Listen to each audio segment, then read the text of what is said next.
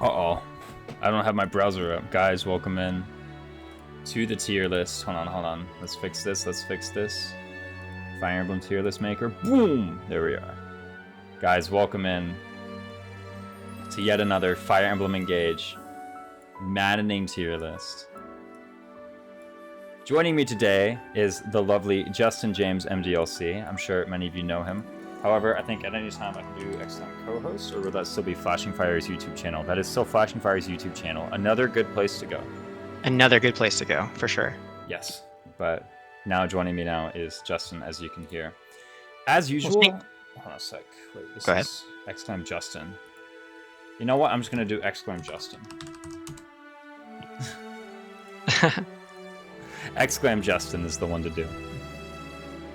Tier list content. Yes, Shadow Dice, welcome in. Welcome in. Nono324. Sithis. Who else is here? Whiplash, Ellerin, Lomocat, Guru Cheeks, Quinton, and Atano. Glad to have all of you. And who else has been donating to the community challenge too? Ah, yes, all of you. And Tribolical. Welcome in, all of you. And as many of you could probably see in the chat, there is, of course, a channel point goal to contribute towards. That is my Maddening Pick My Unit Iron Man. That is the next run that I will be doing. So the three top donators, I will give the rights to pick my forever units for the PMU Iron Man, and then all other units and all other chapters, you guys can just contribute channel points on a per chapter basis to field units. But thank you so much to everybody who has been contributing. Vindicel, welcome in. This may be a maddening tier list. My comically biased hard mode exclusive opinions will be allowed. Hey, we allow all opinions, no matter how dubious they may be. Although Guru Cheeks, you push the boundary every day. No, I'm kidding. Good to have you. Why are bonus XP now Fram tickets? Oh, yeah, they're now frickets. They're here for, every Fram ticket lets you request a chore from Fram, so hand them out like candy now. You never seen the Fram Vander C support? Is it the C support or the B support where she gives Vander the frickets? I don't remember. Do you remember, Justin? No, I don't actually. I don't know. It was like a, she gives Vander like a coupon book of you can redeem these coupons and I'll do like chores around the Somnial when you do it. But yeah, no. As always, hey, okay, it looks like Justin is really loud. Really loud? Yeah, you were like super duper redlining. Yeah. Okay. You were resounding through the stream. And yeah, guys, again, because this is like different from normal, my audio and visual settings may be messed up. So if there is ever an issue, just please speak up. Let's put some guys in here. Let's put the whole Firene gang in first, right? There you go. Even the not as good units are pretty reasonable. Yeah, this is a pretty tricky game to tier sometimes, but it's a more traditional game. And even though I don't have as much experience with it as I do with, say, Three Houses, still like doing this. Lapis, kind of like a less versatile Wyvern Chloe. Yeah, we got to address that Reddit post that was made the other day that called Lapis like a top 3 unit, right? Tribolical's here. Tribolical, everyone lobby for Lapis. Exactly. I don't know. Is she a top 3 unit? We'll find out.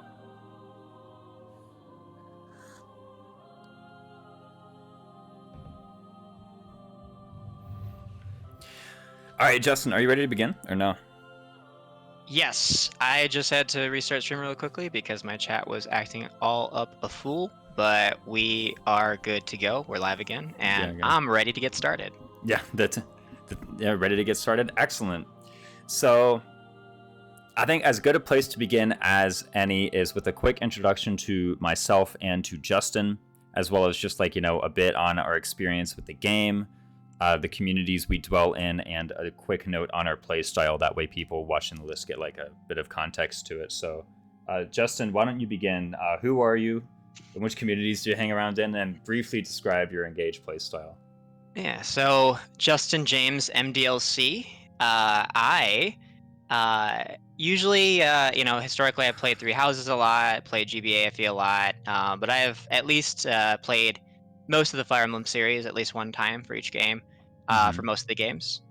But for Three Houses, for Engage rather, I think my playstyle is it's not too dissimilar from yours. I think identify strong carry units, strong utility units, and then have a few emblems that you're willing to swap around between people. But I think I don't do as much swapping as you do. So That's fair. Yeah, so that is a good point. The emblem swapping is a pretty big consideration. I do oftentimes find online when I look at discourse, it's like, oh, I'm going to use this character with this emblem, and it's like, okay, but do they have to be married to that emblem? Like oh, I'm going to do Amber and Marth. Like, okay, what are you going to do for 11 through 21? Then like, which emblem is he going to have? But no, yeah, emblem switching is a pretty big part of my playstyle as well. I guess if you have anything else to say on yourself or the subject, just to give, again, this is only to give context for who we are and how we like to play. Yeah. No, I think that about sums it up. Yeah, fair enough. So then a bit about myself. I am Raisins, streaming on this channel, twitch.tv/OriginalRaisins. And my playstyle is kind of, actually, I'm pretty surprised how similar your and I's playstyle is. Because remember Three Houses, it was like very different. Yeah, they had totally different approaches to that one. But this one, I think it's like, again, pretty similar. Identify, usually like 3 carry units is the number I go for, like 3 combat carries. And then everyone else is some kind of supporting role or some kind of rotating role that I can do. I guess I'll chime in real quick because I think one difference is like I do enjoy like a good player phase Fire Emblem, but there's like large portions of this game that are enemy phase heavy, and so like sometimes I might go out of my way to be like, well, I kind of don't really want to do the sweeping thing. Yeah. So like I might purposefully do more player phase builds and like try and engage, with more of the enemies, just because sometimes that's how I like to play, but. I realize that's not necessarily optimal, and so I think that'll, I think we're on the same page there with what we consider to be optimal. Yeah, for sure. So, and like, I will say, yeah, there are times when having like a utility unit or some kind of nice, strong player phase attacker is still warranted or nice. Like at the end of the day, you have, however many deployment slots you have, usually like 10 or 12 or 14. It's like, you might as well make sure that they're doing everything. It's just that the main reason I say 3 combat carries is because like that plus your dancer is what fits in a goddess stance, right? So like basically because these people are getting hit by the goddess stance, any investment you give them is practically doubled, and so like why invest in anyone else other than the people fitting in the goddess stance? So I do use that. Another thing is I do use like a lot of the emblems and a lot of the abilities. I don't think it's like investment to use an emblem because you have the emblem, so you might as well use it. I don't think it's like heavy investment to be using things like Byleth Instruct every turn. Byleth Instruct is really powerful. Bondage Shield as much as possible. Bondage Shield is really powerful. And that kind of like more or less describes my playstyle. Funnel the combat EXP into 3-ish combat units, and then everyone else use all the support spells all the time in order to make sure that those combat units can really perform. That's what I do. Fire Emblem Engage. Swapping emblems around for me is more in the mid game, and you're still so limited on emblems, and they haven't established their best combos yet. Yeah, like it can be a little bit tricky to identify which emblems are appropriate for the map if you're not willing to do like a lot of math. But that's another thing about playstyle. I'm not ashamed to spend 90 minutes in preps just like mathing out everything first and then go in. But yeah. So, and I think here is like that. I think that's why there's a difference in playstyle between us. Because like I really usually don't want to do all that math, and so I'll just play the map, and it's fun to like kind of get yourself into pickles and figure out how to get out of them. Yeah. That's fun to me. But also, it's like I like when we get together for stuff like this because you kind of unleash all these formulas, and it's like, or like, oh, this is the list of characters that can do this at base, with this kind of setup, and if you've already done the math for me, I'm like, okay, I'll do that. Yeah. But I'm not gonna put the work into like figuring out most of those by myself. So yeah, I feel like the shoe's on the other foot here, because back in Three Houses, you were the one bringing out the math, like, oh, but this magic combat art kills, or this vengeance kills here, and I was like, nah, this math doesn't add up, and I was proven wrong, like time and time again in our Three Houses tier list. It's like, yeah, Justin did the math, but today I have the edge up, I think. So yeah, math matters. That's right. I might as well quickly bring up the tiering criteria as well. And Give me just a sec to open this up, and hopefully you guys should be able to see this pretty clearly. It's a little bit cut off. I'll read this. So this is a no DLC tier list. Part of the reason that we're doing no DLC is, okay, frankly, the biggest reason is because both of us don't have a whole lot of experience with DLC or with WoW. So I understand that like using WoW is very popular and using DLC is very popular. And that to some people that will make this a less interesting tier list because we're talking about a different game than the one that they're playing. But I feel like I can speak more in depth on no DLC Engage than I can speak on Engage with DLC. And I would rather speak in depth about a less popular topic than speak very shallowly about a more popular topic. So this is kind of what I found. Justin, you've been pretty similar. You've played with some DLC or without a lot, or what have you been doing?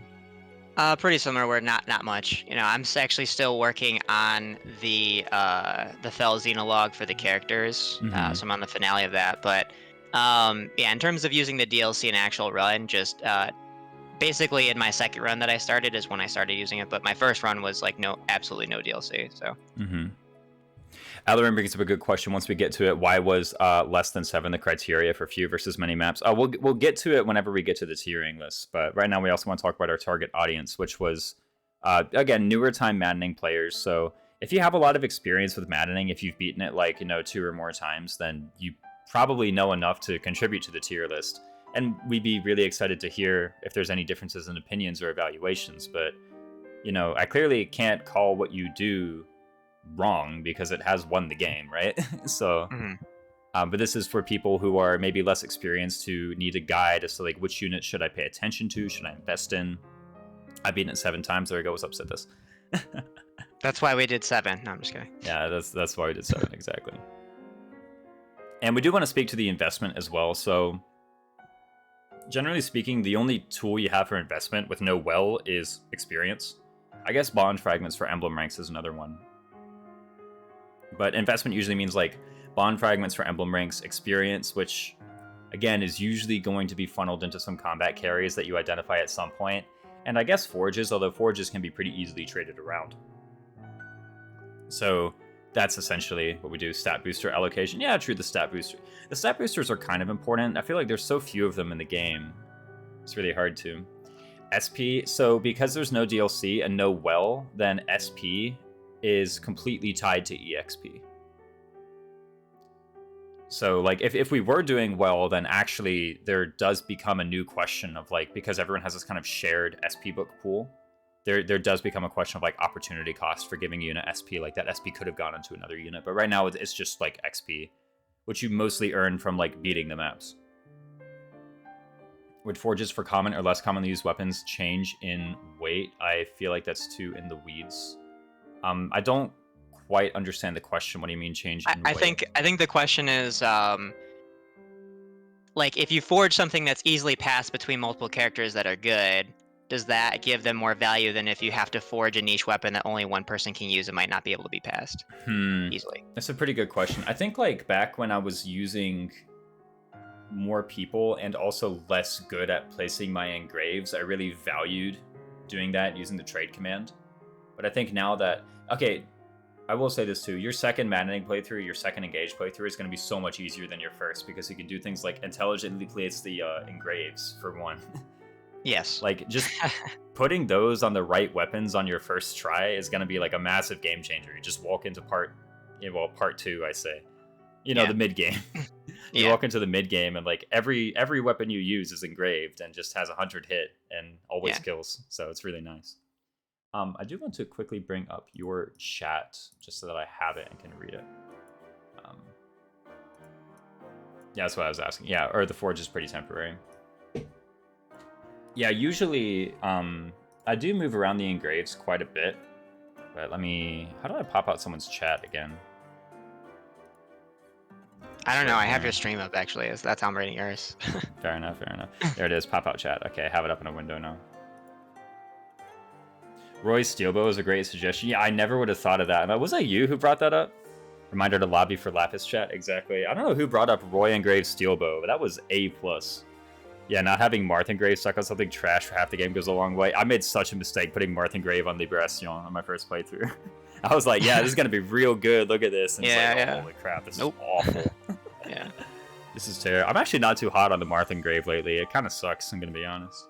But that's a different story. My microphone. This isn't an engraved tier list. Wasn't me. I thought it was you for a moment there, Booger. Alright. Next up, most important chapters are 10, 11, 17, and 22. These are kind of like the really hard maps. So like we did want to consider availability, and Justin, this was kind of your baby, so why don't you talk about why exactly you want to consider availability and how these maps factor into it? Yeah, so I mean, I think at the end of the day, the most important thing for S and A tier is going to be, making a meaningful impact for an extended period of time. Now, it is extremely hard to say anybody who's not around for at least half the game is like an S tier unit. So, I mean, if you're contributing significantly in a few chapters, that's great. But like, there are a number of units that can significantly contribute in, joint chapters or stretch a few chapters. And we did identify a few key chapters, but like, they're kind of all spread out. So that kind of, we thought about using key chapters as like a parameter for tier locking between two tiers, but since they're so spread out, and then the availability thing, just, you got to show up, you got to be present. One of the best abilities is availability, and making sure you can make that significant impact over an extended period of time. Yeah, and I do definitely agree on this. Eventually, or at the start, we kind of identified more key chapters, but one thing is that we do keep key chapters in mind, but we were kind of fine to just say half the game, as in like just number of chapters, just half the game is number of chapters, and we are assuming all paralogs too, and we count that as part of the half. Oh, what's up? Yeah. What's up, Mary Arts? Welcome in. How do Emblem paralogs, etc., get weighted for 50% of the game? Do they count? Yes, it's assuming all Emblem paralogs, and they do count as one chapter each, and assuming the Anna and Jean paralog too. And the assumption is that you're going to be doing each paralog either somewhere like 0 to 2 chapters after they appear, is the general assumption here. And I will say, so in case you're wondering about 50% of the game, so 50% of the game is, I believe, everybody after Rosado and Goldmary fails that check, or do Rosado and Goldmary also fail that check? I mean, it depends on if we go as strict as possible with Emblem paralog availability, or if we have the +2, 0 to 2, then they're fine.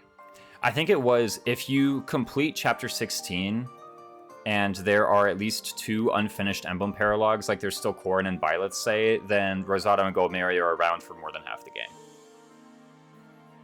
So, do you pass from Mercurius pre-chapter 11 and do you super funnel 1 unit with it? We'll kind of get to that later. Usually I get like 2 units, like a Lear and 1 more. Cedal joins just halfway through the game, so no, with all the paralogs, Cedal has more than half the game. Even if you like complete the Byleth paralogs straight away, I'm pretty sure Cedal has more than half the game. Yes, that's so correct. That gates that. That's basically the S and A tier. So S and A is going to be that you have to be around for at least half the game in order to get into A, and then in order to go from A to S, you need to have what we call a distinct, unsurpassable quality. This is something that literally other units just cannot match. They just can't match it. It's, in order to be S, you need to have some kind of distinction. And like, we don't want to really get too pedantic about like what is a quality that these units have that other units simply can't match. Like, at the end of the day, you have to kind of work within the realm of reason when talking about these guys. But like, it's basically, look, this unit has something that just really defines them and makes them stand out, and other units actually just can't imitate it. That's what it is for S and A. Usually, like, good carry candidates are going to end up in these 2 tiers, I think. Trying to get multiple units, Marth requires multiple Bond 10 and Marth. There's actually a lot of Bond fragments. Yeah, the Bond fragment eco is kind of tight sometimes, I find. I spend a lot of Bond fragments, though. That's another thing about my playstyle. I think I, like, on probably 90% of my maps, I entered it with, like, 0 Bond fragments. Nice. Like, I spend. That's the name of the game to me. Yeah, and that's like a function of, you doing all these calcs about thresholds, and you're able to, get the characters you want to meet the thresholds by giving them, access to skills and stuff like that. I'll actually say, My first run I actually did with no skill inheritance, but I still play with rings, and so and my second run I started doing skill inheritance. So, but yeah, I had so many bond fragments that I actually ended the game with 55,555 bond fragments. Still Seriously, 5/5s? Yeah. Wow. My first playthrough. Yeah. So. Yeah. Also a lot more limited out doing the fishing. I just find fishing boring. I'm sorry. Like I don't care if it's optimal. Wyvern ride is fun. Push-ups are fun sometimes. Fishing it's such a snooze fest. I can't stand that mini game, so I just don't do it. Oh, for sure. Yeah. Also, like you don't even get the good bond fragments until like chapter 21 or chapter 20. Yeah, chapter 20 or chapter 21. And by that point, it's like you're out of the weeds. So like, who cares? Let's talk about B and C tiers, because this is kind of the next point. Like this is B and C is a pretty big difference from S and A, right? So B and C is kind of where your flunky units or your utility units will end up.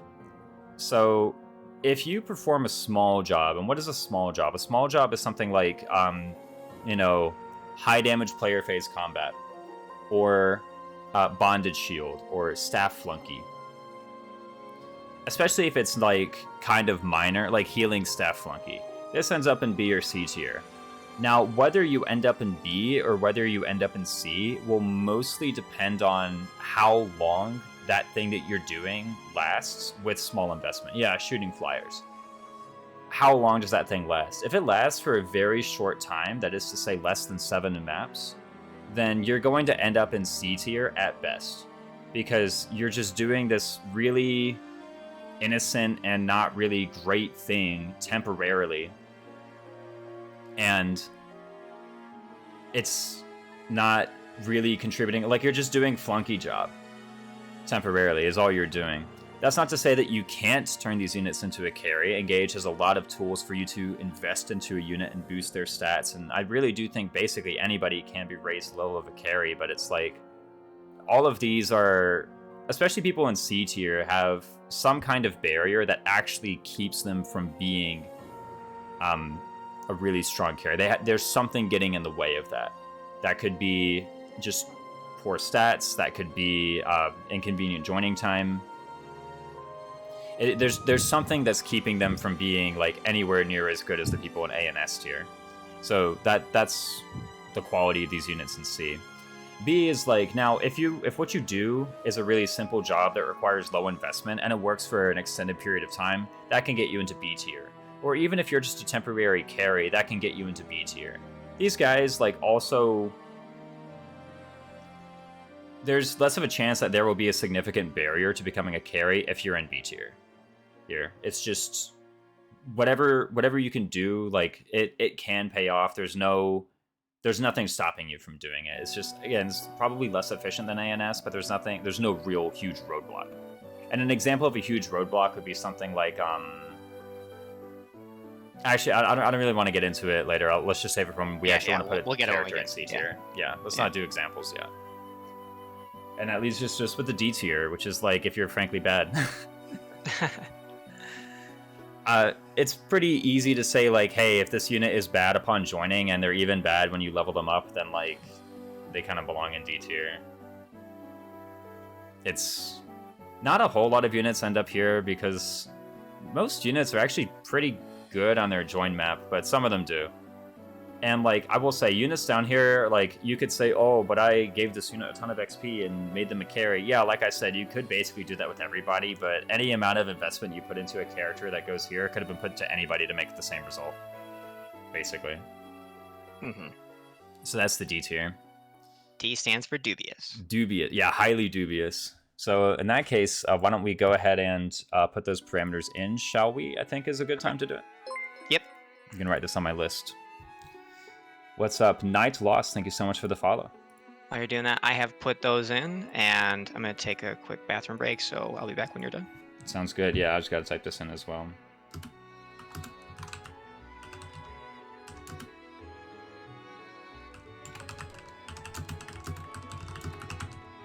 Oh, I should talk about the 7 maps thing. So I chose 7 maps as the length of time. Should be an F tier because it's funny to write bad units with an F. Yeah, I could make it F. But nah, I kind of like D for dubious. So, Chapter 1, Chapter 2, Chapter 3, Chapter 4, Chapter 5, Chapter 6. That's 6 maps. They don't have a deployment limit. So I mostly chose 7 maps as a way to kind of like solve pedantic arguments that are like if I chose any smaller number, then you could say, oh, well, this unit is free to deploy on these maps, so they automatically get out of C tier and into B tier. When I think that I would rather look at other qualities to get into B tier. So the reason I chose 7 is because if you were deployed for 7 maps, then that means you were deployed on at least 1 map with a deployment limit. So you were at least once in the game better than at least one other unit at that map. So that's why I chose 7. I understand that that concern really only addresses like Fram, Clan, and Vander. But again, you could imagine too if I wrote like an even lower number. Like say if I wrote 4 or 3, then like suddenly there's a whole bunch of units that are frankly should belong in C tier, but suddenly get elevated to B because they're free to deploy on maps. So how can they be bad? Yeah. That makes sense. That's why I chose that number. This game has too much resource available to have an F tier in good faith. Yeah, it's kind of hard for like a character deployment to actually make you worse.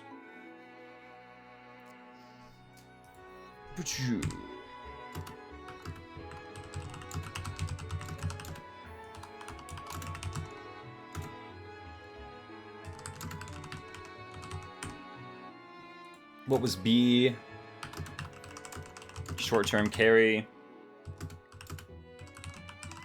Or long-term flunky. I'll just, instead of flunky, I'm going to say utility.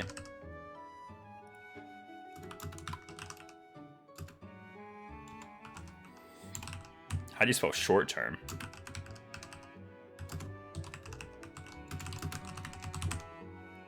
Barrier to investment, and D is like dubious. I'm just going to call it dubious. Crossing games with letters gets really messy really quick anyway, exactly. Do you care about limited master second seals in the early game? Yeah, I do care about that. I mean, it's kind of hard to not care about that, right? Like, what are you going to do? Promote 4 units? Can't do that. Vale and Mavir must be F tier since they only have 6 maps to be used one. I mean, like, they have 4 maps and then Marth Paralog and then Alir Paralog, so I think they each have at least 7. You know?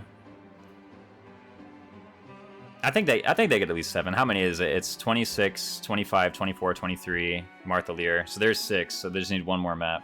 Oh, they're joined map. That's fair enough. Should be good. Yeah, like the limited master second seals, I mean, get them and spend them. I wouldn't really, like, I really spend master seals in a very short-term way. Second seals, I haven't been too ambitious with my second seals. Usually what I do is I like make Alir a Griffin, for example. But that's about it. That's all I really do. We're just here waiting for Justin to come back. Alright, chat. Yeah, give me the deets. Martial Master Alir. I've actually heard of that one. I think it's kind of a good build. I make Louis a Thief. Great investment. Ooh. I don't know about Thief. Mobs in for 8 and Vale's in for 7. Yeah, by those rules. So they do pass the 7 map test. They do at the very... They're not gated out of B. Right? You should have forgotten to update your chat rules. What do you mean? What are my chat rules? Does it still say it's a blind playthrough of the Falzino log? Because if so, then I actually do have to change that.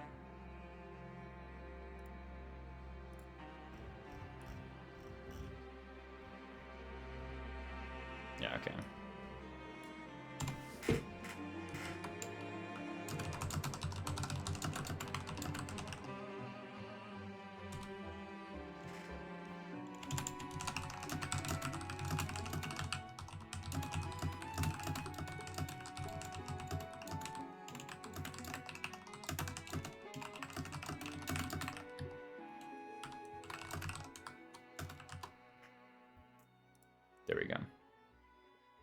Yeah, you're right. I need to change that. Yeah, I forgot. You have forgotten. My apologies. I did Martial Master Rosada once, so I was pretty team defining. When I tried Martial Master Lear and I do another run. Yeah, I really like Chi Adept. I did in the Iron Man, I did Martial Master Gold Mary.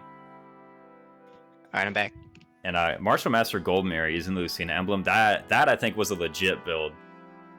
I know, Koroy, are you doing that one too? Because like you do that and have Bonded Shield, and she's just tanky. Like, so the enemies don't attack her. Yeah, welcome back, Justin. Thank you. I almost failed to acknowledge that Martial Master Lucina is ridiculous. Yeah, it's really good. The only downside is the 5 move. Like, I do think with Cav or Flyer, there is the possibility of, like, moving 6 squares forward and doing that. But yeah, Martial Master Lucina, 5 move is usually enough. Oh, wait a second. With a Cav or a Flyer, you think there's a possibility for a 6 move? I mean, like... there are barriers that sometimes prevent you from moving 6 tiles towards the objective. Yeah. Just the way you said it, it was like, I don't know if they have 6 move or not, but obviously. This is DLC, but Enchanter Lucina is cracked. Yeah, I want to take a look at that. I almost wonder if that's really worth it, because Bonded Shield is such a powerful ability, and so are all the Enchanter things, so I actually think you want like an Enchanter and a Martial Master. But again, I don't really have too much experience with the DLC, so I can't say outright, yes, this is the thing to do. Yeah, real quick on your stream, your tiers are kind of zoomed in on your presentation. I don't know if that was intentional. No, you're right. I should fix that. Okay, I think this... Let me also make sure there's that. Okay, I'm much more confident in this. This looks much better. So if the A tier doesn't get too populated, I might have to reduce the window size here some. Alright, shall we begin? I think that's been enough ado. We've only been going for 45 minutes. Oh my gosh, wait, we need to go for at least another hour. I know, right? Our 3 houses one took an hour. You know what? Okay, it's enough crap. Alright, Alir. Okay, let's talk about Alir. So, Engage has been out for a few months now, and it's kind of been interesting to watch the... Denying us, alright? It's kind of been interesting to watch the progression on the Alir opinion, because when he came out, or when the game came out, everyone was like, Alir sucks. And then after a while, everyone was like, Alir is the best unit ever, super duper turbo carry, because like people discovered how to funnel with Mercurius. And now I think that's a bit mellowed out, and I'm not really too hot on Alir anymore. I think they probably belong somewhere in like A, is where I want to go ahead and place them. Okay, because I was thinking about A as well. Mm-hmm. But part of me is doubting in 2 directions. One part is like, you know, maybe there's still a case that all their utility Mm-hmm. is just that good, you know, and maybe that is a distinct unsurpassable quality. Mm-hmm.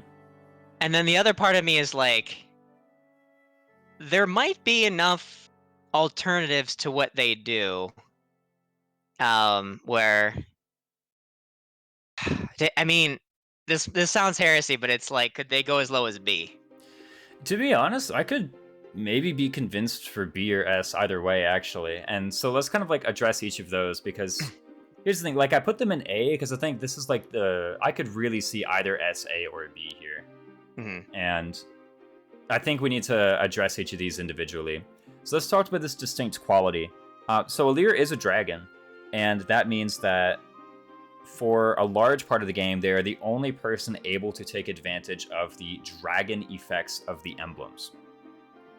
And so let's kind of talk about this, right?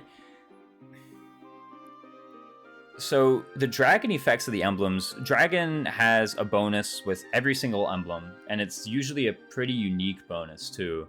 It can be stuff like the most noteworthy ones are Byleth gives you your Instruct and your Goddess Stance give you give the targets +3 all stats, so 3 strength, 3 magic, 3 dex, 3 speed. Mm-hmm. That's the big one from there, as opposed to like say backup only gives 4 strength or covert only gives 5 speed. And then I think the other big one is Corrin, which allows them to pick from any terrain when they do a Dragon Bane, and also worth bringing up is Torrential Roar becomes 4 tiles length rather than 3 tiles length. And like, all of these are pretty good, but to be honest, the more I play the game, the more so I'm thinking that, like, the dragon option on each of these emblems is, like, the second best one, right? Like, with Corrin, I feel like the most important thing with Corrin is actually making sure it's on a unit with 3 range or with 6 move. And Alir and Dragon can have neither. And with Byleth, I think if you're, like, and by the way, when I say this, I'm not disparaging a playstyle. I think this is actually a positive quality of Alir. If you want to be kind of lazy with it and just not math out which stat you need in order to do the map, then +3 all stats is pretty good. So like me. Yeah, well, maybe. But like when I'm here doing the preps, I'm usually able to identify exactly which stat I need. And so I just say, oh, well, I need the covert for the 5 speed. And that's usually what I need in most maps. Or, you know, I need the backup for the 5 strength. And occasionally I do need it, but it's like pretty rare. I think the most, like in the Iron Man run that I did, the most common emblem I had on Alir was actually no emblem. Like on most maps, there was no emblem on Alir because all of my utility emblems were better placed on other units like Covert Riley or Mystic Corrin, and all of my combat emblems were better placed elsewhere. So to be honest, I'm not really sold on the Dragon utility being S tier. Okay, so I can agree with that assessment because like I think that's a great way to phrase it, is like the Dragon effects, you know, that we're talking about here are like you said, second best, where if you're playing a more generalized playstyle, you know, they can kind of cover all these different areas. Mm-hmm. And to me, that kind of reminds me of one thing that we're going to get into when we talk about Royals, is like their kind of balanced stat spread, and how that actually works against them in a game where you probably want specialists. Yeah. So, and as you just detailed, you know, you did a super, I guess, investigatory. That's not even a word. You did a run where you, on each chapter, investigated heavily the types of thresholds, you know, you wanted to hit, and it was what you're saying basically is always better to have somebody that hits a threshold higher, you know, like a covert instruct, right, for the +5 speed, right? Yeah.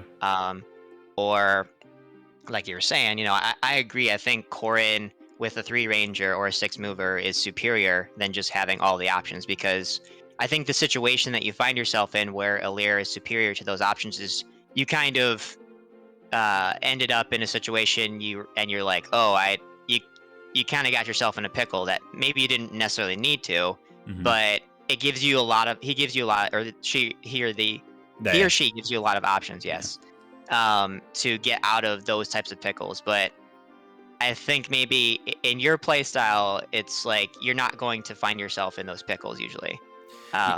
Yeah, I mean, I kind of do the math ahead of time, and here's the thing: like, I don't think Dragon Byleth is bad. Like, I think part of the reason I liked Covert Byleth so much is because I was using like Citrine and Amber, right, who just have massive like attack stats. So of course, what they want to patch up is speed.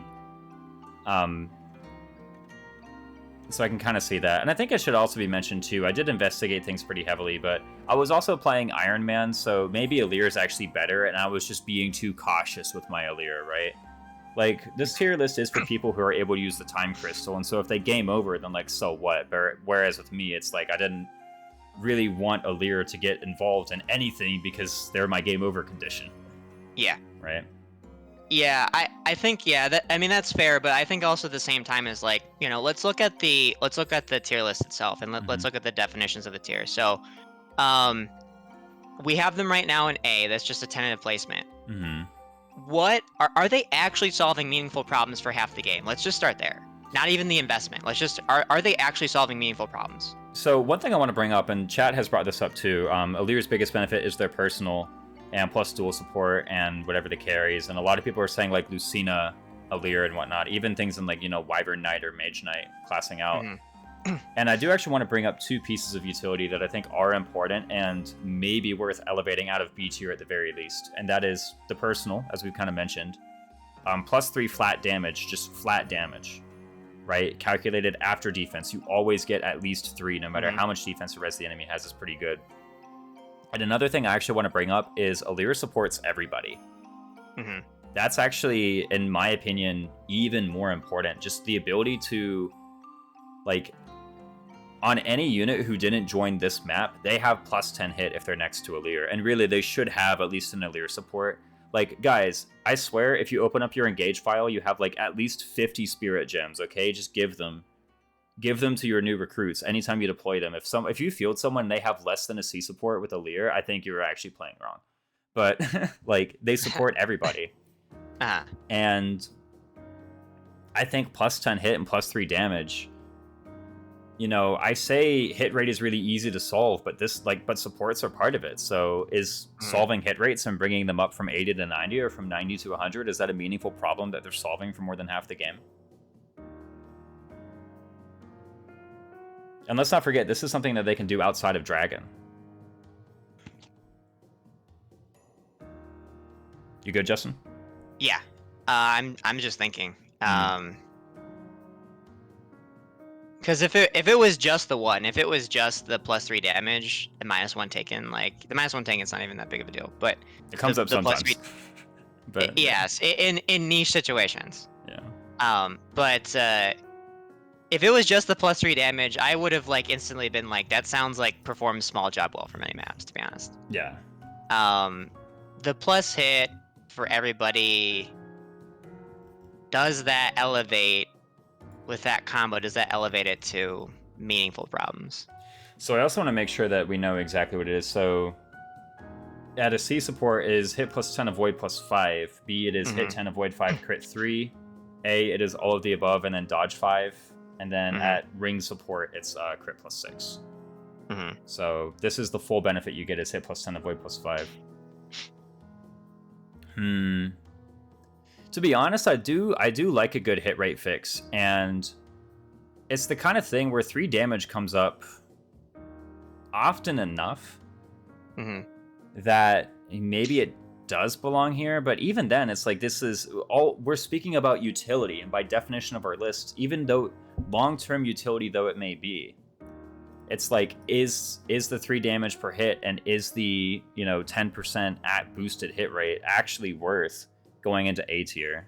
I mean, I think, and maybe I'm selling the plus 3 damage a little bit short, because I think in an early game, it probably is a meaningful problem solver at that point in the game. Yeah. And then I think it transitions out of being a meaningful problem solver. Yeah, it's not really as good later.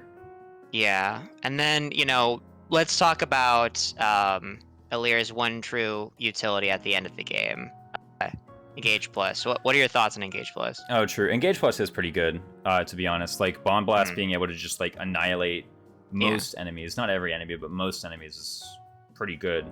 Yeah. As it turns out. And Engage Plus with Attuned, I generally find that, like, after you do the Bond Blast, you either...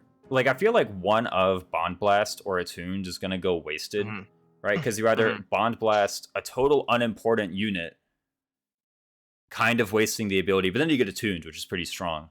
Or you Bond Blast, like, the boss, in which case the map is over. So, like, you can't use Attuned. I don't think that's a bad thing. And actually, I think even that, like, even let's not forget, when you're Engage Plus, you give, like, plus 30 hit avoid to everybody around you, right? Like, that's also pretty freaking good. Yeah, that is significant, yeah. Yeah, that's pretty good. Honestly, I'm kind of sold on A tier just off of that Engage Plus thing alone. I think, I wouldn't say alone, but I think the aggregate of everything together, I think, does solidify the A tier. So. Everything all together. I do think Stale Moose 2 brought up a good argument here with a Lucina Alir, just bonded shield bot on Martial Master. Taking advantage of the fact that he supports everyone. Or they support everyone, taking advantage of the plus 3 damage. That's actually a build I'm pretty excited to try, frankly. I think that one is actually pretty good, because Alir's stats, like, their bulk stats are pretty decent, frankly. Their bulk growths are nice. And it's pretty good. Yeah. Yeah, I've heard of that build, and that is... Eventually, that's something I would like to try, but I'm still trying to work on the combat Alir first. I want to get that feel. Yeah. So. I think combat Alir is not great. It doesn't even pass the Lapis test, right? Like, for those of you who don't, the Lapis test is kind of a silly thing that people come up with in the Mecha Discord, but basically, if you want to see if a unit is good at physical combat, you just compare them to Lapis at the same level. Like, in this case, you would just auto-level Alir to 10 and see whether their strength, speed, defense is better than Lapis's, and if it's not, then they suck at combat. So... And in this case, yeah, Alir doesn't pass the Lapis test. Their strength is worse, their speed is worse. Ouch. Their defense is like a little bit, their defense and HP is a little bit better, but this is hardly compensation for being worse than Lapis, so. Ouch. Okay, I think we're good with Alir and A, so... I'm pretty good with this here. Yep. Yeah. I do want to briefly note male and female Alir. I think female is technically a tiny bit better, but not in a way that matters a lot. I think if you're brand new to Maddening and you're actually at like the Alir creation screen and you're wondering like, is there an optimal choice between male and female Alir? No, there isn't. Just pick whichever one you think looks better.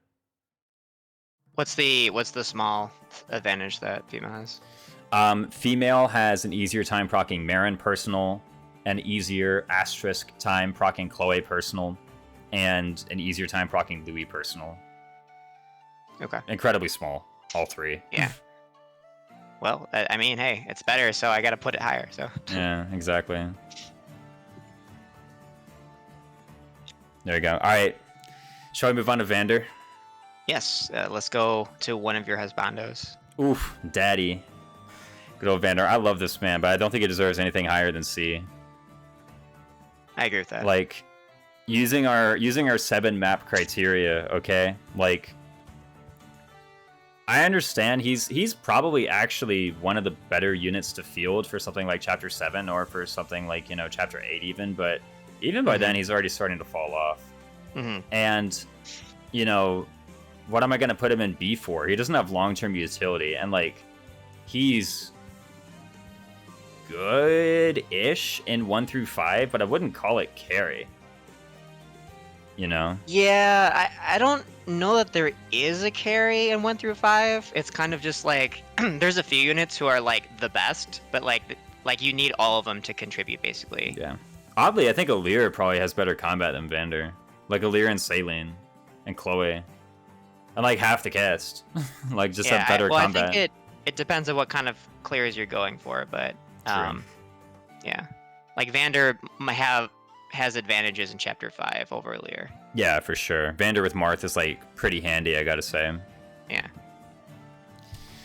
So, is it good enough though to elevate to B? No arguments for me here. I think you did explain the 7 maps thing, right? Yeah. Okay. Well, you were out in the bathroom. Okay. Yeah. So, I mean, it kind of sucks, but like I think there's a reason why they did this is because they're like, hey, we're gonna give you a Jagan, but we don't want everybody just to use the Jagan just to steamroll the game.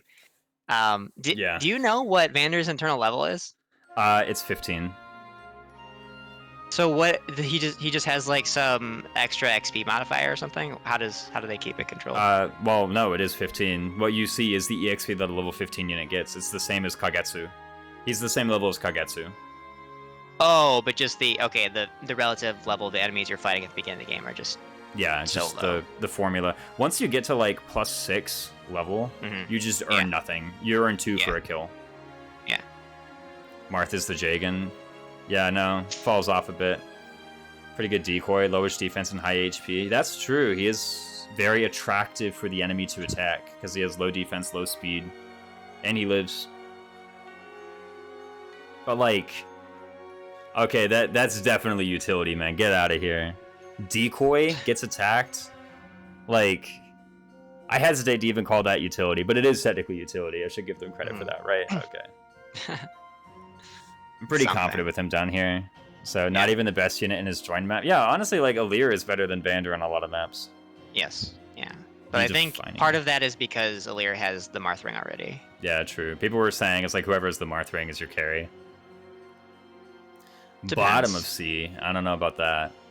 We'll see. No, but yeah, I don't think there's too much more to say about Vander. I know Croy is out here doing some Vander reprisal builds, But yeah, how's that been going? So I do think with Vander, one good thing you can do is just like get Sigurd 4 or get Sigurd 5 and then inherit hit +10. Yeah. Like, if he's gonna be on flunky duty, you might as well just give him that. It's one of the few units for whom one-rounded Sabron with it. Hey, Oh. I think I know the build. Oh my gosh, Vander actually a passable investment target? Wait a second. I'm just kidding. One combated Sombron HP bars, yeah.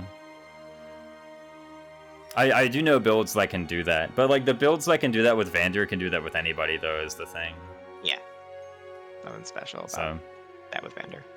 I know, like I feel like once you're actually at the point, you know, Sombron has two phases. The first one is when all the enemies are on the map, and the second one is when none of the enemies are on the map, right? Like. True. Is there a chart for who passes the Lapis test? Yeah, nice little graphic to put together. Yeah, that'll be kind of good, I think. Who passes the Lapis test? I'll maybe put that together one day. I don't have it quite ready. But I can do this. One day I ought to just put my spreadsheet up there on public, be like, yeah, here's my spreadsheet. With all the random crap from the stats runs that I did a couple times in there, too. Stream canceled. Yeah, get out of here. Stream canceled. I got to upload my spreadsheets. Yeah, I think he's pretty defining for seeds here. He might be, honestly, like, the weakest Jagan in the series. Yeah. People have said that. Yeah, I have heard that. And then when I first was playing, like, the early game, I was like, man, I really like him. And I was like... Then it's like, you kind of don't even really need him in the early game if you know what you're doing, so... Yeah. It's a little sad, to be honest. When I did no pre-promotes, it was, like, kind of rough playing Chapter 2 without him, and then everything else was, like, easy. Yeah. Gunter, yeah, Rev Gunter's way better than this guy, man. Get out of here. Yeah. People are like, oh, what about Rev Gunter? No, Rev Gunter's better than this. Get out. Okay, but what about the other Gunter and the other routes? It's not a Jagan. They join in, like, Chapter, like, 16. But no, they're available before the Bridge of Fates thing or whatever. Oh, true. Yeah, okay. Well, Branch of Fates. Fine. And then he dies. Yeah, Birthright Gunter. Oh, no. That's more like an Orson. He's not even in Birthright. He's in Birthright. He's in Chapter 1 and 2. Or Chapter 2 and 3, rather. In Birthright. But it's more like an Orson than a Jagan, you know? Post-split? I know. It makes him the Orson. Yeah. Alright, let's move on to Clan. Enough memeing. Okay. Clan, any opinions on this fella? He is very fast. He can double and can get to one rounding thresholds. Not sure if that's efficient use of investment, but you know, I think with Clan, I'm thinking either C or B to start off with. Mm-hmm. I'm gonna tentatively put him in C above Vander. Okay. Just because I think like what we should do is we should kind of start with the kind of like meek first-timers evaluation of Clan. Be like, it's just some random like kid mage that you probably bench later, and let's talk about like what investment you could do that either gives him utility long-term or that can make him a better investment target and does not have a barrier to their investment. Mm-hmm. So one thing that's very often brought up with Clan is the fact that his strength growth is higher than his magic growth. Mm-hmm. I personally think that focusing on this is actually not really a correct play. Like, more reasons because having your ring gives you SP. Yeah, I feel like XP from early game into earlier. Exactly. So, like, taking a look at his personal stats, like his personal base magic, it is, like, his personal base stats are very low, and his personal magic growth is 10%, whereas his strength growth is 35%. Thing is, 35% strength growth is actually, like, not really that good. It's, like,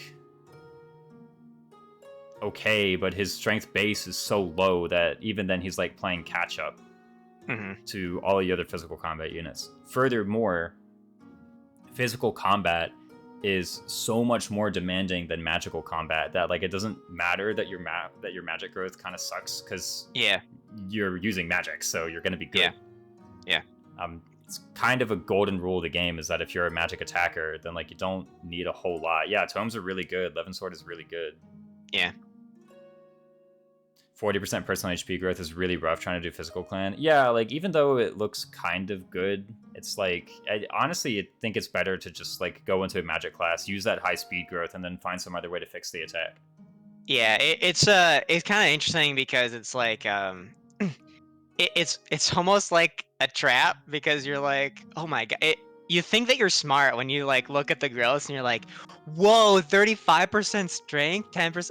Oh my gosh, okay, yeah, we gotta reclass this unit. Like, and you think you're figuring out what you're meant to figure out, but like, it doesn't pan out, you know? Yeah, it's like not really that good. Let me at least pull this up, right? I might need this sheet once or twice. Who knows? Whoa, why is it all the way over here? Get out. Close this up. Close this up. Yeah, we'll let you know here. But yeah, the 35% personal strength growth. That looks like an amazing thing, and that you're really taking advantage of it. But Yeah. it's the kind of thing where when evaluating builds, what you need to do is you need to look at the end result. And if the end result of something like Mage Knight Clan is that he's one-rounding the enemies, then it's a good build. You know, you shouldn't think about the things that you lost or gave up in that regard. It's just like, look, dude, is the end result working? And if it is, then it's pretty good.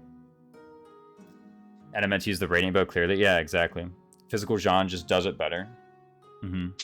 Base stats are important. I mean, his bases are pretty low. It's just that, like, it's the enemy stats are actually what's keeping me out of here. Like, enemies have so much defense on Maddening. Res, not so much, but defense, boy, oh boy. Yeah.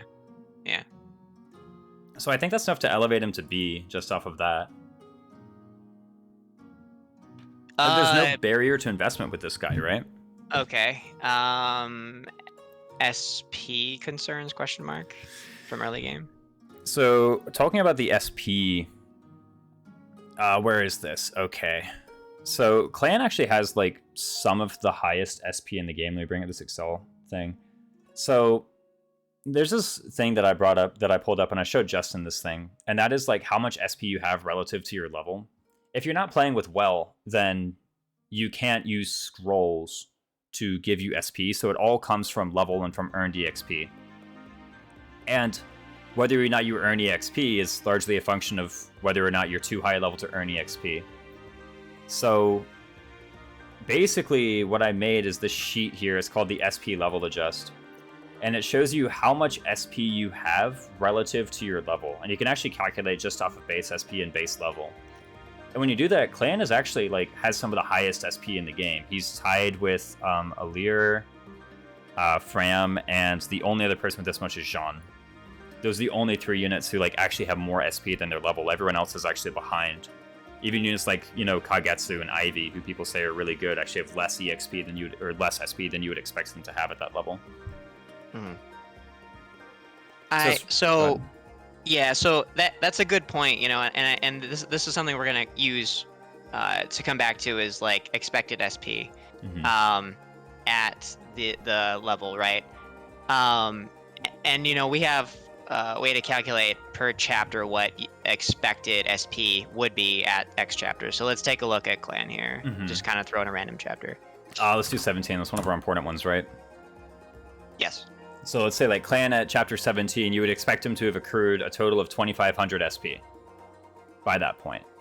Whereas someone else, like say some other characters that we could compare him to, just some other like magic attackers, we could do something like Saline is expected to have 2,100, Citrine is expected to have even less than that, 1,800. Ivy is expected to have, I think, probably even less than that, 1,600. And so he actually has like quite a good SP advantage over the other units. Show Clan again. Oh yeah, let me do Clan. Sorry, I clicked Fram. Fram is the same as Clan, but Clan is 2,500 at chapter 17. Okay, so this is like the theory of this. I think in practicality, he might actually come underneath that. No, now maybe not that much, but so like why I bring this up is because well maybe not. So let's talk about his join type and like what he's actually doing in the beginning maps, because obviously until he gets a ring, you know, he's not going to be doing anything. So, or he's not going to be getting SP. So, and I think with the reason we're fixated on SP is because I think he needs the SP to try and fix like his damage output. Correct or incorrect? I would say that, or he needs some bond fragment investment in order to give him like a lot of plus attack from his ring. Okay. So, do you think he needs both or one or the other? So, SP to fix attack is kind of hard to do, I'd say. It's costly. Yeah, SP. What I think I would do with SP actually is, this might sound strange, but I would actually just give him speed plus and then give him an early Bolganon and like forge it. and just like forge a lot of like give him like a leaf Bolganon or something, and like yeah, is it really heavy? Yeah, absolutely. But like I just stack up his speed and use his speed to offset that high weight. With the intent being that he would double still. Yeah, he would still double, but he'd be like that. Okay. That's how I would use SP to fix his damage. Okay, and that's not that expensive actually. What's like what you go like speed +3, speed +4? How what are we doing here? Speed +4 is a bit lofty because it does take bond 16 from Lin. But something like that could honestly probably be pretty fine. Like as long as you just like get a tome and like fix his attack through the tome, just make that tome as high attack as you can afford to do, and then like his speed that'll come from his ring and it's from his SP. Is the tome going to be heavy? Yeah, but you stack enough speed that he doubles anyway. So I do want to bring up a point that people in chat are saying though, and that is that his start is really rough, and there is a time when there is no emblem ring to give to him, so he's not earning SP. We say 2,500 SP by chapter 17, but in reality, you could probably expect somewhere closer to like 2,200 or 2,300. Right. And that was gonna be my point. Was like, and if we consider like at some point, you know, the more streamlined ways that you can clear some of these early chapters, like they don't really involve him contributing. But at the same time, though, you could like kind of wait until there is an opportunity for him to, you know, equip an emblem ring. But when is that? It may be the first time that it's really kind of quote unquote optimal for him to equip one is perhaps maybe the Jean Paralog. Yeah, I could see that. I mean, and people were saying like, you know, do Micaiah, and people were kind of fixated on the low magic growth, but honestly, as long as he's in a magic class, I'll have fine magic growth. Yeah. Equipping Micaiah there, it's a good way to get a lot of EXP as well in case you end up behind on EXP. He's quite a good candidate for it, frankly. It does give him plus magic. The Shine Tome I don't really think is that impactful, but like, you know, you get it anyway. Yeah. And I mean, there are some other times you could give him something like Sigurd would maybe be kind of reasonable. I think I actually did Sigurd clan in the Iron Man, and it was like okay. No emblem ring and no bond. What chapter? 4. I gave him Sigurd for 4. Yeah, 5, I mean, you could do that, but that's like, it's not recommended, right? It was okay. There were enough armor knights that like being able to get both clan and Saline to like fighting armor knights was kind of handy. Mm-hmm. I kind of like in retrospect, I kind of wish I'd put it on someone like Alfred or Vander instead, but it was okay. Because I think at the time I had in my mind this was going to be the clan run, and then like I just gave up on that plan for whatever reason I can't remember. Because he was bad. No, I'm just kidding. Well, I mean, it is noteworthy that he has kind of an awkward start, right? Like, it should be known. Yeah. Magic on the early game is the reliable way to deal with armored outside engaged weapons. Yeah, and there are enough armored units that I think like Clan and Saline both are like kind of fine. Yeah. People have been comparing him to Saline. It's kind of hard to really like weigh in on this. Like, yeah, his magic is a bit lower than Saline's. Saline's is 25% personal magic growth, but Clan is faster. That kind of matters, I think. I think Mute did a carry Clan, and she was like, actually his speed was kind of sus, because she took kind of the same approach I did, that I said I would do, where you just weighed them down with a heavy tome. Yeah. It's mostly because Raisins. Saline has the higher speed cap in Vidam. It's like if you get to late game, then just double them. Like, just figure something out. I don't know. Yeah. Like caps are. No, yeah, I'm not. Yeah. I'm just messing around. Yeah. Like, but no. What I'll say is like, yeah, I'm more devil's advocating right now. Like, I don't really think that Clan is like. I think right here the part where he's fitting into B tier probably is perform small job well for many maps is like, armor chip early, that's like a small job and he does it well, and there's only one other person, you kind of need both of them to kind of get in there with the number of armors, unless you're like doing like the most optimal clear as possible, and then he's like not super necessary actually. And if you get him to keep doubling Bolganon and Mage Knight, with a speed plus and just try and keep doubling. Like he's gonna be probably one rounding on player phase for a while. Mm-hmm. So I think it's fine. It's like, and did you explain like the player phase kind of like one rounding an enemy is? Yeah, that's small utility. job. That's utility. I don't consider that to be like carry stuff. People are saying Saline having easier access to 11 Sword is a tiebreaker. Saline pivot into Divine Pulse utility. I think both of those things could be arguments for Saline being better than Clan within the tier, but not an entire tier higher. One thing I will bring up is that like Elfire is basically as good as 11 Sword. Right? Like 11 Sword is 12 might, but Elfire is 11 might. I think 11 Sword's 13, but yeah, basically the same point. It's 11 Sword 13. Hold up, let me make sure. I think it is 13. I thought it was 12. Let me pull this up. We could guess, or we could actually pull it up, right? Yeah, it is 13 might. Okay.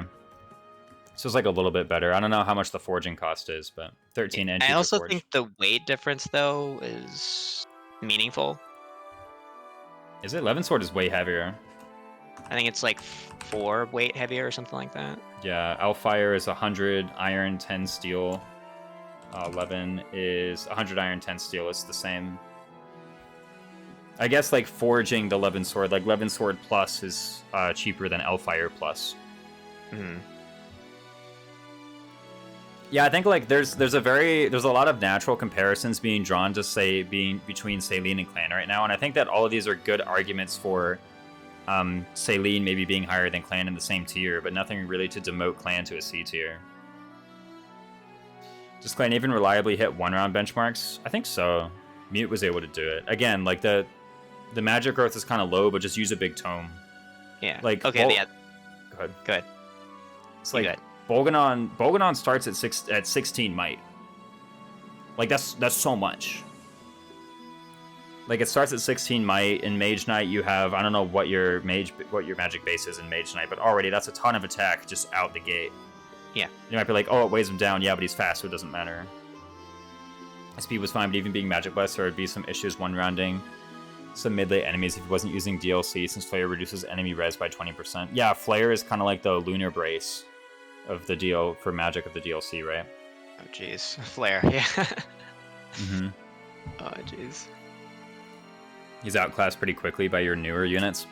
Yeah, I think there are a couple. There's, frankly, most other magic units are going to be tiers above him. But like, I can't put him in C because I don't actually think there's a barrier to his investment. Like, there's a barrier to Vander's investment. I don't think there's a barrier to Clan's investment. I think he's pretty fine. You just like put him in Mage Knight. Mm-hmm. I think it's fine. Yeah, and we can, like, as we kind of get more units down here, it can be like, like how we did in 3 Houses for Felix, revisited it when we had more people. So I think C's fine. Yeah, I think or B or C. Sorry, B. Yeah, B for Bravo, I guess. Yeah. You invest in Anna, she'll beat him usually. But should you invest in Anna? I know. Serious Business brought up fixed growths. I just want to say quite quickly, this list works for either. I don't think there's any...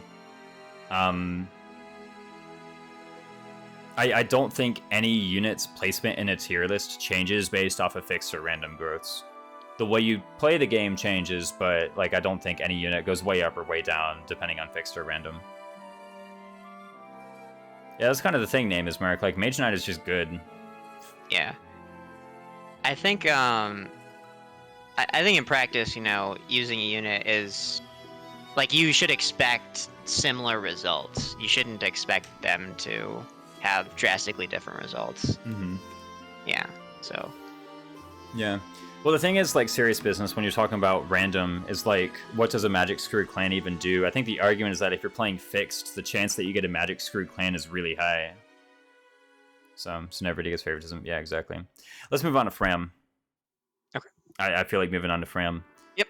So, Fram joins early, is able to use stabs, and is able to use Chain Guard. And this is already pretty good utility.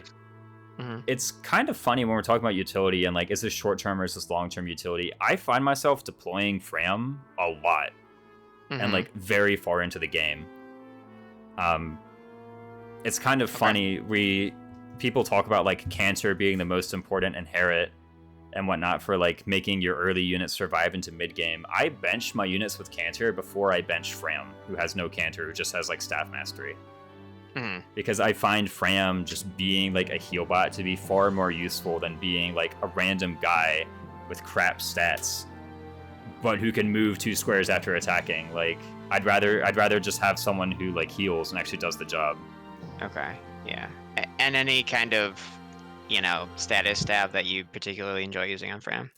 Status stabs, not so much. I mean, you don't really get any until, well, I guess you get the freeze pretty early.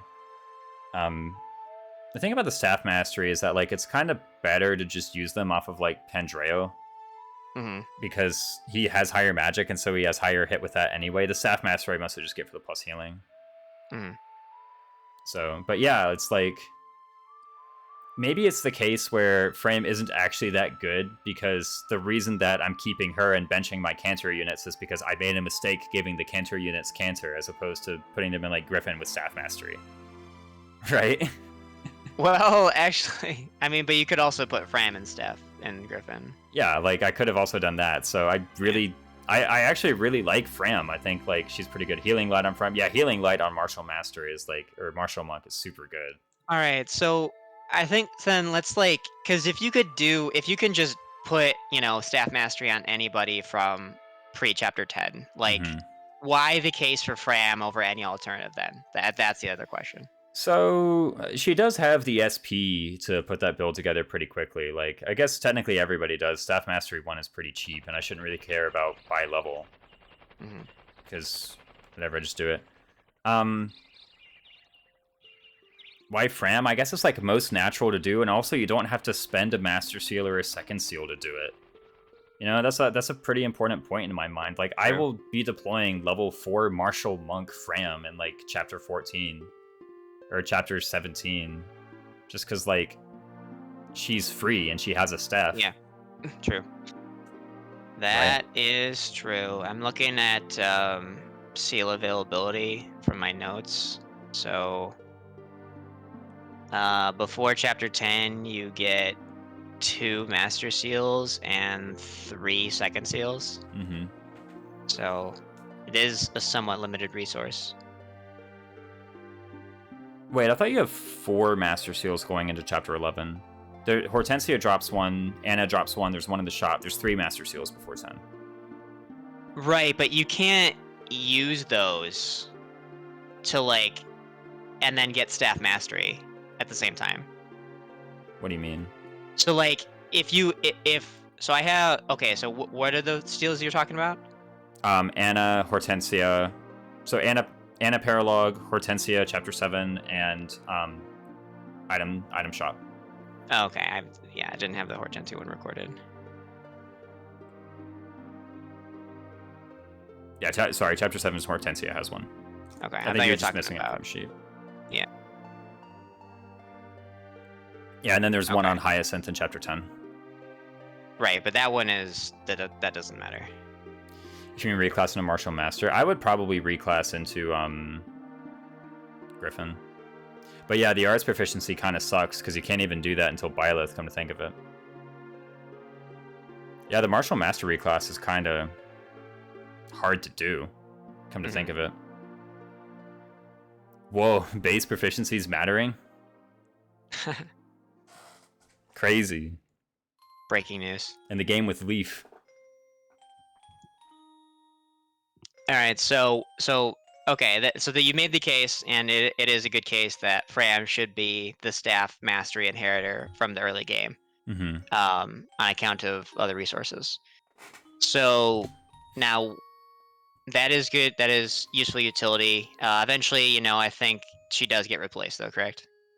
Yeah, she does get replaced, but it's after like chapter 16 or 17 or so is when I like get her, is when I have benched her for good. Actually, no, that's a lie. I think I've deployed Martial Monk Fram in like chapter 19 before as well. At this point, this is long-term utility. Yeah. Yes. So from chapter 1 to chapter X number, but yeah, chapter very late. So like at the very least B, I would say, and I kind of want to put her above Clan. Okay. That's fair. So one other thing about Fram is that we've kind of just mentioned the like lowest common denominator build where you're like just doing staff flunky stuff, but she does have, she's tied for the highest personal speed growth in the game. And she has not atrocious other growths in things like, say, HP and magic. So there are some people who enjoy doing things like a Griffin Fram or Mage Knight Fram as kind of like a carry type build. And I think that's pretty reasonable. Her base is so low that it's kind of hard to get it to catch up, but I think it's reasonable enough. I thought you were about to tell me something like Dragon Fist Fram or like No. Luna Fram or Lunar Brace Fram. It's, I mean, those things work too, technically. She has a really high speed growth. Her speed base is kind of, what is her personal speed base? It is 2. That's okay. It's okay. Because Vanguard Martial Master for the memes. Yeah, Arts Proficiency pre-Chapter 10 and Turn Proficiency 10 through 19 are the most restrictive reclass limits. Yeah, you just can't do it. Like to learn Sword Proficiency? Yeah, it's the arts. Like, I think the whole Mage Knight Fram thing is pretty good, or the whole Griffin Fram thing is pretty good, but it's like, it doesn't, there's nothing in it that like really sets it apart or really elevates it compared to someone else. Mm-hmm. Like when we talk about A tier, it's like these units make particularly good use of investment. I don't really think she makes like particularly good use of investment. She makes about the same as any other person. Yeah, I would agree with that. Mm-hmm. As a high priest, she's decent as a mixed fighter. Her main issue is lack of build. Her speed plus build is like pretty good, I thought. It's 55. That's higher than most people. It's not higher than Boucheron with a 65. It's 5 points behind Chloe. I mean, she's pretty fast. Mm-hmm. When people talk about build, let's not forget you need to look at the speed as well, because your AS is your speed plus your build minus your weapon weight. Mm-hmm. So, like, speed is just as much a factor. I think this is kind of fine. Wait, no, that's not 100% true. Oh, true. Sometimes build doesn't actually come into the equation at all. Yeah. Yeah, well, saying speed plus build minus weapon weight is like the most generous case for build. Uh-huh. Sometimes it just doesn't even come up. Yeah. Any other thoughts on Fram or no? What have you been doing with this unit? No, I mean, I think Fram is like, I've used her as like early healer, and that's kind of been, fine. I mean, she is, I guess, yeah, because, Celine doesn't. Yeah, so she is like the only healer until you get Micaiah, right? So you can have a second healer if you want to. Mm-hmm. It's useful. If you're kind of like, not doing the super optimal quick clear strategies for these maps.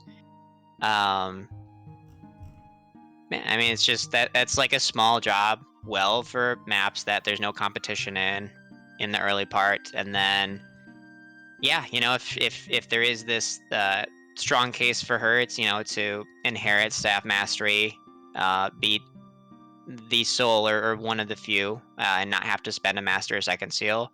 Mm-hmm. That's valuable. And if her healing continues to outpace people into the mid game because of the staff mastery inherit, it's I mean, this definitely works. I think Shadowed I saw here saying build converts into might more than speed most of the time. Yeah, either one of high speed or high build can be converted into extra might, essentially.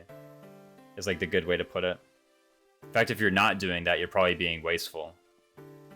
So, but yeah, no, that's pretty good. I think she's like a fine unit here. I think B is like a pretty good placement. Yeah, that's fine. Yeah. Shall I move on to Alfred? I'll let you lead because you used Alfred way more than I ever have. I did use Alfred. You know what, guys? Let me tell you about the secret Alfred strats. The secret Alfred strats are, his calling card, right, is Golden Lotus, right?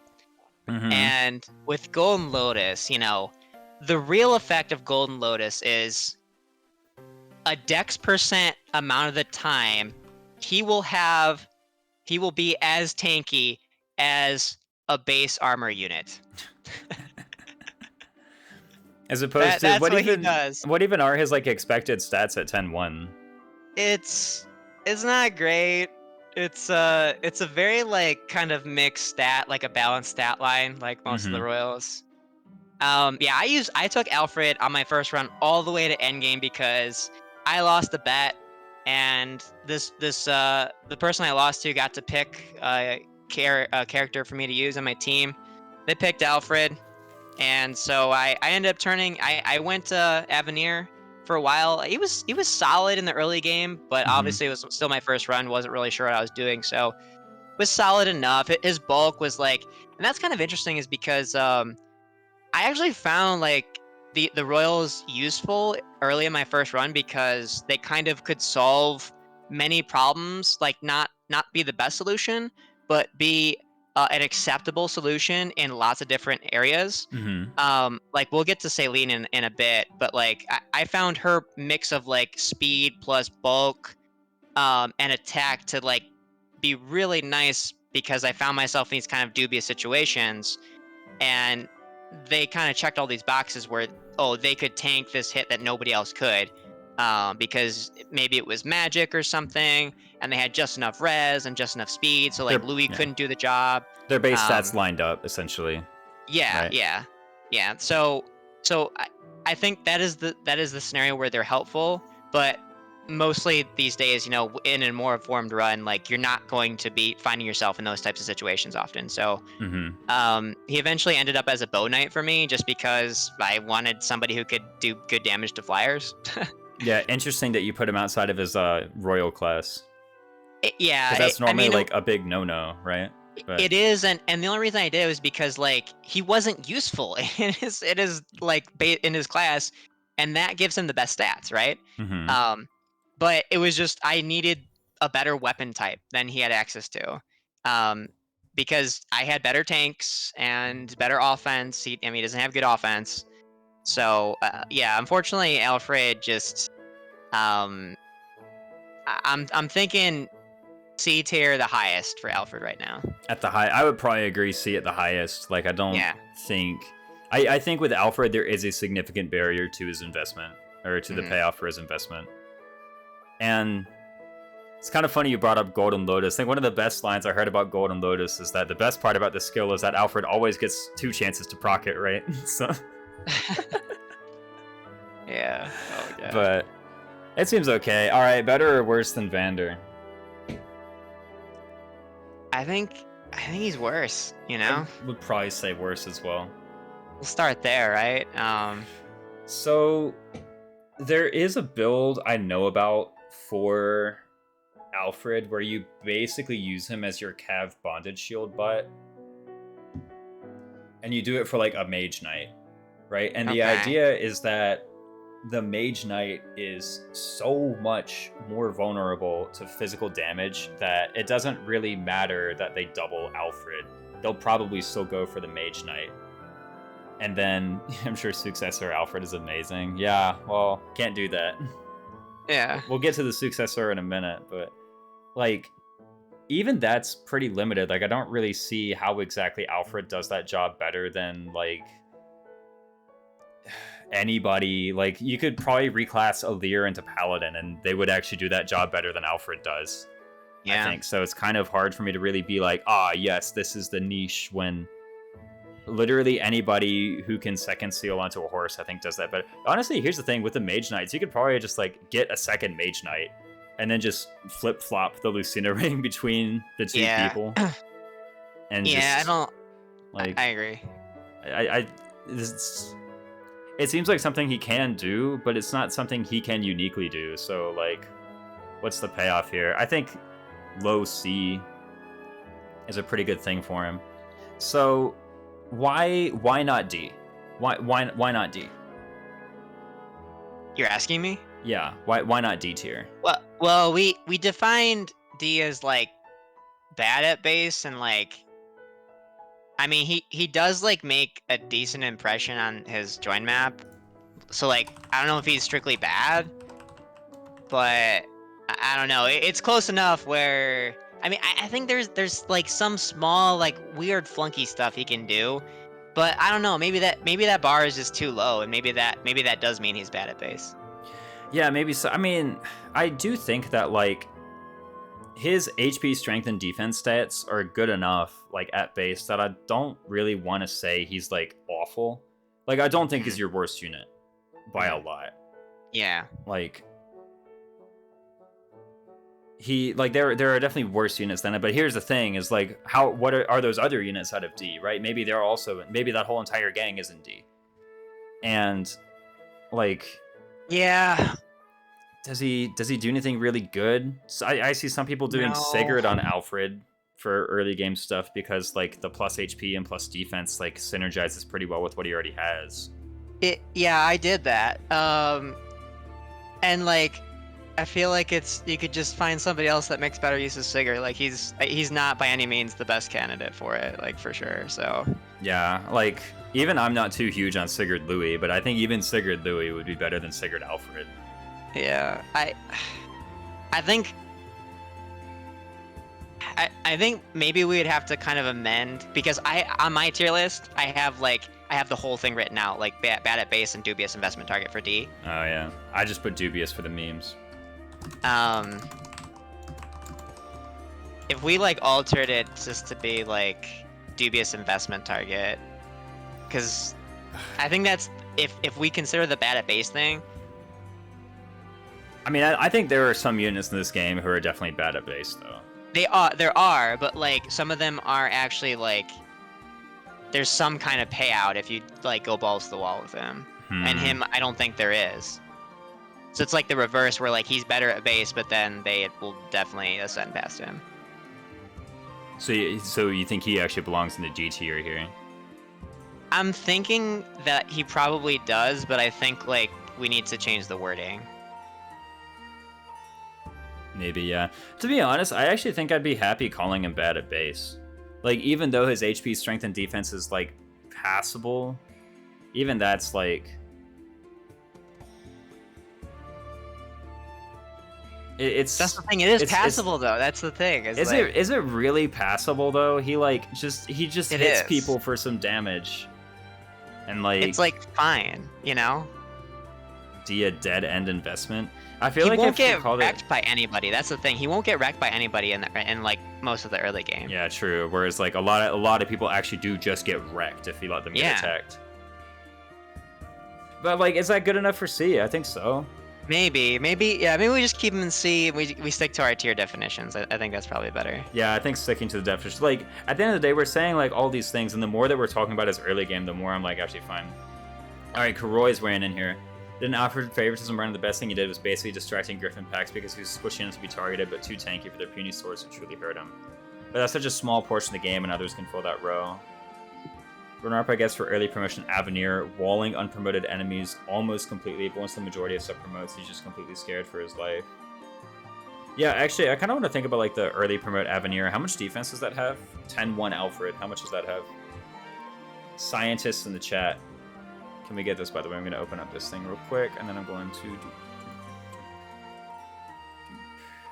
Wait, wrong... Too many things. I have too many things. Yeah, same. I have so many tabs open. Quick, give us 10-1 Alfred bulk stats. Blah, blah. Hold on a sec. /FE17 unit. How do I don't even know how to do the promoted one. I think you just do 10-1. I almost called him... What was that? 10/1, though. It's like 10 space 1? I called him Afflerd. I'm not getting it. Yeah, he's 32 HP, 13 defense, 9 speed. This doesn't look great. This does not look very good. How do you do this? On, an Oifi? Yeah, I can't... It's, I just use slash commands. I never do add Oifi. Yeah. No, how do you do the 10-1? Oh, so after you do /FE17 unit Alfred, you press tab, and then some other stuff will come up, and it'll give you like level, class, so on. Oh, I did not know that. Yeah. And you do 10/1 or 10-1? I did 10/1. It kind of chooses a class for you to promote to. So like if you do 10-1 Citrian, it's going to choose Sage because Oifi's cringe. Alfred falls off way too quickly, but free deployment and being able to take a few good hits is enough for C. Yeah, I kind of agree, Verbus Man. I'd rather bench Vander first over Alfred only because Alfred has a chance to keep going, but honestly I just need to use Vander over him. Yeah, I do honestly think like... I think benching Vander before Alfred is like usually wrong. Unless I'm intending on making Alfred into a carry, I'm using Vander longer. Yeah. I'm not too hot on Alfred. I think low C is where he belongs. Like, I think he's Yeah. good enough for his first few maps to not be D. That's Yeah. it. Yeah, that's true. Vander is literally a dead end unit. Yeah, that's why I'm not too sold on Is he, renaming D to though? that. Is he though? Dead end, yeah. Like the thing is, if we say like D is dead end investment, then like C and like everyone in C goes down to D. Yeah, because anybody that can't really make it to end game just like is technically a dead end unit. I would rather the middle tiers be bloated and the end tiers be really slim. You know, I kind of want this bell curve effect. Oh if we my can. gosh. What? It's kind of We're reverse engineering how it looks. We're like, wait, there's too many here. Let's change the definition of this tier. I mean, I think it's a useful way to go about it, you know? Like, it's there aren't many awful units in this game, so I don't want D to be chock full. I don't want 2 rows of units in D. Be D, you have to be completely useless. Yeah, speaking of, we have another unit on deck. Boucheron! Boucheron. I know. I think this is the first D tier unit in my mind. He sucks. I mean, I feel like you're the one who used Boucheron the most of anybody that I know. Like, that's not true. That's not true. Let me put it this way. You actually made the best case for Boucheron to actually like do meaningful stuff in the early game. I gave like Boucheron with the Marth ring. It suddenly elevated him to meeting like a surprising number of 1-round thresholds, but now that I know more about the game, I'm pretty sure anybody with the Marth ring just 1-rounds these people that Boucheron was 1-rounding, so like, kind of sucks. Wide Boucheron. Boucheron's entire existence in L. Bouch is surprisingly easy to make passable IMO. I'm kind of curious to hear it, Shattered Ice, because here's the thing, like, I think any route to Boucheron's success is going to depend upon his base stats, because his growths kind of suck. Is it Shattered Ice or Shattered Dice? Shattered Dice. Shatter D LCE, Silver Axe Tomahawk in chapter 10 through 17, pretty decent. I mean, is it though? Like, here's the thing, what's his speed going to be with that? What if you gave that to Diamant? I actually think Diamant with the Steel Axe just like has more attack and more speed than Silver Axe Boucheron, and it's cheaper. Like, I really do think so. Like, say you get him to 11 by that point. Like, what actually is... I'll just outright compare him. So, Boucheron 11. Let me look this up. /FE17 unit Boucheron 11 versus Diamant. This is not even with the promotion. Okay, so Diamant would have more attack with the Silver Axe. By like a small amount. I guess Diamant technically can't wield the Silver Axe, but even then it's like... Diamant is still way faster. Like 4 points faster. So I'm not really sold on this. Like Diamant actually has the 4 points of speed. Like, that's the thing, is a lot of things that take advantage of the build and speed. Water time? Yeah, water time I had to. And actually has growths. I mean, Diamant has growth. Oh, are you saying Diamant has growths? Boucheron is B tier from Zane Greedon. I think Bouch's hand axe chain attack contribution is worth more than whatever Alfred does. I don't think so. Like, Alfred actually taking hits and dealing damage when he counters is way better than like 2 damage from a chain attack. Yeah, and Boucheron's like biggest utility is like chapter 3, chapter 4, and then I don't know that he's like meaningful in any other chapter. I just don't think there's I use him the same way I'd use Wyvern Chloe or Wyvern Lapis. Both worked out fine. I feel like he has way more than Alfred with their free deployment. The era of Lapis test is over. Time for the Diamant test. Yeah, exactly. Boucheron S tier. Look at his physique. Boucheron has high build. Go ahead.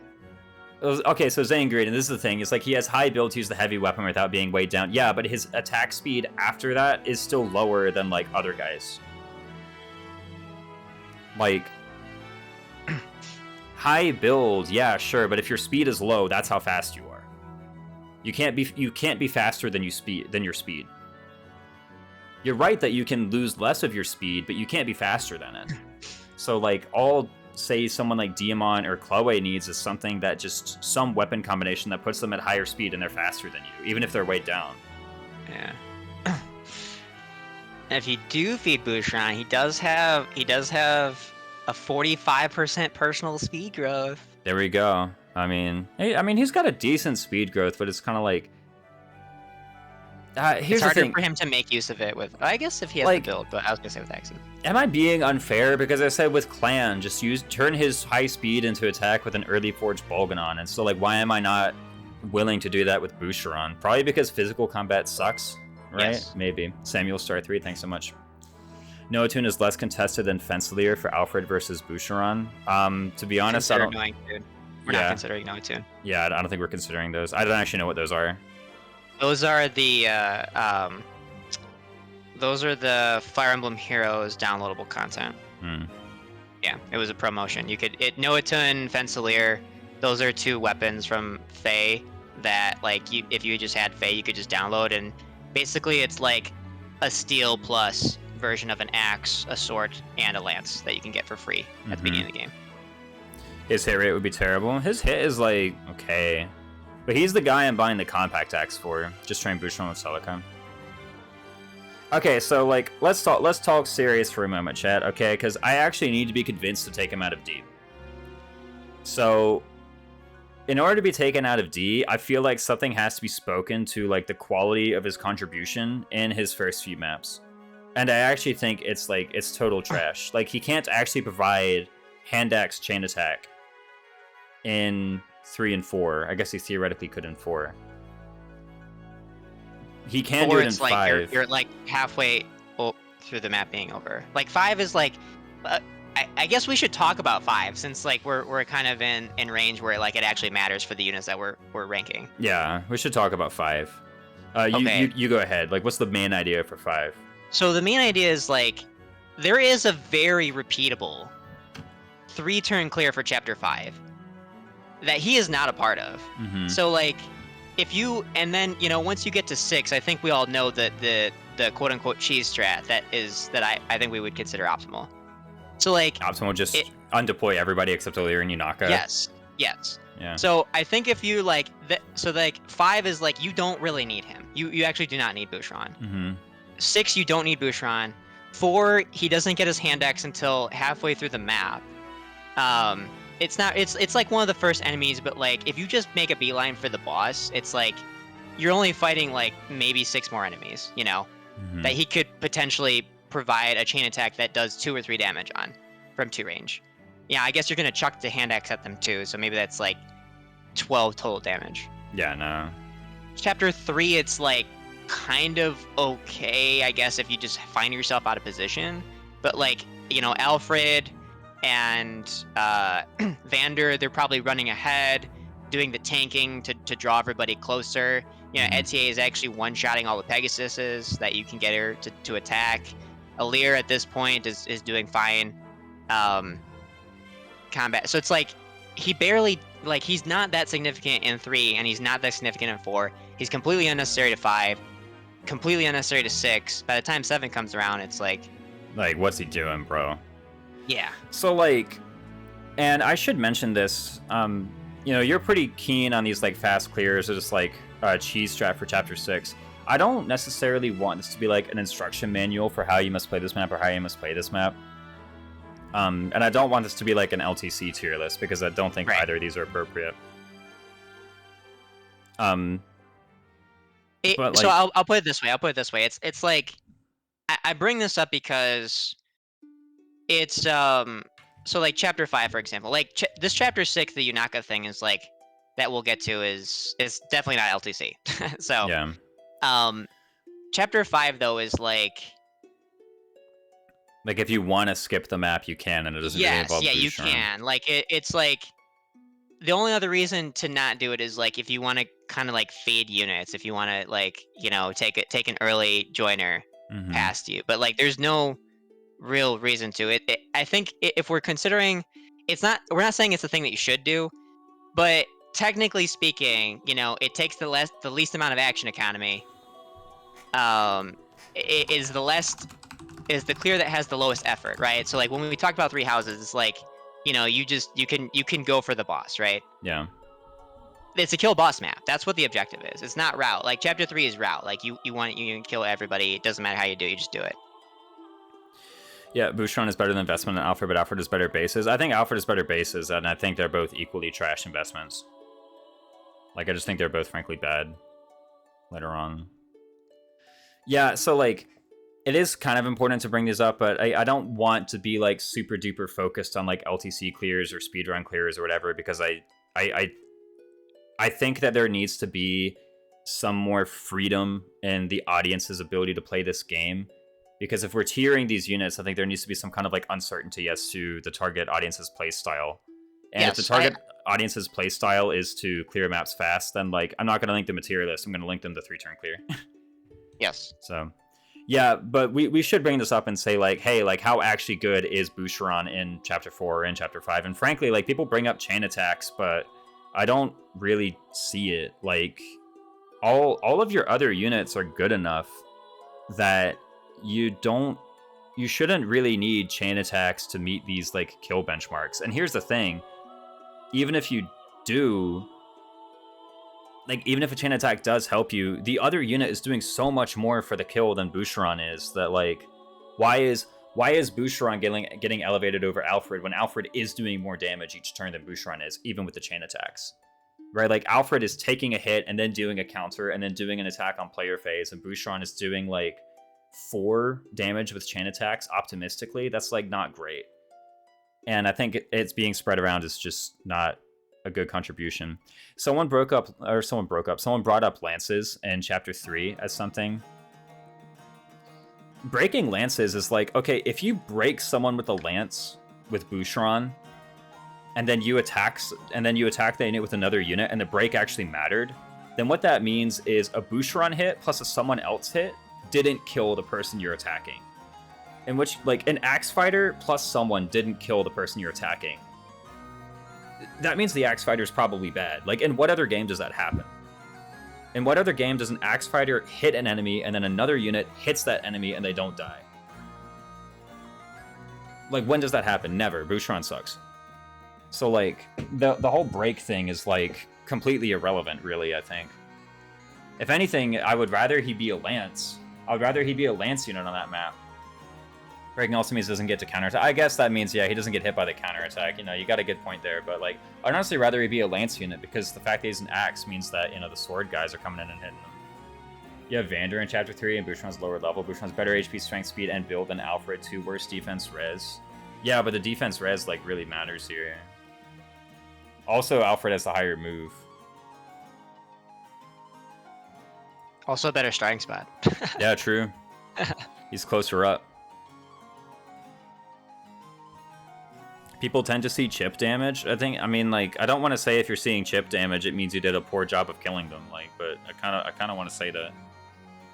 Next unit, I think I'm fine with him at D. I think next unit. I'm fine with him at D as well. Yeah, they both died in the same amount of turns. Yeah, let's do that. Etier. Where's Etier? Where's she go? I think she has to be at least in, or not at least. I think C probably. Yeah. Okay, like her, like killing flyers on 3 and 4 is like enough. Yeah. Right? Like that's enough. Yeah. Now where in C, or even potentially up to B. I'm kind of attracted to keeping her at C, but if someone has a good argument for elevating her to B, then I would be fine. I would be fine hearing it out. Do you have one or no? No, I do not. Okay. So I do want to talk about this as like how good she is with investment. So once upon a time, people were really hot on Etier. Mostly because they wanted to say like, oh, Etier with investment is better than Alchrist, which is like what a high bar to surpass, right?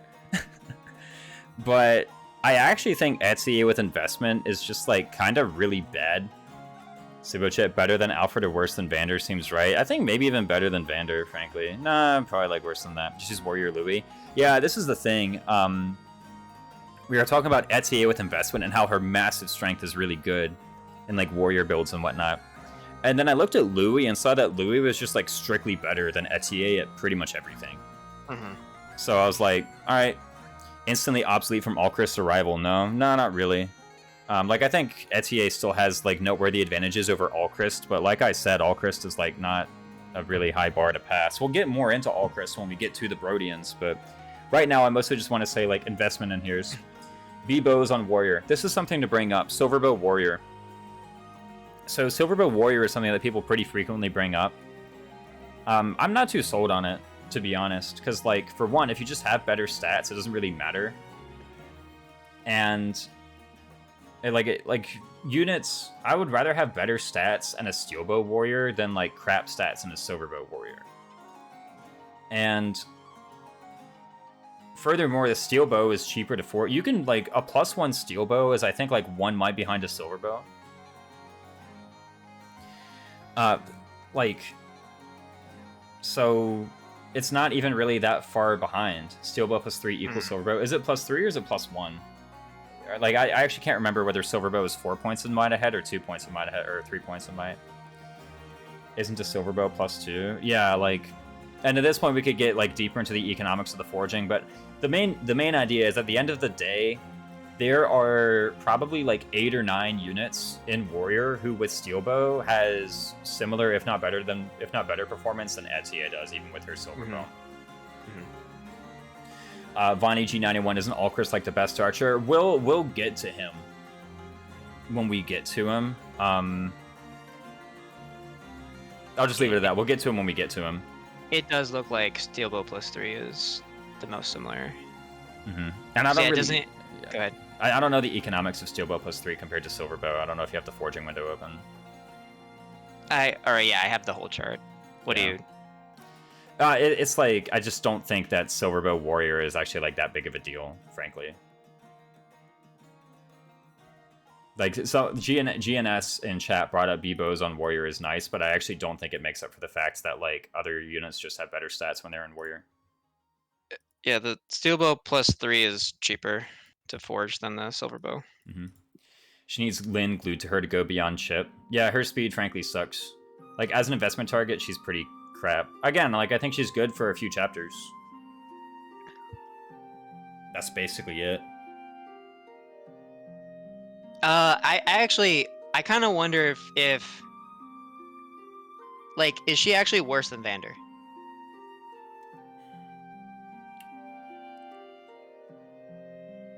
Vander doesn't really one-shot anything, come to think of it. Right, and, like, I mean, it depends on, like, you know, the strategy that you take with, like, Chapter 7, but, like, Etier could still, like, have usefulness in Chapter 7. Like, why not, you know, you have Alchrist, but, like, why not also, you could also deploy Etier if you wanted to as well. Yeah. Yeah, in Chapter 7, I deploy both. Yeah. In Chapter 8, I deploy both. In Chapter 9, I think I do deploy Alchrist over Etier. See, yeah, I think Tribalca has an interesting point. Yes, can I enemy phase? But it's like, my question is like, okay, after, like, you know, you get maybe Louis or somebody else, like, are you sure Vander is the one that you want enemy phasing people? I mean, he at least doesn't die. He doesn't die, but also you have other options that do more damage, right? Yeah, you have whoever is holding Marth. Maybe that is Vander, though. You have Yunaka, you have Alir, you have all these other units who are just better. Like, Etier, frankly, has, like, some of the worst enemy phase in the game. I think, like, just barely better than Alfred.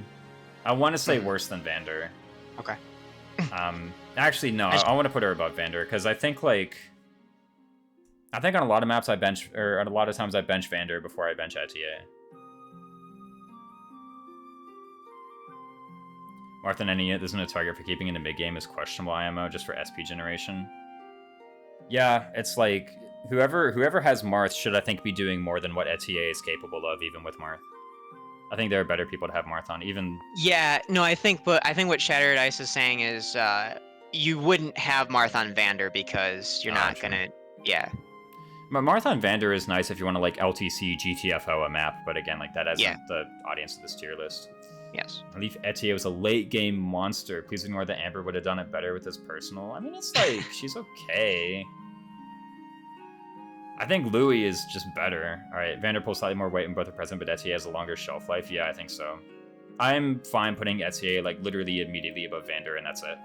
Okay. I'm good with that. Cool. Shall we do Saline? Chat is hot on this one. Are they though? Chat I loves don't. I literally Saline. do not see any. I do not see any Saline messages whatsoever. This was back in the clan discussion. People could I not know. shut up about Saline. Yeah. All right. Where do you think she should go? I have not used Saline much. Have you? I used Saline into like the mid game one time. Yeah. Then How's she got that? replaced. I like her niches, says GNS. GNS, the mage enjoyer. Yeah, she was nice. Like I think honestly, to me, like at a base level of utility, she might be like the strongest unit in like the first like kind of portion of the game. For probably, you know, obviously until like you get Yunaka, but like I mean what she can unlock, the strategies that she can unlock in 5, you know, obviously 4, she basically is set up to succeed on purpose by design. And then like if you wanted to, you know, if you didn't want to do like the Yunaka Alir kind of duo for chapter 6, like Saline actually can tank the boss of chapter 6. Like yeah, I actually bulky. had Saline face tank him. Yeah, she's really bulky actually. Yeah, she was what I was referring to before as like having this perfect blend of like just enough speed, just enough bulk to not get doubled and not die to hit from a really strong enemy, and have enough damage output, you know, attacking on res to do a bunch of damage back. Now obviously there's you know, quicker clears, whatever, but like if you are considering alternative clears, I mean, she's a strong deploy for a large portion of the pre-10 time that she's available. Yeah. Yeah, she's a really good deploy. Like, I think benching her early is not really wise ever. Yeah. Well, yeah, benching her early is not really wise. I kind of agree with Tribolical. Good short-term carry, great support unit. I mean, again, like, as you were saying, like, she has all these great stats. She's tanking bosses. She's, like, fighting enemies with magic. She's really good. Yeah, and 4, because she exclusively holds the Celica ring, then it kind of makes her look really good. But hey, she does have the exclusive access to the Celica ring in 4. Yeah. There are other things too. Like I think in 5, you can actually just warp Ragnarok her into like that little, you know, that archer hallway in the center left. You can warp Ragnarok her in there, and actually she just like takes out that entire group on her own. Nice. I don't exactly know the math behind it, but I know it's possible. I think she has an argument for either top of B or bottom of A. Second best staff user behind Hortensia. I'm not sold on the second best staff user thing. I do think the Mystic Swords is kind of a neat niche for a couple engage attacks. Like she could Marth Steel Blade, I think, and then her Lodestar Rush calculates with magic, but that's like, I don't know. I think, does it still hit physical? Really? Yeah. The Lodestar Rush on Mystic calculates damage using magic stat. Okay, I think I did know that, but then, yeah, what is it? I would imagine it targets res. I would imagine I think it's physical still, though. I don't know. But she can also do things like she can Lodestar Rush Levensword if she wants. One of the highest quality Koran users IMO on the Mystic. She does have that early Levensword access, too. Early Levensword is okay. It's like a high might weapon. Yeah. I mean, it's like one of the highest that you can have. Her personal is pretty good. Yeah, relative to the low res values, right? It's like very good. So let's talk about possible elevation to A tier.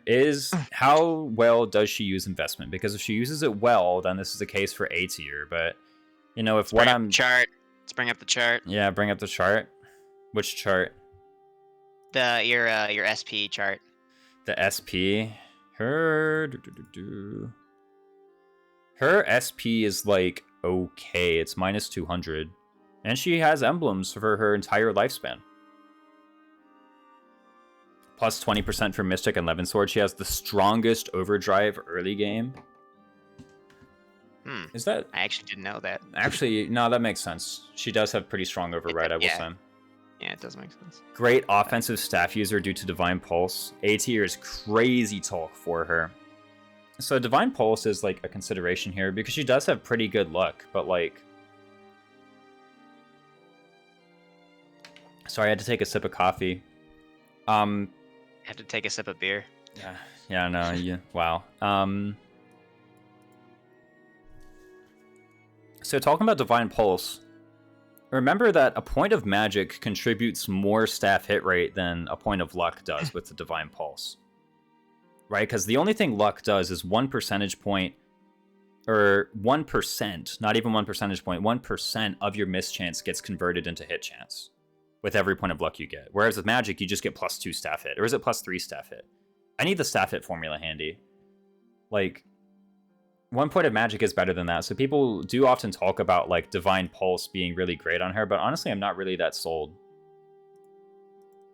And as far as investment targets go, like I don't really know what is the build on Saline? Magic is 1-to-1. Magic is 1-to-1. Wait, really? Yeah, I have hit. I'm on the triangle attack. It's I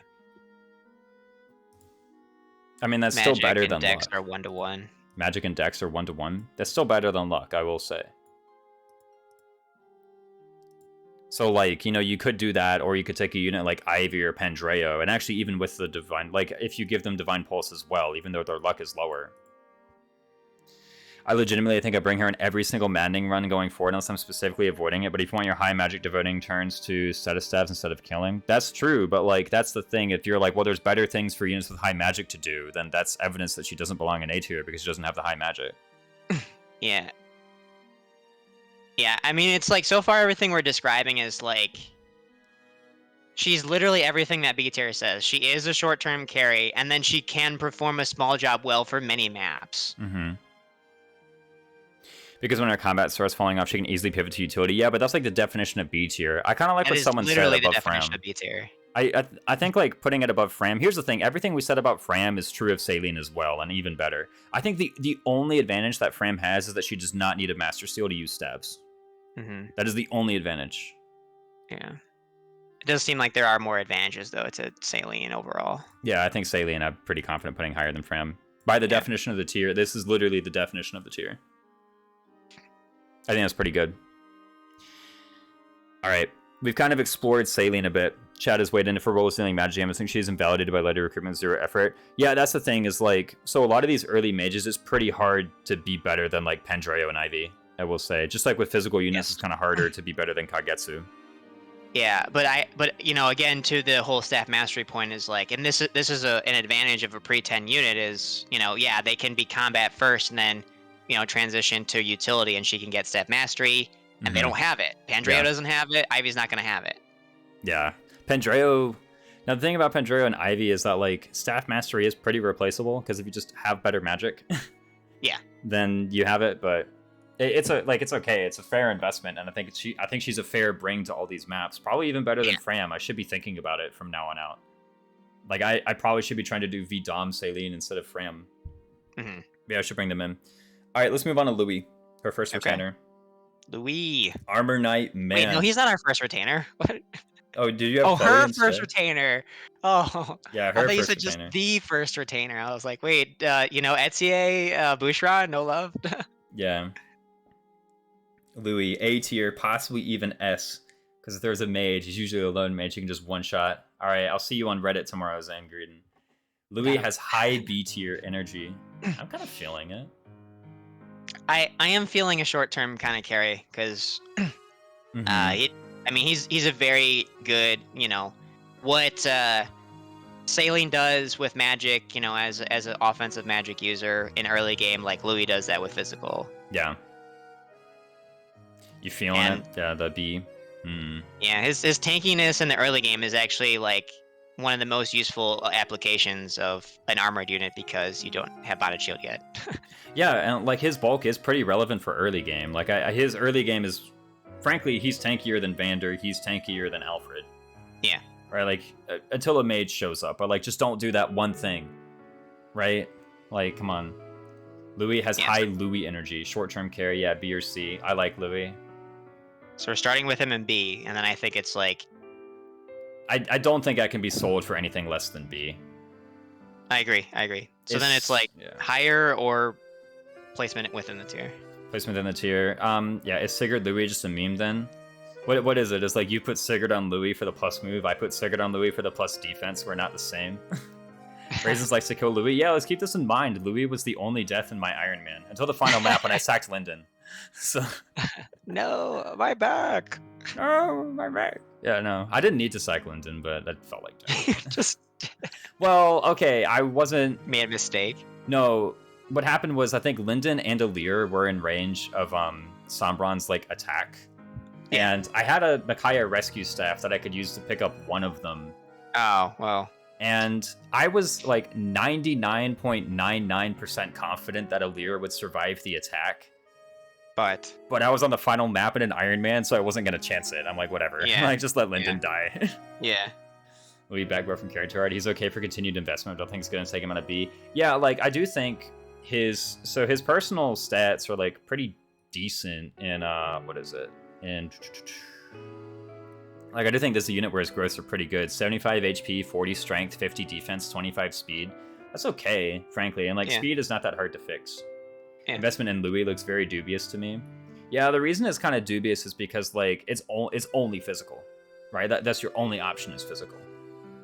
And so, like, he is a lot better than many of the other physical units. Like, he destroys the Lapis test. He clears it handily. Mm-hmm. Right? Like, he has way more strength, way more defense. He doesn't have as much speed, but, like, deal with it, right? Yeah. He has high strength and physical bulk all game long. He can... Yeah, I think, like, honestly, if you take him out of Armor Knight, I think he's a fine physical fighter. I think he's a good reclass option. He's a strong reclass option. Yeah, strong reclass. Just take him out of cringe thing. What is this Lapis test? Lapis test is, you auto-level Lapis, or you... to the level of your unit, or you auto-level your unit to level of Lapis, and you check who has better physical combat. And if they're worse than Lapis, then they suck at physical combat. So we need another tier of, like, because it's like, okay, Lapis but for all the units that are good, you know, and we'll get that out of this tier list, is like, okay, so there's the Lapis test for are you bad, but then there's this other test for are you actually good. That's true. Yeah, who's actually good at physical combat? We'll figure it out by this tier list. By the end of this tier list, we'll figure it out. What would that be? The Zelkov test? I don't know who it would be. It's definitely the Bunet test for sure.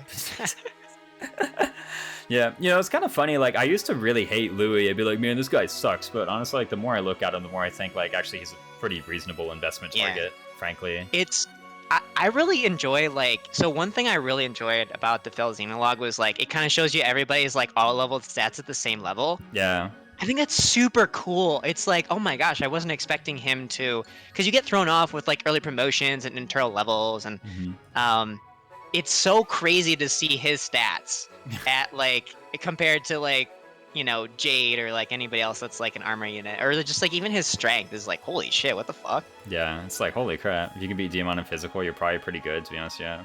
Joy Division. On the first one of the game, I just found myself asking, but are they better than Kagetsu, though? I think for physical units, that is a tall ask. Yeah, that's yeah. Like, okay. We'll get there. We'll get there. We'll get there. Yeah. But yeah, he's kind of good. I think down here is fine. The barrier is that his only option is physical. Like, I think that makes him a worse investment target than Clan for sure. Like, I think his performance in the maps is about as good as Clan. Like, Clan can one round a lot of enemies, and Louis cannot die to a lot of enemies. So I think that's, like, about equal, frankly. Okay. Before I give my Louis thoughts, I just want to welcome into my chat Elise. Oh. Welcome in, Elise. She says hi, Raisins. Hi, Justin.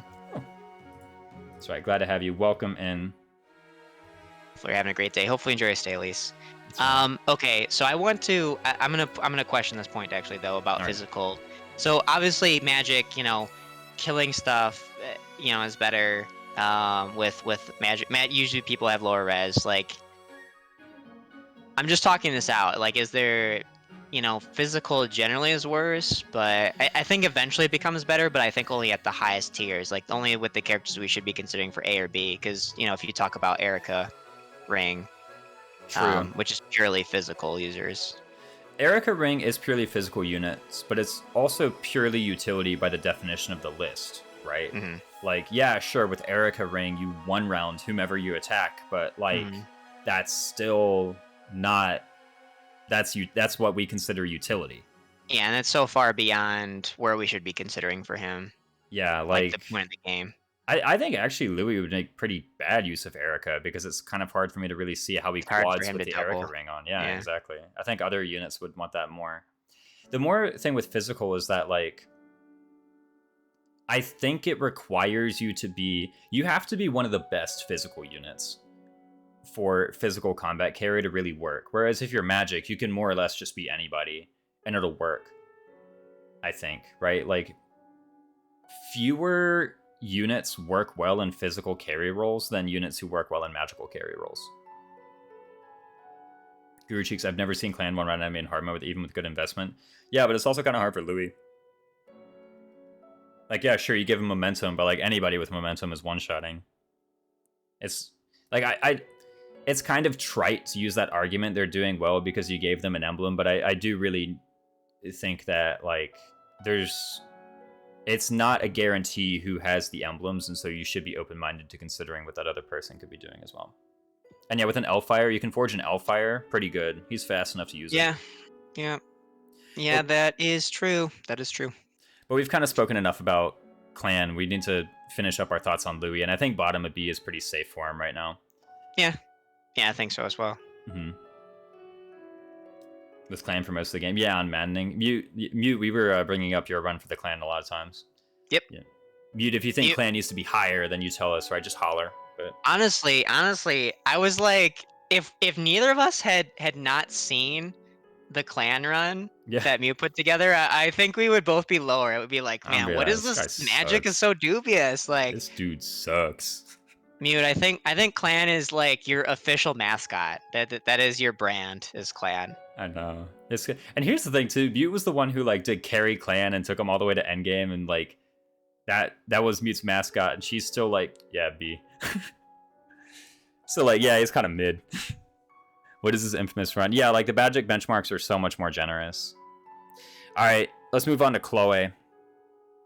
How much experience do you have with Chloe? I have a decent amount. Go on. Yeah, so I mean, Chloe obviously. Well, I shouldn't say obviously. I shouldn't assume that people know this, but the idea with Chloe is that you know, I think the perception about her, I think, is pretty widespread that she is a strong unit. Mm-hmm. Could potentially be our first S tier character. Could potentially. Mm-hmm. Maybe A. Maybe more likely A. We'll see. We'll see. But with Chloe, the build basically is, you know, she actually has good magic. You get to Griffin, specifically Sword Griffin. She's got staff usage. She's got Levin Sword. She's one-rounding people. She's useful, you know, early on, flight, you know, through basically the whole game. That's kind of the gist with Chloe. Mm-hmm. And it basically never falls off. And if it does, then you can just make her a Mage Knight. And apparently that actually just like, she just does the same thing. There are some who call those two things like the best combat unit in the game. I was gonna say, because I think, you know, you could go Mage Knight, but you could also, like, she is a good candidate for being your Erica user. Mm-hmm. Like, she's like, you know, obviously a lot of people can fill that, yeah, but like there's a hierarchy of who are the best units to fill that role. Mm-hmm. And if you're higher up in the hierarchy, you should get credit for that. Yeah, and what Stale Move said is like the worst thing that happens is like even if she does fall off, she's in Griffin, so she uses stabs. Like, yeah. Even that's still fine. Yep. Like all of these things are up there. So I think she could be a consideration for our first S tier unit. And in that case, all we have to do is like point to the distinct quality that she has that like no other person is able to match. And what is that quality? So I think like I'm not sure yet S or A, but like I think if I'm just espousing what reason I would believe is because her one advantage over I think what the other characters we would probably consider for S is that she's available for like a decent chunk longer of the game, a decent percentage longer of the game. She's like the first person. She's the first person who's able to just like face roll. Right? Like the first one. Like a lot of other people can as well, but they join later, where she's the one who gets online the soonest. Yes. And stays online for longest. That might be the quality. Also, as people have been pointing out, versatility. Yes, yeah, she can be a lot of things. She's not restricted to any one build that makes her good. But honestly, it's like, if you have the one build that makes you a world beater, though, that, like, you know, that also should not disclude you from being considered for A or S. Yeah, like, Yeah. 1 is all you need. And, like, here's the thing. We keep on bringing up the one build, the Griffin. There's some people saying Mage Knight, Chloe is dubious or whatever, Silverbow, Etienne, yeah. Like, with minimal investment, she will carry the entire early to mid game.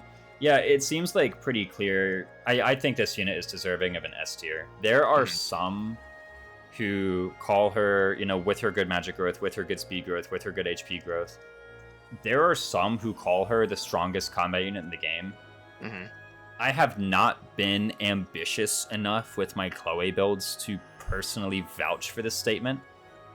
I'm a Paladin Chloe truther. That is strange. I don't think she's the best combat unit in the game. Kagetsu is a unit. Yeah, it's true, but like Chloe does magic better than Kagetsu does, and like I don't want to say that like a meme, but it's kind of the truth here. Yeah. We'll see where she ends up. There's a lot of, you know, jockeying for the top 1 spot, and I see Chloe come in and out of there pretty often. So we'll see if other units end up getting above Chloe. I think that I think the point is we're pretty safe putting her in S tier right now, and when it finally comes time to have someone and we can debate whether or not they're stronger than Chloe, we'll just wait until they show up. Yes. Yeah.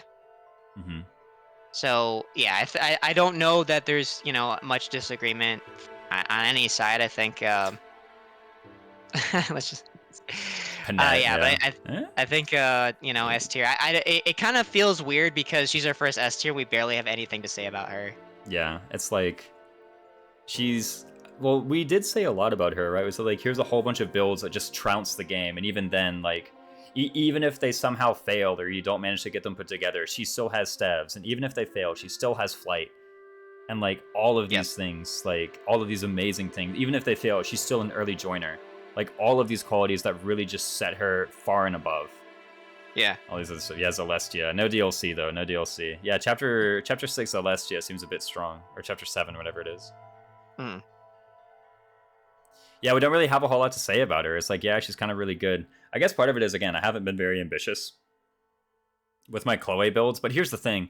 A lot of the times I'm not using Chloe because I know that she's good and I want to be hip and like not use her, right? So I think that's actually evidence that she's an S tier, is that I feel an aversion to using her because I know that she's just good. Raisins hipsterness. That's the proof. That's the proof. It's like if Raisins doesn't use this unit, then they're either really good or really bad, right? Because they're not like getting her supports. Fair enough. All right, let's move on to Jean. Okay. There you go.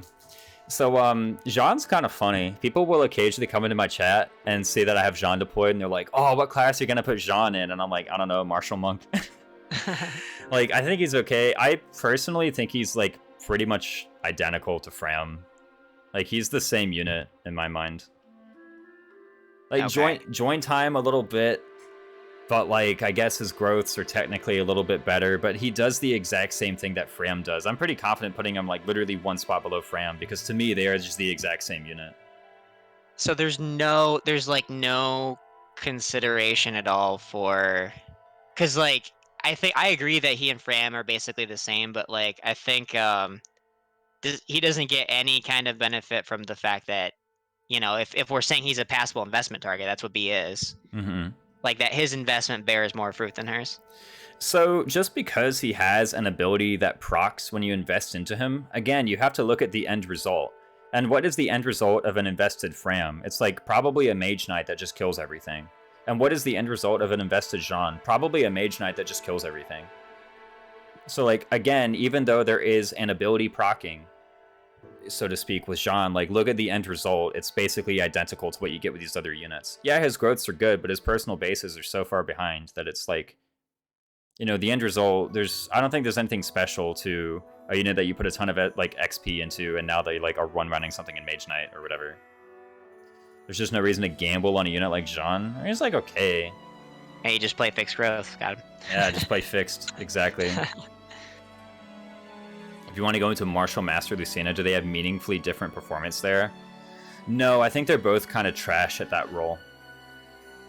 You can be a slightly faster Citrine after like 30 levels, yeah. I do think there are some funny things you can do. I think like Berserker Jean is kind of funny. You know, just get like a massive, what is this, like 90% strength growth? And just start thumping things. But even then, it's like, okay, you get how many levels up and you're Still not better than these other physical units. General Jean's pretty good. I kind of want to do Paladin Jean, because Paladin has really good growths all around, but again, like, as an investment target, I really do say, like, what is the end result? And yeah, sure, it's good, but I don't think it's anything. I don't think it's outstanding compared to this other stuff in B tier. So I kind of just want to put it behind Fram. I do actually. Go ahead. Well, I was gonna say behind Fram because Fram joins earlier, you get more use out of, or like, what's the? Yeah, Fram joins earlier. Okay. I'm now actually questioning though the 7 map thing. Because of Paralogs? Well, not because of Paralogs, but I'm actually thinking, like, it said, Fram gets to B tier because she's long-term utility, but does Jean actually get the 7 maps? Like, let me think about it. It's like 7, 8, 9, 10, 11, I usually deploy him, so that's 5 already. He might not actually make it. Oh, because when you're saying that you technically bench him? Yeah, like, I bench him. To be honest, I'd probably bench him before I bench Fram. The result is bad. Late reclass physical Jean actually does work. I've tried it, but man, it's a lot. Yeah, it's a lot of hoops to go through. Kind of don't value Jean at all because Micaiah plus Sailing Chloe first promo reasons you don't really get anything from his staff usage. I guess Berbus, man, that's like a difference in play styles. Like, I can deploy any number of staff users and I'd probably like find benefit from all of them. But that's just how I play. There's kind of the meme where, like, whenever I play other, it's kind of hard to do here because the unit list doesn't let you do that. But a lot of times in preps menu, I open the unit list and then I sort by staff rank and I deploy all those people first, and then I go to the other guys. Like, it's just kind of how I play FE. And there were Chloe and Ivy, yeah. I think I had, how many staff users did I have in my final team in Iron Man? I think it was like 8. It was a lot. But yeah, I kind of wanted to put him there. The 7 maps thing is maybe argument for C. Actually, I kind of want to do argument for C. Short-term utility. I want to bump him down. Any objections? Where are you bumping into? C. No, like where in C? Probably the top. I do think it's. I think it'd still be the staff. Yeah, mastery person. Being staff mastery guy is, I think, better than like occasionally one-shotting flyers. Just being heal guy. Jean top of C. It's kind of weird to put him in the tier with barrier to investment. No objection for C. The chat, this seems to be a popular decision with chat. I don't know, I bumped Fram down too. Well, the reason that I'm bumping him down is because he doesn't pass the 7 maps test. But I think he... Is he like not... Are we sure he's... I feel like he has to be a passable investment target though. Yeah, like the barrier to investment thing is kind of weird. Bottom C, Fram, get out, Guru Cheeks. Get out. Banned. No, I'm kidding. What if we put him bottom B? Bottom B? Yeah, sure. Like, I kind of want to put him next to Fram, but just to kind of illustrate in my mind that they are basically the same unit, but maybe there is fine. How many Maddening runs have you completed, Raisins? I have completed 2, and I've gotten 4 to the point where I was like, I'm confident I can beat the game from here, so I just stopped playing it. I went back to playing early and mid-game. Doesn't even come online mid-game as a physical unit. It's purely as a physical unit. Yeah, as a magic unit, though. Sage John, I'm kidding. She was speed screwed, though. So I deployed Fram on 19 before, and you could have done this. Yeah, I could have done the same for Jean. I think I deployed Fram because she had higher supports. Like, that was it. Mm-hmm. I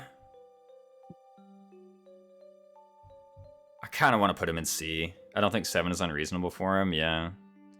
If anything, just go Griffin. You really think he has a significant barrier that keeps him from being... No, it's the 7 maps. I'm gonna keep him in B.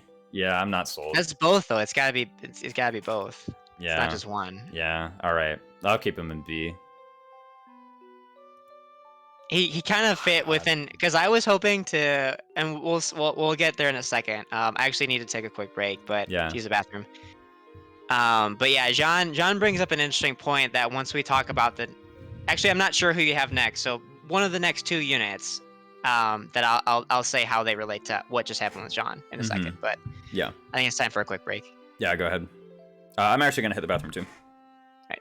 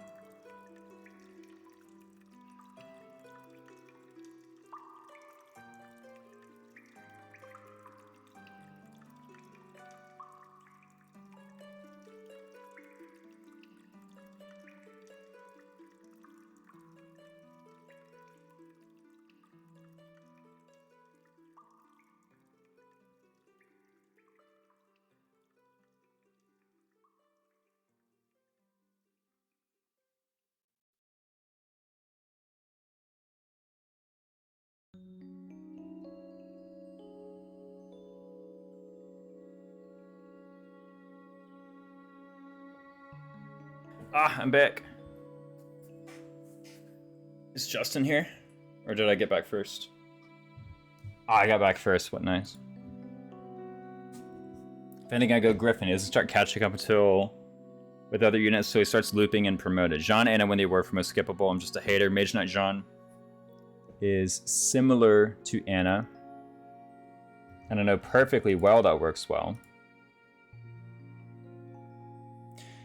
I'd rather just use Anna due to base level. I think with Anna, I'm going Griffin with her every time from now on. Anna's S tier. She's small enough to know where Caesar's skipping that room. Exactly. She bought her way into S tier. Anna instant D tier due to voice acting. I love Anna's voice acting. It's hilarious. Griffin, Anna. Griffin is really good at leveraging excess magic to make her S tier. Her voice sounds very funny. You know, Flight. She sounds awful. How is Citrine in Griffin? I've never tried it. She's kind of goofy. How do you personify nails on a chalkboard? Oh, it's inside this treasure chest. No window shopping. I know, right? No, I love Anna. She's excellent. Hey, yo, Justin, you there?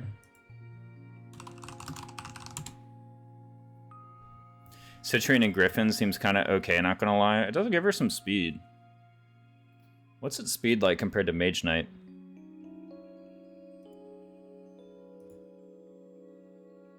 What is it like?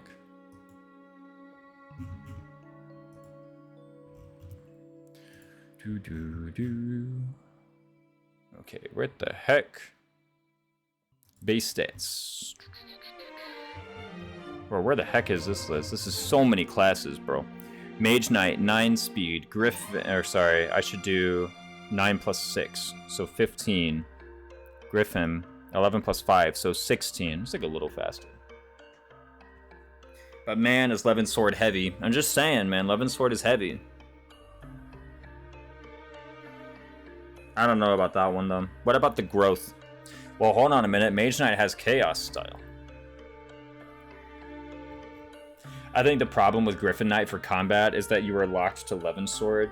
Yeah, having different options, things like Thunder and Surge and Wind, is actually kind of nice. I mean, Levin Sword is good, though.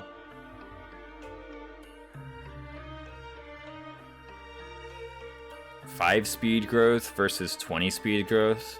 That's an extra speed. Hold on a second. Okay, never mind. Yeah, it's an extra speed every 7 levels. It's like, okay. It's okay.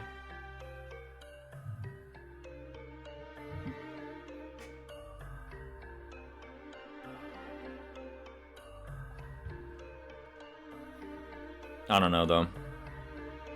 I do know, though. What's up? What do you know? I know that this is a great stream. That's what I know. There we go. All right, I want to put Anna on deck first, and then Yunaka, and then the Birdians. Okay.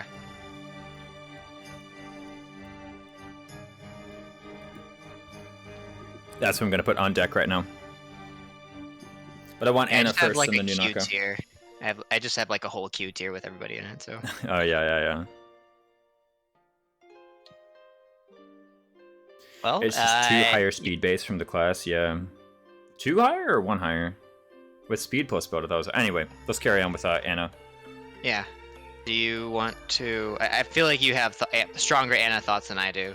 I guess so, yeah. So I have done like a carry Anna type run before. I think I did it on no pre-promote, so I was like, screw it, let me train up this Mage Knight Anna, right? I didn't do what the game FAQs build said to do and did a Sage Anna for the luck cap. I'm kidding.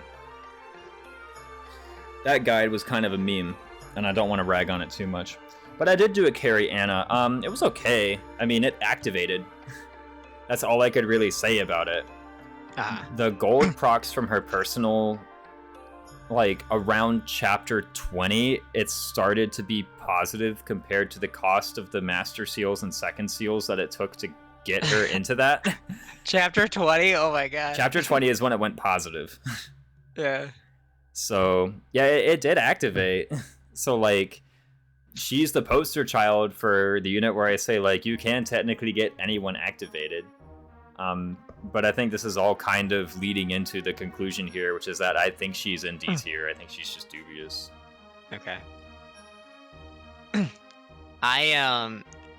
only Anna thing that I have to, one Anna thing that I have that's worth to say is this is not anything we're considering for the tier list, but somebody and one of the Discords that I'm in just like did like Anna personal grinding. And it took them like an hour and a half, and they had like 1.5 million gold. I mean, I guess it's like funny, right?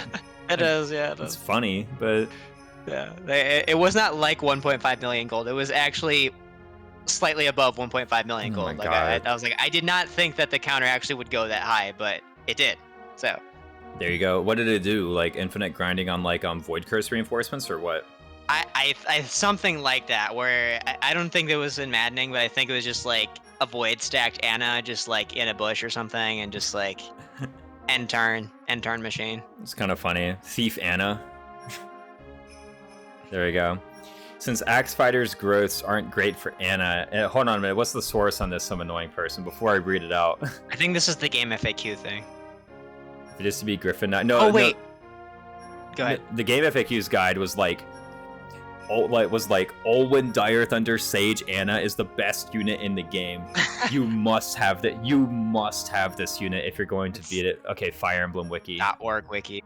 Oh no, the .org wiki. If it is to be Griffinite, then Sword Fighter or perhaps Sword Armor makes some sense, giving boost to Dex or Speed. So there is a question of like, do you get her to 10 and then promote her, or do you second seal her and then get her to 10 and then promote her? And I feel like just deal with Axe Fighter, okay? It's only like 4 levels. What is her base level? Is it 5 or is it 6? It's 5. It's only 5 level ups, guys. Just grit your teeth and bear it. There's no point putting her in Mage and then getting 9 level ups in Mage. Just get 5 level ups in Axe Fighter, guys. Please. Like, no, I don't want to rag too much on the game facts guide because it was funny to read, but like I don't want to. I don't really enjoy spending a ton of time being like, look how dumb this person is or how much I disagree with this person. It's not a hobby I particularly enjoy. Insta second seal only gets you +1 magic in the long run. I mean, I guess like the idea is with the second seal, you get into a class that's easier to train, but you have to do twice as much training. So like, just get her to 10. Just like get her to 10. If Anna has to be a high priest and only sword armor makes sense, Anna won't be able to absorb the sword fighter's extra dex and speed. Yeah, like class growths are not really a huge deal in my opinion. Just Micaiah her to 10. Yeah, I think Micaiah is an easy way to do it. But I'm still putting her in D tier because frankly she sucks when you get her. And with investment, I don't really think she becomes anything better than what other people can be. Any thoughts on her? No, just that. She has a terrible first impression on her map. Mm-hmm. I tried to, it was so fitting. I tried to, like, get her the boss kill just for the memes on her join map. And then she missed, and then she got killed, and she face planted into the stone floor. Donk. So. I always love that death animation. They're just like, they're just like face down in the ground. Like it just looks so pitiful. Yeah. I never really thought that would be like something you could get attached to in a Fire Emblem game, but it's kind of funny just seeing like one of your units die and they're just like facing the dirt. It's kind of the opposite of the tone that they set in Three Houses, because Three Houses like this piercing scream, and then they have this like super sad death quote, and I'm like, oh my god, like they have this sad music, and I'm like, I don't want to see this again. I know, it's awful. Like the Constance death yell, it's like holy crap.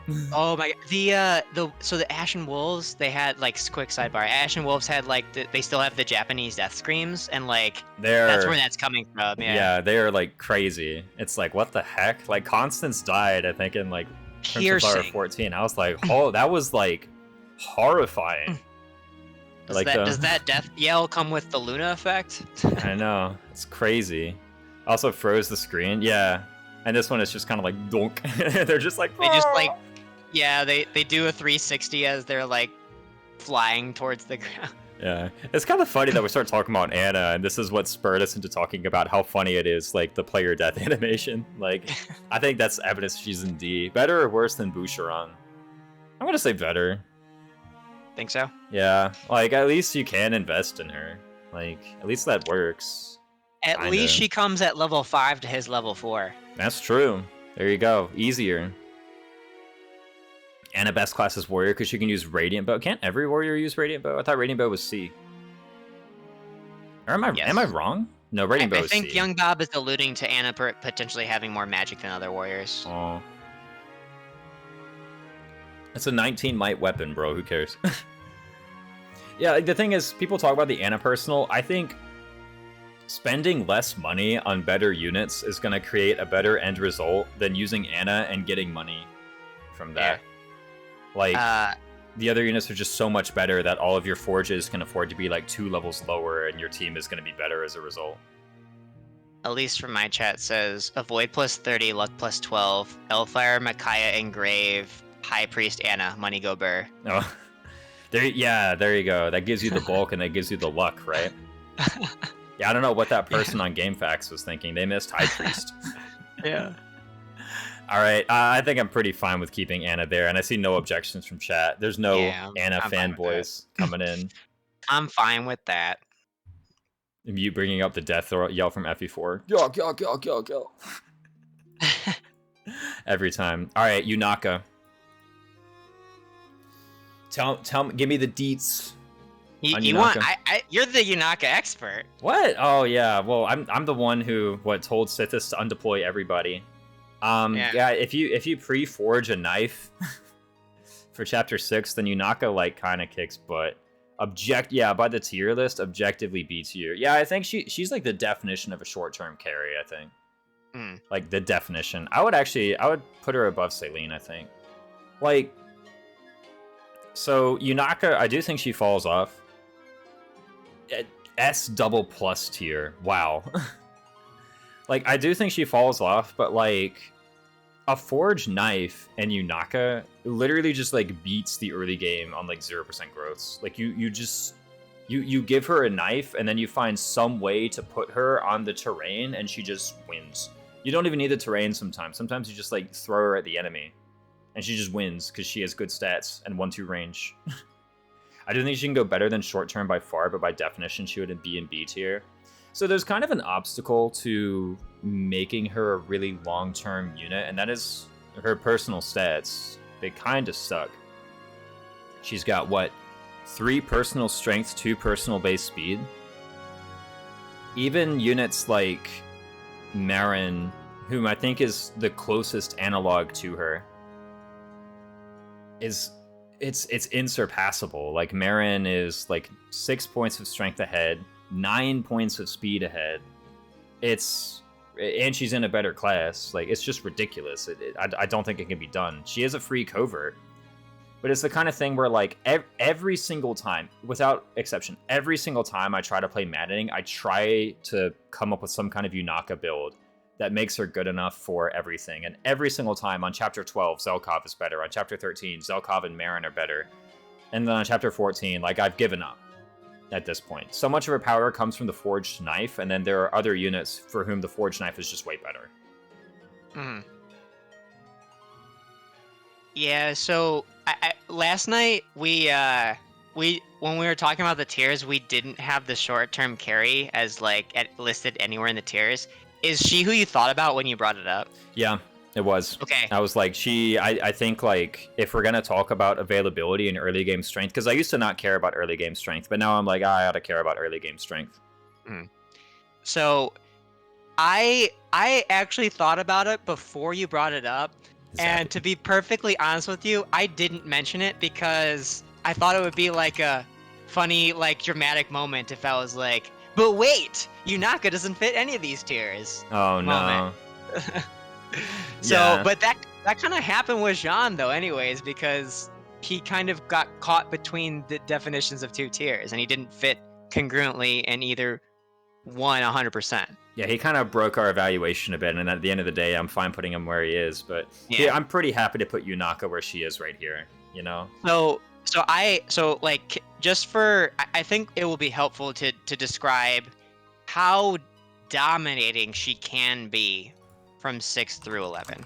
So can you give us a quick rundown of that, like how to use her in that dominating way? Of that pathway, yeah. So generally speaking, what I do is I pre-forge her a knife. I pre-forge her a Sigurd knife, and sometimes I forge her a Micaiah knife. So this is like an iron knife +1 or +2 with the holy engraving, and then another one with the Micaiah engraving. And this gives her a couple of things. This gives her, with the Sigurd engrave, it gives her a really powerful knife that, you know, when she's in terrain, allows her to reach really low enemy hit. Cancer Steel 5 with crit engraving and Ike plus Wrath. Yeah, we'll get to there in a minute. Make B plus tier with Yunaka and Saline. No. I like 5 tiers. But with those two knives, with the Sigurd and with the Micaiah, you have so much control, and with your ability to enter and exit terrain, you have so much control over the enemy hit rate on you. You deal a ton of damage because these are forged knives that you're attacking with. You apply the poison, which is actually pretty meaningful because, like, you know, for a lot of bosses, for every boss after a while, it's going to take at least 2 rounds of combat, right? So providing the poison, providing 1 stack or 2 stacks of poison is pretty good. Yeah.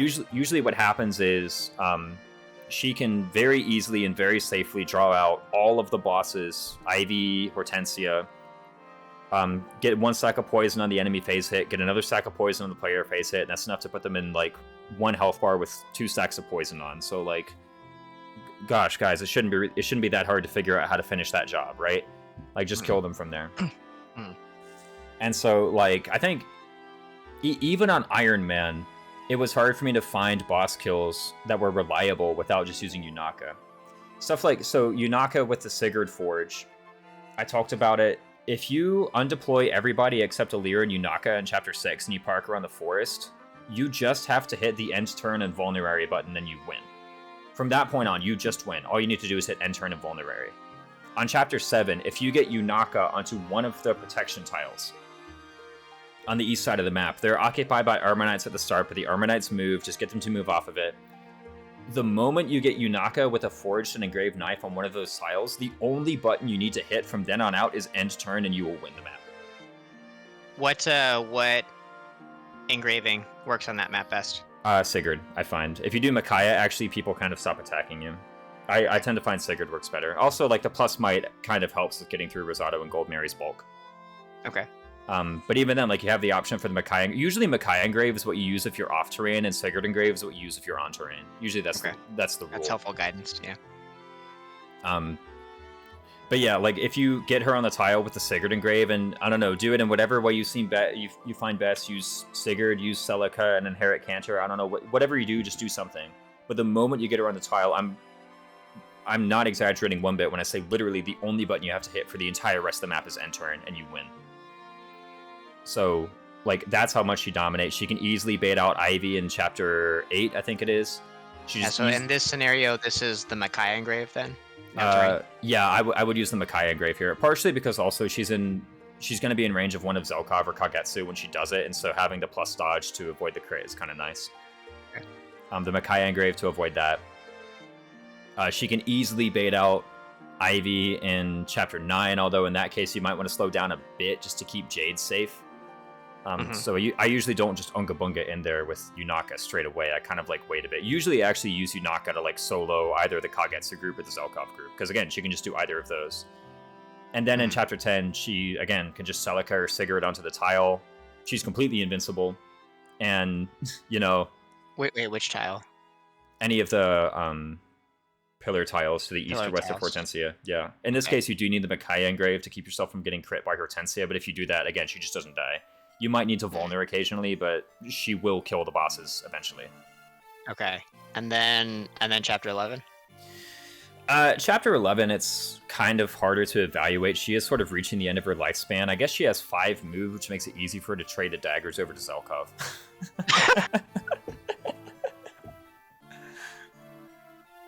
Okay. That's what I have to say on that.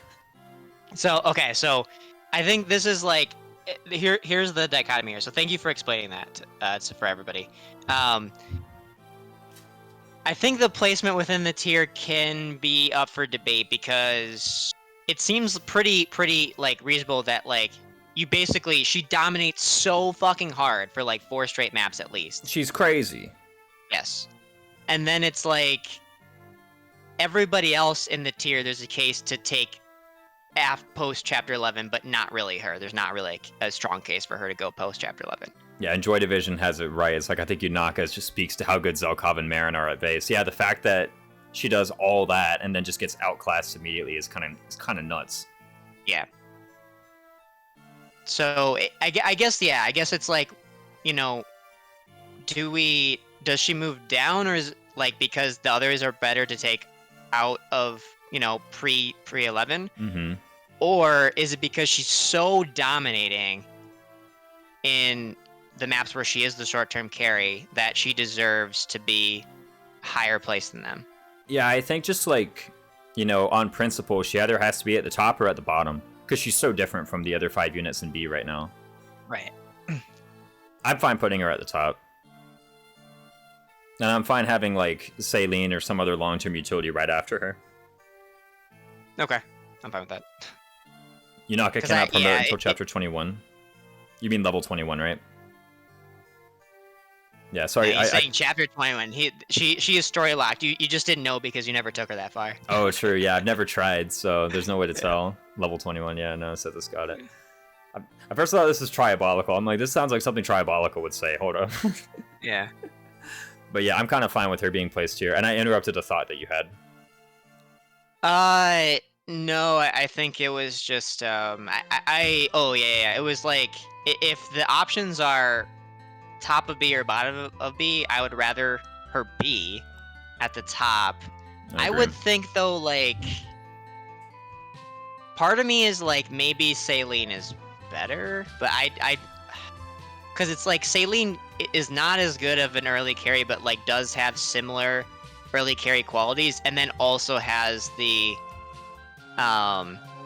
you know, the long-term utility case going for her. Yeah. She kind of does it, just not as well. It's like Yunaka's case is just so obvious. It's like she actually just thumps this part of the game. Yeah. Chapter 23, and she has 15 strength. Golly. I think, to be honest, I think any plan that uses Yunaka long-term just has to get her out of Thief one way or another. I just don't see the pathway to that. Like, getting her to 21 sucks. Second sealing her into basic class sucks. I just don't see the path.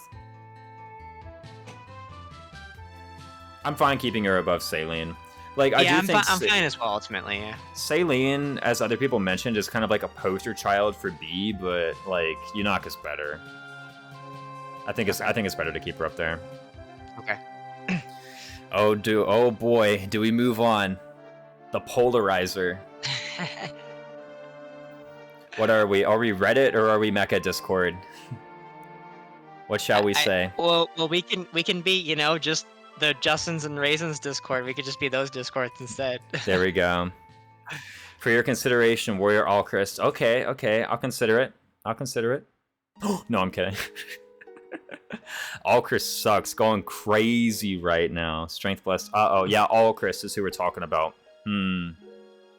Alright, you go first. So I think Allchrist, he's got a great first impression, right? You know, he's able to.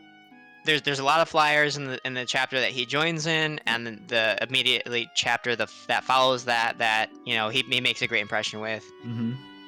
So after that, it's like he's not like an obviously good deploy on chapter 10 or 11. I would say he's actually probably not a good deploy on those chapters.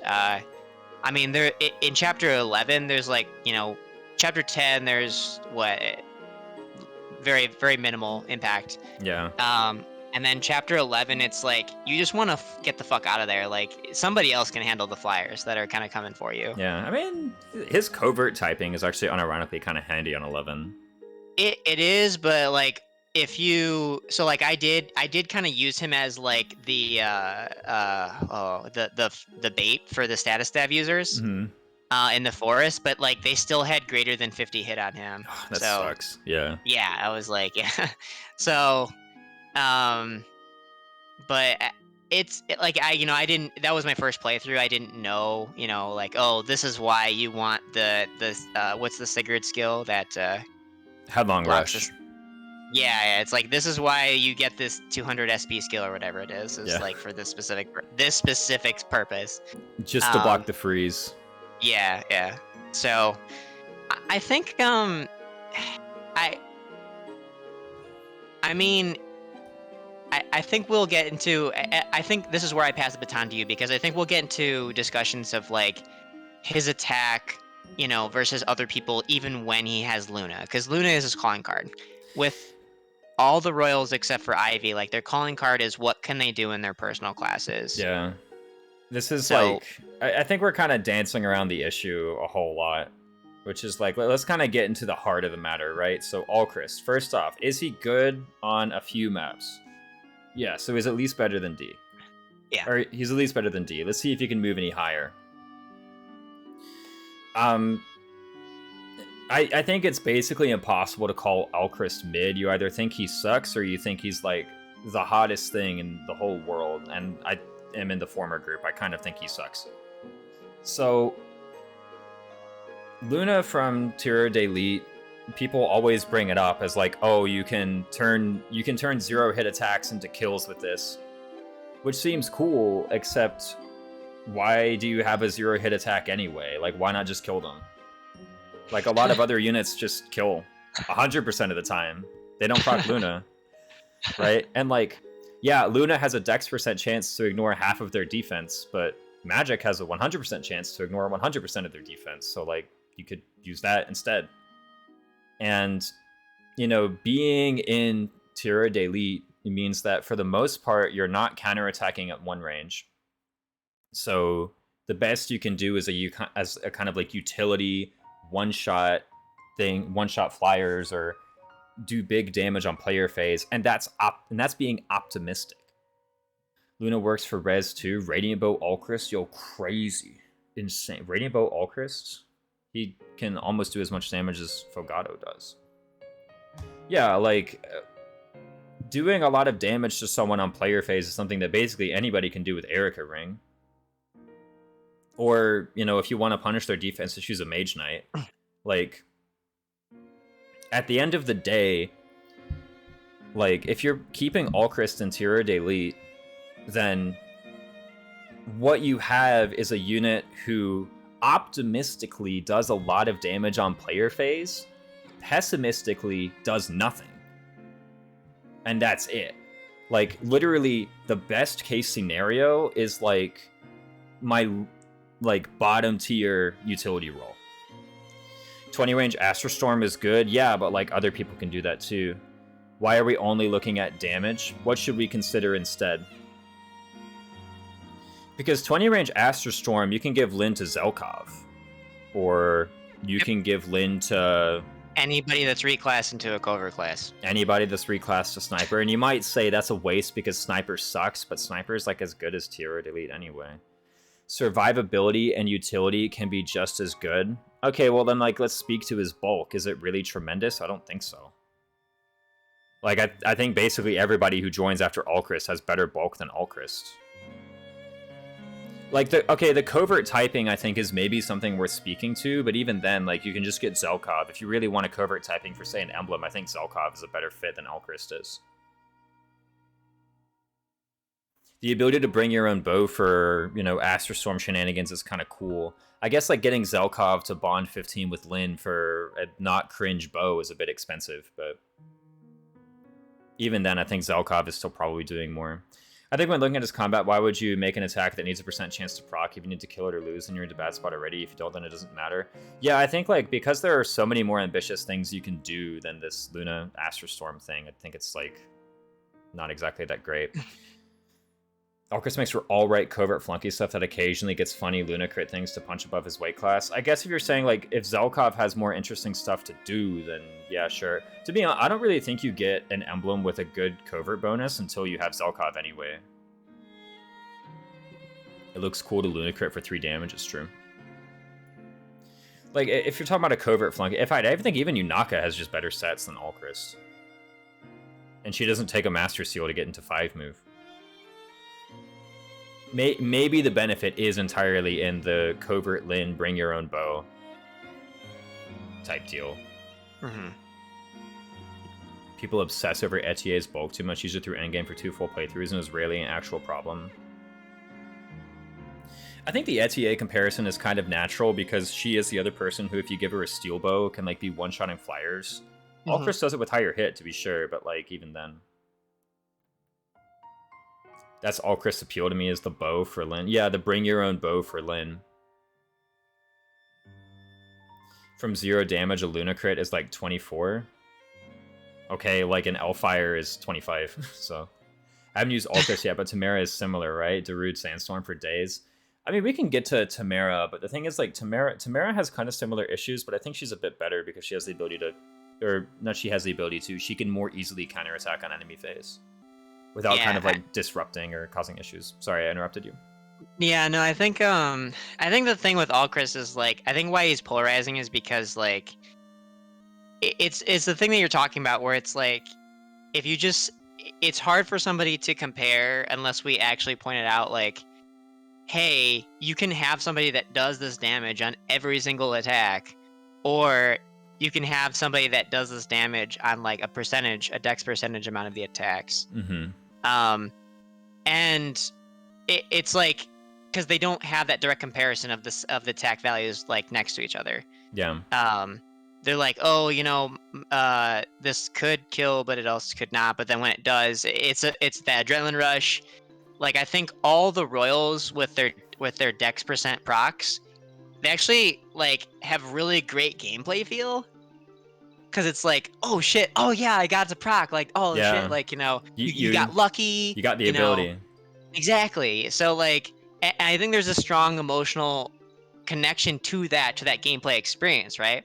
Mm-hmm. But yeah, like if you just compare attack values of him with Luna to somebody else, the lack of 1-2 range, like the one part of me though is like, could you make a case that he actually, becomes that one of the characters who can, one round an enemy each player phase? Because that's kind of what we have like in B for perform small job well for many maps. Small job being one rounding a single enemy unit on player phase. That's true. I did count that as long-term utility. I think that doing so just requires too much investment, to be frank. Like, I wasn't really stated in the tier list, but when I consider long-term utility, I'm thinking like stuff that doesn't really care about your stats or your investment too much. And like, in order to keep him up to that level, like I remember like talking to people who are like using Alcris, like, oh yeah, he's one rounding like everything. He's doing this utility role, and I asked them like what level they are. They're like looping at chapter 17.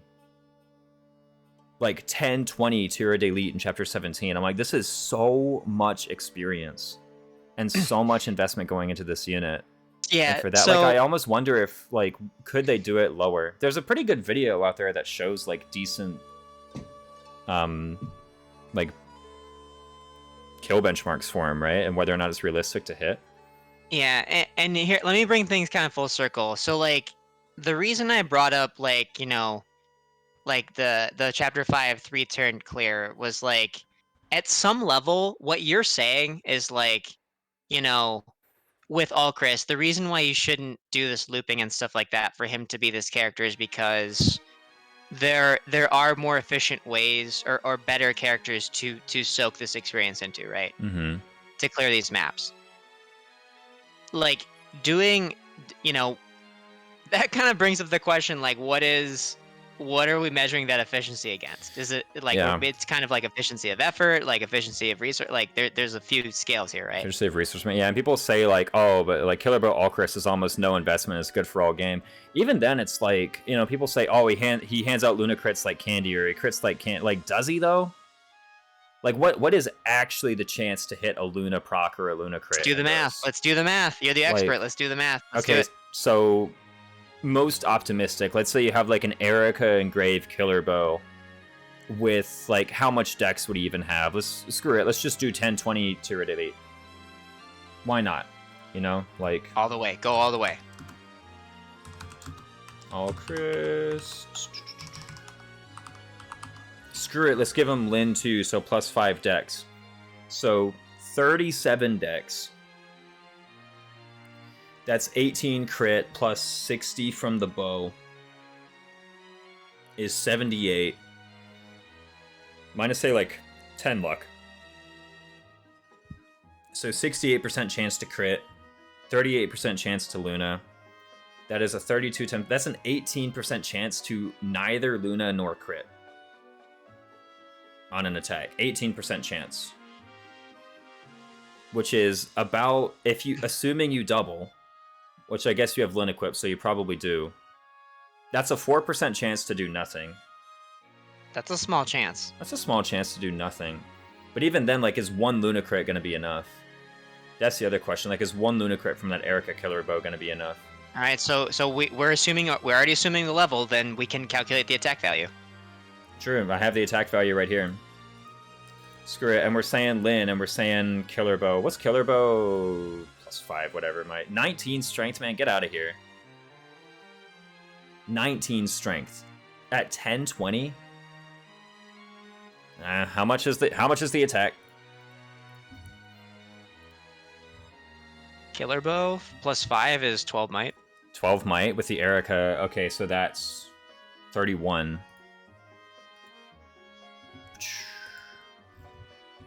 What is this? Let's say, screw it. Let's take these guys in chapter 17. Luna crit, 31. I mean, that is killing, at least here. Does it kill this guy? 31 minus 17. Actually, wow, a Luna crit is not killing this general? What? It's not, right? 18, 31, 13 times 3 is 39. Yeah, a Luna crit does 39 damage to this general. No Luna does nothing. Like, if you don't proc Luna, you actually just do nothing. So a 32, even with a crit, 0 times 3 is 0. So it's a 32% chance to just do nothing on each attack. You need 2 Luna crits for a general. That's supposed to be, like, best case. This guy's okay, I guess. 20-something. Yeah, you do kill the Royal Knight. You do kill the Halberdier, at very least.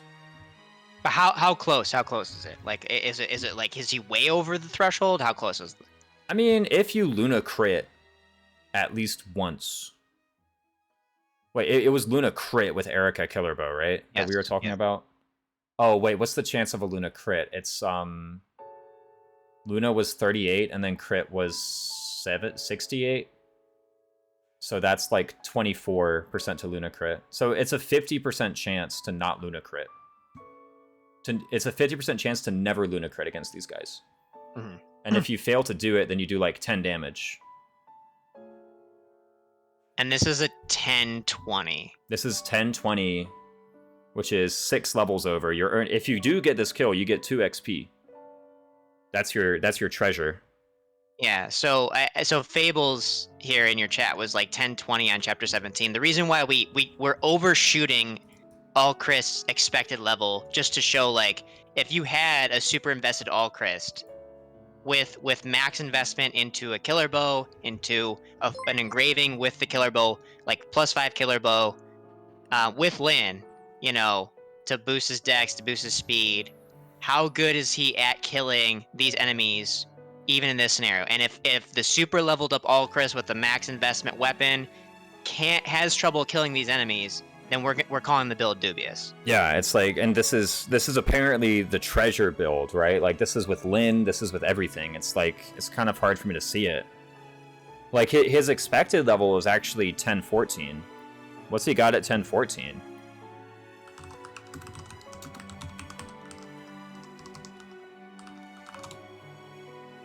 $17 strength, man, get out of here. 4 points less dex. 20 speed is enough to double all these guys, is plenty. With the Lin ring, get out of here. He doubles all these guys. Even this is, I don't know, this is like looking kind of dubious. Okay, the point, I think the long-term Luna play is like, I think it requires too much investment for me to really call it a utility role. Like, you're feeding how much EXP into a utility unit, when like anybody, you could just, you know, build up some Erica and like just do it. Anybody could. Panette has 25 base strength and can get more crit. Yeah, like units like Panette just do more damage.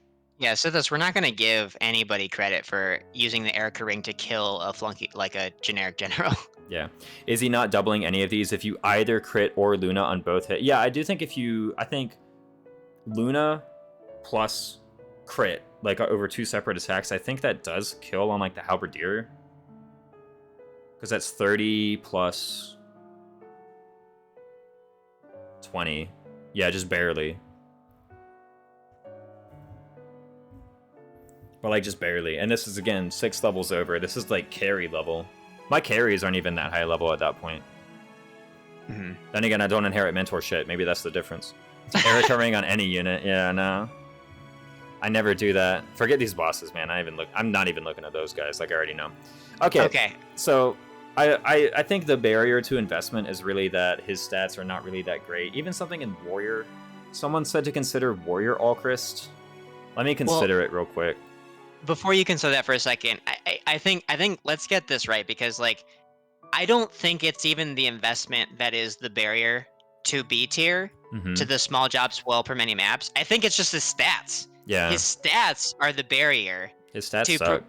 Yeah, he cannot reliably be the person who one rounds an enemy. Like just on player phase once per turn. Yeah, he fails the Lapis test, by the way. Okay, this is the easiest Lapis test I've ever had to do. His base stats are worse than Lapis, so he's worse than Lapis. Also progging his personal on most turns. His personal brings him up to the same strength as Lapis. Not very tremendous, in my opinion. Alright, go ahead, Warrior. Go, consider. I've considered it. It doesn't really look that good. Lapis Warrior is better. Okay. Where in C tier? Yeah, at this point, it's like basically how many maps is he good in? Because if he's got more good maps than like Alfred, then I think he deserves to be above Alfred. Okay, yeah, because he actually kills enemies. Like he is designed to kill enemies in the first 2 maps or whatever. He's the best at killing flyers in those maps.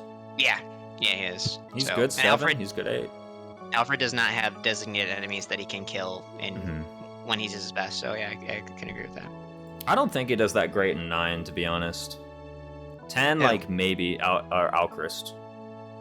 I mean, there's like random flyer. It's like, is he worth it to deploy? I don't know. There's like 4 flyers, and they're so far out. That's more than 0. I just killed him with my Sigurd or Celica guy.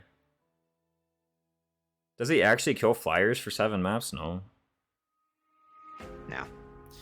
Karoy said right behind Etier, and I'm actually kind of feeling it. Better than Vander? Yeah, better than Vander. I mean, we said Etier was better than Vander because she killed flyers for 2-ish maps. Yeah, and he does for, 7 and 8, yeah. I don't think the whole Panette kills better is a good argument. I mean, there's like a whole bunch of people who kill better, though. Like, Chapter 7, Chapter 8. Like, the whole Lunacret build seems pretty dubious overall. Now, let's not forget, this is like a +5 Erica killer bow. Like, if you get attacked, you get crit. I'm not sold on... I think there is a real barrier to investment. His stats suck. Tira Delete is incapable of anything more than chancing a kill on player phase. You go Brave Bow Lunacrits. Well, we didn't consider. Maybe use Lunacrit the first time we used Dahlquist. When's the soonest you can get a Brave Bow? Pretty quick, actually. You can just forge one. You can forge one from a Silver Bow, which you can forge, I think, technically, obviously, from, all the way from a base Iron Bow if you really wanted to. Yeah, if you've got This is super expensive, though. And this is also, let's not forget, you're putting Lyn, like, the whole build is like, oh, you give him Lyn. You're putting Lyn on a unit who kills 1 guy per turn. How far do you have to forge the Brave Bow to, I think, is like... Yeah, I don't know. That's true, because might actually does matter for him. Brave Bow Lunas. Yeah. At only 2 range. So if you just forge an Iron Bow all the way to a Brave Bow, you're looking at 300 iron, 30 steel, 2 silvers, and 5,000 in gold. It like exists, but I don't know. I feel like at that point in the game, that's significant investment, and it's like that's not something you can easily pass to somebody else on your team. At that point in the game, just use like Fogato. I guess you could pass it to Fogato, actually. That's true. Actually, you could just give it to Fogato. Not a bad move. Yeah. So. When you didn't know what you were doing and have to roll RNG for a kill. Yeah, I think if you're like not very ambitious with your builds and like player phase killing 1 guy per 1 person is like good, then he's good. But I think I've developed more ambitious strategies, and this doesn't really fit.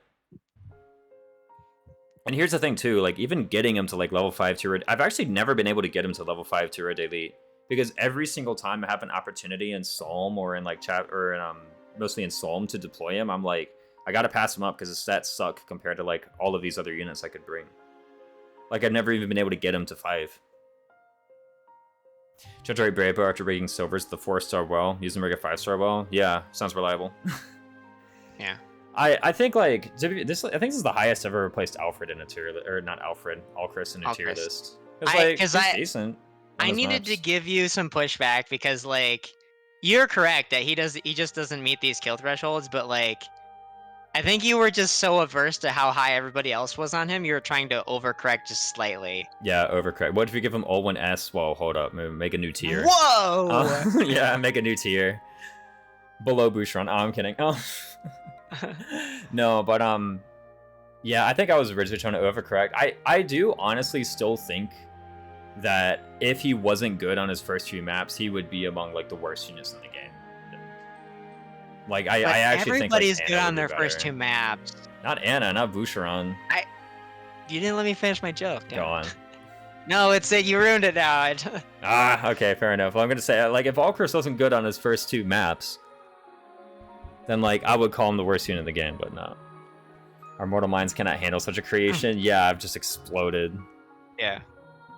The only chapter I can't stomach bring is 18 because it's literally a 2-action map. Yeah, it's just like 18. Oh yeah, I don't know. I kind of like, you know, getting the side objectives on 18. But yeah, no. Totally worth. I think this is a fine placement for him. Like at the end of the day, he does more than these guys do. Yeah.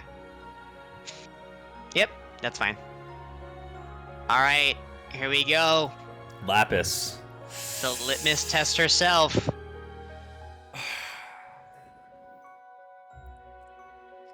Alright, I kind of want to start with my conclusion and just like put her in C. Like maybe above. No, I'm just kidding. Well, I know, the ultimate C tier, low C tier. I mean, like, at least she counterattacks, but man, she is so trash. S double plus from BT Slayer 02. 3rd best unit. Ooh, true, yeah, that Reddit post was right, man. Like, I don't know, the Reddit post was like, she might be better than Kagetsu. Nah, dude. Nah, get out of here. We both have another sword unit, but Diamant comes up and looks better and has more SP. Yeah, like, the thing is, Diamant's better than Lapis, and Diamant sucks. See, with well rigging. So, I will say Lapis is, like, at the very least, kind of flexible, but, man, does she kind of suck. She's a decent, like, just combat flunky. Her stats are okay, her personal is great. But, like, that's basically it. You know, like, we talked about, like, kind of how bad Boucheron was on his maps because of chain attacks, so I don't really feel like giving her much more credit than that, but, like, at the very least, there are a lot of enemies with whom she can scrap, with whom she can fight and, like, kill. She is the benchmark, yeah. Anyone with worse physical combat than her is like, you suck at physical combat. She's clearly the best unit. Triabolical, 3rd best unit. She's the true mid. She's so mid. You know, like, Lapis came out, and our best scientists got to work on Lapis builds, and they all sucked. I've seen a few Great Knight Lapis. Like...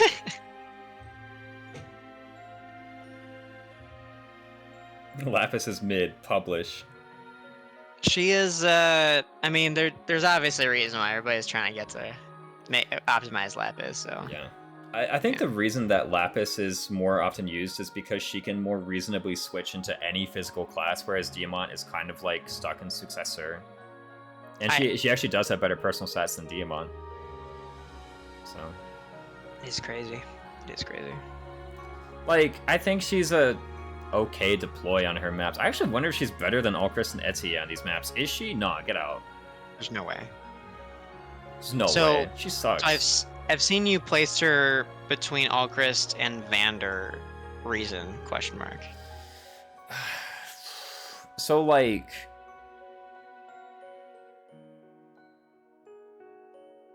I'm actually not so sure of it myself. Like, I'm very easily swayed to put her lower than either of these two. It's like she shows up and she just does some combat for a few maps. And I think Vander does slightly better at the combat in the few maps than Lapis's combat does in the few maps. Here's kind of sucks. In the same few maps, or the few maps that Vander does relevant combat? In the few maps where Vander does relevant combat compared to the few maps where Lapis does relevant combat.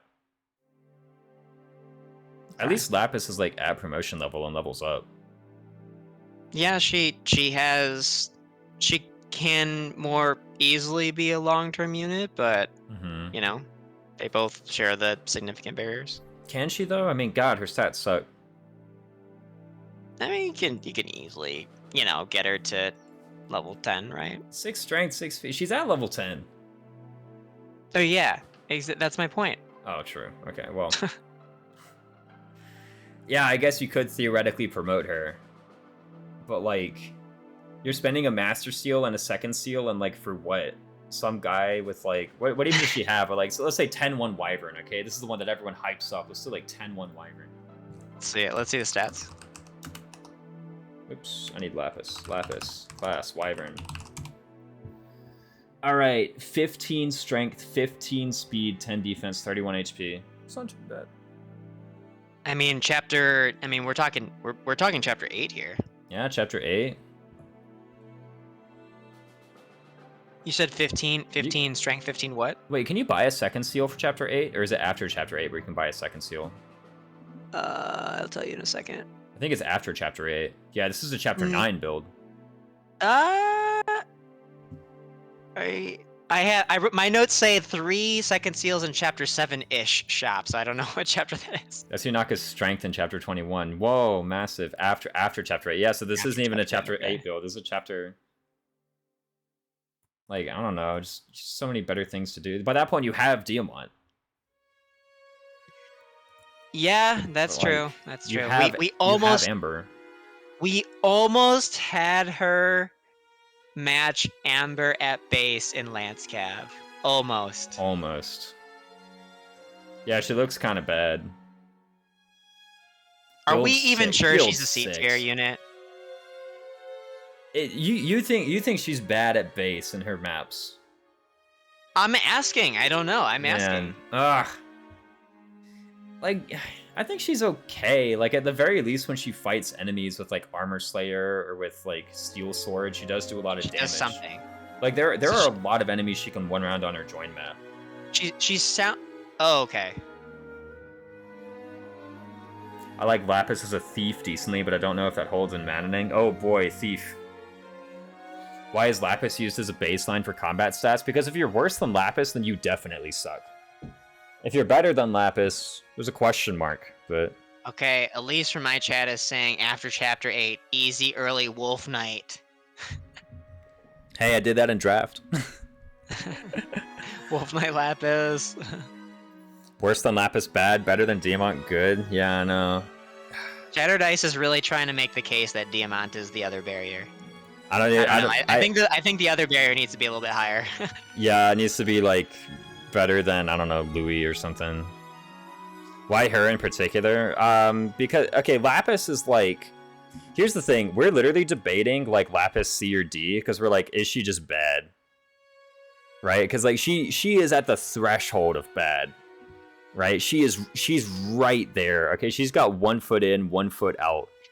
I think everybody, like, a majority of people would say, besides X person, you know, on Reddit who's saying she's the 3rd best combat unit in the game and she's better than Getsu, besides, like, that kind of person, most people would agree that she requires some kind of, like, I won't say significant because, like, of differences in opinion, but I'll say most people agree that she needs some sizable investment to make her good combat-wise.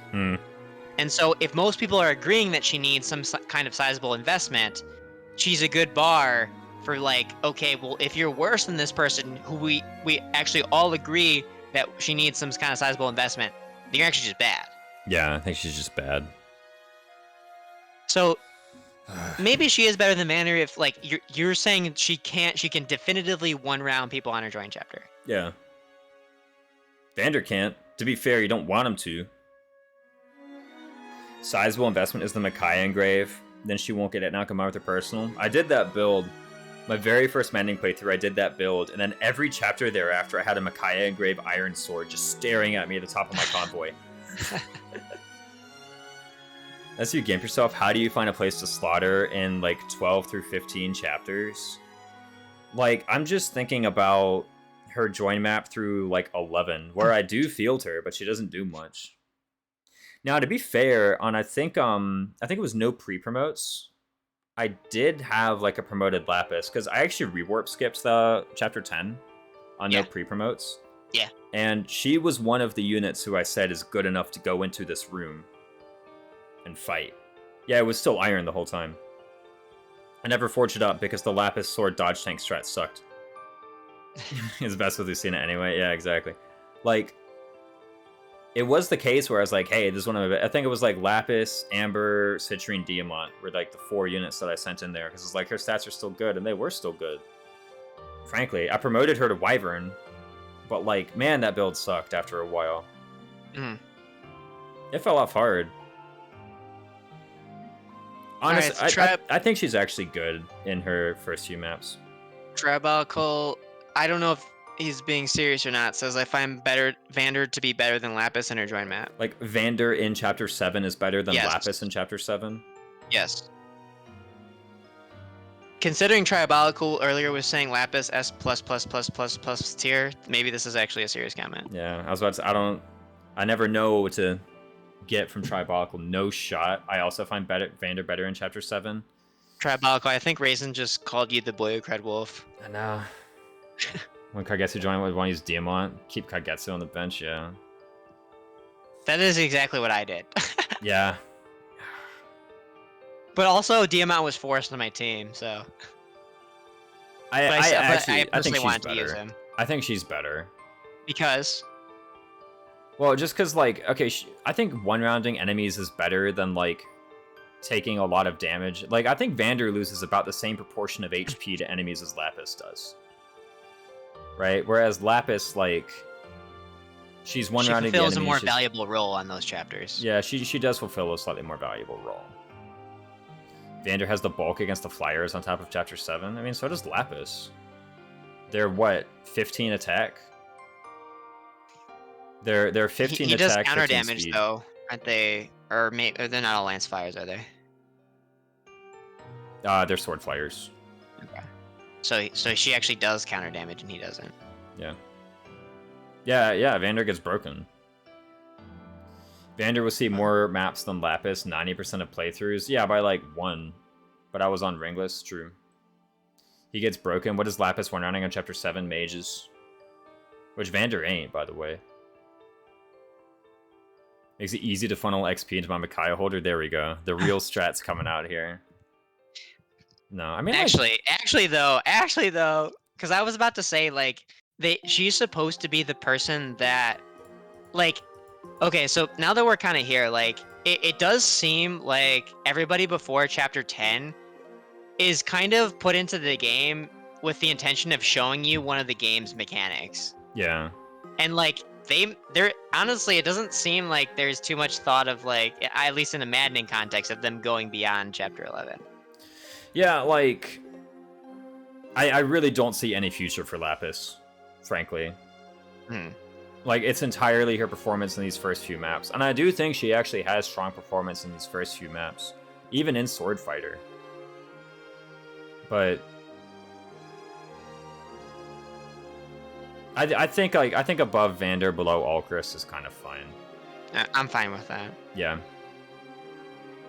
All right, let's move on. Go ahead.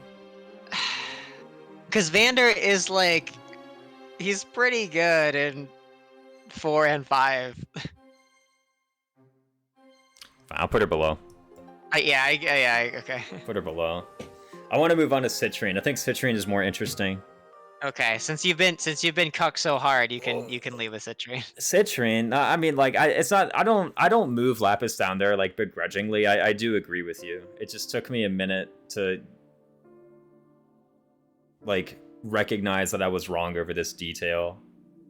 Also, 3. We spent a lot of time on that. Yeah, on Lapis. Yeah, exactly. I don't know. I enjoy spending time on these. Citrine, it's like, using. We spent like 2 minutes on Chloe. We spent like 20 minutes on Lapis. What the fuck? Yeah, Chloe's good, guys. Easy. Like, man, she does everything. All right, Citrine. She's kind of really good. I'm gonna put her like in A, maybe top of A. Okay. So Citrine has really good magic. And if you make her a Mage Knight, then she just, like, one-rounds everything. It's pretty much that easy. Now, this isn't the only thing you can do with Citrine. She also pretty reasonably goes Sage. And Sage is a nice utility class. Like, I really do think the Sage versus Mage Knight choice on her is pretty balanced. It's either Sage for the better utility, or it's Mage Knight for the better just combat in general. Mm-hmm. Yeah. These are good. I love Nana. Exactly. Mage Knight, not in general. Yeah, and Mage Knight. So, shut up. Get out of here. Mecca, how dare you introduce this joke into the zeitgeist of FE? Yeah, Mage Knight doesn't really care if you have low speed. I mean, it's the kind of thing where, you know, people are like, Citrine sucks, she needs the all-one ring. I had a speed-screwed Citrine doubling basically I think the first time where she was like, I actually can't get Citrine to double these enemies was the final map. And that's because she was separated from my Byleth holder. So, and she didn't get doubled by them either. I was like, all right, let's just go in here. Yeah, Reprisal hold out Citrine is fun. Yeah, I wish we could consider DLC here, but honestly, I think even DLC lists Citrine, like literally you just take Citrine and you make her a Mage Knight and she just kills everything. I would actually, just a quick sidebar for DLC and we'll jump back to non-DLC. Mm-hmm. She probably is A, but it's like, I think there's like one person who kind of introduces an interesting dichotomy with her is Gregory. Mm-hmm. Because he's like even more mid-max than she is at what she does. She's even the more extreme Citrine. Yeah. So something to consider for a future tier list, how that would impact how people rank within tiers. But anyway, Citrine. And joins at the same time. Yeah, I mean, she's kind of like, I think she's the mage who's like not easiest to activate. I think there are two mages that join after her that are easier to activate.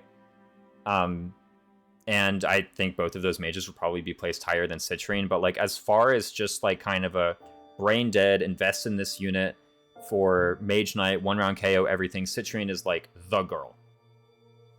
Like, it's pretty easy. Her lower bulk is a boon for her, better for bondage shield and getting to low HP. Non-speed build Citrine feels like the early game unit that suffers for least from not getting one of the first 3 master seals. Yeah, like getting her an early master seal just to get her to that Mage Knight. Like she gets into Mage Knight and she immediately is hitting 1-round thresholds. Gregory with his 15 dex.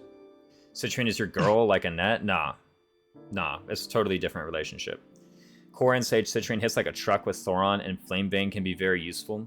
Yeah, like the Citrine, the Citrine Thoron or Corin ring is just in general, it's a really nice utility unit.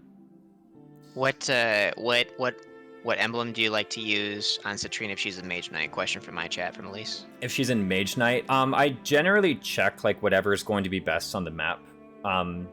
If she like actually really needs to hit like a lofty doubling threshold and she's nowhere near my Byleth holder, then I would give her Lyn. Otherwise, something like Marth is pretty fine. Even something like Roy. In my Iron Man, actually, her most used emblem was Leaf. Out of all things, though. And that's mostly because her stats were just so good that I gave my better combat emblems to other people, and then I gave her Leaf at the end. And let's be clear here, so people aren't going to know this unless they watch your Iron Man, but even if they did, they might not know this because it's kind of a niche fact, but how speed screwed was your Citrine in your Iron Man? My Citrine was 4 points of speed below her average. 4 points of speed below her average. It was a 3% speed screw. And you got her to be doubling with Leaf. Yeah, with Leaf. Let's go over Leaf's emblem boosts here. HP, build, defense. Exactly, no speed. Which, hey, build does contribute. It means she was able to use Bolganon, right? Yes, yeah. Why would I promote Citrine and get her to 5 to get enough speed high enough when I can get Pendreo by that time? Now, that is a good question, and like when we get to Pendreo, we can discuss where he places relative to her. But the reason I like it is because just the insta-promote Citrine solves so many problems in these early game that I actually just really like doing it. And again, like, her magic is pretty good. It does surpass Pendreo's. And the point is, if she's slow and I still got her to double, yeah, maybe it means I can allocate other things to other units if I use Pendreo instead. Because Citrine has way more magic? Yeah, exactly. Like, the Mage Knight Citrine, in my opinion, is one of the easier builds to get online and just be one-rounding everything. And it activates pretty early. Not as early as Chloe. Chloe kind of earns a spot in S tier for that. I guess I might as well bring up, like, why exactly is Citrine not S tier? At the end of the day, like, there are still some issues with her. Like, her low bulk, as someone mentioned, is good for bondage shield, but her low bulk is a slight bit of an issue in some of the earlier maps. And at the end of the day, you do still have to do something about her speed. You can, but you do still have to do something about it. I don't think there's anything special to Citrine. She's She's a great mage knight. All of the other mages above her in the tier list have something better than her, but she's a great mage knight. I think she's probably going to end up being the best mage in A tier. There are also 3 speed wings to help fix any speed problem. I did end up giving all 3 speed wings to Citrine, which, I mean, I could have done... You could have said, hey, you could have given them to Ivy or Amber, because both Ivy and Amber were also, like, -4 in their speed average. The bulk is a big problem B tier for me. I don't really mind the bulk, because, like, at the end of the day, you do have Bonded Shield. That's kind of my playstyle. And it encourages them to go for her. Yeah, it helps. It helps them not attack the Lucina holder and attack Citrine instead. All 3 of those are after Chapter 17, though. I mean, the thing is, like, doubling is, like, okay, remember, I went into Chapter 16 with the wager, right, where I said, I'm going to have Citrine get MVP on this map and double everybody. I wasn't allowed to use Lyn. I think I used Lucina something. Whatever Lucina only gives +2 speed. I didn't want her to get more speed from her ring than she would get from the O1S ring. Right? I said, so I'm giving her at most +2 speed from the ring. She was 2 speed above her base. She was level 10 Mage Knight and had earned 2 speed ever. And she doubled everybody on that map. Every single person on 16, she doubled. Every single one. Even the 25 speed Griffins. She doubled. Easy. How will everything be dead if you can only attack once a player phase? What are people talking about here? Oh, Sage, Citrine with Nova also 1 rounds in late game if you disregard her speed. Yeah, versus spam tribolicals, how to get Citrine to double video. Yeah, I just need to make that my exclam Citrine command. So, hold on, who's player phase? How will everything dead if you... Okay, but like, when you get the Nova, the game is a player phase game. Yeah. I mean, it's kind of true, yeah. It's kind of true. It's kill boss. That's what it is. And you have the tools to get there quickly. Yeah, there are a few maps where I still like doing Bonded Shield. Worse strength than Lapis. Yeah, true. She doesn't pass the Lapis test, actually. No, but I think probably like the best mage in A tier is going to be it. I don't think there's anything outstanding to her that deserves S tier, but just being an A for Mage Knight, and like Mage Knight Citrine just kills everything. Like, you'll be fine. Do we want to bring up Olwen S? Or no? I think we should. I think we should. It's right. like, just to describe, you know, why not. So Olwen S is this ring. It says Dire Thunder. If you get this S rank ring, then Thunder Tomes, not El Thunder, not Thoron, just Thunder Tomes, are now Brave. And this is a pretty popular build for her. I think... I stated earlier, builds which nuke things on player phase are like utility builds to me, not carry builds. I don't really hold them in very high regard. I think if you're spending however many bond fragments you're spending to get the Olwen S ring, like I think there's a reliable way to rig it that costs 3,000 bond fragments, which in my playstyle is just not affordable. Since Olwen S is obtainable reliably, it can be considered, I guess. Is the reliable way the 3,000 bond fragment rig? Because that is so pricey. I would actually consider that to be higher investment than anything that went into Mage Knight Citrine. Everyone thinks she's slow and they give her, like, Dire Thunder Eichengrave, yeah. You know what's funny is that the Olwen S ring actually gives 2 speed, and I think it's pretty good for that. Like, I think giving her the 2 speed just so that she more easily doubles with, like, Elfire or whatever is good. I regret going for Dire Thunder, like, 3 times. Will you be putting this on YouTube? I can save the VOD on Twitch, and then when I get a chance, I can upload it to YouTube. I promise I'd do it with the other tier list, and I haven't done it yet, so I'm not going to promise I'm going to do it here. I will be putting this on my YouTube, but... There you go. Look at Justin's YouTube. I can reliably get a good clan, too, by rigging levels, then. Going Dire Thunder. Yeah, the perception is like... I mean, it's the kind of modern gamer mentality where it's like, there's a skill combo, so obviously this is the correct thing to do. Right? Like... Do you know how to do the rigging? I have no idea. Okay. I just know that everyone says it costs 3,000 bond fragments. Going for Ocean S for +3 speed is pretty good, frankly. Yeah, I'd rather have Ocean S. I'd rather have an Emblem ring. I don't know how to pronounce this, but I'm just gonna guess Zarkson. If you're interested in seeing my YouTube, it's the same thing. It's the same handle as my Twitch. So. I don't There have you go. any videos on there yet, but this will be the first, and then I'll probably post our 3 houses tier list on there as well in a series. So Yeah. Ocean S is so good. Yeah, I really like it. But that, I mean, I think okay, so having access to the Dire Thunder ring technically expands her options. And I will say it does make her 3-range combat specifically much better. And I think that the best way to use Dire Thunder is to just do the regular Citrine Mage Knight build, have the Olwen S-Ring equipped for the +2 speed, and then when you need to do combat specifically at 3 range, it augments your 3-range combat.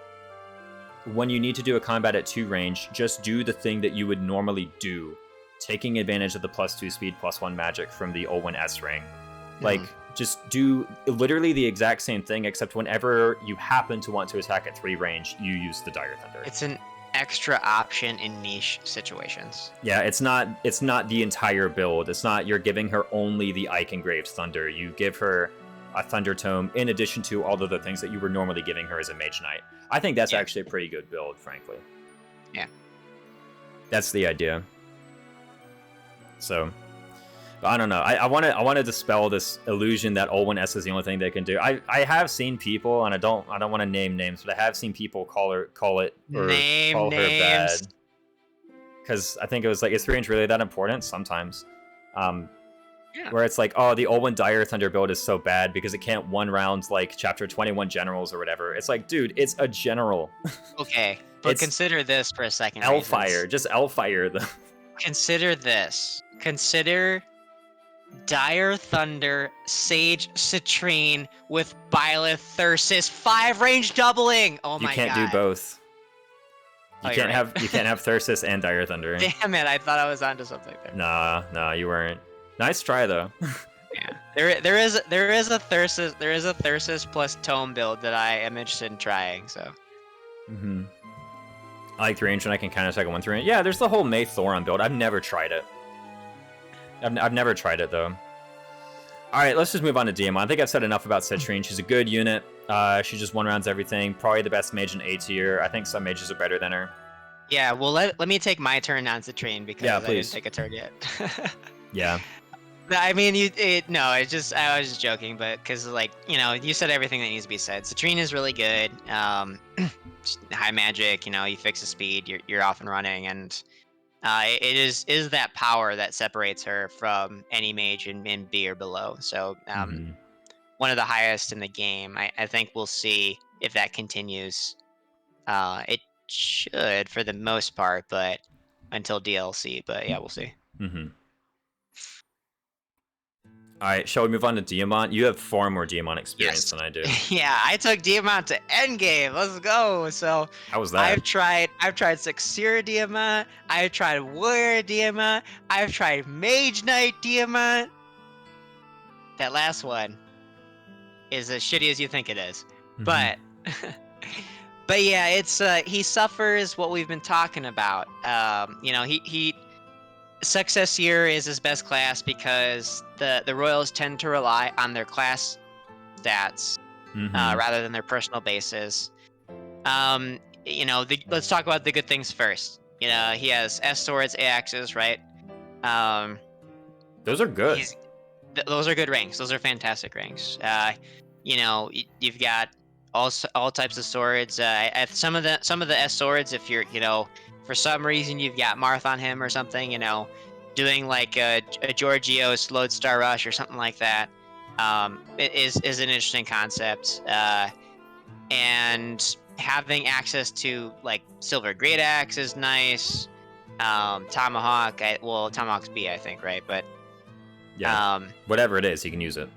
Yes, exactly. So now let's talk about he's got great ranks. He also has above average utility in his join chapter and the chapter after that, for probably 2 chapters there, maybe 3. So yeah, so Diamant, those are the good things about Diamant. The bad things about Diamant is I was about to say, that's a pretty short list. It is a short list. he suffers from that balanced stat distribution that most of the royals suffer from.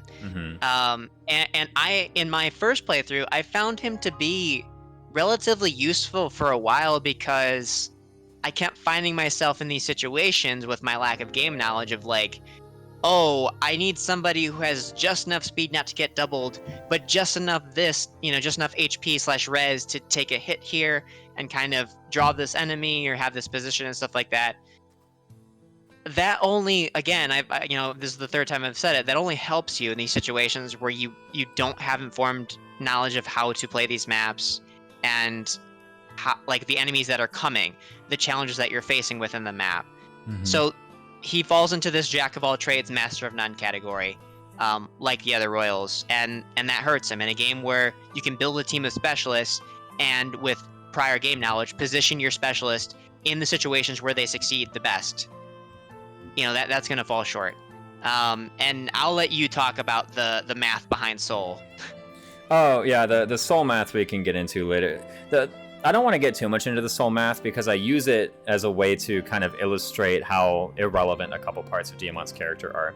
I kind of want to use chat. I used a -weight engraved tomahawk on hard, and it was good for Diamant. I think that's actually a pretty decent way to do it. Like if you're gonna take a ball of mid stats and turn it into a 1/2 ranging guy, I think like a lid engraved tomahawk is a pretty decent way to do it. I literally did that. That is exactly what I did. Not bad. There we go. Yeah.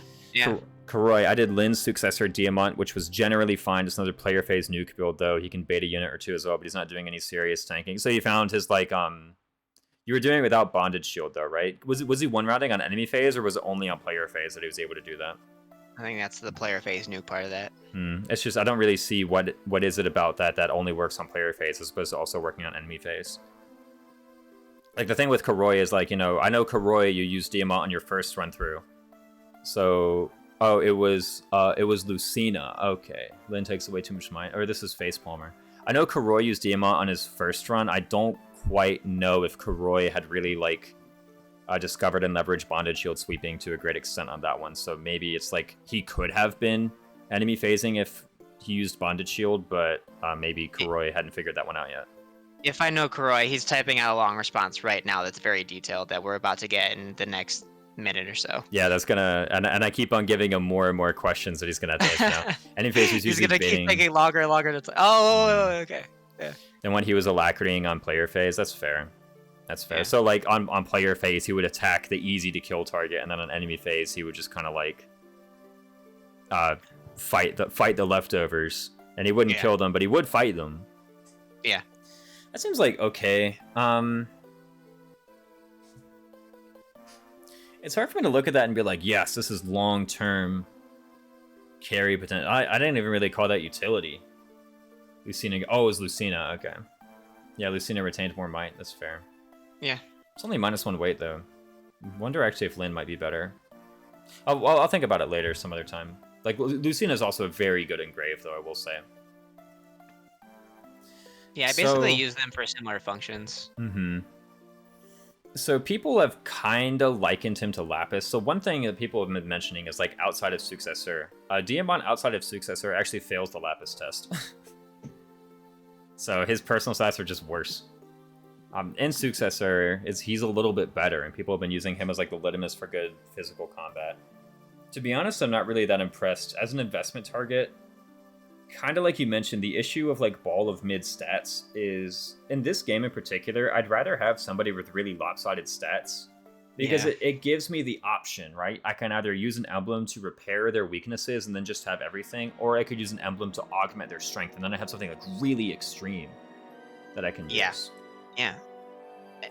And let me jump in real quick. That's a smoking gun here, is like, in this game in particular, there is so many ways to patch a weakness. Yeah. And it's really about, you can assume in this game, you can patch every single unit's weakness, so then it becomes, what is their strength? And then it's just a comparison of their strengths relative to each other. That's what this game is. Yeah. And again, like, even if they have a weakness and they have a strength, you can, at the start of a map, just decide, you know what, their weakness is entirely irrelevant. I'm just going to lean into it. You know, you can just take who is this? Who has high? You can just take, say, Citrine, who has really high magic, and just give her more attack if you decide that this is what you need to do for your build. Right? So, the thing about Ball of Mid Stats is, you know, Diamant is Ball of Mid Stats in a game where I don't really think that's that impressive. I think he's at least better than Lapis in his few maps where he's present. Is he better than Alchris in his few maps where he's present? Probably not. Like, I kind of want to put him just ahead of Lapis. This is who he is to me. I agree. So, and now that we've done that, because that's exactly what I was thinking as well, is, I think, who was saying before that, like, you know, worse than Lapis, that's the Lapis test, but better than Diamant, that's a good unit. That was... Yeah, I don't It's see the same line, though. It's literally the same line. It's the same line. Like, Diamant... Like, Lapis is more flexible, and Diamant is, I guess, better if you keep them specifically in a backup class. So, 5 strength speed, 2 build. I think that's not considering... I think that's just considering base.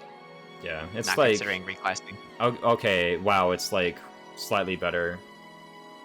You're probably going to always use Successor anyway. I'm not really... This doesn't seem like a massive difference to me. I'm not really swayed.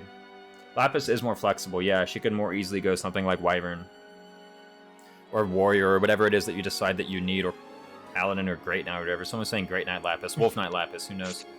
But it's like, he's Ball of mid stats in a game where I don't really think that's very good. I would rather have a really extreme unit, so I can either choose to patch their weakness, or I can choose to augment their strength. With that, I have, like, options, whereas with this, it's like, no matter what I do with you, you suck. Warrior Boucheron is clear of Successor Diamant. Yeah, but, like, I've already kind of established Successor Diamant kind of sucks. Diamant just always feels like he contributes meaningfully, whereas Lapis gets insta-bench. Yeah, I'm kind of comfortable putting him here, but it's like, even his utility role, I feel like... Could he go... Could he go B? Could he actually? Well, I was actually just gonna ask about Vander. I don't even know... What is he gonna do in B? What small job is he gonna do for multiple maps? This, what is like, the small job? Lin, player, phase, No, Alacrity build. Why are you putting Lin on him? Lin is like, can go on so many better units. Is the thing. Yeah, it can, like, actually fix a carry speed. That's one of the most limited resources you have. Lin Emblem is kind of good. Ike Diamant is pretty good. Ike Diamant, I mean, he can bring his own axes for, like, Great Ether. Yes. Yeah, you could do, like, Silver Great Axe, Great Ether. Like, that would actually be kind of interesting. Roy put Diamant next to his brother. Kind of want to. Ike gets the job done mid-game as well. I'm just not very hot on Ike Emblem in general. Like, the whole game plan it represents. You know, get in here with some stats and nobody kills anybody. I don't really care for that. It's a sustain stat, and it's like a sustain strat, I should say. Yeah. And like if you don't, let me how should I put this? You can build your party in a way where you never need sustain strats. You can do that. Yeah, low bulk is not an issue. Lin Diamant was okay for me. Tried it with Brave Axe or Brave Sword from Liberty level 4. That's pretty nice for mid game. That is one consideration. Is like a lot of people have been using Brave Sword Diamant. And it was okay for a while, but it's okay for a while. That's it. Like, that's short-term utility. Here's the thing. I think that's actually damning for Diamant though, because like if you're saying Lin Diamant was okay, Lin on anybody should not just be okay. It's kind of right, yeah.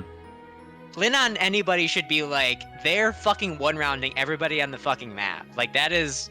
If all you're getting out of Lin is, like, Lin makes you into a player phase 1 kill per turn person. Should be an that's enemy not good. phase 1 kill, yeah. That's not good. You should be getting more out of Lin than that, I think. He just needs that kind of investment to be good, to be passive. You know, here's the thing. Here, actually, I'm going to invoke... Here's what I'm going to invoke, the 7 maps rule. 7 maps after his joining, okay? So let's just give him the benefit of the doubt and assume that he has been great on 8, 9, 10, 11. He needs 3 more maps, okay? Is he like better than your other units on 12? To be honest, I don't think so. He kind of sucks. Is he better than your other units on 13? To be honest, no. I think you have way better units. Is he better than one of your other units on 14? Maybe you would have the deployment slots for him because that map has so many deployment slots. But then after that, like, let's not forget, you need like 3 more maps where he's good for this to be like beyond C. Even if you're like, okay, let's say this utility thing is like worth doing, even if that, I actually think he doesn't pass the 7 map rule.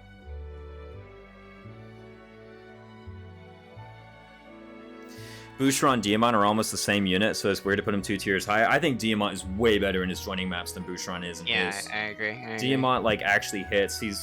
He actually hits.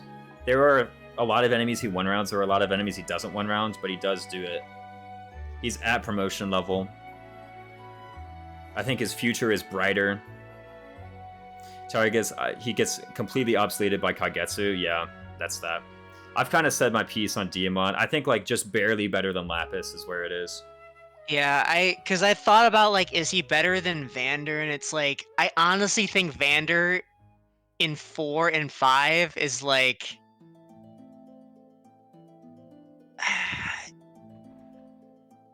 I think it's better. I think it's better than Diamant's contributions in 8 and 9. Yeah. And then it's like, you know, Vander also in 3 is better, and yeah, there's just more maps where Vander is better. Than it's like the other part of that is like Diamant is a better investment target long term, but like you probably shouldn't do it. Yeah. Someone brought up Fair Fight. Fair Fight's a good personal. It's all right. Yeah. But well, actually, wait a second. No, because like, I guess in niche situations, and like that's what personals in this game are. You have to, for the most part, find niche situations, but if they proc at all. Yeah, but like Fair Fight is almost like how we've been talking about like Luna being like a makeup for Ulcris just being weaker than everyone. Isn't Fair Fight just kind of a makeup for Diamant just being less accurate than a bunch of people? I mean, like, kinda. Again, like, whether or not a unit is accurate is basically entirely whether or not they have an engraved weapon. Mm-hmm. Right? Like, it's good with the Great Axe. That's true. It's pretty good with the Great Axe, so...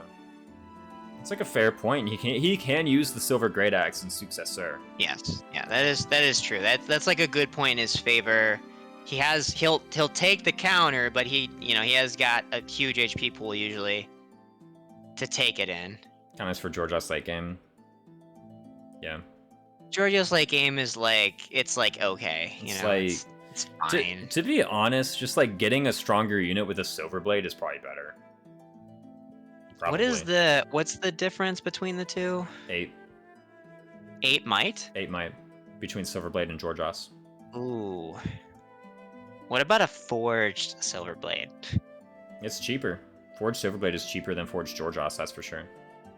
Hold on, let me go to my forging totals spreadsheet where I told everything. And it gets +2 on the first forge, whereas Georgios gets +1, I think. Silverblade at +5 has 30 might, and then Georgios at +5 has 37 might. But it's 18 weight versus 11 weight.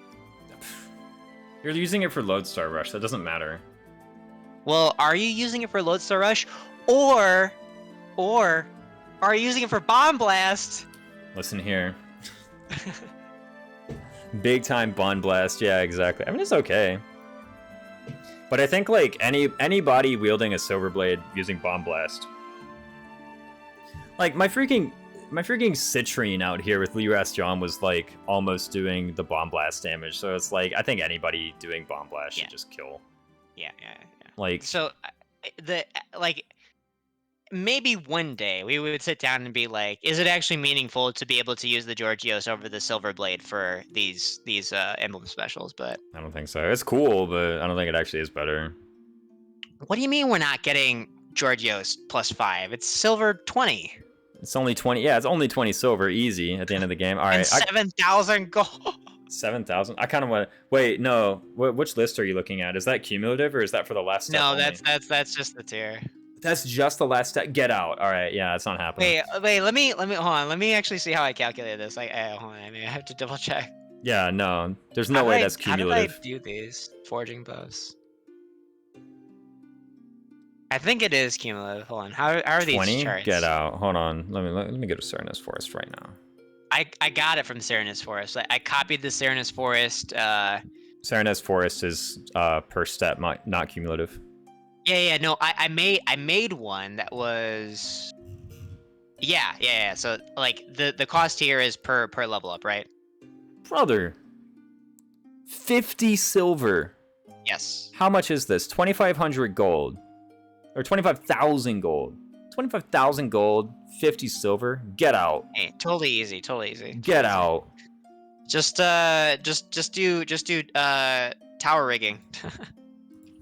Come on, dude. Why you dong the best unit in B or C? Because they suck. No, I'm pretty confident on these placements. 10 crits, exactly. S-rank weapons have a sweat upgrade cost. I'm kind of like through prouding the point with DM on. I kind of want to move on to Amber. Amber, your favorite unit of all time? Dude, he's good. Dude, wait a second. You got it. I got to tell a story. Go on.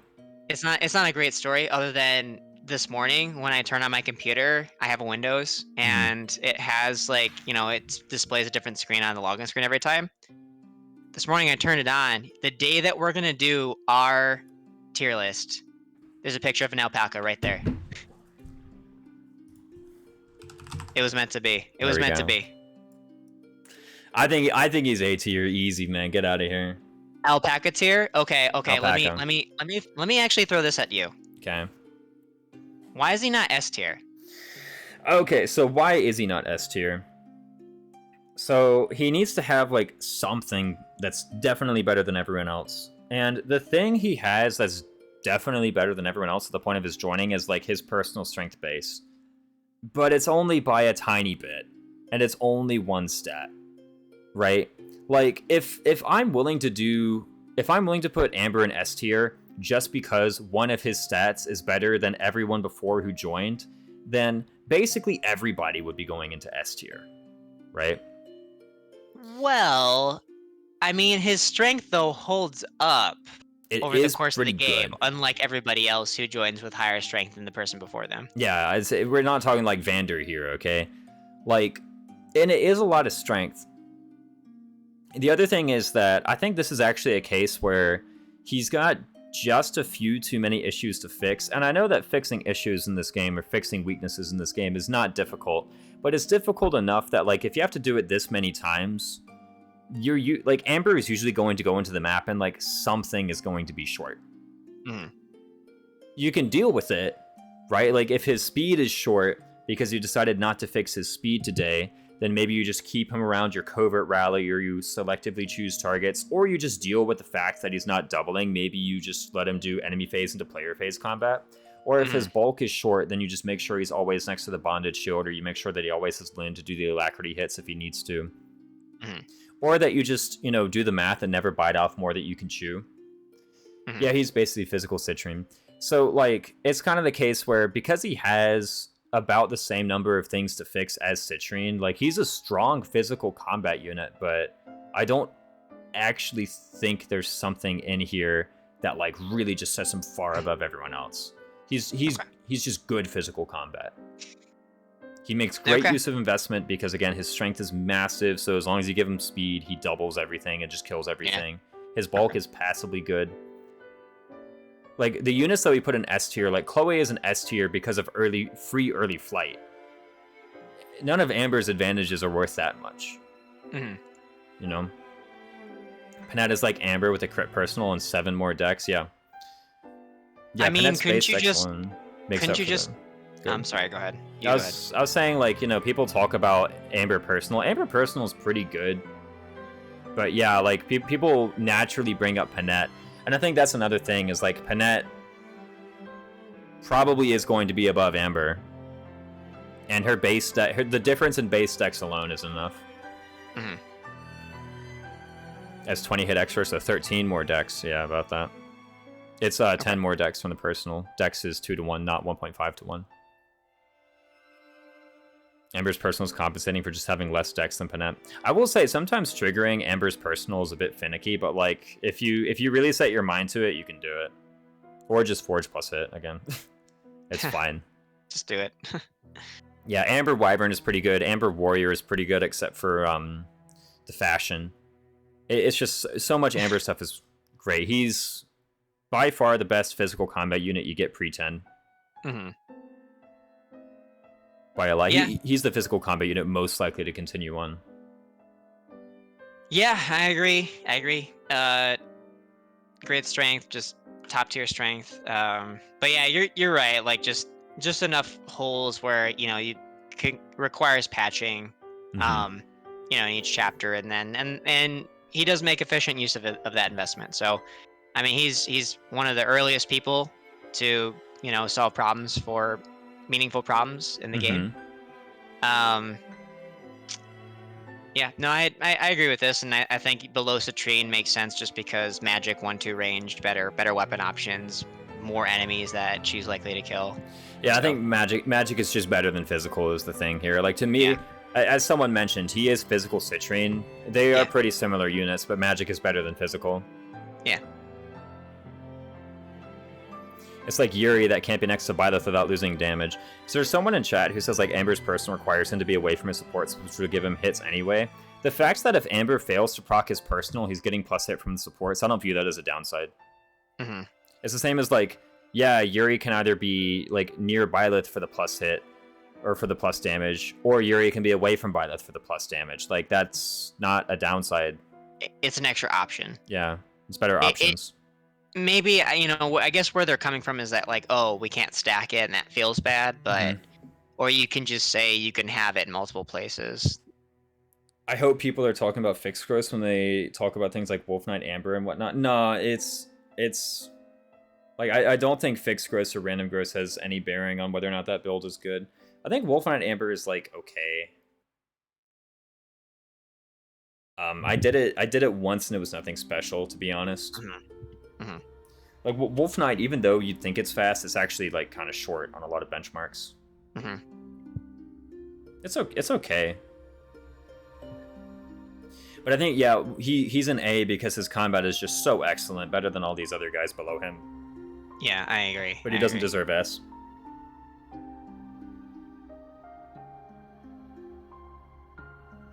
It's better than just the damage, yeah, but like without it, then it means he can operate. Like okay, I don't think getting something when you proc it and getting something when you don't proc it, at the end of the day, I view that as pure upside. I don't view that as being like a detriment to the ability.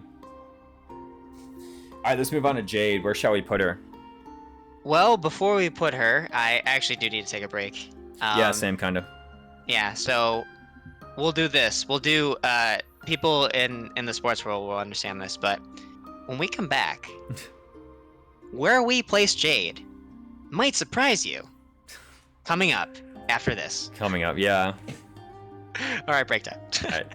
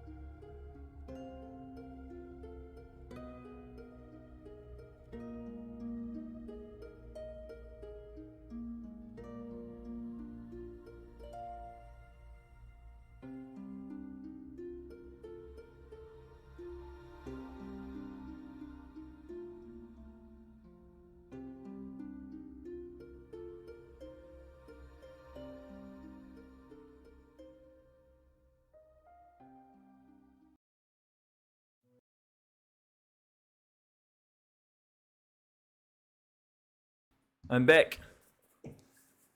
Where's Justin? He here? Wait. Where's my soundtrack?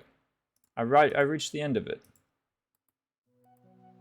I had relaxing Zelda music. I don't know this playlist. What the heck? Hit the back button, bro. Relaxing music from the Fire Emblem series. Holy crap, this is really loud. A little bit better. I'm back, chat. My thing with fixed versus random growth is mostly with units who have really borderline speed strength magic and have the potential to struggle with bad RNG, while other units might have the excess stats to do their job. Yeah, I guess like fixed growth does kind of help you get around Ford syndrome in a way. But I don't really know any units in this game who like have Ford syndrome very bad. Like, if you don't know what Ford syndrome is, it's where when all of your stats are just one short and you can't do anything until you've leveled each of them at least once each, which takes a while. Like, there's actually a very decent chance that you fail to do that if you're on random growths, but it's like with fixed growths, I guess like you will eventually leave the pit. Random growths benefits early joiners because they have a chance of surpassing the pre-promo as opposed to fixed growth. Yeah, the chance of that is actually pretty slim, though, to be fair. Like, the chance that someone like Alir gets enough stats to match Kagetsu is, like, incredibly low. And with that many levels, they're pretty likely to be close-ish to their averages. Or to their expectation, rather. It benefits them the same as it beanies them the same as fixed. Guys, it beanies them. Putting it into a class where it has more balanced growth has a chance to get screwed seems like a relevant decision versus going for a lopsided class that supports its strengths. I will say, like, there is like variance is higher the closer to 50% your growth is. More levels usually means more chance to reach the expected average. Actually, very strangely, if you're just thinking about the actual overall stat, more levels means more variance. Means it's harder to predict where exactly they end up.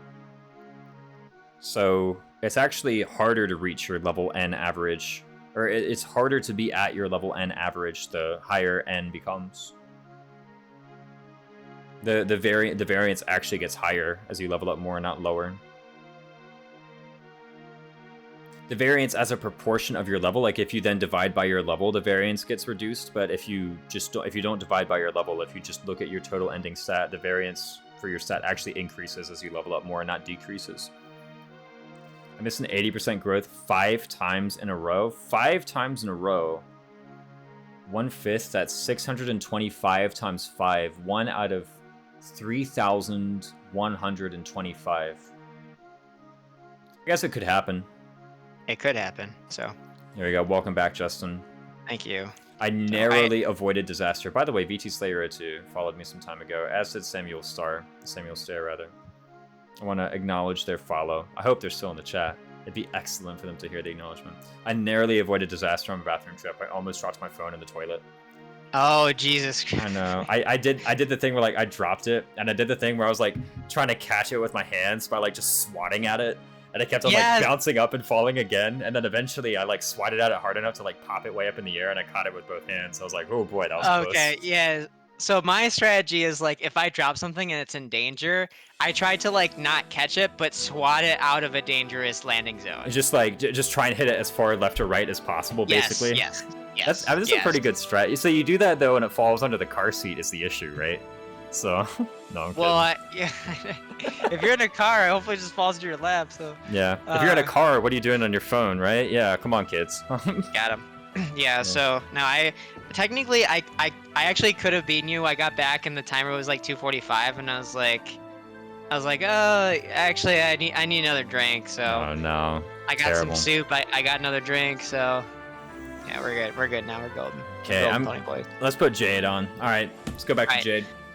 Let me lead with Jade because I have some Jade experience. So. Please.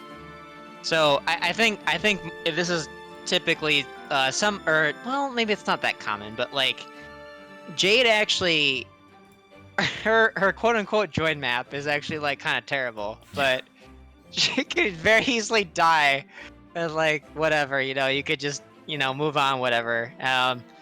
But in 10 and 11, what you can do for her is you can you can forge some kind of great axe beyond iron. So you could go steel with her and give it some kind of plus hit engraving, because the great axe I think is an option for plus hit. You can give that to somebody else later. It doesn't need to stay with her.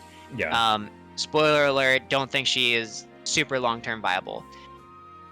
But with at least a steel great axe, like, you don't even have to promote her. You can keep her in Armor Knight, and you can give her a plus hit forged steel great axe, and she can one-hit KO a ton of enemies on chapter 10 and chapter 11, actually. Yeah. So I think with this knowledge, Fabled, I would disagree that she is not bad at base, because she can, at this point in the game, one-shotting an enemy without an emblem being engaged is a useful utility. On either phase, no less. Yes, on enemy phase or player phase, yes. And she doesn't just melt to mages because her personal, she's slow to get double, but I think she can survive. I think we'd have to do the math actually, but with her personal, she has better survivability against mages. So it's a pretty significant amount of investment to forge up a great axe like that. From iron to steel, I don't necessarily think so. Why don't I just use a steel great lance on Louis? He's already better than her? ? Great axe has way more might than great lance. Yeah, it's +6 difference, +6 might difference. Way more might. I think it's more than that. It's +8. I think steel great lance is 24 and steel great axe is 32. Lolo 40, thanks so much for the follow. Griffinite Jade is decent, but it's not worth the limited resources. Yeah, I think at that much you're paying too much for too little. Whereas I will say that, yeah, the Jade great axe build, it's not very ambitious, but it's really cheap. So maybe what, and let's give Shattered some credit here. Maybe what they're alluding to is the engraving itself. The So, engraving? If I use the leaf engraving, yeah, no, is that something that's too costly? That's too costly. The leaf engraving is too good to be put on a great axe, in my opinion. It's only 4 might difference, really. I thought it was different. Steel to steel? 22. 26, you're right, it is 4 might. Golly, look at that hit, too. Slightly better. What's the difference in Louis' strength and Jade's strength at that point? It depends on if you've been using Louis or not. So, can Louis surpass that? Louis needs to get 5 ups to match. I think if they are the same level, Louis, I think, is expected to have more. No, I think it's if there's a crossing point. He's 5 levels under. So he needs to get perfect strength levels to match. There is a crossing point though, if it's further along, where it's in the teens or something, where he does surpass her strength. But it's not until later. Yeah, or where he does surpass her attack, rather. We should specify the attack. And this is assuming the 0 investment. Yes, maybe the engraving is, that is the too significant of a cost, despite the one-hit KOing. I think when I first played the game, I was really attracted to the Lin engrave on the poleaxe, because or not the poleaxe, the great axe. Because I saw the -3 might, and I said, there's no way this can go on a regular weapon. But now I do have the knowledge, and this kind of is short answering Joy Division here. Do either of you fine gentlemen have a vid resource on how to use each of the engravings? I think Lin is one of the best engravings. It can go on a regular weapon just fine. I think putting it on a great axe is actually a bit of a waste. No, here's the thing. If you put it on a great axe, at least you can take it off of a great axe. Because once you get Lin, you keep Lin. You know, there's never a map where you can go back and now you can no longer put the Lin engrave on something else if you want to. There's never a map like that. But these 2 maps we're talking about happen before you get the Lin engraving. Yeah. It is using an actual plus pre-chapter 10 Engraving. I'm not too hot on that. Honestly, if I'm doing something with Jade in chapter 10, I think I'm either chancing it with like an iron great axe or a steel great axe. Like I'm just chancing it. Like yeah, it's not a great chance. How valuable is the Marth engrave?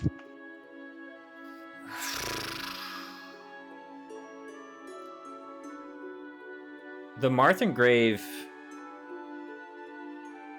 I'm actually of a mind that Marth engrave is like the second worst of the general engraves.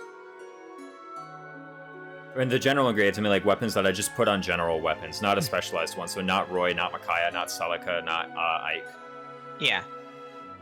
So it's -10 hit from Leaf engrave. It's just 10 hit, 1 might, 0 weight, 5 avoid, 5 dodge for Marth engrave. Yeah, but I kind of think the chat has a good point. Is that I do think it's really good on a tome or bow.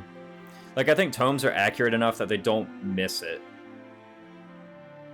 Having that, honestly, maybe the best thing to do is just like inherit hit 10. And like, yeah, you're still gonna be chancing it, but here's the thing: a chance to one shot is better than a 0% chance to kill on the counter, which is what most people have at that point. Marth on a javelin's okay. Or bows, high base hit. Yeah, anything with high base hit is a good candidate for a Marth engrave. Because the thing about the Marth engrave is that, like, yeah, it has no downside, but all the upsides it gives are, like, so mid that you don't actually really create something stronger. It is like, the amount of the engraves. Yeah, it's so, like, everything is so mid. Like, the Lin engrave, yeah, it has the downside of -3 might, but it gives you so much hit that it literally creates a brand new thing. Where now this thing always hits. And with the Lucina engrave, it's so much hit and avoid that now this thing always hits, and you dodge tank quite frequently. 10 crit? I thought it was 5 crit. Maybe it is 10 crit, though. For Marth, it's 10. Nothing is 5. Yeah. Even the Sigurd engrave. I mean, the Sigurd engrave doesn't really give much hit, but it's like, hey, you put it on a dagger, and now here's this thing. You really zero out your hit on the terrain. By not much hit, it gives 0 hit. Yeah, 10 hit, crit, 5 avoid dodge, yeah. Lin lowers the weight by a lot, too. You can start doubling with a lot of things now. It's not like Leaf, where it's like, man, tons of plus might, tons of plus hit. That's massive. I prefer Leaf to Marth all the time. Honestly, an early engrave on a steel great axe or on an iron great axe, I call that dubious. I think this is fine short-term utility. Because I think in 10 her combat is better than Lapis's. Even with you just quickly forge a great axe. You don't even need to engrave it. Just do that and then chance it. Actually, wait, let me see. Or keep going. I think her combat is passably good. Even engraving the great axe with something like Lin is not even a terrible idea. It's quite strong, and Jade is the best one for it. And like you said, she can actually do it without a Master Seal, which I never even considered. I thought for a moment, man, what does a general promotion do for her? Not a ton.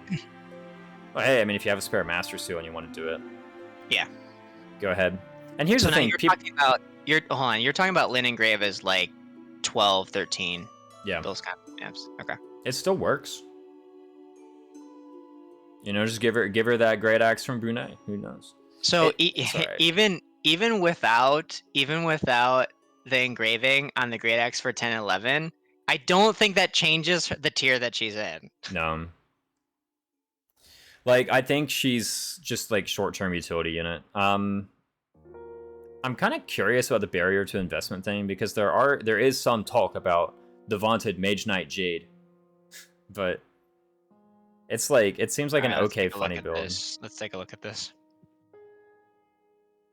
Mage Knight Jade, good growths in HP, magic, and defense and res. But then it's Brunei joins with an iron great axe, not a steel.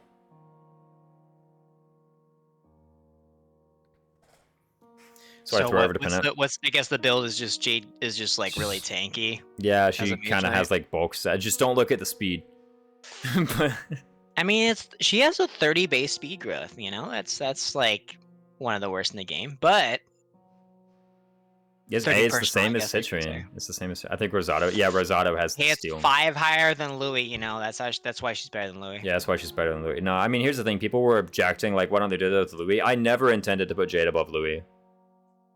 Everyone objecting, saying Louis can do this better. Louis can do this better.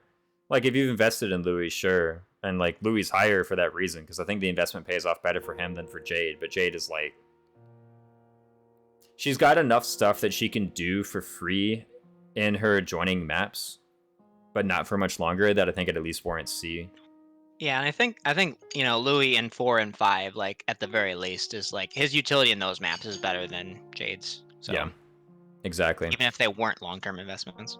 And here's the thing, she looks like kind of bad on her join map, because if you put her in range of the boss, then she dies, but like, don't do that. It's that simple.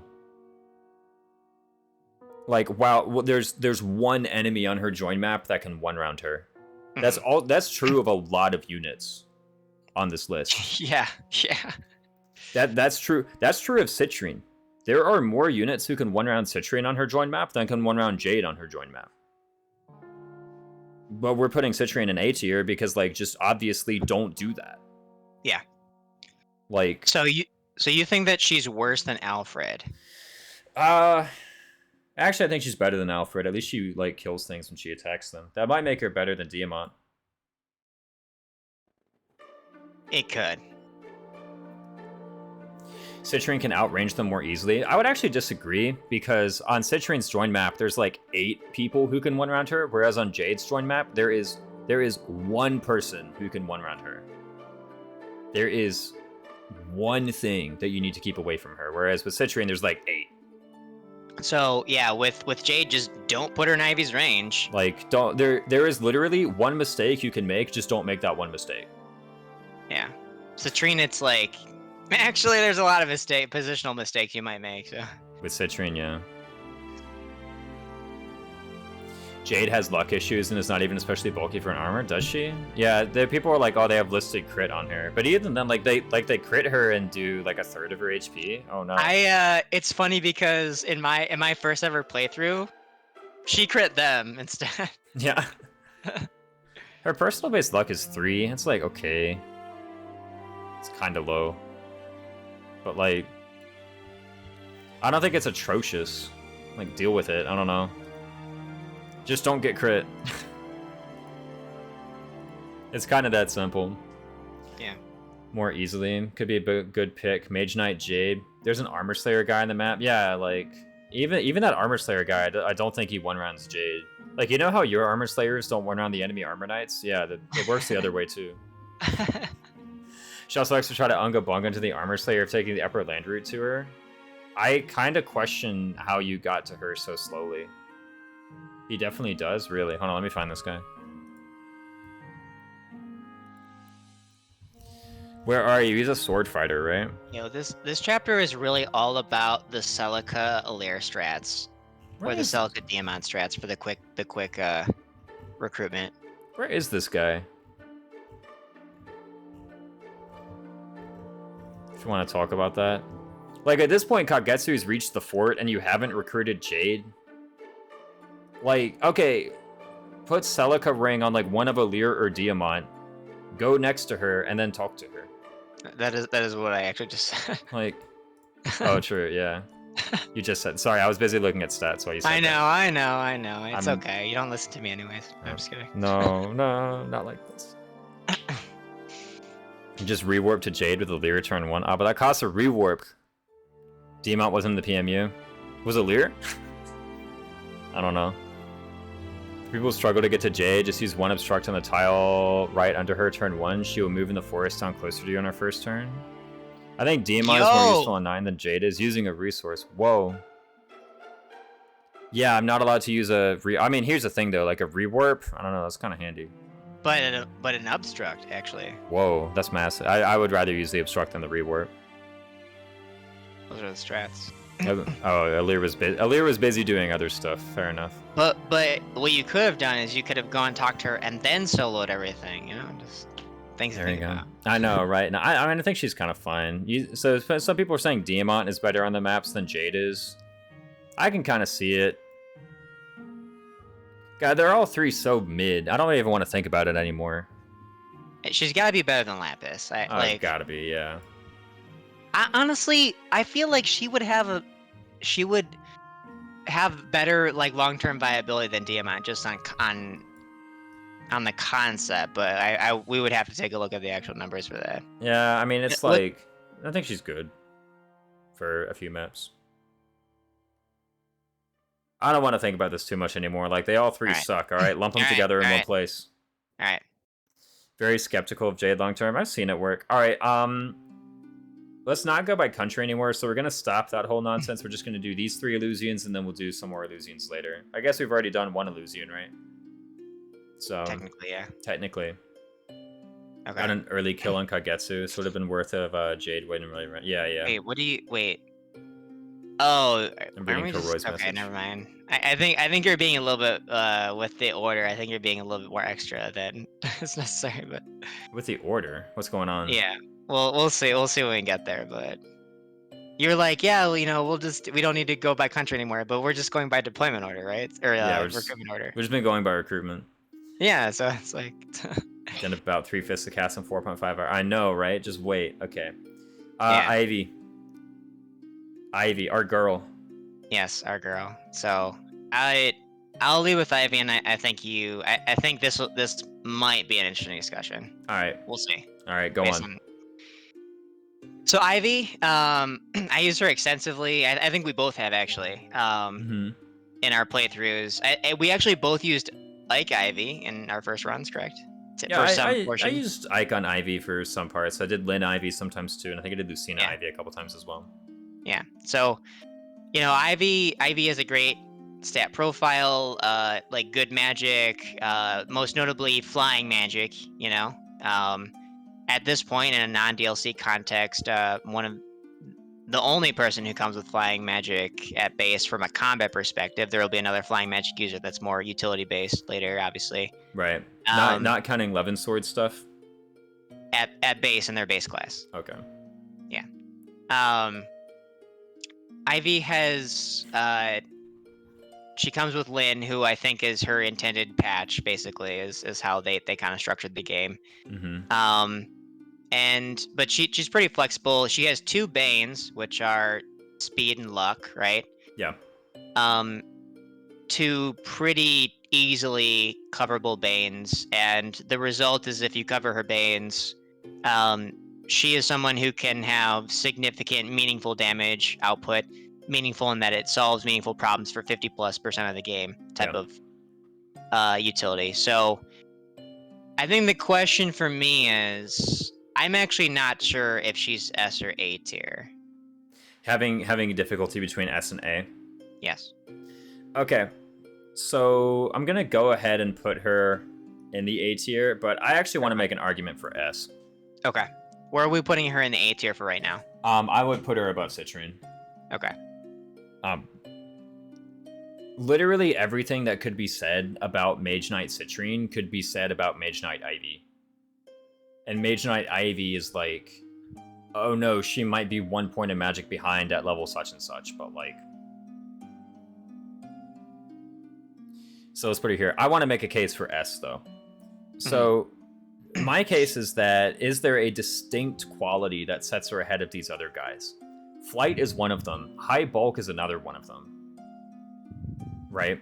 Like, yeah, we already have flight on Chloe, and theoretically, by the point where you have Ivy flying, you could have Amber flying. You could even have Citrine and Griffin if you really decided to. But like the combination of flight and bulk, and the high rank stevs and the high rank tomes is just like you don't get it anywhere. Everyone else is out here like doing Levin Sword, but Ivy is up here. She has the option to use any tome that she wants. Right? Other people with flying magic don't have that option. Like so what tomes? What tome? Like you're talking like Bolganon, Elfire, Bolganon, Elwind, Thunder, Surge, even. Like really, every tome is great and has a place. I think there's even some people who like. We kind of meme about the Olwyn Dire Thunder Citrine build being popular. I actually think it's better on Ivy. Like just because her magic is still very good. Lindworm is still good. Yeah, flying with Bondage Shield, Bondage Shielding, and Mage Knight Ivy doesn't remove her bad luck from the equation. Exactly, yeah, you can just put her in Mage Knight. She has, like, massive personal speed. You wouldn't think of it because of the class, but she does have massive personal speed, actually. Yeah, it's 9, right? Her personal base is 9? That's right, and her growth in Lindworm is 40. Yeah, so I In think Lindworm. her personal base speed is higher than anybody that came before in the entire game. It's true. The next At high, she has 4. 9. The next highest is Lapis at 6. Or yeah, 6. Yeah, so 3. Yeah. Yeah. Yeah, and she's slow because Lindworm is slow. But here's the thing: is like Lindworm is already such a good option, and you can just take her out and like make her Mage Knight if you want. And she's at the very least better than Citrine. I really want to put her in S because I do think like flying bulk, flying tomes, flying staff rank is all such a perfect storm. So where are you using the bulk? Is my question. So you can use the bulk by just like I understand that anytime you have Ivy, you have Bonded Shield. But what that like you can have her act independently, you can have her use Ike to act independently, you can have her use Lynn to act independently. She can just not be part of that equation, and the fact that she's flying means that one of the issues of flying is that unless you have a flying Lucina, you're going to get separated from the Bonded Shield. She doesn't care about that. Chapter 13 is a massive example where it's like, I did kind of do the math out Ivy clear, where it's like you do this with Ivy and you have 100% chance of killing all the flyers solo with Ivy, and you're just done. Yeah. Chapter 14 is actually another great example, where Chapter 14, she just flies north and kills things. She's just done. Like, I mean, again, this isn't an LCC tier list, but she's the carry in LCC, like, for all of these reasons. Is because she does just have it all. Yeah. As far as that's concerned. Core and Ivy is also an option. Yeah, Core and Ivy, like, later in the game. Here's the thing, even if her combat ends up being bad, at the end of the day, she's flying and has, like, what, B-rank stabs or A-rank stabs? I can't remember. It's B-rank stabs. Yeah, it's B. At the end of the day, she's flying with B-rank stabs and that much magic. It's good. Yeah. Yeah, B-rank stabs. Like, that's worst case scenario. Hold on, quick sidebar. So, like, I know that she's like a tome, like, talented person. Like, she has, like, a higher tome rank and stuff. My question is that I don't... Does Lindworm actually have, like, an S-based, like, tome rank? Or does she get the S rank because she has, like, the tome perf? I have no idea, to be honest. It's just a random question. It's not really relevant, but... Yeah, I actually have no idea. I think it has... Lindworm just has S. Okay. You can go to Pokemon Quiz. Yeah, it doesn't really matter. The only thing Tome Proficiency does is allow you to use Bolganon and High Priest. That's it. I mean, it does matter. If I want to do a randomizer and I want to put somebody else into Lindworm, that's why it matters. True, yeah. I mean, in that case, you can bring it up with the randomizer people. But being able to poke from complete safety. Yeah, exactly. Ground enemies don't do well trying to chase attackers or who are over water or gaps. Yeah, very solid Dreadful Aura application. Like, and here's the thing, too. Like, you mentioned her speed is really bad. I don't want to keep on prattling on about the speed screwed units, but this is the last one, I promise, because my Ivy was, I think, level 19 Lindworm, right? I don't think I leveled her up in Wing Tamer. I leveled her, it was 17-19 Lindworm. Okay. She gained, over her entire career, 1 point of speed. Wow. 1. And this became a problem for the first time in, I think, Chapter 21. That was the first time I was like, okay, this is a problem. She's not doubling things, then I need to transition her out of a combat role. Lindworm just base S times according to Cernes, yeah. I unfortunately made the mistake where I was like, I can keep fixing her, and I tried to inherit build plus. I really should have just done Cancer and made her my new Corrin flunky. But I didn't think to do that in time. So I wasn't able to get that, enabled, as it were. But I do think, like, again, the fact that she gained 1 speed ever, and the first time that became a problem was Chapter 20 or Chapter 21, like, it's not an issue. Her speed is very easily fixable. It's actually pretty good at base. Okay. Might as well be flying Citrine with stabs and good bulk. Like, so much extra. Next question is like, what? So we've talked about how dominating she is in the mid game, and like, this sounds like the way that this conversation is happening is like, it sounds like I'm not on the Ivy train, but like I think a lot of people in your chat would not know how much of a fan I am of Ivy. Yeah. But just playing devil's advocate here. So we talked about her viability in close to her join time in the mid game, all the way up to chapter 21. Mm-hmm. Well, actually, yeah. Before we get to my query, let's address Triabolical's query. What's B tier? What Triabolical? Actually, we just need more context. Actually, we can't address it without more context. Yeah, I know. I don't know if you're. I actually do not know if you're memeing or not. Tribalical, I heard crying wolf again. Yeah, maybe that's what it is. The thing Citrine has over her is more inherit options for a while. Things like Cantor jump to mind for Ivy, or for Citrine rather. But honestly, like, I mean, Citrine's flight is kind of a good enough movement advantage to make up for lack of Cantor. For a while, like, I mean, it's kind of like, I'm out here saying Citrine is an amazing magical unit. I'd say Ivy is at least better than her. I think the real advantages are, yes, I do think Citrine has a slight advantage to her inherit options. And that is meaningful. I also think that Citrine has slightly more flexibility with the engravings, because Ivy really does need an engraving that gives her plus dodge, and a lot of it. Yes. Yep. And there are a lot of ones that do that. The ones that really come to mind are Byleth and Grave. So it's like Byleth, Celica, Micaiah, Corrin are the engraves that really come to mind. They all have some downsides in a way, but like between those, you can probably find one that will suit your needs well. Right, like a Marth Engrave Tome, 5 dodge is not enough to fix her, okay? Bad accuracy, bad dodge, carry for soul mark only. That's the definition of a B tier. She essentially becomes staff flyer utility afterwards. Allure Engrave is the best for her once you get it. IMO, that one gives dodge, right? But like, bad accuracy and bad dodge, like you literally just fix that with an engrave, and none of the engraves are like tragic for her.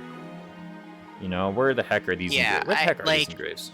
The bad dodge is like, we're talking about her this whole time with her not being the recipient of Bonded Shield, and so it's like, Yeah, why also, would you could just transition her into being the person, your Bonded Shield sweeper.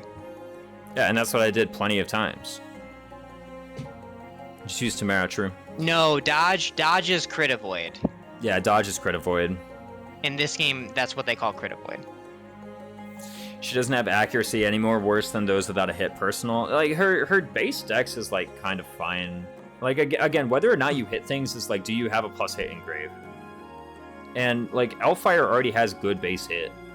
Elwind already has good base hit. You don't, no, I mean dodge. There's a different Joy Division, there's a difference between dodge and avoid. That's why, that's what I said. Yeah. I said it because Joy Division brought that up, so. Yeah. For the Marth Engrave and Tome, there's your... that's not enough, I think, actually, for Ivy. It's 5 dodge. 5? Yeah, that's not enough. Yeah. Yo, let's get the Erica engrave on there. Minus 20 dodge. Yeah, just go all the way. I know. It hurts her less because she has less dodge to lose. Wait a second. No. You do the Erica engrave so that she gets targeted more likely when she's the bonded sweeper. Yeah, it helps. Avoid minus 20, dodge minus 20. Oh Hey, my gosh, yeah. crit plus 20, a hit plus 40? That literally solves all your problems. There you go. Yeah, Erica Engrave plus Bonded Shield plus don't get doubled, and you just... That there you go. literally solves all your problems. Yeah, Erica Engrave, Holdout, Wrath Vantage. Massive, fellas. Massive. Use the Roy Ring. If you use the Time Crystal. Yeah, let's not forget, like, this is... The target audience is people who are able to use the Time Crystal, so, like... Yes. She doesn't have to get crit once, she has to get crit 11 times for this to be a problem, right? Yeah. Does AI factor in crit percent for expected damage? Yes. They factor in the crit. And they don't give it any special consideration, they just do the average damage. So I think... I mean, yeah. All of these extra things, the bulk, the flight, the high staff rank, the ability to use tomes, all of these extra things that she has over every other mage is good enough to put her in S tier, I think. Okay, I'm sold. We'll put her in S. We're putting her behind Chloe. I would say put her behind Chloe. Like, at the end of the day, Chloe, like, yeah, even though Chloe's magic flight has an asterisk, all of these extra things to fix her is still B tier. Like, Amber has the same number of things to fix. Citrine has the same number of things to fix. You know, and here's the thing, at the end of the day, you can fix them. You can't fix Yunaka. Right? Like, Yunaka will always Not in the suck. same way. Like, let's be clear here. if you spend the same resources on Ivy versus Yunaka, there's a clear difference in performance. Yeah, like, you know, you spend the resources on Ivy to patch the hole and you're done, whereas all this stuff in B tier is like, there's no chance, all right? Like, you have to fix everything all at once, whereas with Ivy, you only have to fix a couple things. S tier is why I made her a Royal Knight. Exactly. All right, so let me ask this question, actually. Let me ask this question. For Ivy, what is her role as we get into late game? Like, what is this S tier role as we get into late game? So, you know, generally speaking, you should be getting enough speed on her that, like, if you just continue speed stacking as you do throughout the rest of the game, or rather as I do throughout the rest of the game, you should be able to get her to double, right? Like I said, I had a massively speed screwed Ivy. It did eventually become a problem, but because she was like -4 or -5 on her speed average. Right? Like, and she was one of 3 units to do that. I only have so many speed wings, and I only have 1 Lin Emblem. So, like, if literally anything else had happened, I would have been able to fix it just fine. Yeah. Right? But yeah, she can do that. She can punch people with the Dragon Fist. There we go. That's a good option. Actually, yes. I have actually enjoyed using that in the Felzine a lot. Yeah. Ivy speed easy. Yeah, it's pretty easy to fix. So, like, at the end of the day, like, she has enough speed to continue doubling people if you continue using her the same way. And again, she has enough bulk that she can actually, a lot of options open up when Micaiah comes back. I think Micaiah Nos Tank is a reasonable build with Ivy. Yeah. You do kind of need to find a way to double without as much support, because Nosferatu Tank kind of needs you to be ahead of other units. Flyers can use Engage Gauntlets in this game, yes. Yep. She can do that. And even then, worst case scenario, she's still a great flying staff unit, right? Yeah. Like, worst case scenario. It's kind of the same thing as Chloe. Like, worst case scenario, she still turns into this unit who contributes and is worth fielding. Worst case scenario in endgame, you turn her into the Dire Thunder unit. Yeah, I mean, that's the thing. Like, Dire Thunder Ivy is still kind of legit. Yeah. Staff Flyer is B tier, but that's literally like the worst case scenario. There's still all these other excellent things you can do. Like, the worst case scenario for Amber is that he ends up so bad he's benched, and he's still A tier. The worst case scenario for Citrine is that she ends up like foot staff flunky. That's even worse than flying staff flunky. Like, those, like, worst case scenario for all the other people around her is actually worse than what she is in her worst case scenario. Yeah, even for Chloe, it's worse. Like, you know, you well, have I a guess lot of Chloe tools. is flying staff. Yeah. Funky, but worse staff rank. Yeah, like, the thing is, you can't just look at it the worst case, because you have so much to invest that you can get people to succeed. And it's like, this is just saying worst case scenario. All of these units' worst case scenario is like worse than what Ivy is doing worst case. I think Citrine and Amber are B tier too. According to Tribalical, everyone sucks. Yeah. None of these guys are good. Judge them by their worst. Base I think we're entering the Tribalical meme zone right now. It's hard to tell, but I think we're there. So it's hard. Yeah, no, we just enter. I think she's S tier. All right, so I agree. I think it would be interesting to see once we eventually do like a DLC version of this, like the presence of Celestia, and if that changes Ivy's viability. Yeah, it's kind of hard to compare to Celestia. Yeah. I'm not memeing. Yeah. Tribalical could run the whole cast in B tier. They're all mid. Yeah. Where would Tribalical put Kagetsu? Let's move on to Kagetsu. Okay. Speaking of Kagetsu, Kagetsu's your boy. Oh, my boy. All right. Like Kagetsu, like a B. Yeah, he's sword lock. Bad unit. Worst case scenario with Kagetsu, you reclass into Martial Master. He's a staff flunky, right? So yeah. Worst case for all of them is chain attacks, but yeah, worst case for all of them is Lucina. Kagetsu. All right, fellas, Kagetsu goes in J tier. Let me make a few below here, yeah. All right, Kagetsu. This is the line with Kagetsu that I give you, right? Top 1 unit. There's a case to be made. When you examine personal base stats, so this is your bases minus your class stats. Easiest S tier of my life. Simple Sarah. Where an S? Yeah, I had put Courtney, Amber, and Ivy in B tier. Okay. I don't know who Courtney is, but that was Citrine. Okay. When you look at personal base stats for Kagetsu, Kagetsu has higher personal base strength than any unit who joins before him. He has higher personal base dex than any unit who joins before him. Higher personal base speed than any unit who joins before him. He has higher personal base defense than any unit who joins before him. He is tied for the highest personal base res of any unit who joins before him with Ivy. He has the highest personal base luck of any unit who joins before him. He has the highest personal base build of any unit who joins before him. And he is 1 point off the highest personal base HP of any unit who joins before him. The only unit with more HP than him is Vander. Every single unit who joins before him is outclassed by him in every single way. And then his growths aren't even that shabby. Like, let me show you this. Okay? This is that. This is that. Okay? Where the heck do I do this? Game captures. Okay, let me just... Looks like this is what I gotta do.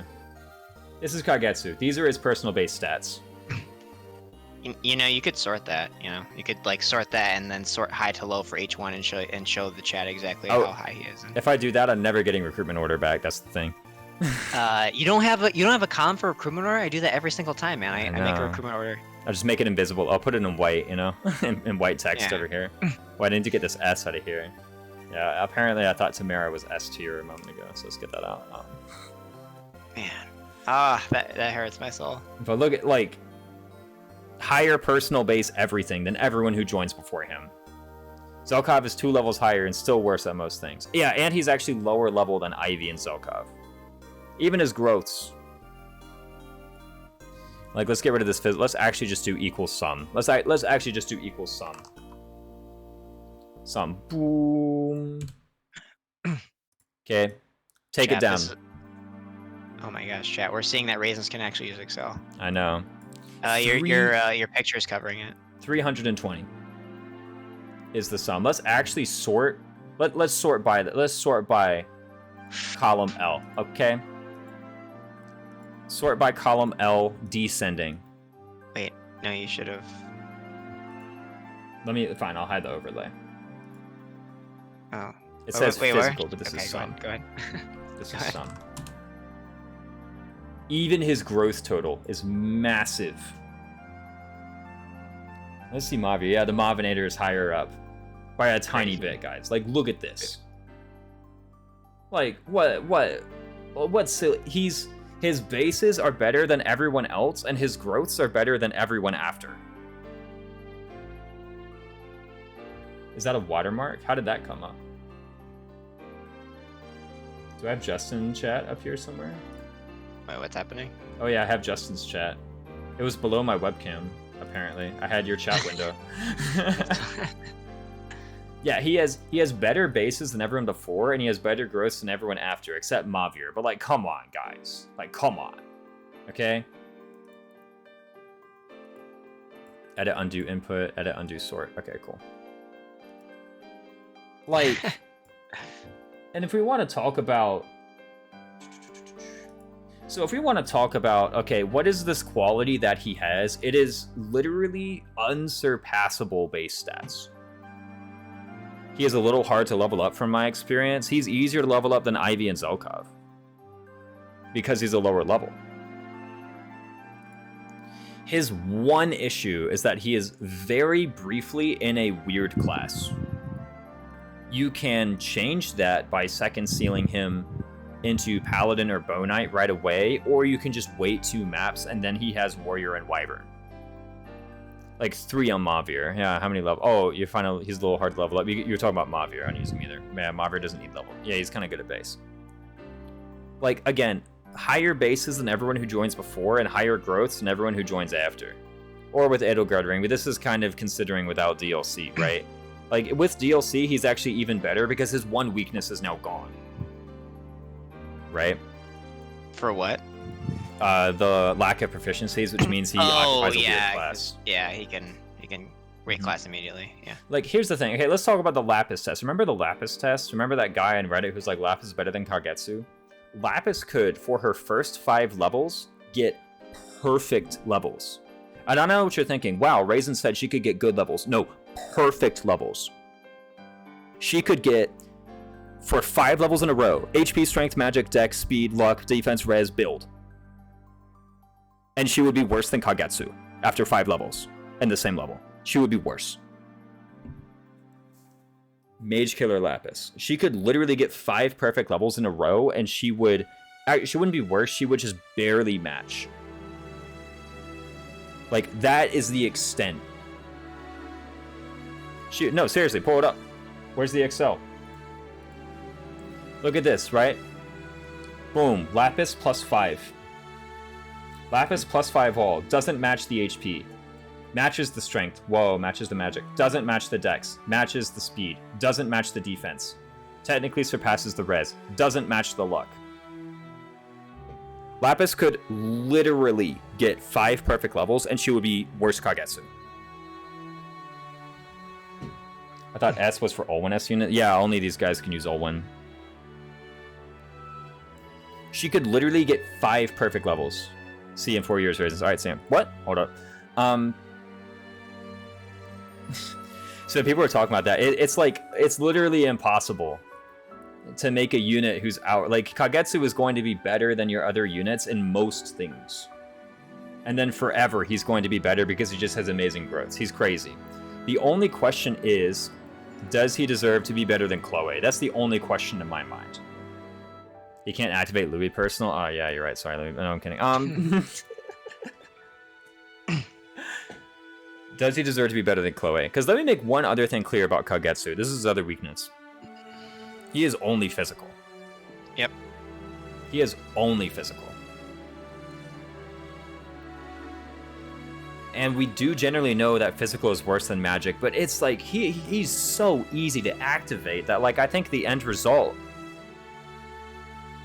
the proficiencies thing is the only point that makes me hesitate on him versus Chloe. Low. This incredibly niche, but my no Somnio rings around Kagetsu is sword locked. He is still the best physical unit. Kagetsu's 11 sword is usable. That's the thing though, is like it's just usable. It's not like it's 2 range. Sweep with it. It's 2 range. That's his only like positive quality I can bring up, is that it is 2 range. I personally think he's better than Chloe, and part of that might be the inexperience. But I'm honestly fine having these as top 2. Kagetsu best physical, Chloe best magical.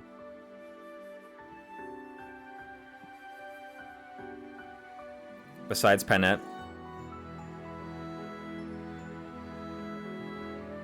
I think he is better than Chloe, and I have a lot of experience using Chloe.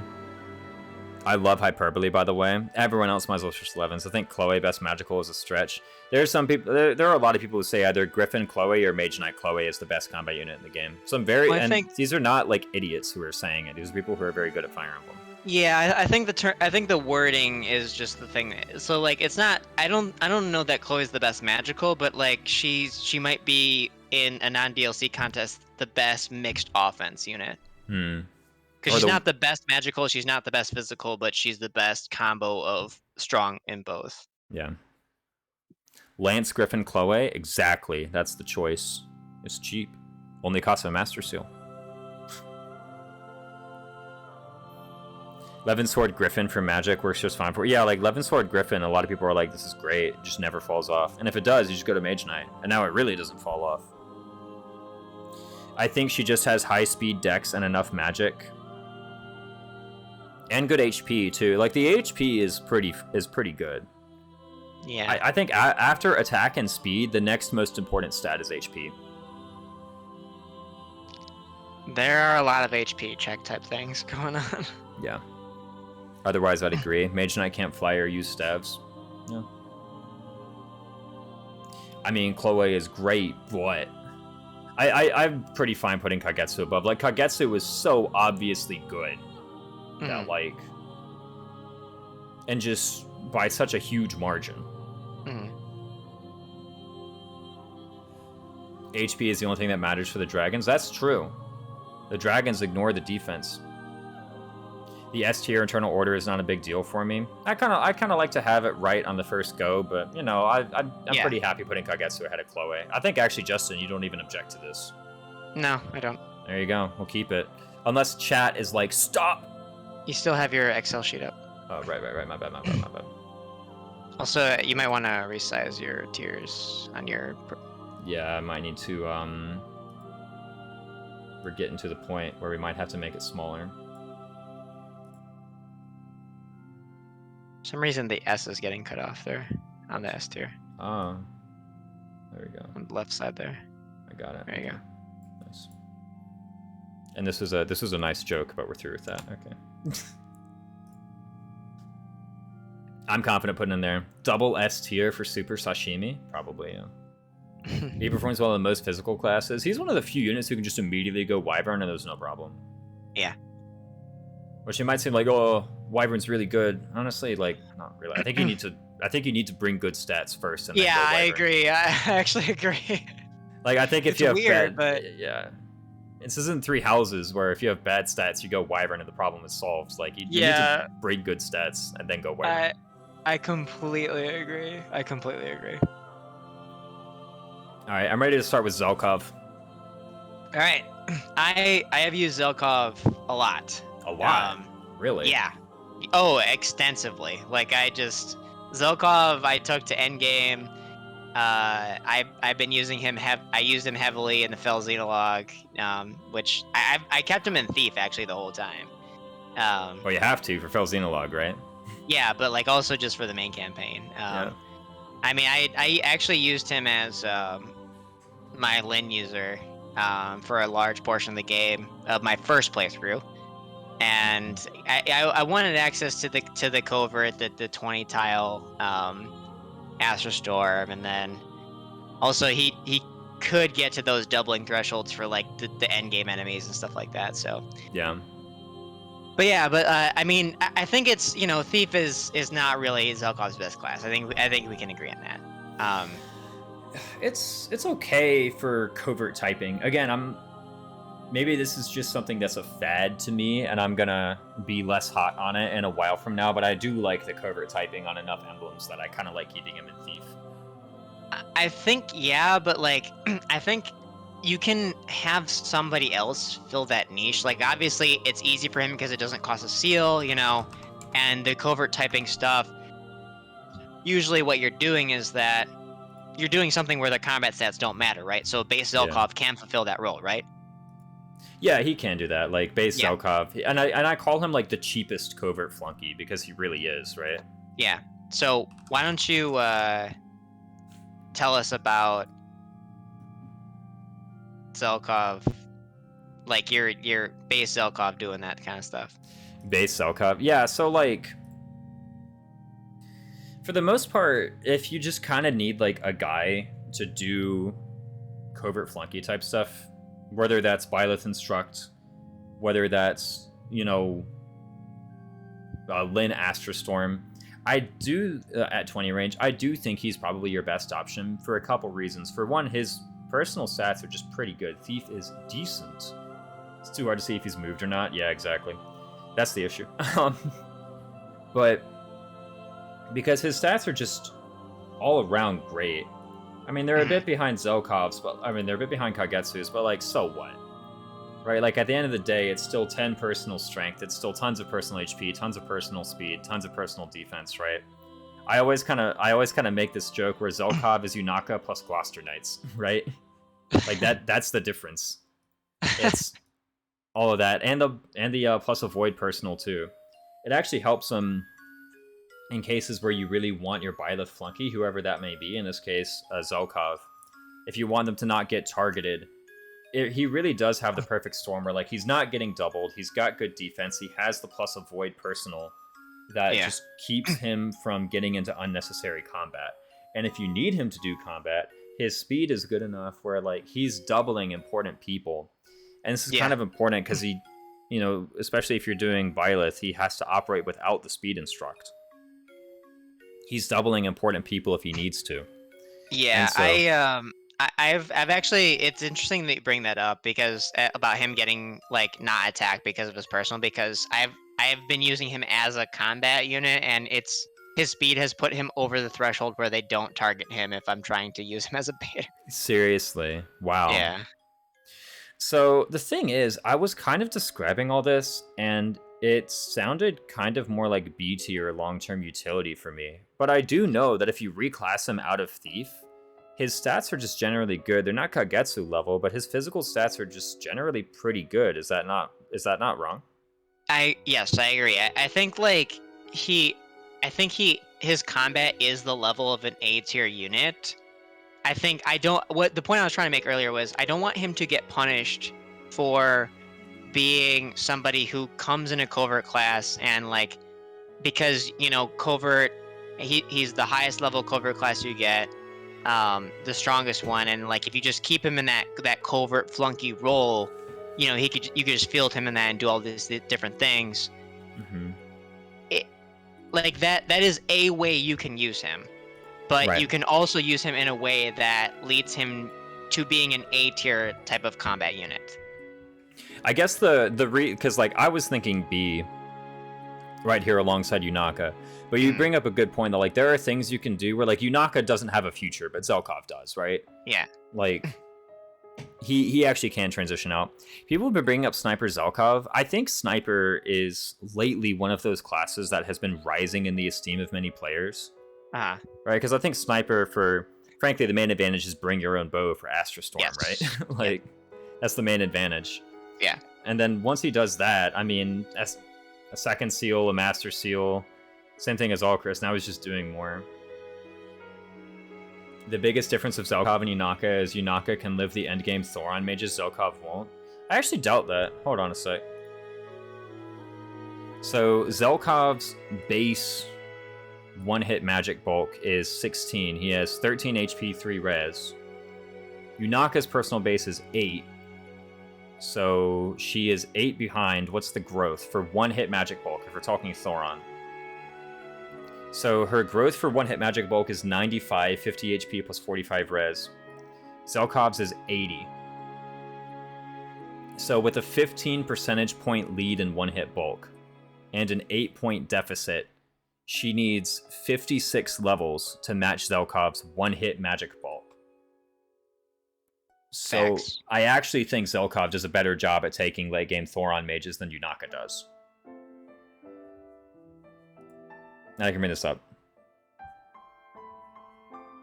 So there it is. You can see her Yunaka's one-hit bulk growth is, what is this, 50 plus 45, so that's 95, and then Zelkov's is 65 plus 15, that's 80, so a 15 percentage point lead in one-hit magic bulk. And then over here it is... Yeah, the bulk lead is... Hold on, that's the luck I'm looking at. 8 to 16. He has enough options to edge into A. Yeah, here's the thing. You can actually take him out of Thief and put him in whatever you want. People are saying Sniper if you want to maintain the covert utility. Or here's the thing. Maybe you're just like, screw it. I want another physical combat unit and make him a warrior or make him a wyvern. I actually think he does pretty fine in either of those roles too. Yep. And he actually... Thief is actually... Him with Dagger Axis and Thief is actually good. Mm-hmm. In 12, 13, 14. Like, it's...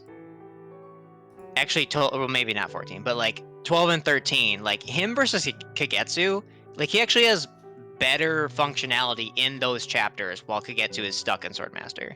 I will agree too. I'm usually using Zelkov to like take out more important. Like Zelkov usually MVPs 12 for me. Not that 12 is a super tricky map, but it is a map. Yeah. So, and his build mitigates Yunaka's slight speed advantage. He is absolutely in the border of A and B. I prefer Yunaka as a Byleth user since she can inherit Cantor and favorite food pre-10. Yeah, like that is one thing that people were talking about is like, this is something Yunaka can do is Cantor favorite food. I think it's like okay for a few maps. I kind of find that like emblem pools are enough to keep your Byleth running. And I get, okay, here's the thing. Yeah, I know that if you inherit, favorite food on your unit, then you can use that emblem pool for someone else. How much do both of those cost? It's 1250 is the total. Let's see. You know what? Let's use the calculator. How much is Yunaka expected to have? I was gonna question whether or not she would have that on average, the SP. She starts with 500, so let's use the calculator. Yeah, let's pull up the calculator. There we go. Does Yunaka have that? Was it Yunaka at chapter 10? Yeah. 1200, she's 50 short. Find a way. Okay, it's close enough. It's close enough. Yeah. It's close enough where it's like if you try, you'll get it. Okay. Yeah. Like if you Okay. try. Okay. So. It's 1200 SP. Oh wait, it only needs 12. I thought favorite food was 250. Double check that. Engraving, bond level, and skills. Yunaka does have an SP advantage over Kagetsu, and it is 500 points of SP advantage. It's 600 over Zelkov. Favorite food is 200, yeah. And they're not the same. Yeah, I do think they're different units, though, to be fair. I say it's, Zelkov is Yunaka plus Gloucester Knights, but at the end of the day, like, they do such different things, but I think what Zelkov does is better. The inherits are a decent point. And, like, I think the argument for favorite food is probably the strongest one in Yunaka's favor. As far as, like, covert flunky stuff goes. Yeah.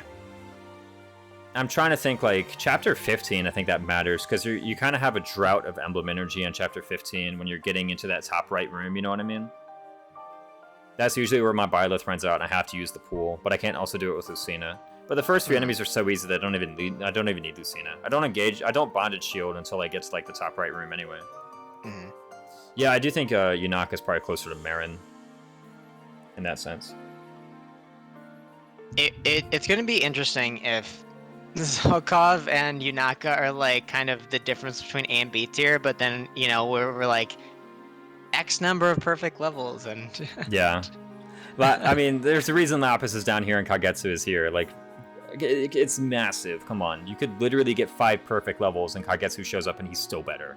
Yeah. Like, get out. All right. Shall I move on to the Solm?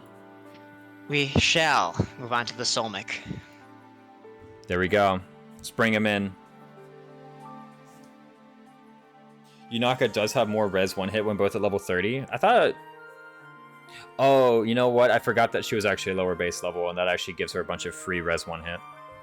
I actually totally missed that point. Yeah, so my math earlier was wrong. Yunaka probably does have more res 1 hit. Radiant Bowman, Fogado. I forgot about him. Anyway, what's he do? Where's he go? You tell me. Tell me. I want to put him in B. Long-term utility, that's basically him, man. He delivers the Radiant Bow, or he delivers the Erica Brave. He does both of those better than, like, basically any other unit, to be honest. And that is utility, to be fair. And it is long-term utility. I think it's better than what Fran provides. B to me. All right. Okay. Better than Fram, lesser than Saline? It's kind of hard to say. Kind of hard to Saline. Got him. Yeah. Now, all of this is evaluating him in Cupido. I have heard strong things about, like, Warrior Fogado. Like, he's one of the weird units who can reasonably go outside of his royal class. Yeah, and for him, like, he's one of the ones where it's like, it's not really about the stats. Like, as much as, like, the weapons and, like, the skills and, like, all that combined, so. Yeah. B, but lower than Saline. Why is he good for Erica Brave in particular? Brave Bow is light. Fogado is fast. He can do it with 6 move, and he can do it from 2 range. Like, Brave Bow is the best one to do Erica Brave with, because it's the only one that can do 2 range. I was about to say Master Lance, but you literally can't do that. I guess you could theoretically inherit Gentility Plus and Lunar Brace Plus, but, like, not in no DLC. Yeah. Get out. Yeah. Cupido's strength is terrible if I call correctly, so ditching it feels fine. Cupido's strength is, like, passable, I think.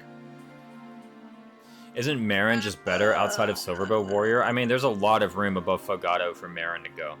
Okay, so I think the strength thing requires the explanation about the Erica formula. Oh, the Erica formula? Yeah, so we should bring up the Erica formula. Shall you or shall I? You shall. You're the expert. Fair enough. So, Erica Brave. Erica Ring has 2 abilities up on level 18. She has Lunar Brace Plus, which I think is like 13. Lunar Brace Plus, which is when you attack, deal 30% of the enemy's defense rounded down as extra damage. And this is only when you attack with physical. And Gentility Plus says deal +5 damage. When you're engaged, you get both. right? If you're only Erica, then you only get Lunar Brace. If you're only Ephraim, then you only get the plus damage bonus from Gentility. Now, if you have Brave, that means anytime you Brave hit an enemy, Erica alone is giving you 1.2 times their defense plus 20 damage. All right, explain that. Which means that for units... Hold on, explain the 1.2 times. Oh, when you quad, so that's 0.3 times 4 is 1.2 times. And then when you quad with Gentility, then plus 5 turns into plus 20. And so this is if you hit 4 attacks, then you get 1.2 times their defense plus 20. And what that does is it turns every single enemy into a math equation, where if 1.2 times their defense plus 20 is greater than or equal to their HP, you always kill them. Doesn't matter what your strength is at that point. Doesn't matter. Fogado could have 0 strength. Fogado could have negative infinity strength. And it would still kill. As long as he quads, and as long as he hits every attack. So, like, this general, instantly dead.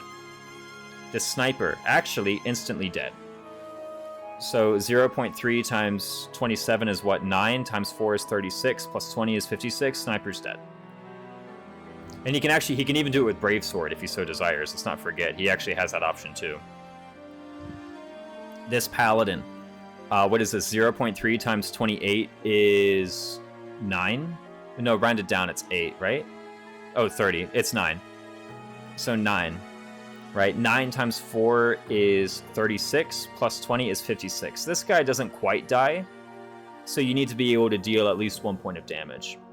Who took these pictures of literally every enemy? I don't know, but God bless them.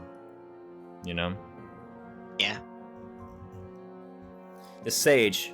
But Raisins, the Sage has low defense. Alright. 1.9 times 3, what is that? 5? So 5 from Lunar Brace. Times 4 is 20, plus 20 is 40. The Sage actually dies. What website is this? Imager. I can actually, let me put the album in chat. There you go, there's the album.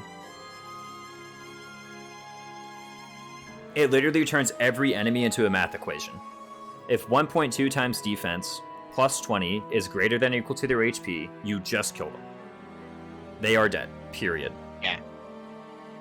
So Fogado has the best chance at applying that because he has really high speed, and because he can do it from 2 range, or from 1 range. Let's not forget, he can do it from 1 range. He has Brave Sword rank.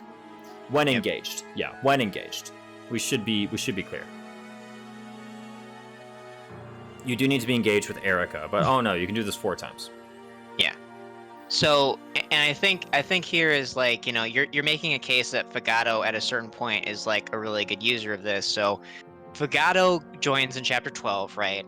And, you know, there's flyers in his map. You know, what his forecast against the flyers is significant damage or killing? What's the...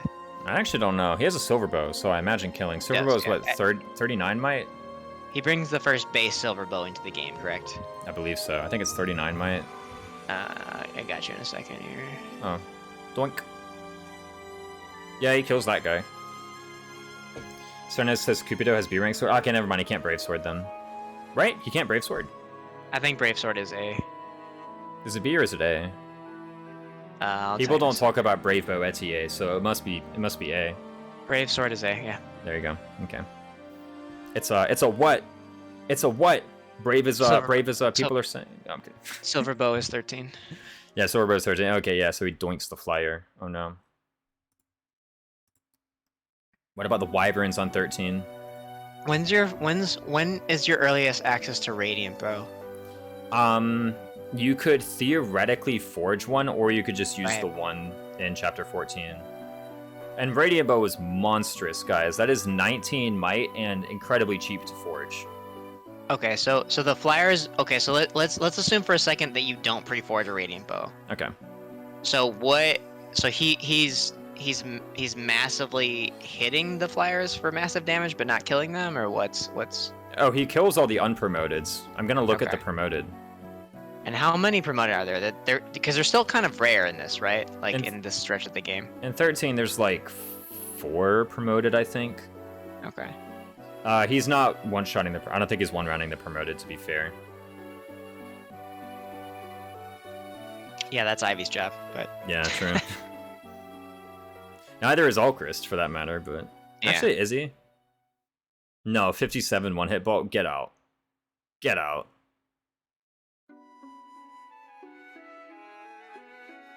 I'm JKing, I'm JKing. True. But the thing is, like, Fogato always does it. Like, Fogato has one chapter, chapter 13, where there are flyers that he cannot one-round. And then in every other map in the game, he one-rounds every flyer. All the time. But we're giving him Erica, right? Yeah. Did we give the same? We did give the same consideration to Fogato, or no? I think we gave him Lynn To instead. Alchrist? Well, to Alchrist we gave him Sorry, Lynn. Alchrist. Yeah. We gave him Lynn, and we're like, all right, this is apparently the hot build for Alchrist. Yeah. So, or I guess so. Does for a flyer, Fogato does not need Erica to one round. For a flyer, no. He just Okay. attacks him. Okay.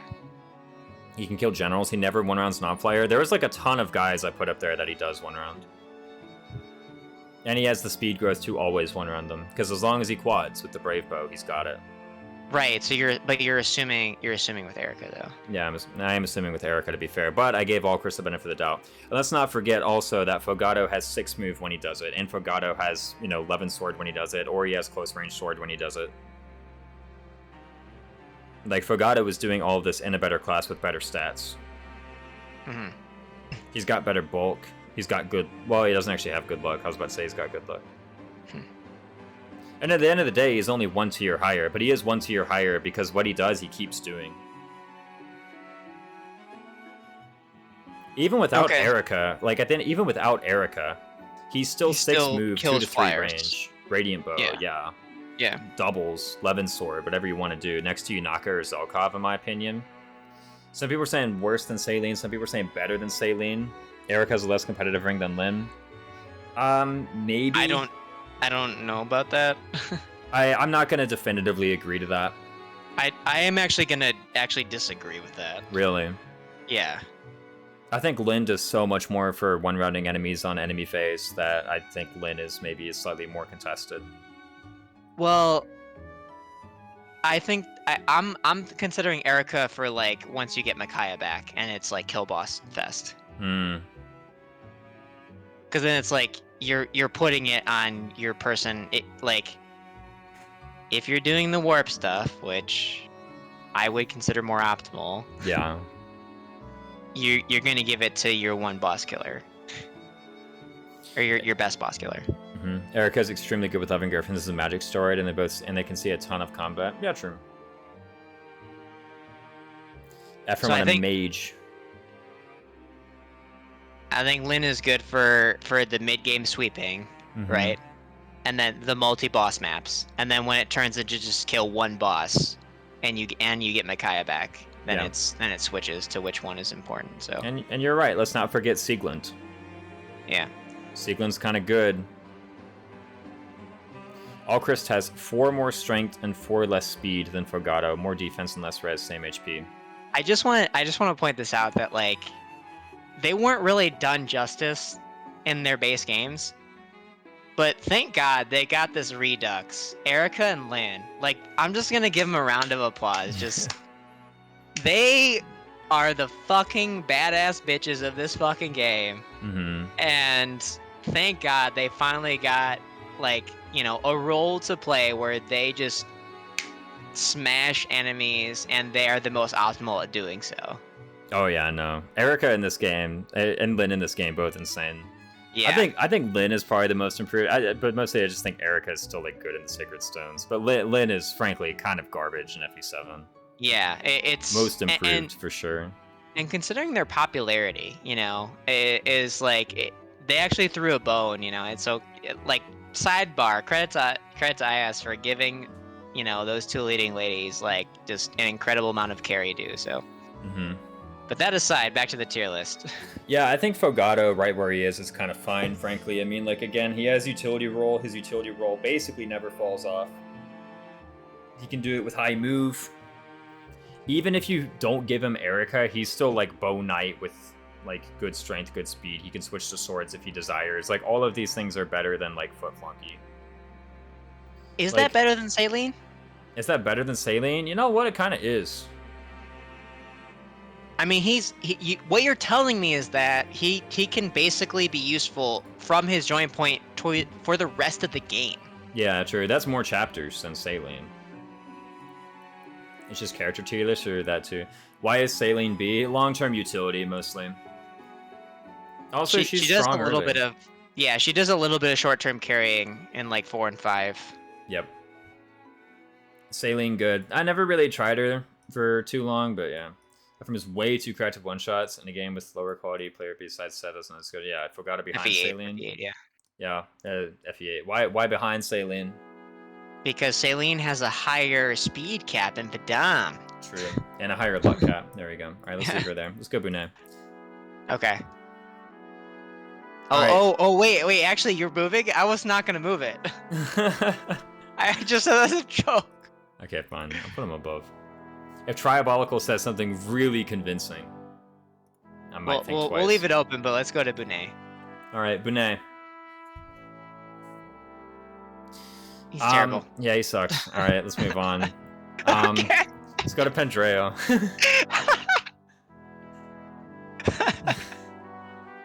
Pendreo's pretty good. Wait, are we actually moving on? All right. If I have anything to say about Bunei, it is that he doesn't immediately explode to some of the enemies at and near his join map. But the reason that's true is because a lot of the enemies at or near his join map are just trash. They are weaker Like- than the enemies like in the few chapters before that, correct? Yeah, he can technically take like 3 lance fighters and like not die. But like, so anybody can. I'm pretty sure Lapis can. Like, Hold on, wait a second. I agree with Zane. I had Bunei as the cook one time, and he was hyped him up as like, yo, he makes great meals. I got a fucking D rank meal. yeah, he Fuck sucks. him. He's Yeah. a D rank like his fucking meals. He sucks, yeah. Yeah, he sucks. At the very least, like, okay, at the very least, he doesn't like insta explode like Anna does, and he like kind of scraps a bit better than Boucheron does for the join maps. But a lot of that is more so that his first few maps are really easy, more than anything else. Like, it's not actually anything to do with Bunei, it's more to do with the maps. The maps are easy. He fails the Lapis test, that's true. Ouch. Alright, moving on, Pendreo. Okay, alright. I'm down with that, yeah. I'm actually completely down with that. Yeah, alright. Apparently he's pretty good. Apparently he is. Okay, I think there's only one question with Pandreo, because like, so Pandreo, fast, magic, boom, doubles, high magic, high damage. That's the equation, right? Mm-hmm. So I someone think- in chat said Pendreo is whoops, Kagetsu, but magic. Don't he? know if I quite agree with that. Because I think the question I'm trying to ask here is S or A. SRA staff +1, that's true. He gets the staff +1. So he's not quite like Kagetsu in that he does surpass every single magic unit who joins before. His base magic is in fact actually identical to Citrine's. And? Say it. And? That's actually it. No, and lower than Ivy's. Oh, true, and lower than Ivy's. Yeah, true. Shorty, my girl. True. He is fast. He is fast. He's got high build. He's got high luck. All these things matter. He's got good HP. I think they Yeah. call... Here's the thing, right? Like, they call him the Kagetsu for magic. And I think he doesn't quite share the quality that Kagetsu does, but he's still got high enough stats. Hmm. His build is the important part. Yeah, his personal is good too. It's okay, his personal is bare minimum +3 hit avoid. Bare minimum, sometimes it's higher. Mm. Needs no issues fixed to immediately start carrying. Yeah, exactly. His defense is a bit cringe, but like, just don't do that. Just don't do the one thing that gets him killed, guys. There's one mistake you can make. Just don't do that. I mean, you could even argue that, as a bonded sweeper, like, Yeah, obviously that works to his favor. it works to his favor. You're So right. you shouldn't actually fix it. There you go. Play around it. Whoops.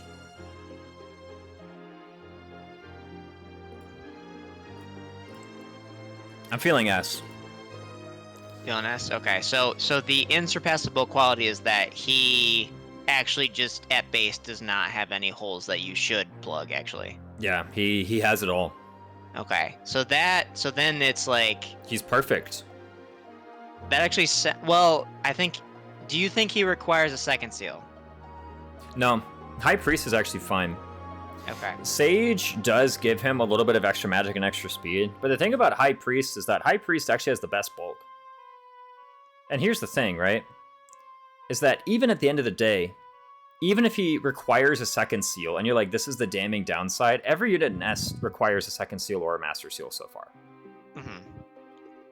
He is stuck in Makes B sense. tomes and High Priest. Yeah, or whatever, class him into Sage if you want. Like, there's not a single unit in S tier so far who's like, yeah, I know you don't need to class change them at all. You can get him out of High Priest, you can put him back into High Priest, you can put him in a Mage Knight. Yeah. want. Oh, hold on. I want to give Fables, and Termina some credit here, because it's like, if you need the extra damage, from like a Bolganone tome or something, like, Yeah, true. yes. And he does have A stabs and Sage. And he has B stabs and Griffin. That's Warp and Rescue. That's pretty big. Griffin Yeah. Pandreo is legit. Yeah. He can get into it straight away as well. Sword proficiency is right there. He can immediately go Griffin if he desires. All of these things, like, here's the thing, we're speaking about all of these options and they're all great. It's like the premier Bolganon user, in my opinion. Yeah, like Mage Knight Pandreo. Honestly, I'm more sold on Mage Knight Pandreo than I am on Mage Knight Chloe. That looks more realistic to me. And here's the thing, we talk about all these things. I've never actually, like, tried anything ambitious with Pandreo. He always ends up being, like, Flunky Sage for me. Which is weird, but... Because, hold on, we already established this as canon. but That is actually a point in his favor, because your proclivity for being a hipster, bless you, is in his benefit, because he's so good that you're like, I don't want to use this unit. He's too mainstream. He's too good. Yeah, he's too mainstream. So Kagetsu not good? Raisins use Kagetsu. Yeah, Kagetsu can't be yes, if that's true, no. Okay, we gotta move him down. Yeah, move That- him that's down, it. move the That's the whole- damning yeah, evidence you right go. there. Okay. That was Fix the steering. yeah. No, I'm kidding. No, Pandreo's good. I think it's more so the case that, like, I don't know. I like Citrine so much that I could show Always up use and Citrine. and Pandreo would be better than Citrine, and I wouldn't stop. Okay, like, I wouldn't change my ways in face of new evidence. Right? That's fair. That's fair. But to your credit, that doesn't impact your ability to rank this tier list. So Yep. Objectively speaking, he's just better. Yeah.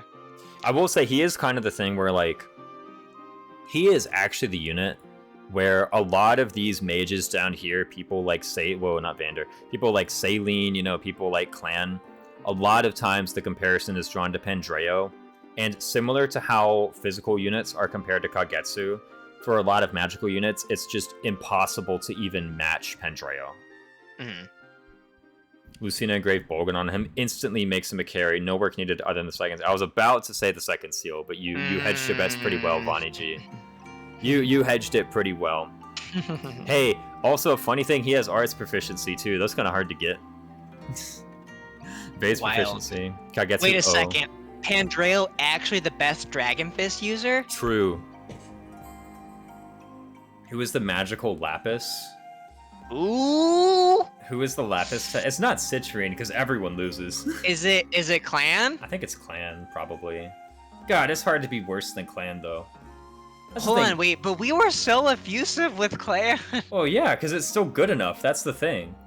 Oh my god. Magic just magic is everything. Like, it's hard to be worse than clan, but like, clan is still good enough. That's the thing. Okay. I guess, okay, like, some units are obviously bad in magic classes, like Louis, okay? Like, Jade, maybe Jade. Jade requires work, though, right? Whereas Lapis is, like, obviously already here in physical classes. Jade is, like, has a few hoops. Yeah, clan is like obviously already here in magical classes. Yeah, I guess. Let's Here's the let's thing. keep staying. Yeah. Let's keep moving. Let's go Tamara. Hold on. Wait, Pendreo. Pendreo. Yeah, Anything like else? behind Ivy question mark. I think so. Because I think Ivy bulk and flying is actually like enough to set her ahead. I understand that in a way Pendreo has better bulk because of like his res is still good and his luck is good enough that you don't need to fix that. Whereas with Ivy you do need to address that. But I actually think like the flying for Ivy and the access to tomes like straight away is enough. And the other thing I was gonna say is because he can be everything that she is. Mm-hmm. You know, like he doesn't need the quote unquote patch at the beginning. Yeah. But if you're going to go, you know, if you're saying like, oh, he could be a griffin or he could be a sage, he can't be both things actually at the same time. Yeah, true. And she can. She can fly and cast thunder. Like Levin's sword Pendreo is good, but I don't think it's as good as Ivy. Now, like again, Pendreo's advantage is that he does the grounded stuff better, and that is important. But I think the flying is enough of an advantage for Ivy. Yeah. There's talk about magic being good. How many magic carries are there per team on average? I would say 1 to 2. Again, my game plan is make 3 carries. I generally want at least 1 physical and then at least 1 magical, and the other one is like a question mark. Yep. Whatever. But like at least 1 magical and at least 1 physical. If you're only magic carry, you sometimes do run into problems. Ivy's a better flunky, Pendreo's a better carry. I could maybe get behind that. I don't know though. Carry Ivy's kind of good. She just kind of has everything. Yeah. There's a massive spider on my wall. Nice. Raisin's about to get bit. Radioactive powers. Spider raisins. Pendreo has a -1 speed cap. Oh no, the tragedy. How many times are you gonna run to the speed cap? Yeah, like Spider-Man prologue, yeah. the caps are I think the caps that matter in this game are Sage HP, Mage Knight HP, and Berserker defense and res. I think those are the caps that matter. I'm really trying to think of other stuff. And I can't. Well, his HP might matter, because he if you do Sage, he bumps up against it, doesn't he? Yeah, he caps his HP easy. Successor Dex, I don't think Successor Dex matters. The Successor Dex cap, I don't think it matters. Okay, so here's okay. Let me address Tribuckle real quick. Yeah. So, unlike Pendreo, Ivy still needs patching up. I don't understand your logic. I think Pendreo actually does need patching if he wants to be as flexible of a unit as Ivy is. Because, like we just established, he cannot be Staff Flyer or Magic Flyer, and he cannot and deal as much damage as Ivy can. Go ahead. I think Ivy has a better top end. If this was a game where investment was hard to apply, then I would agree that Pendreo is the one up here, but investment is plentiful. It's like how much you choose to give them is you have so much. You have emblems, you have inheritance, you have meals, you have tonics, you have stat boosters even. And Ivy has a better top end because of the flight and because of the bulk. And because of the fact that she can use all the tomes from her flight. I mean she can use wind, she can use Bolganon, she can use thunder. She can use Surge, all of, like, everything. She can use Nova, everything from atop that. What can Pendreo use while flying? Levin's sword, that's it. Let's be clear. I don't think there's any debate that we think that Pendreo has a better base stat profile, right? I think he has better base stat profile. But in a game where you can invest, I think the top end, especially if you're a carry, I think the top end is worth considering. And the flight plus bulk from Ivy's, it's just so much better than what Pendreo is capable of. Because there's not a detraction from our S tier of using the resources that are available to you beyond what we expect you to have when at the point in the game that you would need them. So Ivy she's not getting a detraction for not having speed and dodge. Like, honestly, if anything, not having dodge, actually, I think we kind of discovered here, is a benefit for when she becomes a bonded sweeper. It's like hit and dodge fix too for that. I mean, like, you just engrave. Like, if we were playing a game where you couldn't use both engrave and emblem, then I think Ivy's issues would be like a problem. But we're playing a game where you can't do that. We're not assuming max investment, Tribalcal. We're assuming investment based off of... So from an SP standpoint, we're using the scale that Raisins developed. Now, max investment, just any. This isn't FE12. Enemies don't immediately go for crit rate. Here's the thing, actually. I'm going to double down on it. I think you should very heavily invest in your carries. I think giving tons of investment into carries and then like letting the other people just play utility role, fight for scraps, I think that's actually the best way to do it. And I think you can afford to do it in this game. You should... Go ahead. Yeah, let's actually assume... Okay, yeah, let's assume that we gave max investment into Pandreo versus Ivy, okay? He still doesn't fly. And if he does, he can only use Levin Sword. He has to choose either being Griffin Flyer for staff utility with flight, or he has to choose damage dealing from a grounded class but can't fly. He has to choose between those two. Ivy does not have to choose at max investment. And I guess now here's the thing. I should be open-minded and say there are ways to fix the issues with the Levin Sword, right? I mean, like what's the real issue at hand with the Levin Sword? It's that you can get broken by lances. Let's be real.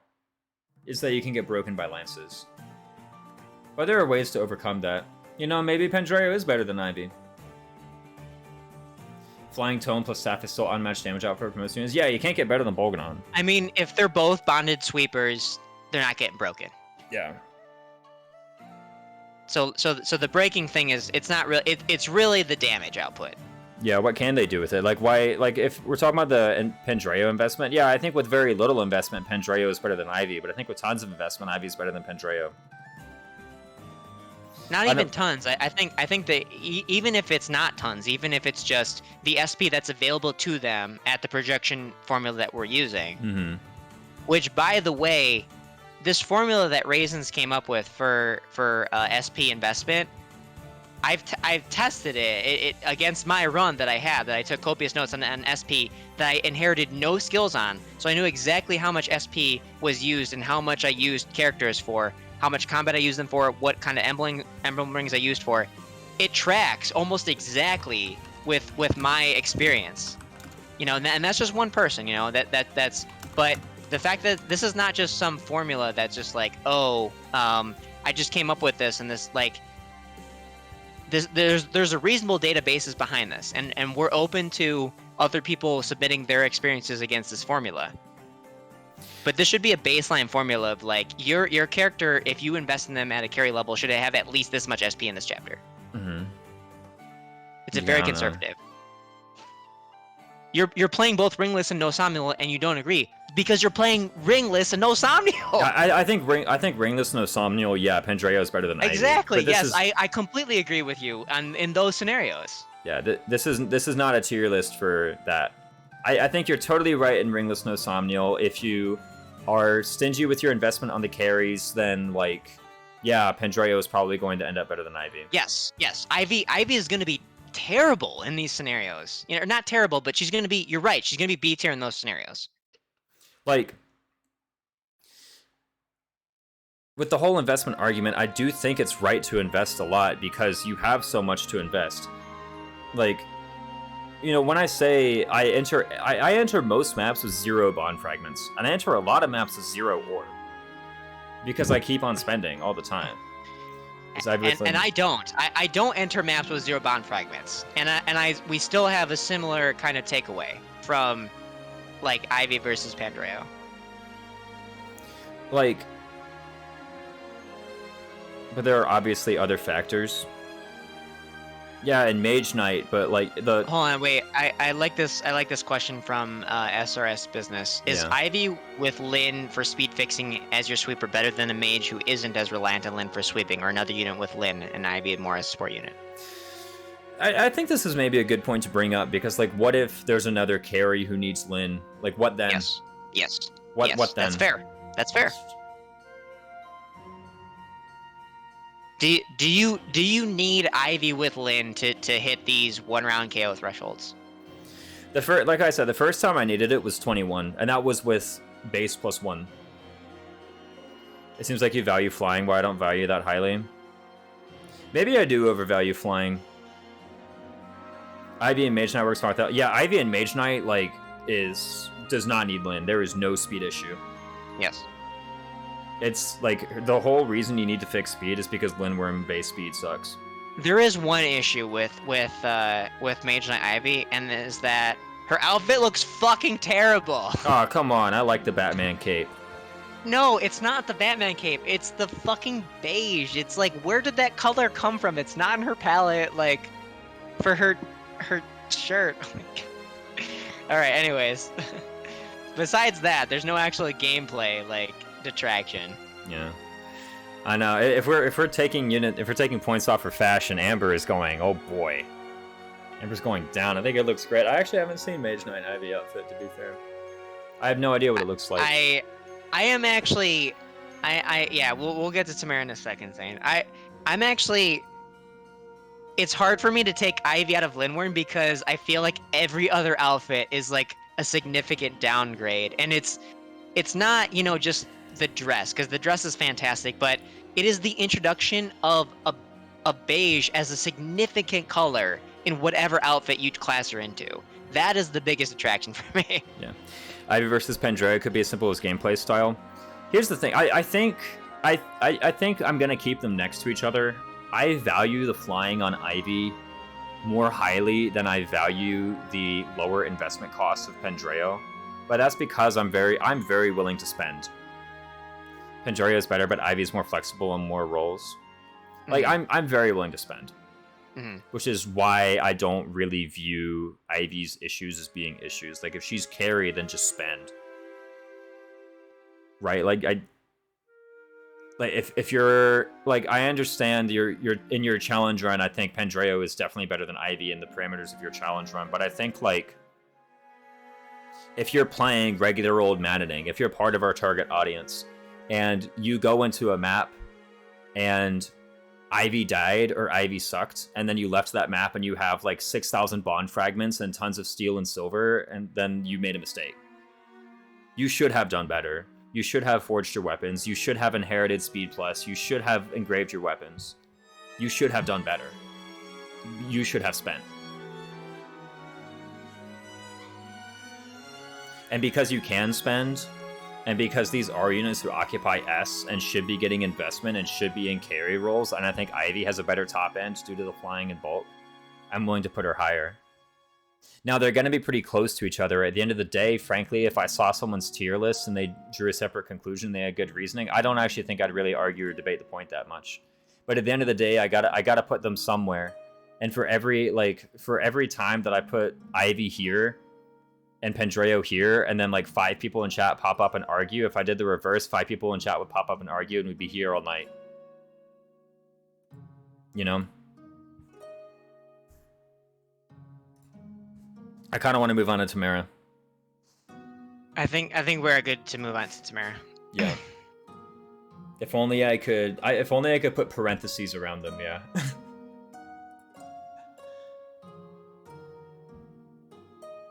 All 10 people. Yeah, I know. Thank God, finally. Let's move on. I want Tamara to be good so bad. All right, where does she go then? I want her to be good so bad too, but she's not. She... Oh my God, it hurts so much. She sucks. So no, she's not D. She's not D. Yeah, she's not D. That's C's average, bro. Isn't that what they told you in school? All right, here's where I'm putting her. All right. Boom.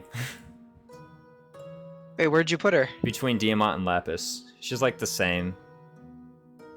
Okay. That's who she is. She's mid-stat flunky. Ice Coffee Gaming thinks she's S. I haven't really heard Ice Coffee Gaming's full evaluation.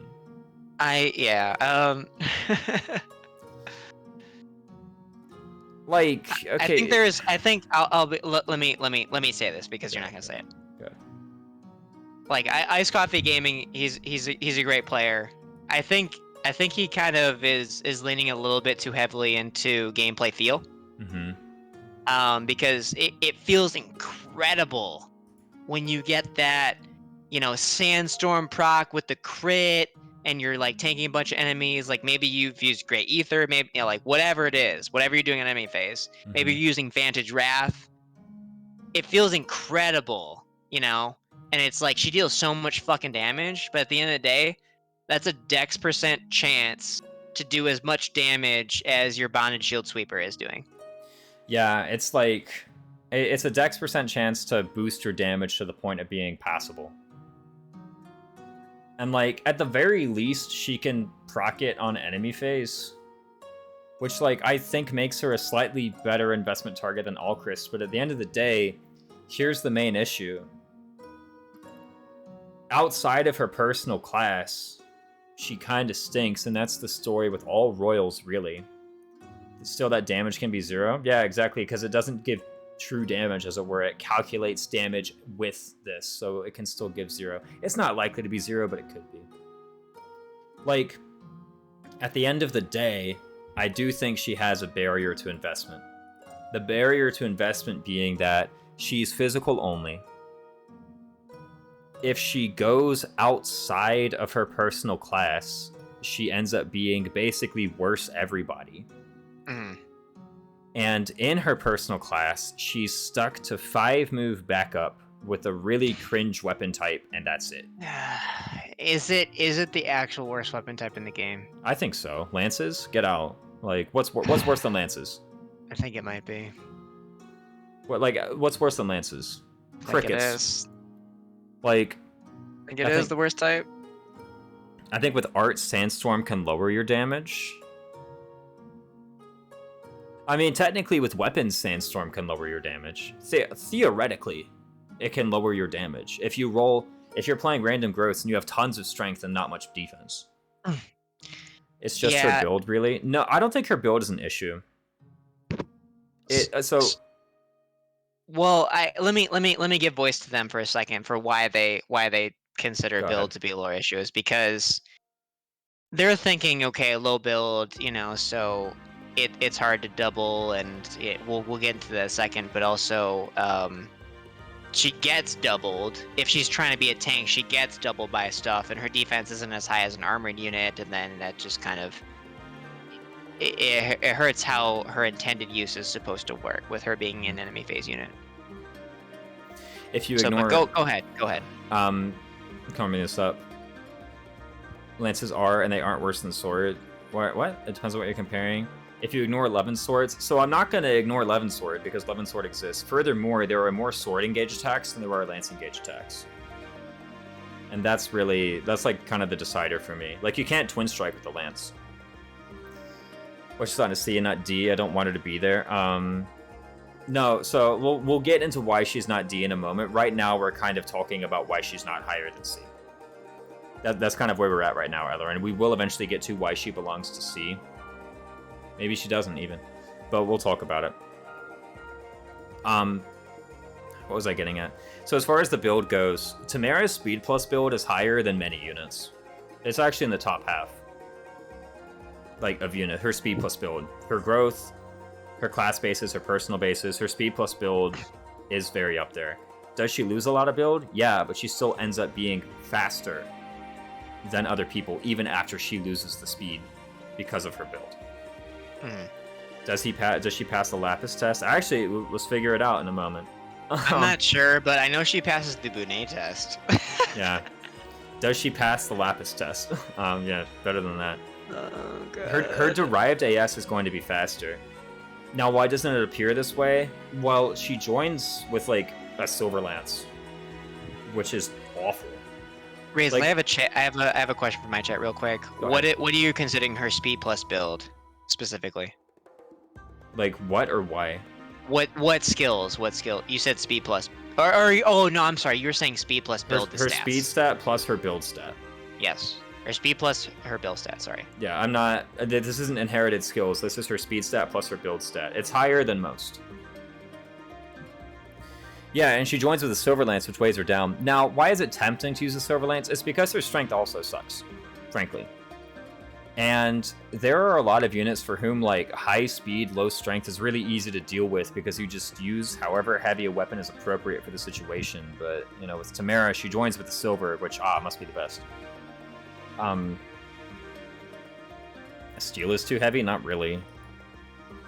There's DLC. Like, her speed still ends up being fine. What is her speed and whatever it is? Lab member is enjoying Lapis here. Such. Let's do the Lapis test though. Let's actually see. This is a good question. Does she pass the Lapis test? So, what are Lapis's growths in... Let's do Sword Fighter.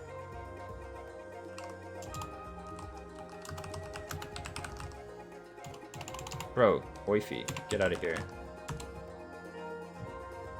In Sword Fighter. Okay, so in, I think it's 7 levels she needs. So 7 times 35 is 2 strength. I'm going to do Slash Tamara.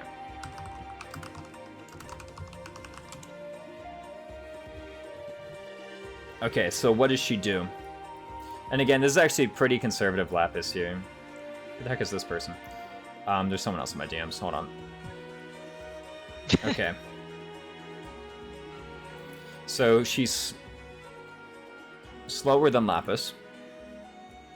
She has far more defense than Lapis, and she has tied strength as Lapis. It's worth saying it, like, it's like kind of passes the Lapis test. I just don't see the point in ignoring it since it's right in the eShop. It's not like it's pitchforks or 2 roots fates items. Whereas a contested resource that couldn't be moved around.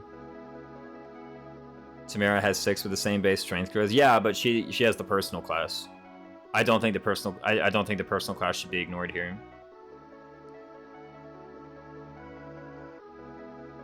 Similar speed. Better. Yeah, I mean, like, also the defense. Let's not forget, the defense does exist. You should consider that as well. And in niche situations, you can convert that defense into the offense. I mean, yeah. It's 18-12 Tamara, 10-20 Hero. It's not something you should count on, but it's something if you're comparing the two of them together, Lapis has no ability to do that. Honestly, I'm actually fine putting Tamara below Lapis, though. I think there's evidence that, I mean, people are showing us she actually doesn't pass the Lapis test. If she doesn't pass the Lapis test, then man. She joins unpromoted a map. Their enemies are promoted level 4. Yeah, it doesn't really help that she's unpromoted with frankly one of the worst inventories I've ever seen in a Fire Emblem game. Like, it's got to be one of the worst starting inventories ever. I think nothing would have actually been better because it would have prompted you to trade her stronger things. Are you using Lapis more than Tamara for the time in the game? Honestly, yeah. Maybe, yeah. Not even that good for that many chapters. Are you using Alfred more than her? Yeah. Alfred's better in his first few maps than Tamara is. Tamara, like, doesn't take damage and then doesn't deal damage. She's a sustain unit unless you proc Sandstorm. Yeah, Lapis has the advantage of being able to reclass without having tragic stats. Hold on. What was the speed comparison again? Lapis was faster by 2 in Hero. Damn. In Hero. I mean, like, I don't think the defense should be ignored, but it should be noted that her offenses are not that great. It's in one round on the map after her join with the promo. I mean, yeah, but it's the weak enemies thing. Like, that's the same quality Bunet has. This kills me so much. But everything that's been said so far is correct. And it's evidence for D tier.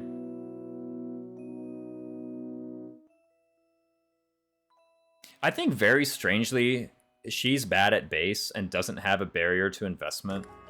Like, I think she does things like Erica Brave pretty well. Yeah. But, like, that's the same as Anna. She's a pretty similar unit to Anna, frankly. Is it? She's just underpowered. Yeah, she has no barrier to investment.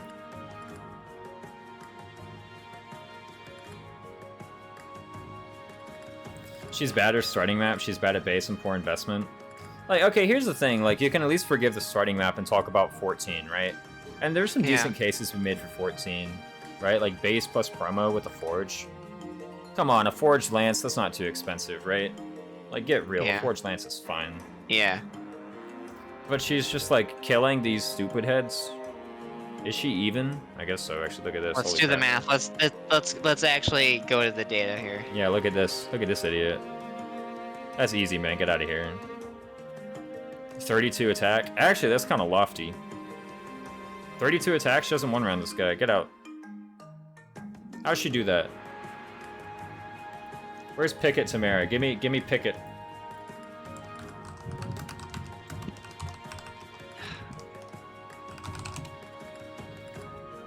What she got with Pickett?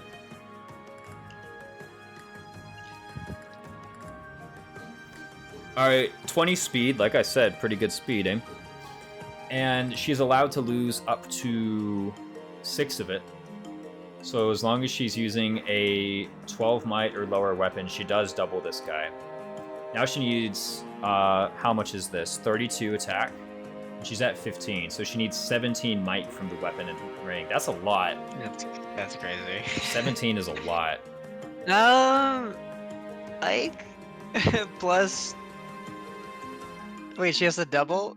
She's getting Ike, What? Who else are you giving Ike to? Ivy, Panette, Marin, Kagetsu. You just said Ike was not a heavily contested emblem. I mean, it's one of your 3 at that point. You're right. Like, I'm not gonna take this and put it on a crap unit when I have, like, how many? I would put it on Pendreo before I put it on Tamara. Wait, why? Wait, what?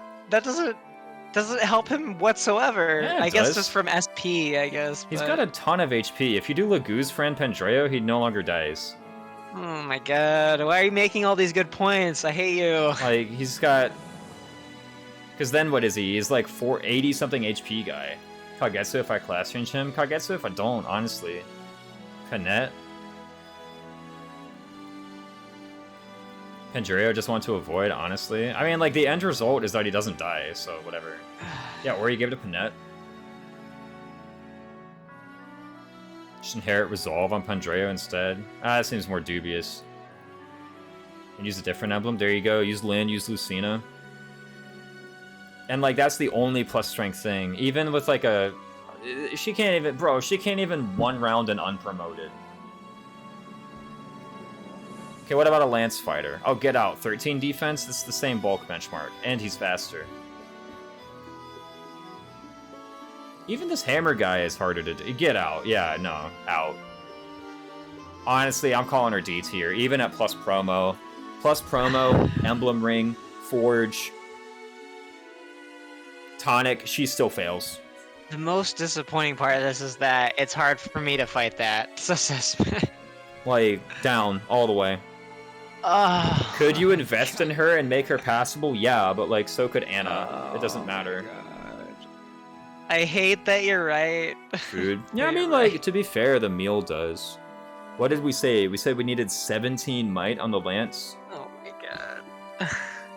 2 tonic, 2, so now we need 13 might on the Lance. Oh my god. What even does a Steel Lance have? 11? Well, I guess Steel Lance 1 with tonic and plus 2 ring actually does it. Steel Lance 3 with tonic does it actually. Oh, but it's too heavy. No, it's not too heavy. You have to strength tonic her and do strength food every map. I don't consider that high investment. Actually, no, this elevates her out. I did the math wrong. She actually one rounds those guys. Yeah, okay, with Steel Lance 1 or with Steel Lance 1 and Grave or with Steel Lance 3, which is not hard to have. She actually one rounds those guys. Thank you. And she doesn't die. That's more than what Alfred does. That's more than what either of these guys does. I don't think it's more than what Jade does. It's pretty my similar. god. Woo. She goes above Diamond, she doesn't go past Jade. Okay, alright. Oh my god. Come back, City. Yeah, tonic and food don't stack. Here's the thing, like, I don't consider strength tonic to be like a cost. I just do it anyway. Strength tonicking Tamara is kind of a meme though, because Dex percent of the time she ignores it. Yeah, but 100 minus Dex percent of the time she doesn't. So that's more often than not. I wasn't factoring in ring. I was factoring in rings. I was saying 2 from tonic, 2 from ring. That was actually like optimistic case scenario. 2 from tonic, 2 from ring. Yeah. Also, she just promoted, so she doesn't have Sandstorm. All right, let's go Pennet. Where's she go? We got her out of D by 1 rounding some enemies. The map after she joins. With some Tamara. small amount of investment. Whoa, a +4, like a +3 steel forge and a strength tonic, massive. S or A? I would agree, but which one? Pennet kind of good. I mean, this might not be enough to be a distinct, unsurpassable quality, but highest strength in the game. Highest strength in the game. Her crit personal, I think, is actually something that pushes, like, her specifically with Vantage Wrath builds. It actually hinges on the crit personal. She is the best one. A lot of people can do it, but she is definitely the best one with the strength and the crit, the highest strength and the crit. Yeah, the only way I was able to hit 100 crit with Zelkov was using the Leaf Adaptability. I had to use Leaf Adaptability. Mm-hmm. Pennet can do it with any. She can do it with Ike. That saves her 2,000 SP because now she doesn't need, to inherit Wrath. She can just be on Ike. Everyone else, if they do it, it's like it's not mathematically impossible to get 100 hit on enemies. It's really hard. It's really hard. Pennet though, she just does it. All right, done. 100 hit, 100 crit, done. Bot kill, Vantage Wrath. There is the kind of awkwardness where that kind of build only works at 1 range, but here's the thing. All right, let's stop considering the Vantage Wrath build. Is she good? Still, yes. She still has good strength. She still has good HP. She still has good dex. How's her speed? For the Vantage Wrath build, speed doesn't matter. Her speed, 7. That's like passable. It's not great, but it's passable. So yeah, so that is gonna be the biggest argument that somebody would have to move her down to A is like how much you need to patch the speed. How much you need to patch the speed? Not at all. Also, it's her only problem.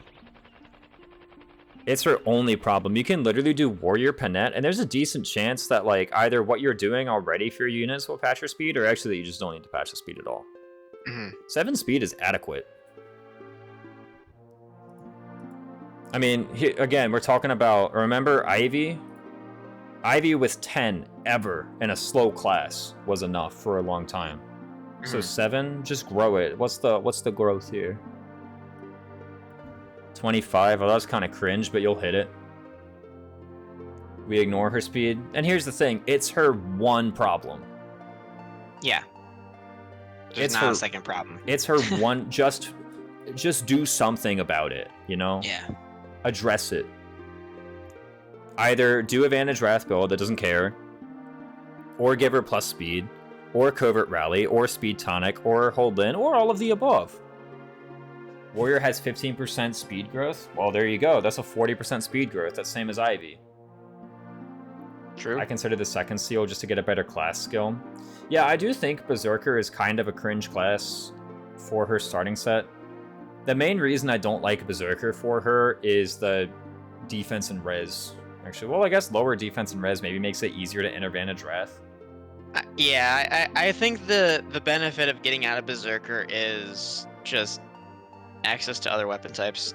Yeah, better, like bow or dagger are both better. Yeah. And again, they said warrior or wolf or wyvern. Wyvern's fine too, frankly. Yeah. What about the Berserker drip? It is a good outfit though, I gotta say. It's a pretty good outfit. But like, I think a lot of the cons of Berserker are a bit overblown. And maybe there's a world where Berserker Pennet is still reasonable. But here's the thing, like, we say, oh, you gotta get her out of Wyvern, or you gotta get her into a Warrior or Wyvern or Wolf Knight instead. Like, that's a bad thing somehow, bro. Just do it. Just class her back into Berserker for, like, the the last part of the game where you're just doing just the boss kills with Erica. 23 dex cap and Berserker. I don't think 23 dex cap and Berserker matters, really. Because her crit plus 10 personals... Okay, here's the thing. She has 23 dex cap and Berserker. She has as much crit as a warrior with 43 dex. Which you never get. So, like... With all of she would have 23 dex. If you really cared, then, you know, give her a dex tonic or something. Warrior just has better low caps and bows. Warrior cap is 30, right? That's 14 hit extra. Wait, okay, when you do Vantage Wrath, you do either Lin Engrave or Erica Engrave. Those both have plus 40 hit. That doesn't matter. Like, you hit. You have Erica or Lin Engrave, so you hit. Mm-hmm. With 23 dex, the issue isn't crit hit. No, you hit. You have 40 crit. Or you have 40 hit Engrave, you just hit. Like, Lin Engrave and Erica Engrave, they don't fail to hit. They have plus 40. That's a lot. You can even, here's the thing, you didn't inherit Wrath, so you can inherit Hit Plus. If you really care about that, you can inherit Hit Plus. There's one round of Brave Axe pretty consistently, no need to quad with their strength. Yeah, exactly, just bonk bonk. All of these great things. Here's the thing, we're pointing out like little tiny like things that mess her up. Like, just deal with them. Just deal with it, just find a way. Do it, you won't. Like, oh no, I Vantage Wrathed next to a forest when enemy thieves were around. Just don't do that. Like, don't do the one thing that gets you destroyed. I'm pretty fine with having her here. At the end of the day, why isn't she much higher? I think, again, she's only physical, and I don't think her physical is as good as Kagetsu. Is that, but, I mean, there's 3 people in between them, so... Yeah, I think magic is good enough for that. Kagetsu is just so ridiculously good. No stab. Yeah, no stabs down. Move her down. Move her down to D, actually. No stabs.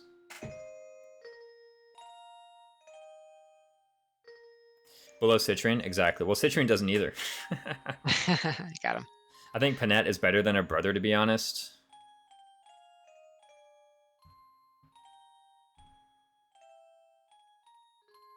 I mean maybe. She can be the late game boss killer. He might struggle with that. That's true. There's like, okay, there's a couple bosses that Panette is better at than Pendreo, and then meanwhile, like, every enemy with 2 range or 3 range, Pendreo does better than her. Mm-hmm. Yeah, we can't split up Ivy and Pendreo. This was the promise. Mm-hmm. I pinky promised Tribolical I would keep them together.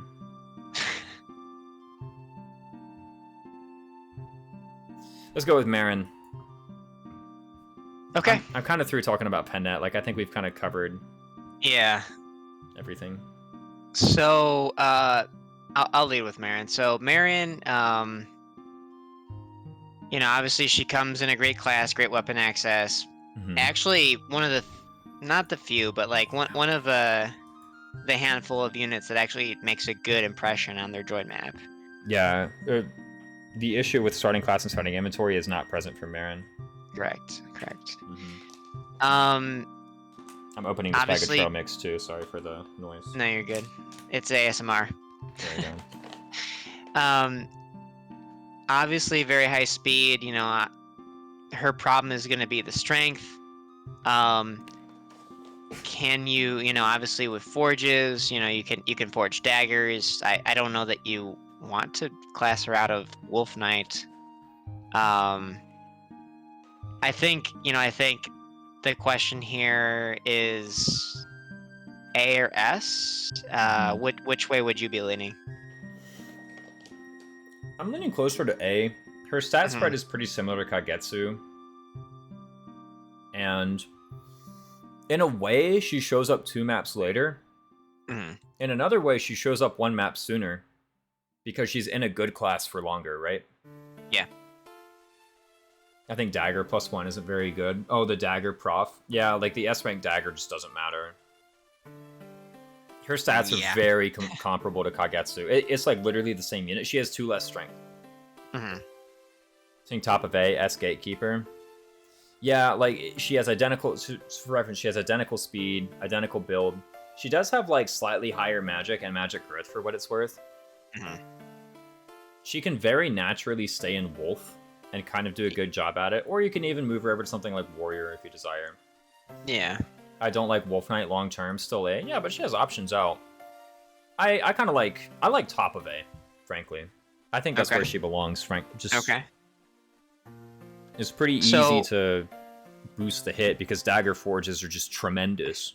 Right. So let me posit this at you then, because we've said, you know, hey, magic a lot of times is better. So why would Citrine not be a better option than her? So, that's actually a good question. Because at the end of the day, a lot of things I said about Marin are also true about Citrine. And frankly, I think it's easy enough to get Citrine up to that point. Marin's bulk is a lot better, for what it's worth. If you say Wolf, you want Erica or Roy. Yeah, one of those two. Marin's bulk is a lot better, and so it's kind of thing where, like, if Marin needs to act independently for a map, it's very easy for her to do that. It's very easy. Because she can just kind of go off on her own. You can choose to give her those same, you know, Sigurd or Micaiah daggers as earlier. Sorry, I'm like really hungry, holy crap.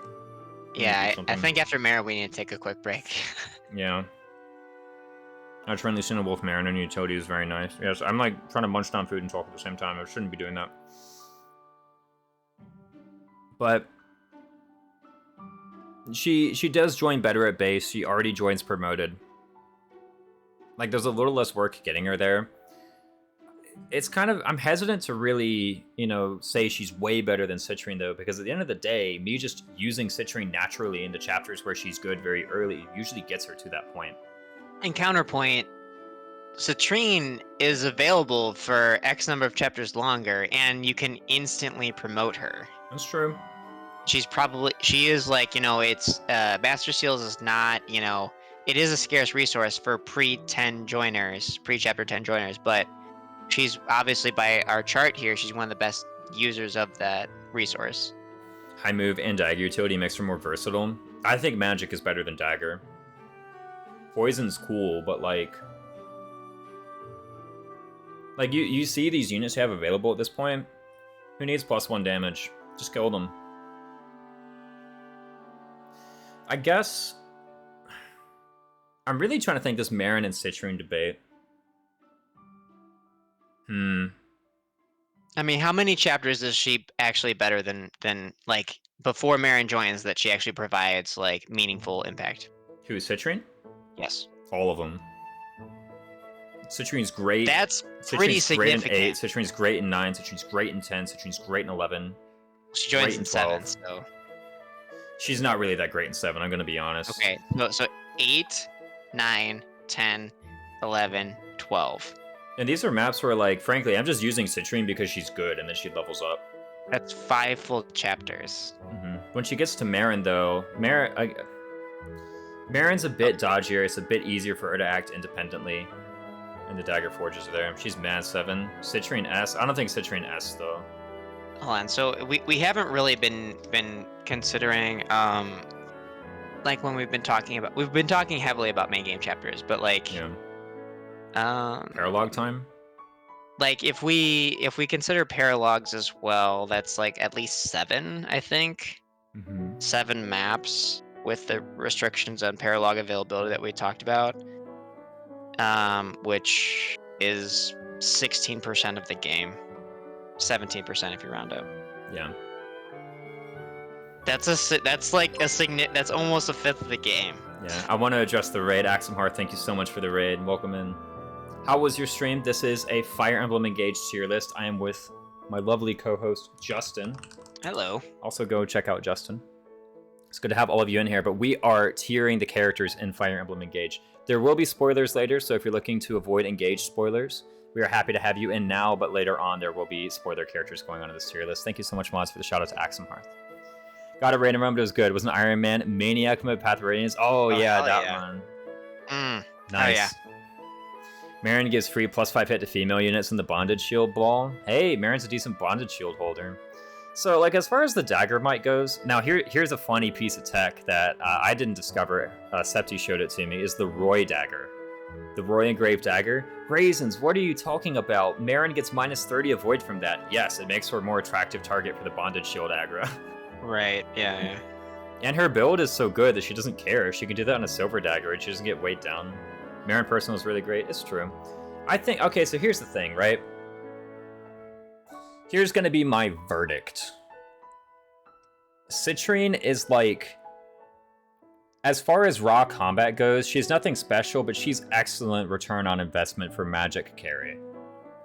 As far as Marin goes, she's nothing special, but she's excellent return on investment for physical carry.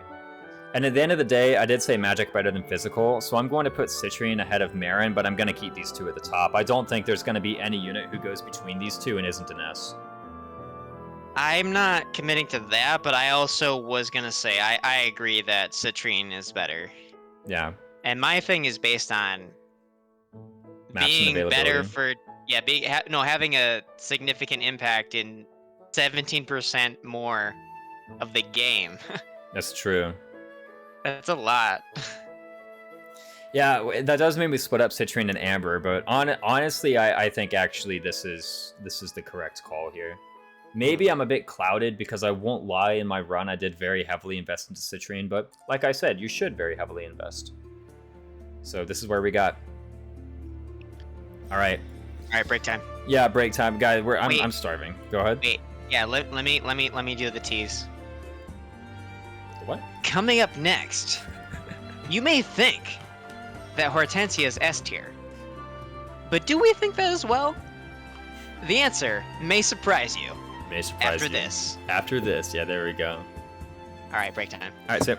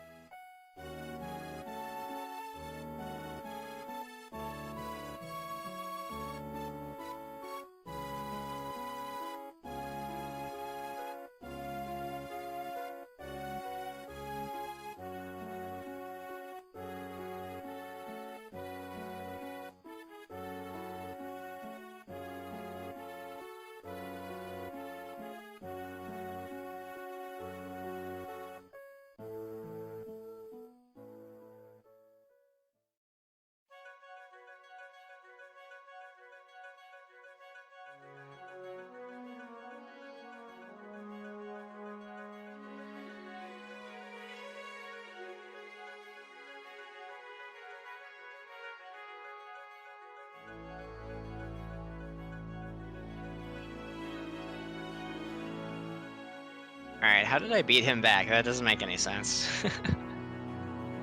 Oh god. Impossible. That's impossible. I did so much extra stuff. Oh, okay. I got libations and food, so...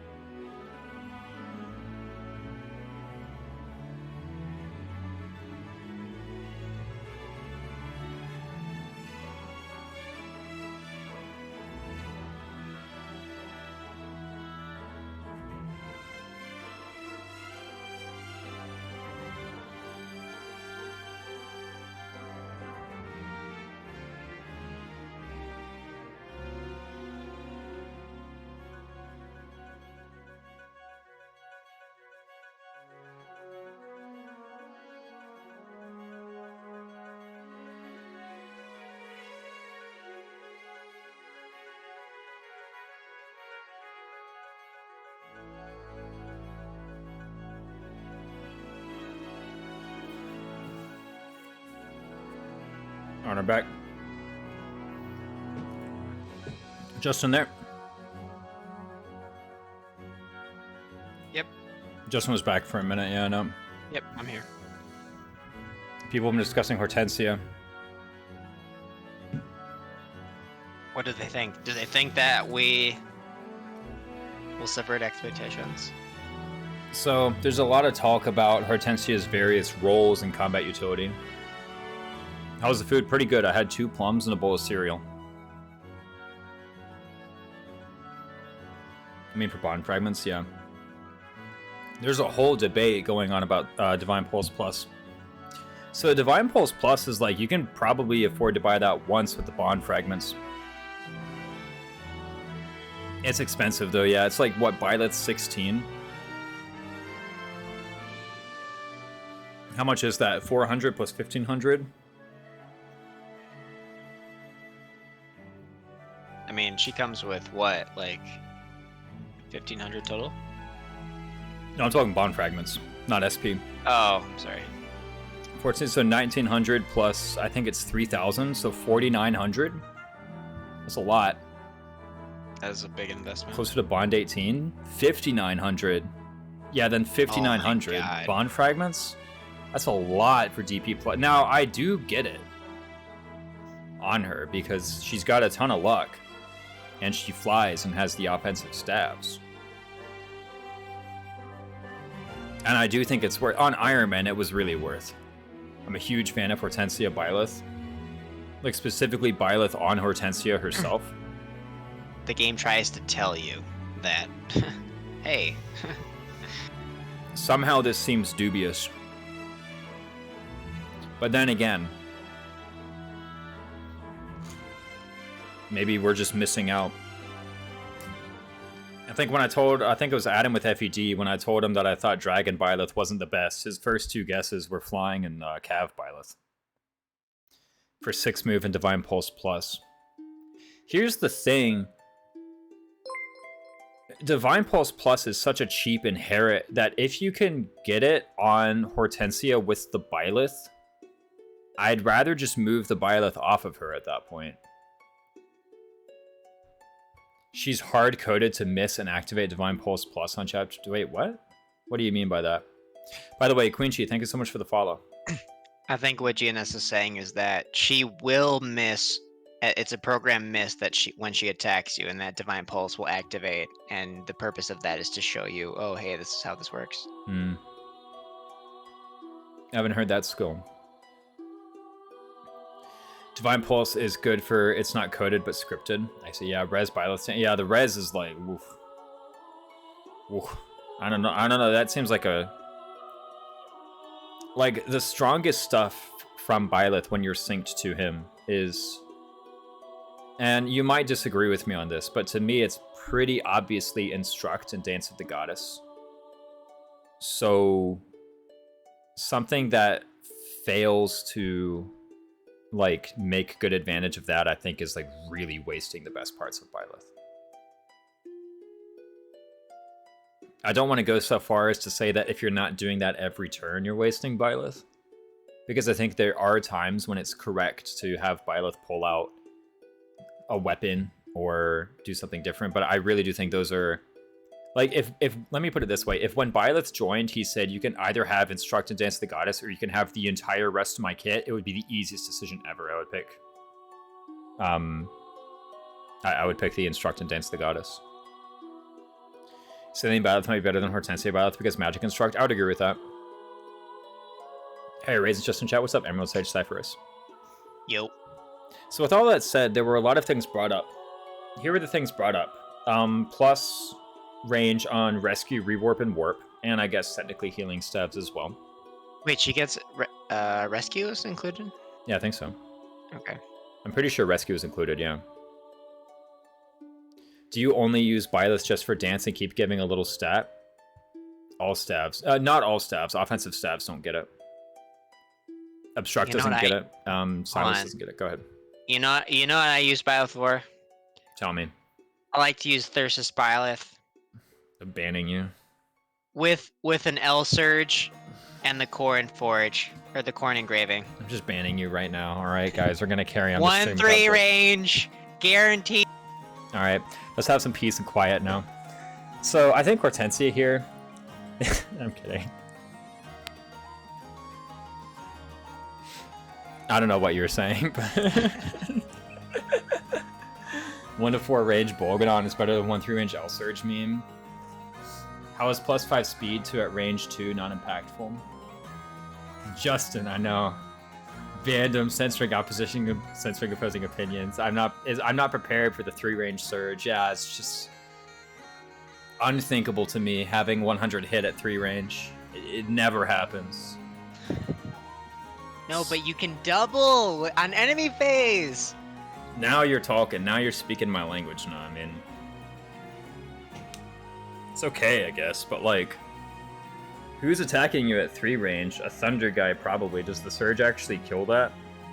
Yeah, because you're critting. It has 10 base crit, and you have the Corn Engraving, which is 30 crit, 0 hit, but that doesn't matter because you have infinite hit. +3 all stats on more than 3 units is not impactful. That's what I'm saying, is like the Instruct and the Dance of the Goddess is just so much better than all this other stuff that Byleth can do. Yeah. It's like, we know. Everybody knows. It wastes 1 unit move. I know, right? It's crazy. Everyone knows. All right, so like, but that's talking about Byleth as a unit, specifically Byleth, not the Byleth user, specifically Byleth. Yeah, let's get out of this. Let's talk about Hortensia. Yeah, I think I got kind of tunnel visioned into what Sithis said. Let's talk about Hortensia. Is she Sithis good? has a penchant for doing that. Yeah. All right, Hortensia. Back to tier list. Yeah, enough chit chat. Back to Hortensia. I think she's really good. Does she have that unsurpassable quality? Is plus range on warp and plus range on rewarp, and that massive luck stat just at base. The flying S stabs. Are all of those good enough to be put in S tier as opposed to A? And World Tree. And World Tree. And World Tree, you're true.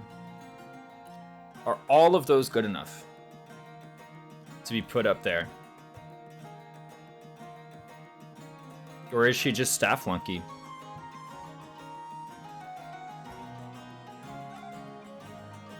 What's your conclusion? Oh, I was asking you genuinely. I flipped it back to you because I'm not sure. All right. I think so. I think it goes in S. You think so? Okay. Yeah. To be honest, I'll be completely honest. I'm gonna need convincing. Okay. So, first off, I don't want to assume that the audience is only going to warp skip, but if you are, there are a couple skips that are actually impossible without Hortensia. Like the +1 warp staff range, especially once you dance once with Seedall, there are a lot of clears that are actually impossible to pull off unless you have that rewarp range +1. Well, I qualified that. How are they? Why? Which chapters? Why are they impossible? 23, it's impossible because you need the warp range in order to get your units onto a platform where you have like squares for everybody. Okay. Whereas like if you look in 13, one of the problems with 13 is that like there is literally no place on the map where there is like a cross shape of open hold ground. on. 23, not 13. 23, sorry, 23. Sorry, Okay. I don't know how I got that mixed up. On 23, there is just not a cross shape of open ground on that map. Timeout. Counterpoint. Mhm. What if you were just warping flyers? Even then, I think Hortensia is still needed because you actually need to hit it at like an off angle. Or yeah, 23 is the lava one. In order to With, warp around like the monster, you need to hit it at an off angle. Zephyr and Gris. Yeah, Zephyr and Gris. I need to look. I'm sorry. I actually need to look at this. Yeah. Wait, I'm in 3 houses triangle attack. Hold on. Where's engage? You know what? I'm gonna get my soapbox for a second. I have old bookmarks for 3 houses, and I clicked on a few of them, and they showed up as engage bookmarks, and I was like, "What the fuck?" I was upset. They reused the URLs.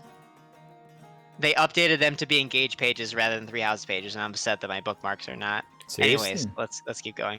Dang.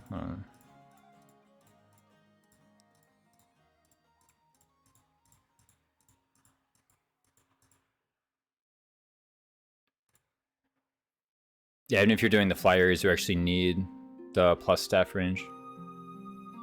Micaiah Vale doesn't fly. She can't do turn second one. one. From turn one. From turn 1. If you're patient, then maybe. But the thing is, if you're patient, first off, you're eating these freeze stabs. And then also, I actually have no idea where the enemies are after turn 1. Maybe there's a turn 2 one where it's like really easy, where you're just like, kind of similar to chapter 25, where you just like chill out for turn 1, and then on turn 2 you do it. Yeah. Micaiah Vale doesn't fly. She can't do the second warp.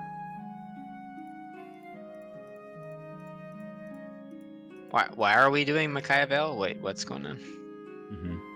What? No, what's Micaiah Vale about? I don't. Yeah, I have no idea what Wronghouse is bringing this up for.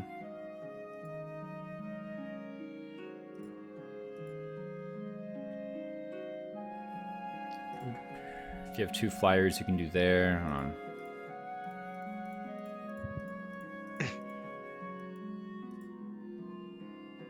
Oh, dragon gives staff range +1. Okay. Oh, the +1 staff range. Okay, but like, wait, I'm still missing the part where we need the plus staff. The Yeah, we're plus gonna need that. 1 staff range. I've heard it actually here, but to be honest, I'm just spouting something I've heard on the internet. I don't actually know if it's true. Yeah, what if we can just do like, if we get attacked by a free staff, there's only 1 free staff, 2 free staffs, like, let's bring up FE6 strats. Where are our flunkies to bait the status staffs? True. Why can't we just do that and set up? Why not Micaiah silence them? Why not Micaiah entrap them? And set up a turn 2. Like, what's going on here? Like, I don't. I'm trying to remember exactly what the deal here is. Wait a sec, hold on. There's literally this one right here, though. Because you just warp here, and then your 2 ground units go here. You do need 2 flyers, apparently. Where you just go here. which is, I think is fine. 2 ground units there, and then you 1, 2, 3, 4, 5, 6, 7, 8, 9, 10. A ground unit goes to some mystery position, probably here, but I have a ground, flyer is probably the case. You can make this one Sea Doll. Yeah.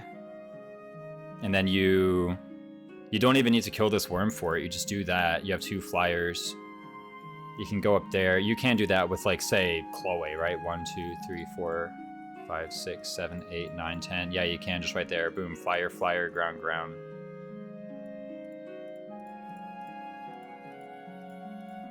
Or rather, yeah, flyer, ground. They're going to be somewhere up there. Yeah. Like yeah, it's going to be like your ground unit, probably Sea Doll, is going to be here. Another ground unit is going to be here. And then literally look at that. You have a... Well, it's actually not really that clean, a Dance the Goddess. Yeah, it's actually not a very clean dance, is it? Because Sea Doll's right here. Can you go to the other side of the wall?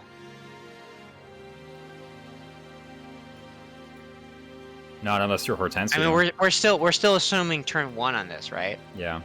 Actually, it's you could still go, not yeah. accounting for turn 2, just moving forward. And is it possible to defeat both of them with 4 units? So one thing that you do need to do is actually you need to have a 3rd flyer with the Celica ring go up and then warp Ragnarok in order to get in there.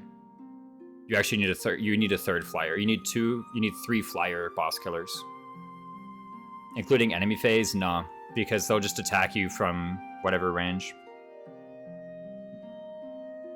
I guess you could theoretically counter, Gris on the enemy phase. That's if Gris even moves first. I actually don't know who does.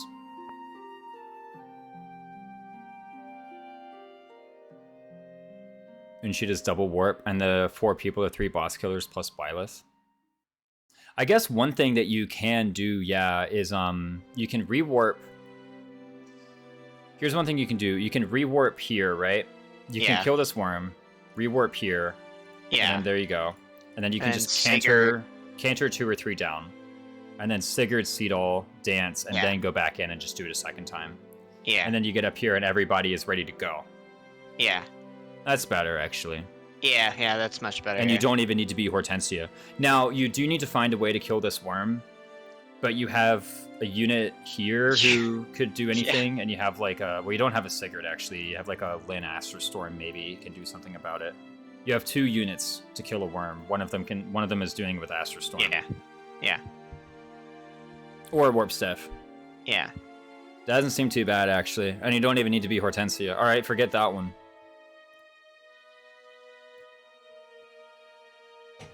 So then what?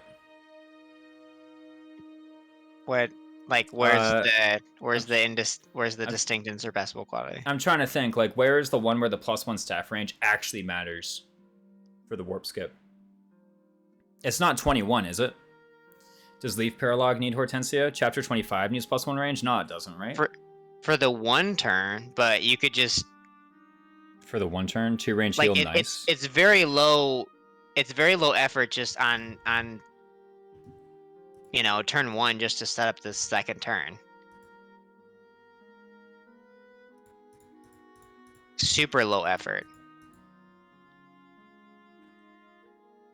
Asterstorm there. Boop.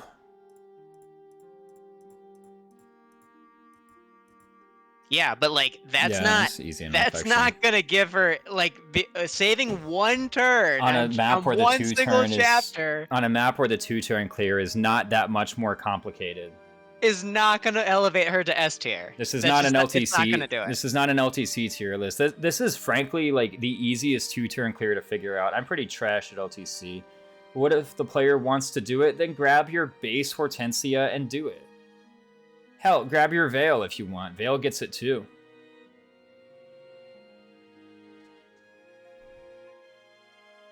Like, Veil could do it. In fact, matter of fact, Alir could do it. Alir has the +1 staff warp range as well. Alir can actually do that with Micaiah rewarp. He can just go here and then go here. He's actually just got it. I did this one turn with Alir. So this isn't distinct. This isn't unique. I swear there was one, man. It might have been Leaf Paralog, to be honest with you. No, I think the Leaf Paralog one turn requires DLC. Didn't that one need Edelgard? I don't remember it. You tell me. You tell me. Yeah, Alir's even better for it. Because he gives the support and the Divinely Inspiring. Yeah. Even better.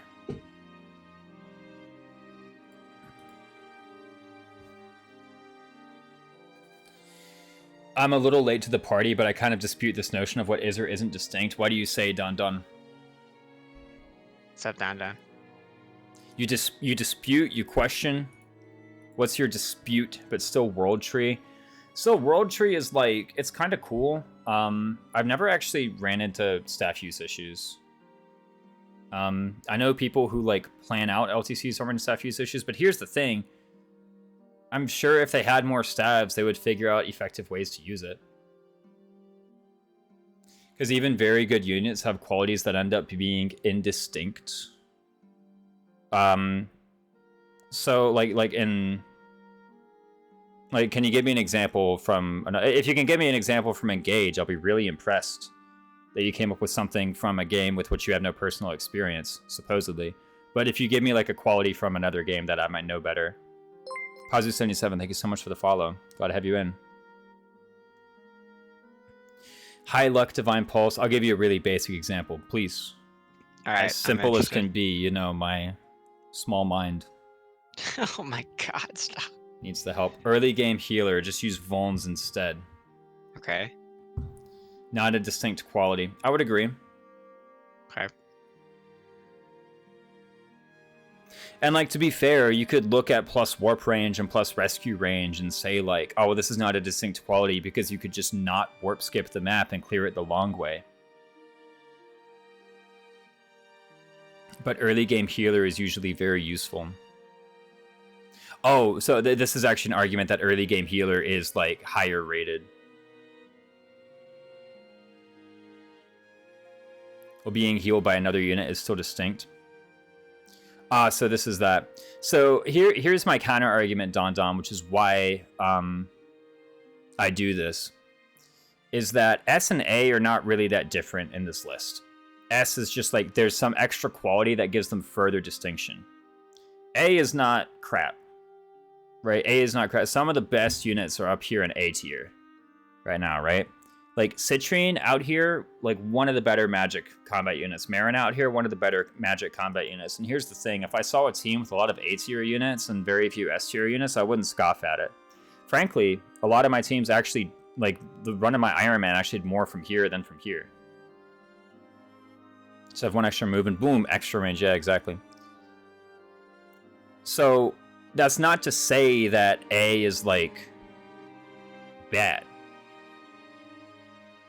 Between 45, 55 Hortensia.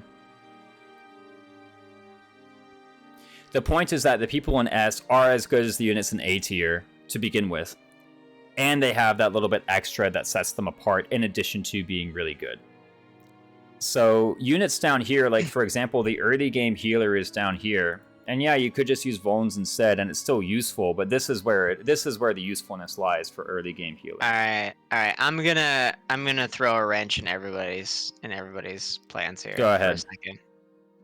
I'm kind of engaging very specifically with Don Don, but you're right. You should get us back on topic. No. That was a good point by Don Don. Mm-hmm. But please I'm go gonna ahead. throw this out here.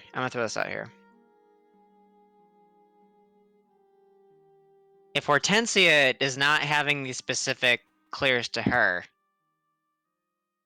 is she even solving problems for 50+% of the game? Okay. So in that one, I would actually point more to offensive stabs. Okay. Like, and I do think the offensive stabs alone are good enough. Like, she pretty undisputably has the highest hit rates with silence, the highest hit rates with entrap, the highest hit rates with freeze. And part of that is like, well, it's because you're inheriting Divine Pulse Plus on her and not inheriting Divine Pulse Plus on combat units who want other skills. Mm-hmm. But even then, she's the best candidate for Divine Pulse Plus because she has good magic dex and luck. It brings her staff hit rate to the highest level. Yep. And the offense, like, if you offensive staff with anyone else, you're just chancing it. If you offensive staff with Hortensia, the odds are, like, tremendously high. And that I would actually give at least enough for A tier. Like, okay. I was kind of, when you began this thought, I was really anticipating you being like, what if Hortensia B? But I actually think the offensive stabs and her base stat spread alone is actually enough to be warranting that. Okay. Saline competes, but she doesn't do it on flight. Yeah, like, that's the thing. Hortensia does it from flight, and Hortensia does it with no training. And you might say, but Saline joins earlier. She doesn't join that much earlier compared to the status stabs. I guess you get a freeze in Chapter 10, but, like, cool. Like, you have less than half of a map to use Micaiah Freeze before Hortensia joins. Does A or S staff matter at all? For Entrap, it does. She's knocking on the S rank, but she can't get in. Entrap is A. Entrap and Fortify are A. Yeah, also Divine Pulse doesn't happen until Byleth anyway. You get Divine Pulse and Hortensia at the same time. Okay, so what are the scenarios where you found the offensive stabs the most helpful? Chapter 19 is a big one. Chapter 19 was actually one that I considered when we were talking about key maps that are really difficult. Which one, A or S? Yeah, Hortensia is S. S stabs I don't care about. Chapter 19 is actually one of the maps that I thought maybe, hey, we should consider. Marth Paralog, there's another one. Where that map is made super easy. Fracture and Worm are good. That map is actually made super easy if you just silence Mavir turn 1 and then just get in there. If you silence Mavir turn 1, then he turns aggressive and he runs forward and attacks you. And then you just kill him. There's none... All of this crap that people do where the enemies bunch up because of his warp staff or because of his rescue staff, all of these stories that people... Yeah, all of these stories that people have of Saphir dying turn 1 because Mavir just warps enemies towards her, none of that ever happens. He just dies, and then, like, literally half the map is solved in one cast. Okay, that is actually significant. And even things like Entrap staff on... I understand you were about to go into another point, but I want to point out a couple other ones. Things like Entrap staff on the boss of 24, really good. Okay. Fracture staff on Worms, amazing, pretty great. Even stuff like when we were talking about 23, when I was like, just Micaiah silence the Griffins. That's kind of hard to do unless you have Divine Pulse Plus. Even that is something that's like actually really tricky. And the fact that this was what other people brought up, you could, with Micaiah, give yourself an extra A-rank staff user, just from whatever stats you want. But people don't. They put it on the unit who already has S-rank stabs, just to make those stabs better, because they're that good.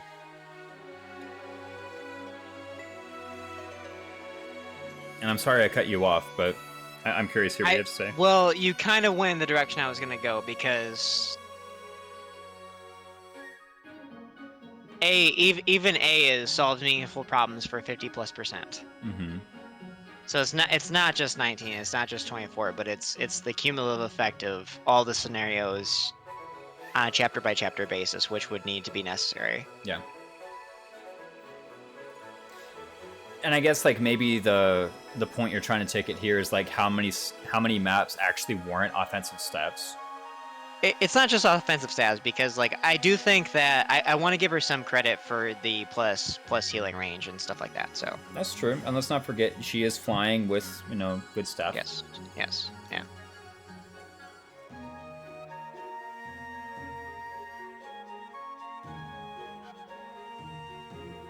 To be honest with offensive stabs, I think the maps that warrant offensive stabs is probably more than I'm using offensive stabs on right now. Because I always end the run with offensive staff uses left over. So I probably should be using them more. That doesn't mean, though, that you need to, because, like, what if you silence somebody or, that you want to enemy phase or something, I mean, just, like, don't do that. Exactly, but that's what I'm saying is, like, that's a staff use that you shouldn't use, and that's why you would have one extra in that situation. Oh, because I just had better tools to deal with it. Like maybe the fact that I had leftover offensive stabs is evidence that it's not that useful. in certain situations. I'm trying to think like at what times I thought, oh, I could use an offensive staff here, but I was just stingy for whatever reason. But why exactly shouldn't use a staff? I mean, I think that there are like bad reasons to use offensive staffs, right? Like imagine you're fighting like a million enemies and it's really hard to fight the enemies that are currently in front of you, and you're having to like line up player phase kills and everybody in order to survive. Right? It would probably be a mistake to Micaiah and trap another 5 into the mix. But just because you can like mess things up with offensive staffs doesn't mean it's like... This sounds like something you need foreground planning for, where you have limited resource uses and each individual use only moves the reliability needle. Yeah, I think there are a few key places where like offensive staff is like the answer, right? Like silence on Mavir is a big one. And trap on the chapter 24 boss is another big one. Who is it? And trap on Marth Paralog is another big one. Where like those are the maps that are most obviously solved by an offensive staff and not by a warp staff. This tends to underestimate the impact of moving the reliability needle. Just to clarify, Vale, Alir need to be engaged to get the +1 like Hortensia, right? Yeah, so say you wanted to rescue or warp only one unit, she's got the advantage there. That's true. If you don't want to be Micaiah engaged and you want to use rescue or warp, then yeah, you're right. Yeah, but in the scenarios that we laid out, GNS is like for example, 23, Hortensia would need to be engaged anyways. Yeah, for 23, it's like you're just going to do that anyway. For 24, you're going to be engaged anyway. Yeah. You want to bait them on a better position on the map for I Won't Freeze? Oh, you actually benefit from them moving towards you in a way. Yeah, right. Okay, I see what you mean. So like, and as far as what Don said, moving the reliability needle. So how do you reliably offensive staff somebody? Have good magic, have good dex, have good luck with Divine Pulse Plus. Yeah. Hortensia really is the only unit with all 3. Even Saline doesn't have good all 3. Well, like I would be interested to compare their magic and dex. Their magic and dex. All right, fine. Let's do it. Let's go to the stats. Let's go to the stats. Screw it. Hey, what's the staff hit formula? It is hit of the weapon plus magic plus dex. Let's math it out. Hit of the weapon plus magic plus... So let's do something like Silence Mavir, right? And let's also keep in mind that Hortensia is able to fly when she silences Mavir, which is pretty critical for this. Actually, let's not do Silence Mavir, because Hortensia's flight is actually just so much better than Saline's foot. Nah, Saline can make it. Let's compare Silence Mavir. Fine. Yeah, couldn't Saline just come in from the side? Yeah, you have a dancer there too, I'm pretty sure. Simply have both Hortensia and Saline for further redundancies in the failure chance. Although I guess flying... You know what? Let's just forget about the flying for a moment, because my claim was the dex luck magic. Stats. Okay. Let's just stats. Yeah, that was my claim. So let's go ahead and bring this up. Okay, so what is the staff hit formula? Hit of weapon plus magic plus dex. And then what's the staff of void? Staff of Void is it's a formula on the top of a division. It's 3 times luck plus res. I'm sorry. 3 times res plus luck. I think that matters. I think it's over 3 times res and then plus luck. Yeah, 3 res plus luck all over 2. Yes. Okay. So that's the staff hit formula. And to be sure, on Entrap, it is what? Or not Entrap, Silence. The hit rate? Yeah. Give me a second. Yeah, Griffin can actually silence. It is... I forgot what Serenez Forest was for a minute there.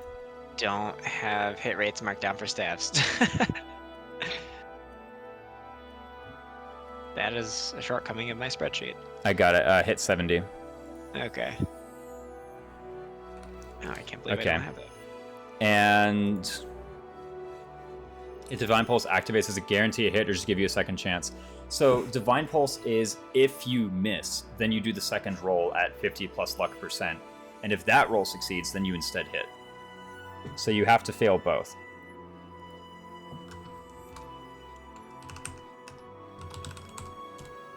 And I'm going to start Saline in Vidam 1018. So let's find out what are... So hey, someone give me Hortensia's 18-1 Sleep Near Rider, and someone give me Saline's 10-8 Vidam. And I'm going to start plugging these numbers in. And then Divine Pulse Plus is on miss. That's why. Chance to... I feel like luck stat is more important than them. Dex and Magic actually contribute more than luck in Divine Pulse. Because Divine Pulse replaces 50 plus luck % of your miss rate with hit rate. Which means that unless you have 0% staff accuracy, luck will always give less than a full percentage point. Because if you get up to 50 luck, it's guaranteed. I don't think Hortensia and Saline in these tests are going to get 50 luck.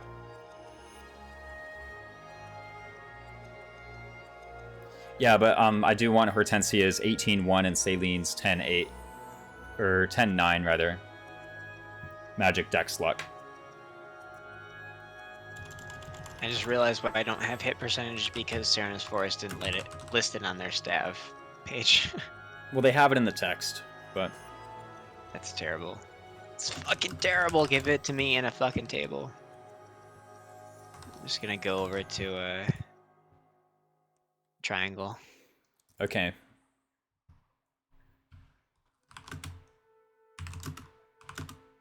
All right. Trap is It's 14 magic, 22 dex, 19 luck.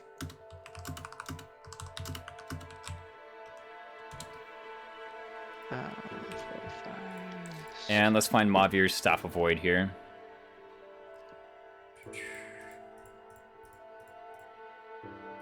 Let's do this.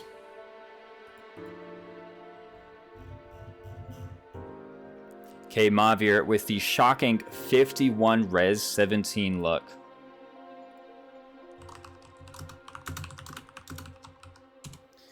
What are we calculating? It's by level, whether Hortensia's... we're calculating like how, because the claim was Saline is actually better at Divine Pulse plus offensive staffing than Hortensia. I think not.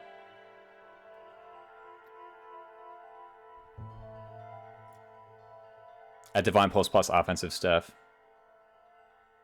This is 10-8 to 19-1. Did I do 10-8? Oh, she's 19-1. Okay, then do 10-10, please. On Saline. Yeah, sorry, I thought she was 18. I thought we were doing 18-1 to 10-9, but yeah, do Saline 10-10, please, if you can.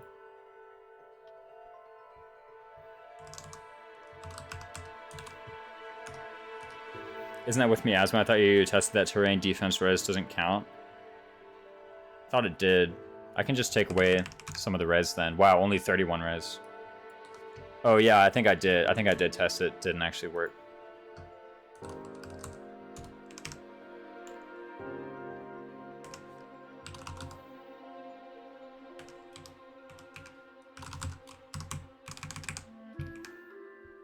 Saline was 14, 15, 21. Oh, 15, 14, 21. It's the same thing. As far as the formula is concerned. Okay, and then this is...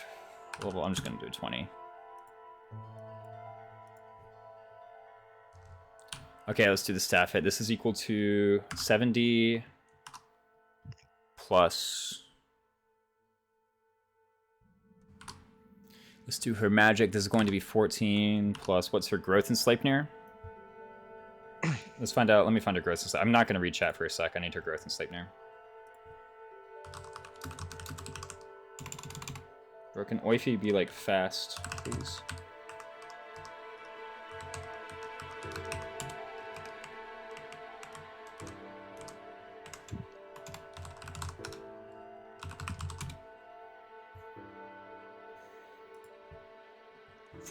Plus...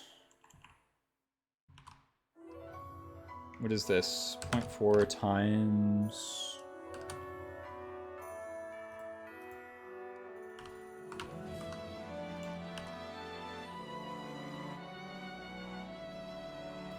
And then it's plus dex.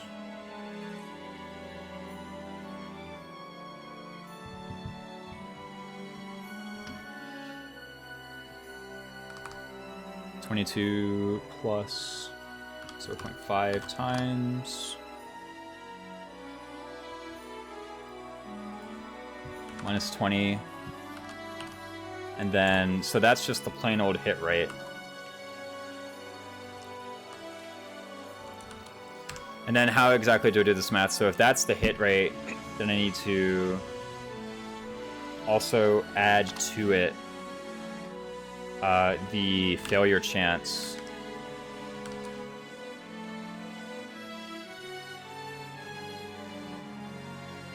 Which is 1 minus that.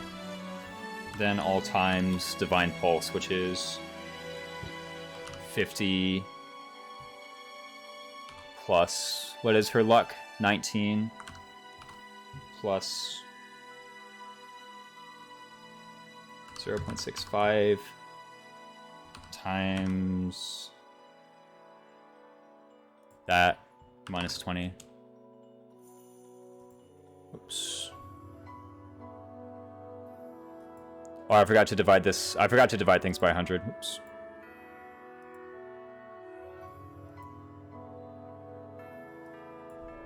Where the heck did this parenthesis end? I think right there.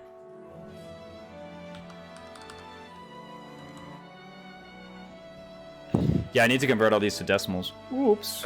That is one optimization that I do. So Google Sheets is definitely less powerful, but it does have the small kind of quality of life things like showing you the parenthesis pairs or adjusting the cells or.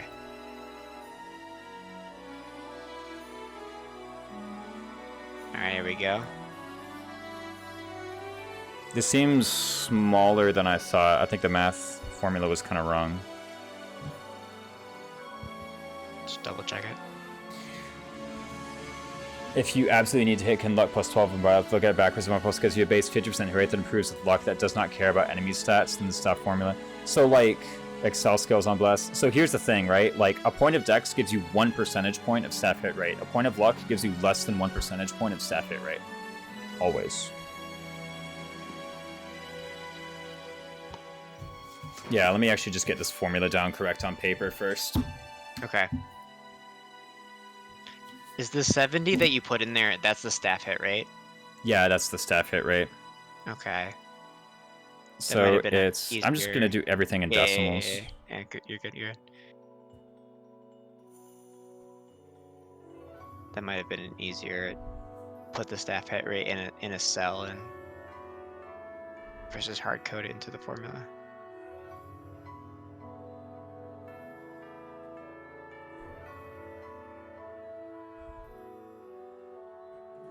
This is what you guys came here to see. Math. Math matters. In my Fire Emblem? What? Fuck yeah! You didn't come here to see this. Who did you think you were watching?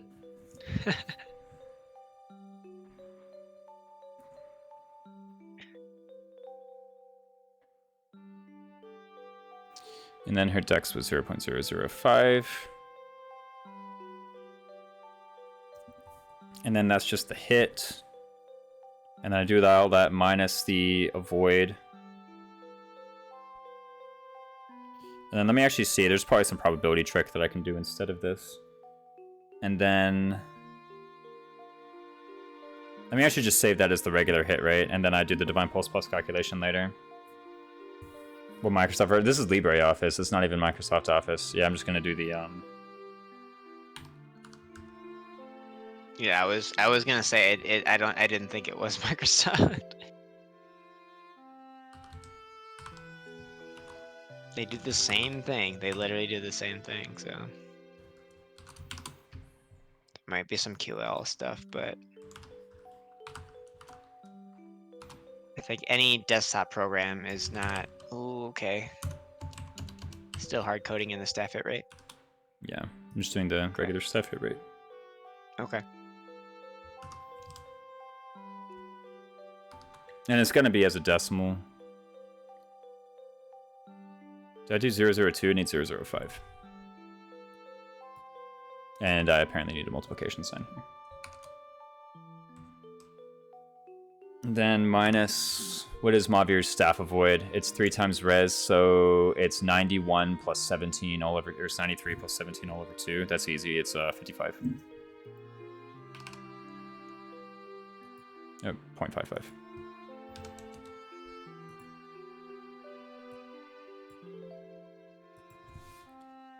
And then this should be correct. Yeah, she's getting good 0.5 hit rate, and then with DP plus, this is equal to that plus 1 minus this.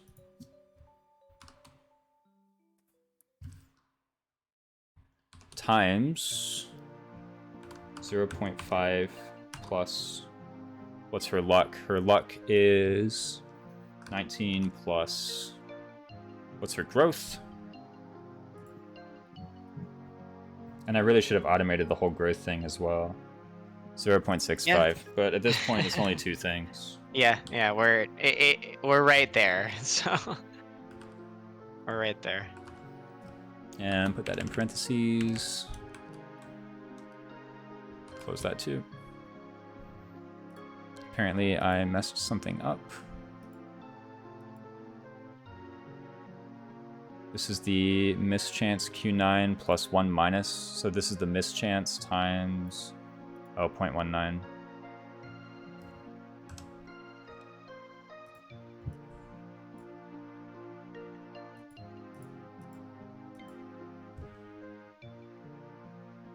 What's going on here?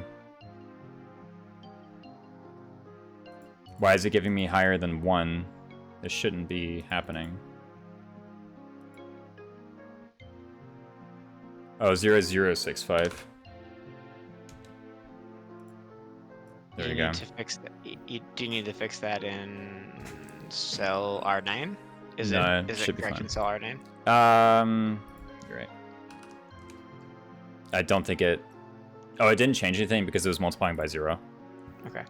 Okay, and then with Hortensia, or with Saline rather, it's basically the same formula. Except I'm just going to change things out. So instead of 14 magic, she has 15. Hard coding. Yeah, instead of the... What was her luck growth? It wasn't 40%. It was 40%, so that can stay the same. And then instead of 22 dex, she has 14 dex. And what's her growth? Instead of 50% dex growth, it's 35. Ooh, that's pretty significant. Yep, there's the avoid.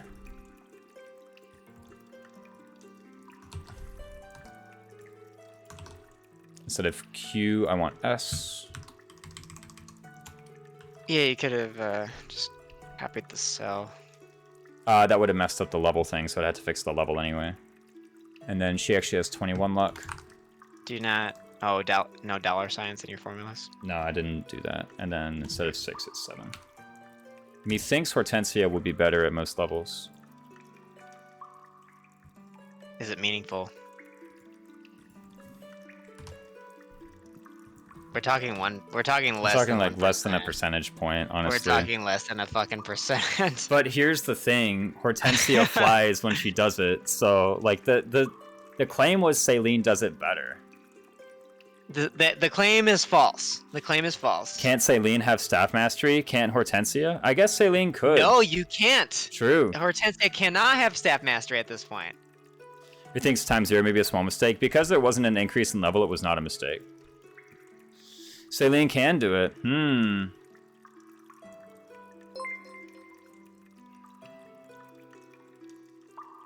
Saline can have the staff mastery. No, it was the claim was that Saline could do it. Any unit with good luck could be a good offensive staff unit. Bunei Staff Gaming. I think the answer tribalical actually. I think Saline can actually do it better. Saline can? Oh, because of the staff mastery inherit? Yeah. And Hortensia has no access to that at this point in the game. That's true. Let's be real here. I mean, this is another strike against Hortensia. Another strike against Hortensia. Okay, but I will add this one qualitative point. is that Hortensia's flight does mean the dance can be allocated to someone else, which means Hortensia has an extra chance at it. Are you sure? How far away is she? Hortensia, you need to like get in there in order to hit Mavir with a silent staff. You need to like bring up the map. Bring up the map. Count the squares. Count the squares. What's the range on silence? I remember you need to get in there. Silence is 1 to 6. 1 to 6 range. That is pretty fucking far.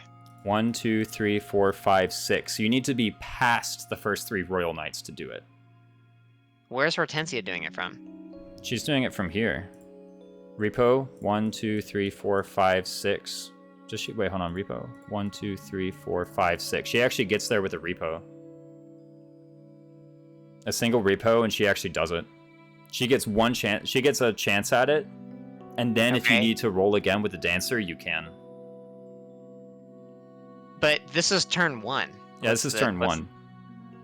Which is when you need to do it, because if you do it turn 2, then Mavir starts warping people, and the trick no longer works. No, yeah. No, it's not like this is when you need. I'm not saying do it on turn 2. I'm saying like if for some reason you miss with Saline, you just reset the map. Oh, true. I was Iron Man brain. Yeah. So, well, in that case, the hit rate doesn't even matter. The only thing that matters is the flight. Is it though? I guess you just reset. What else do you need to do? What else do you need to do? As long as you get there, yeah. This is like one of the first 5 actions of the map. You're right. We totally just lost sight of the main idea, which is that who cares if you miss? Isn't that still a tangible benefit? I guess I gotta give that to her. Hortensia gets +1 staff range, not with silence. Like here, like Donna, you're correct. It's a tangible benefit, but it's not a tier difference in what we're tiering for. Factoring and resetting the map.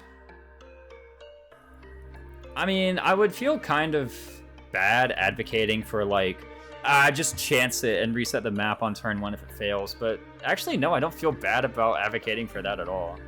Like, it's the first like 5 actions. Just chance it, bro. Nothing about this is about Iron Man reliability. Like that determines placement within a tier, but it does not define difference between tiers. Okay. So here's another thing, right? Actually, but Hortensia can... So here's another thing, actually. Right? Okay, you know what? Forget the whole reliability thing. The fact that Hortensia doesn't without a dance means that the rest of your turn 1, whatever you do with it, is stronger because the dance goes elsewhere. Yeah, that's fair. Like, that's fair. Like, you know, the Saline plan does work, but it requires the dancer to hit Saline. Whereas with Hortensia, this person who's otherwise useless just casts repo and then they're in. Done. Time out. Maybe Saline's the wrong person. Okay. Who else has a staff proficiency that can do this from Griffin? Silence is C, like basically everybody. Well, it's C. Okay, well then why are we can just do Griffin, Saline. What are we even talking about? You just reset the map. Just screw it. Base Griffin, Jean. Who cares, right? Like. What are we doing? What? This is not something that's exclusive to Hortensia. Have base Pendreo here and have a flyer flunky go here. Boom. 1, 2, 3, 4, 5, and yeah, Pendreo. Base Pendreo does it too. Okay, yeah. Even then. And now she does it with a repo from here, so not bad. Even that is like... here it is, you're in the miasma. No, I'm kidding. Just back up, like... So basically, the plan here for this clear... And I usually do it because it makes the map so much easier. Yeah, sure, argument the yeah, after all this, it's like, yeah, actually, Hortensia isn't really needed, like, of her unique qualities or whatnot, but... Even then, it's like, so you get in here... Fran probably gets 75% hit rate. Well, the issue is the hit rate doesn't even matter because like you just reset turn 1. But no, I mean I think resetting turn. But you know, Fran, we already talked about as somebody getting staff mastery. We literally already talked about that. Yeah. Oh, what a coincidence in this map now. Yeah, level 10 Fran, just boom, get in there. She can get Divine Pulse. Who cares about Divine Pulse Plus? Just do Divine Pulse. But like you just get in there, you hit. If you miss, you turn 1 reset because it's like. You get a guy up here. Basically, you kill this guy somehow, okay? Like, geez, it's chapter 19. Figure out a way to kill this guy. I'm lost in the sauce, to be honest, and then you go in. But then, like, you can do that with literally anybody, not even Hortensia. Yeah, so what is she good for? I'm gonna actually say, I I did not come into this with an agenda, and I was just playing devil's advocate. And the conclusion that we're reaching is that she does not solve meaningful problems for 50+% of the game. She's no different than any other staff flunky, is what you're telling me? So far, that's what we're saying. That's like she's free flying staff. That's her biggest claim to fame. Hortensia also has a higher avoidance. She's just the best staff flunky. Has higher evasion due to high speed luck. But the thing is, the moment she gets hit, she's toast. She's kaput. Like, the best thing she gives us, literally the best thing she gives us is in, like, it cannot be copied by anybody else, is just the +1 from healing without an engage. And the +1 warp and the +1 rescue, maybe. Yes. But, like, that, well, in the scenarios that we've identified as, like, +1 warp we think would be useful, oh, well, you're going to be engaged anyways. Oh, well, there's actually alternatives in these scenarios where this would actually work. The fact that this is her at base is still relevant. I don't think it's actually meaningfully different than like base Pandreo or base Ivy or not base Saline, but like, here's the thing: we did a pretty aggressive Saline level. Even Saline a few levels lower, I don't actually think is a big deal. I like World Tree. The two-range mend. That's a fair point. True Rage Men. All these things are things that put her higher in the same tier, not in tiers above. Honestly, World Tree could never proc and I wouldn't mind. But I mean, okay, I shouldn't say World Tree can never proc and I wouldn't mind, because like, I think if you are planning out an LTC or something, then this matters because you need to be like planning for reliability. But if you're playing a casual playthrough, I think World Tree does matter. Notice staff, nobody cares. Hey, that's how you won the draft race, wink wink, right? That's right, yeah. I don't think I've procced World Tree, though. Like, she's in a like, people always say she's in a one-person race with herself, but, like, does winning the race actually matter? Like, she is the best staff unit. That is the perfect way to characterize our discussion here. She is the best staff unit, that is a fact. Why is she the best staff unit, and why does that matter? It's not really why, it's more of like, how valuable is that? The high avoid is the real question. The high avoid does help if you want to try to giving her Lin to allow you to create better doubles. That seems like both a waste of Lin and a waste of Hortensia. It seems like a very low impact play. Maybe they're thinking of like using the doubles defensively. Yeah, even that is like, I don't know. I would agree. I considered it, but it seems, I don't know about that one. I'm thinking she's in B tier right now.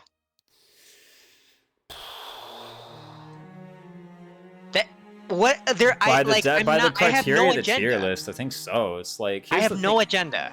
She can warp, but warp doesn't actually care about any of your stats. And as we've identified, any old guy in Griffin can do a lot of the warps that we were talking about. This is kind of like when we collectively decided that FE10 Z-Hark was garbage. I think what we're defining here is like, she performs a small job well for many maps. That's what we're defining. So because like, nothing. Go ahead. The reason that I kind of contest this, Don, is because like, okay, when you just collectively decided that FE10 Z-Hark was garbage, like, where was Jill? Where was Jill on your tier lists when you did that? Because I assumed that, like, was the logic at the time, like, Z-Hark bad because you can just Jill through everything? Right below Horror Lol. Was the logic at the time, was Z-Hark bad because you can just Jill through everything? Because if you're like, Z-Hark is bad because she's losing comparisons to, Jill, then that makes sense because the next best unit is still in like S tier. Right? Like, here's what, like you're saying, Jill is at S, and because Z-Hark is worse than Jill, he deserves to go to like the bottom. Right? Like, the next best comparison point was an S, and Z-Hark was worse than that. Regardless of whether or not Z-Hark is worse than that, let's not let ourselves get ahead of that. But the point is, Z-Hark is being compared to someone else in S tier. The next best unit filling the same role as Hortensia is this woman here. This is the unit whom we're like, okay, between Saline and Hortensia is nobody like Saline or Hortensia. So like, basically, I do think Hortensia is better than Saline, and now the question is, by how much? And the argument is not this much, but maybe this much. Like, that's actually the argument. That's basically what it comes down to. It'd be one thing if we were like, Saline is up here, and now it's like, oh, Hortensia is worse than Saline. I just saw this Tiger one-shot promoted Jill, though. Dubious. Yeah, highly dubious. This effectively means that Zehark is as good as, like, Nolan, for example. No, because, again, like, the next point of comparison is, like, down here. It's like, people are saying Hortensia is the best staff user in the game. Yeah, and the question is, how valuable is that? But my counter argument is that nowadays that is roughly the difference between Jill and Zehark. In what way? Who's on top? But I still think Jill is way higher on the tier list, so... What, are we still on her? Yeah, we're still on Hortensia, because here's the thing, right? I do think stabs are good. I think stabs are very strong. Right? Jill is only slightly tangibly better. Like, I do think stabs are really good. I think stabs are very strong, and I think you should have a lot of staff users. I think someone who's only capable of using stabs is Jill saves 1 turn in 312. Okay. And as far as we know, that's basically it. Hi, Imo. But the thing is, like, that's all she does. It's all she does. Is the long-term utility. And there's nothing about her that, like, sets her apart from the next staff flunky. Theoretically, a lot of the stuff that Hortensia can do, Ivy can do, Pendreo can do. I think, like, the only thing I actually see in all of this that Hortensia can do that Pendreo cannot is that Hortensia, if you want to do the entrap on 24, has slightly more move and flight as she does so.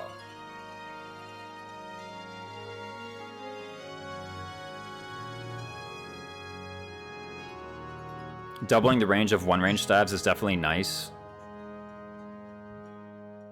She does it more reliably. I think if you have Divine Pulse Plus, then whatever. Pendreo just does it.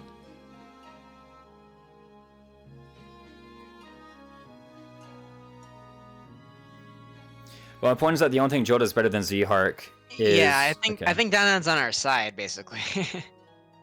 Yeah, like, I'm actually thinking, yeah, move Hortensia down, right? Yeah. Hold on, maybe I just misunderstand Don's objection. Okay, Don, just, like, get straight to the conclusion. Where does Hortensia go? No. Does Hortensia go to S, or does she go down with Saline and the other staff guys? Okay, so he's saying that... Okay. He's saying that Zehark should be ranked way worse, even though Jill saves only 1 turn. But we're not considering the turn saving to be that as valuable as the tier list you're talking about. Well, you're seriously still on Hortensia? I don't really know Hortensia because I don't play the game. Okay, so, like... The point is, all she does is stabs, and she technically does it better than anyone else, but we haven't found a way where her advantages to stabs actually matter.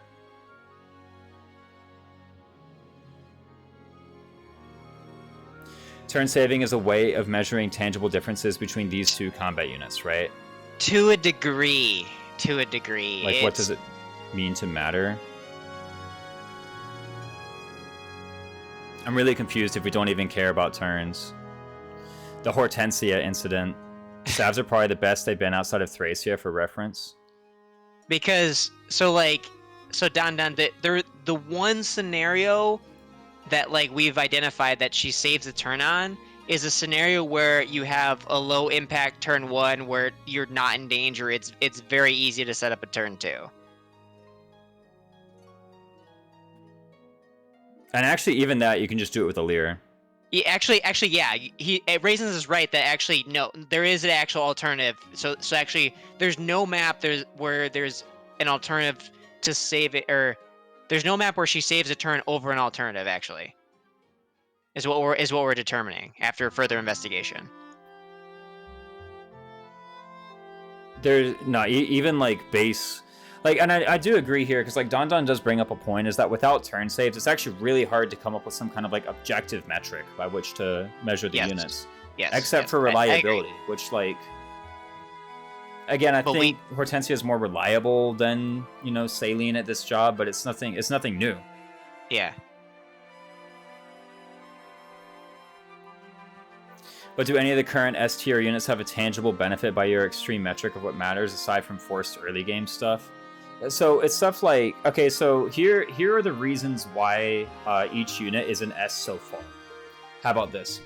Kagetsu is an S because he has higher bases he has higher personal stats. Like think like DS personal stats, where it's like your stats minus your class. He has higher personal stats in every single category than anyone before him is capable of, and he has higher growths than everyone who joins after. Right? Chloe's up here because she is the first person who's like actually able to hit a flyer build that just one rounds everything at 1-2 range, and she's the first person by like several chapters. Okay, but is that meaningful? Yeah, because it's like by far the best physical combat in the game by like several points. Like, can you do all the same stuff without Kagetsu? I mean, like, could you grab like these units and go through the game with them? Like, probably. It would be a pain in the ass, but you could.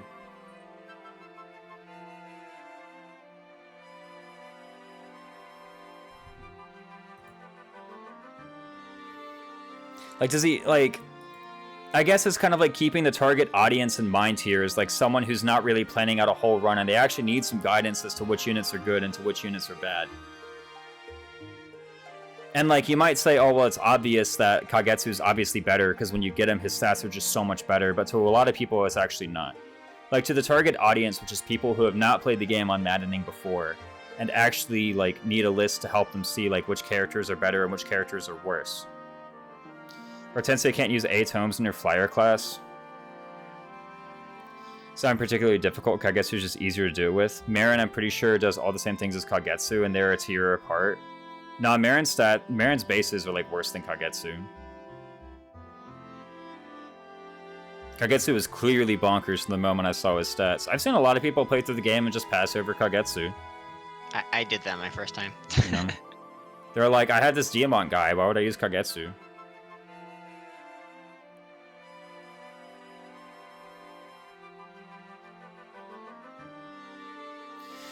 Kagetsu is just easier to do it with. Isn't that the argument that people are making for Hortensia? If the audience of tiers of people who haven't played Maddening before, Hortensia 2-range men is going to do a lot more for someone than pretty much any of the A-tier characters. I got sad at how good he was.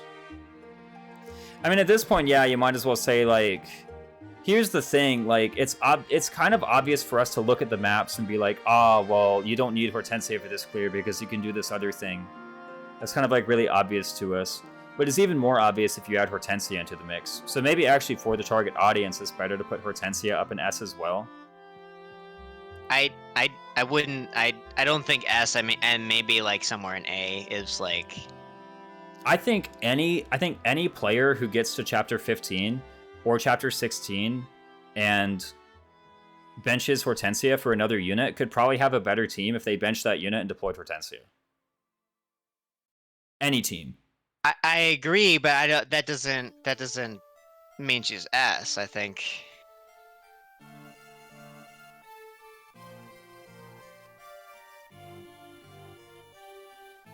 Same as why you put Sniper higher than Bow Knight in 3 houses because target audience. Ugh, that sucks. Even when playing fairly, yeah, even without like doing crazy warp skips and like offensive stabs. Is she S for LTC? Probably not. I think, to be honest, I think there's actually one warp skip that she does help in that we just aren't seeing right now. Does she have more strength than Lapis? Oh, true. Yeah, sorry. Let's put her down here. Next character. No, I'm kidding.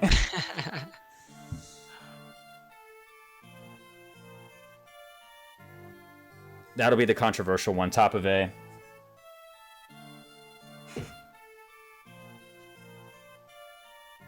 Like, going back to Radiant Dawn for a sec, I'm kind of curious to hear Don's point. Like, the passive extra range. Okay.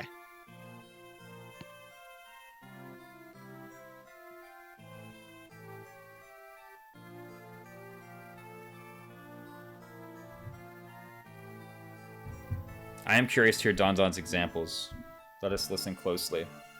I'd argue that any character that isn't a Har or Soth has a minimal impact on the game. Okay.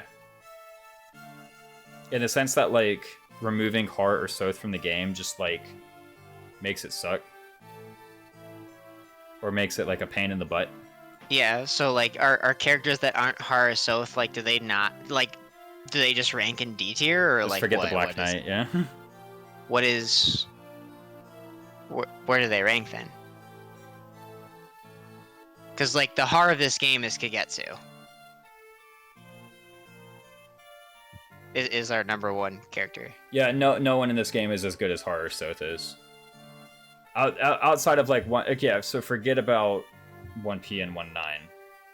It's the kind of, like, if you, like, Don, if someone came to you and is like, you gotta hack Radiant Dawn and your goal is to make it harder and you will remove a unit, you would remove Soth or Har. Probably, yeah. I mean, I think LTC you probably remove Ivy. Oh, yeah, LTC is, like, Ivy carry all day, every day. Yeah. The majority of what she does could be considered long-term utility, which would put her in B. Yeah, I mean, Is there a meaningful difference between, like, Titania or Gatry? like My knowledge of, like, Radiant Dawn LTC is not that great, but I imagine, like, Titania would maybe be higher than Gatry. We know it in our guts, but... I'm gonna let Don finish the point. Yeah, I mean, I think we have a sense where this is going. Mm-hmm. Yeah, but I do want to let Don finish the point here. Yep. Yeah. No. Yeah. That's exactly what I'm waiting on.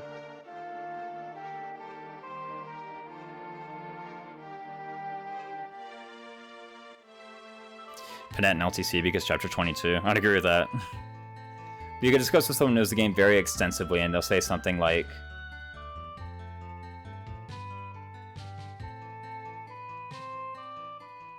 Titania saves 0 turns and Gatry saves 0 turns. Because Har exists. So there's no meaningful difference between them.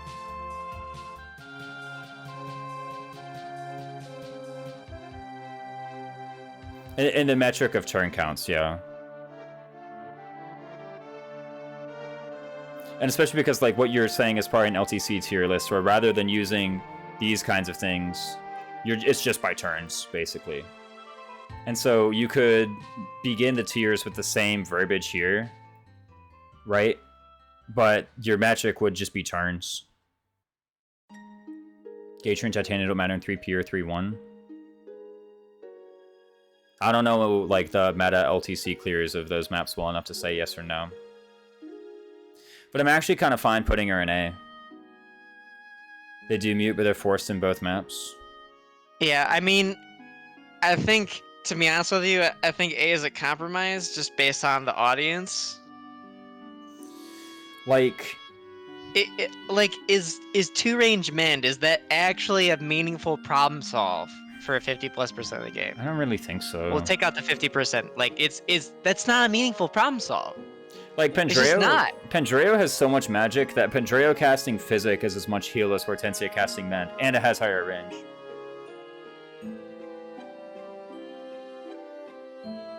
Like, she, by the definition of this tier list, she's a B tier unit.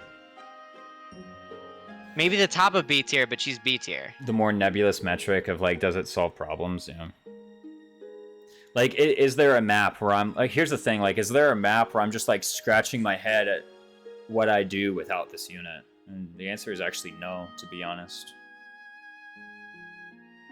Have we talked about World Tree already? For most people, especially yes if you choke point. Chapter 19.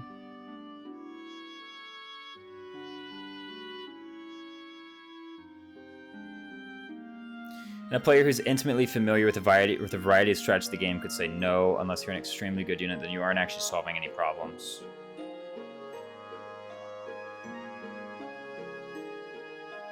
Yeah. Yeah. Achieve the same things with a different set of units, slightly less reliability, yeah. Does an extra range rescue solve a problem? If we were talking X6, maybe. Instead of 8 range rescue, 9 range rescue?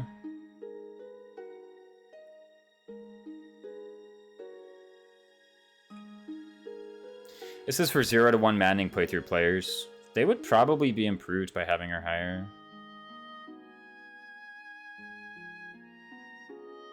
How much this staff depreciation affects Citrine?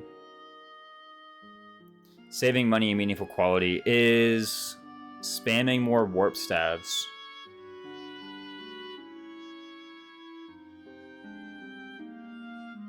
Are going to make positioning mistakes. They're going to need the extra 1 warp range, the extra 1.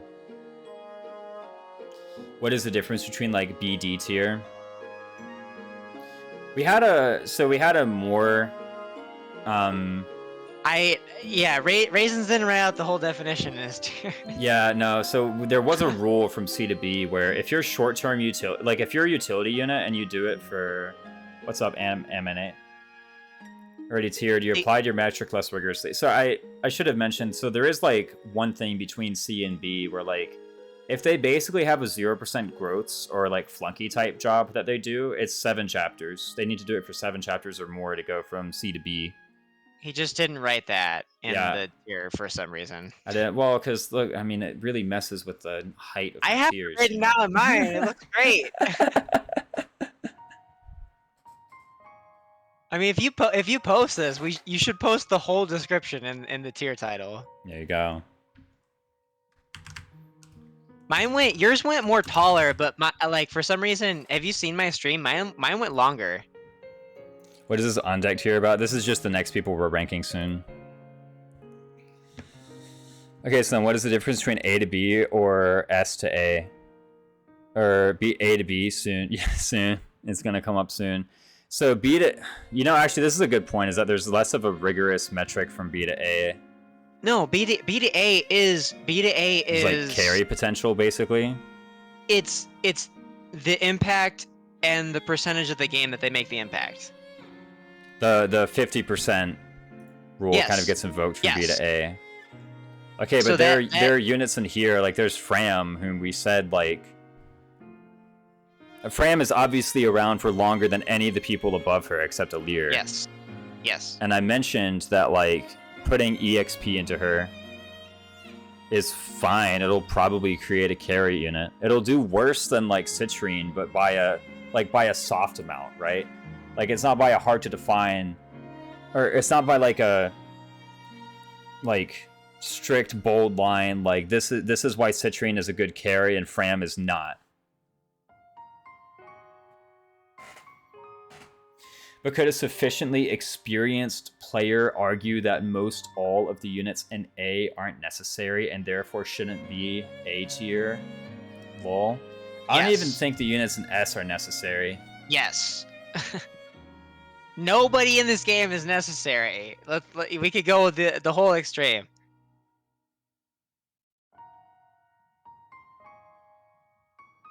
I think you're going to have kind of a crap time if you're not experienced with the game. Oh, true, Alir. We're going way in the weeds here. Different warning then. Yeah, it should be maybe a more generous interpretation of Don Don's words is like most all the units in A don't actually solve problems. That's true. We kind of applied 3 houses verbiage to this. They do solve problems. No, I disagree. They're like Titania. Remove them and what happens? Because your title doesn't have the full thing. It solves meaningful problems for 50+% of the game while making efficient use of investment. We defined efficient use of investment by SP available on based on our expected formula of SP at the given map. We define that. Okay, that's a defined metric. It's just not in your tier title.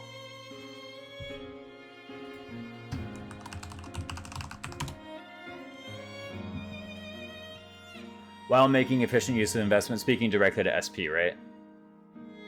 Yes. Maybe we should remove the solves meaningful problems point then, because that's really, like, and that's the only thing actually separating A from B, except possibly availability. We don't even need to say solve meaningful problems. We need to say, like, around for 50%.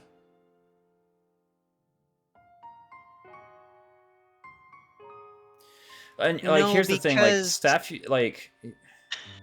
So the thing about staff utility is that, like, it's a really replaceable effect. But yeah, maybe you're right, is that these tier criteria, like maybe Like, maybe even this like is solves fine problems is because the incorrect wording. no, like, I think meaningful needs like something to like if we need to quantify meaningful, like I think you're getting really lost in the weeds here mentally. Mm-hmm. I understand why. You know, Don's bringing up some good points, but the whole the concept of meaningful, and like maybe Don has a point of like we can define it more concretely with statistics Mm-hmm. instead of just saying meaningful problems. But the meaningful problem is like, you know, you're fucking sweeping a fucking map, okay? Mm-hmm. That is not the same as like Frem cannot sweep a fucking map for 50% of the game. She just can't with the SP that she's expected to have, and the stat profile that she's expected to have. That's not gonna happen. If we just say problems, she can heal somebody for 20 25 fucking chapters in a row. Mm-hmm. And Bond Shield, whatever, she can keep filling all these. That's solving problems. If you are a Bond Shielder, that's solving problems. We're not defining being a Bond Shielder as solving a meaningful problem. So, I'm actually gonna side with you, Justin, real quick in a way that might be dissatisfying to Don. But here's kind of the decision that I'm going to make. Here is that keeping in mind the target audience of the list, and I think I do kind of agree with Don that this list is lacking a sort of rigor or level of objective detail to really truly delineate units and tiers apart from each other in a very hard, matter-of-fact way. I also think our target audience doesn't necessarily understand the game well enough for that to be necessary.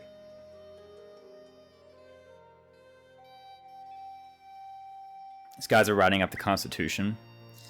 Like, I think at the end of the day, you know, I think there is a chance to make a tier list that goes into such great detail to Don standards that you actually need less objective criteria. And yeah, actually that, you know...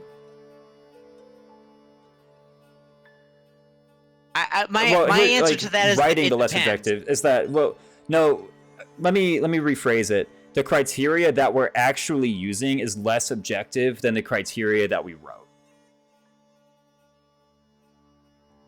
Right? That's maybe what I'm saying, is that the criteria that we're actually using is less objective than the criteria that we wrote. However, again, I think keeping the target audience in mind, I'm actually kind of fine, you know, with saying, hey, the differences here are kind of subjective, and if you're good enough at the game, then you can allow the units to cross lines, right? Like, it's not like this is a hard line to cross in the same way that Har is a, you know, step above everyone else, or the same way that Soth is a step above everyone else. If you're good enough at the game, you can do that and can delineate it. And if our target audience is good enough at the game to do that, then they've probably left our target audience. And All right, so I think it's fine to kind of like promise that what we're saying is a little bit more detailed than it actually is, because at the end of the day, it's still going to help the people in our target audience have a less painful time playing on Maddening. I agree. I want to address Simple Sarah and Zephyr. Yeah. In the chat, they're saying basically some version of Hortensia and B says that she's less useful than S and A, and this is weighted towards direct combat, which hurts supportive units. Okay, so Alir is somebody we identified as basically being supportive, like, and they're up there. Like, are we too biased versus support, or versus combat versus support? Mm-hmm. I personally don't think so, because we've said, Hortensia, there are alternatives to Hortensia. I do actually kind of agree that this list is biased towards supporting actions, because this Biased list has against or for supporting actions? It's biased against supporting actions because it actually set a place for them, and it set a place under ANS.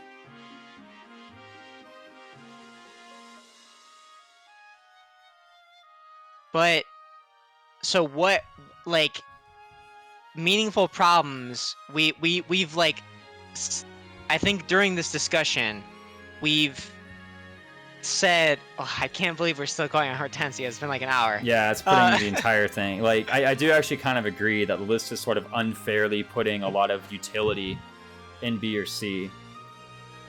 And I guess, like, part of that is because, like, I was sort of fine with that because when I was thinking about staff utility, it's like staff flunky, where there are a dime a dozen, right? Like, Fram and Jean can die and whatever. I'll just get the 2 new guys off my bench instead. Okay.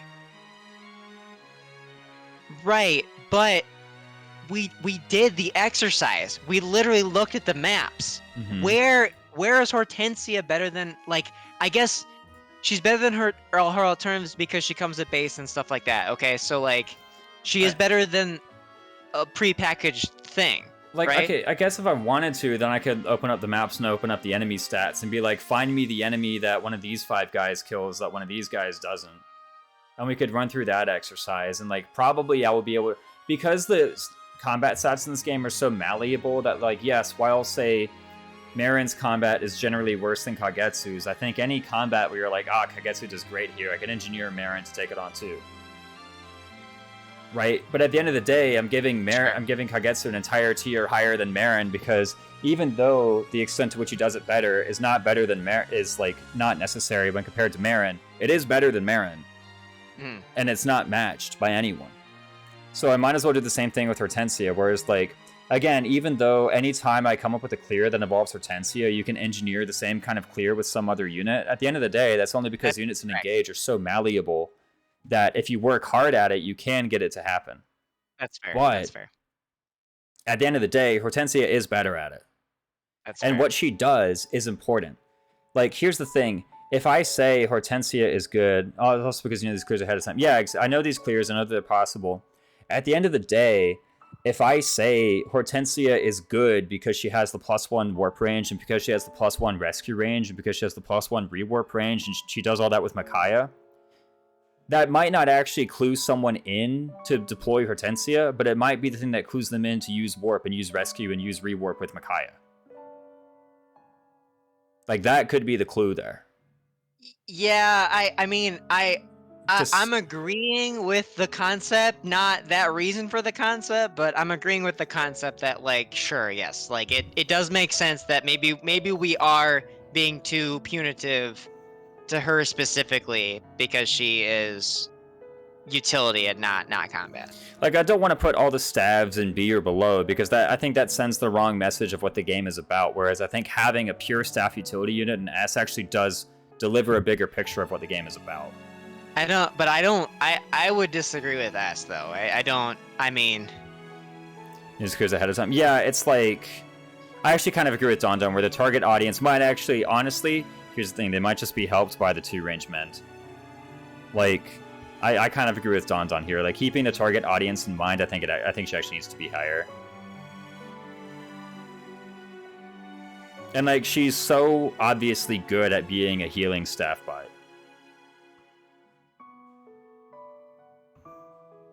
So we've gone high and then low and then high again. I kind of want to keep her here and just move on.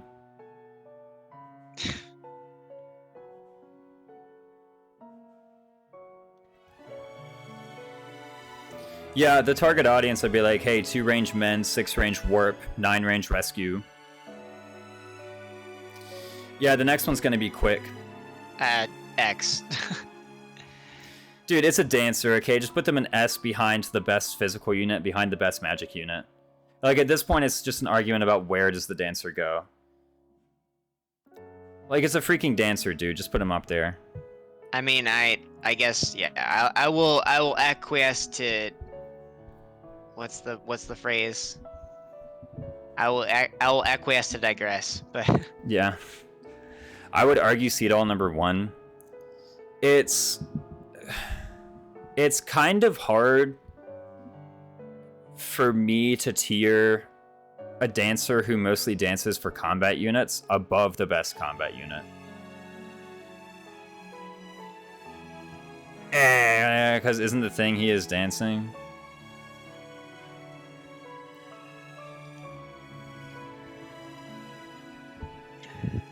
I feel by definition he can't be number 1.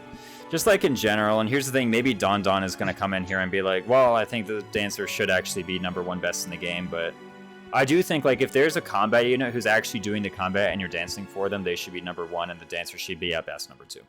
I agree. Yeah, his defensive stats are pretty insane compared to other dancers. It's helpful, but I don't think it creates a tier of difference of helpfulness. Don Don agrees. Only a dancer that hits multiple units can ever be considered #1 IMO. Good old Raphael. I don't even think a dancer that hits multiple units can be considered, like, my argument is, like, if you have both things, right? If you have the dancer and the combat unit, it's like, oh, you know, what's more important to the clear? If you take one away, if you take away the dancer, the combat unit can still beat the map. If you take away the combat unit, the dancer cannot beat the map. Cedal enables 2 extra moves of Goddess Dance. True. He can dance twice, but at the end of the day, like, I think on principle, if there's the best physical and the best magical combat unit, then, like, just put him there. How about Rosado, though? No. Like, I think we can nitpick and say there's a case for Cedal #1, but I actually think on principle, like, at the end of the day, the reason Cedal is dancing and not attacking is because someone is better than Cedal. So, like, Rosado going straight to C tier. Rosado probably C. Rosado D tier, get out. He's actually kind of bad. I mean, he can, like, inherit reposition. Where would you put Rosado? Unless you're not done with Cedal. No, Cedal's fine. It's not a big deal. D's too harsh, I think. He scales better than Diamant. I mean, but, like, this is comparing garbage and rubbish. Anyone gets repo, to be honest, but he's a flyer. It's so weird that, like, the only person who starts in Wyvern kind of sucks. Wait, I mean, we both have extensive Rosado experience, correct? To be honest, I've only ever used him as a flunky. He's okay in, like, Felxenolog, but that's not this. Yeah. Class lock? Class lock? No, his bases suck. Yeah, no, they're not great.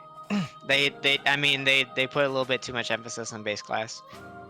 Yeah, no, I mean, like, it's almost beneficiary to him too that he gets Erica in that chapter as well, you know. That at least puts him in C, right? Like, yeah, like they had a choice. They could have given Erica to Goldmary or to Cedal, or I'm sorry, to Rosado, and you know, they gave it to Rosado. Yeah. He had he at least gets to, like, twin strike something. All right, Lapis test. Is he actually? Ooh, does he pass Lapis test? That's curious. There's, like, what, 18 levels on her? Not 18. He has, like, 11 levels on her, I want to say. Is he 18-1 or is he 18-3? So he has 10 levels on her. Oops, I'm on the wrong tab. My quick math says that he does not pass Lapis test.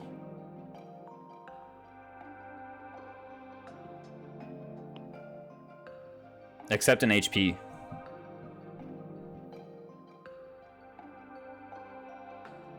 Gives Erica to Goldmary and trolls you by raising the water. Ruh-roh. Oh no, my boy. I think he kind of sucks. I'm putting him, like, down here with Alfred. Woo! That's low. Oh my god. Not cute. Yeah, no. I mean, him with Erica in that chapter has to, though, be better than Lapis's contributions. Why? Just because he has the Erica emblem? I mean, like, probably. But Honestly, no one else can get it in that chapter except for him. Like, okay, honestly, Lapis one-rounds more guys on her join map than Rosado does on his join map. And Rosado's join map is, like, the only time where he has a good niche. Every other time, that's fair. The emblems are put on other people. How am I defending Rosado in here? I love Rosado, alright? He's my husband. Do you? But he sucks. I don't love Rosado. Why am I the one defending? He sucks. Oh god. He sucks in his map. He sucks after his map. He's 1800 SP. Whoa. Massive. Like, it's not even that great. I guess he could, like, inherit D-Hex or something. Except I'd rather inherit Repo.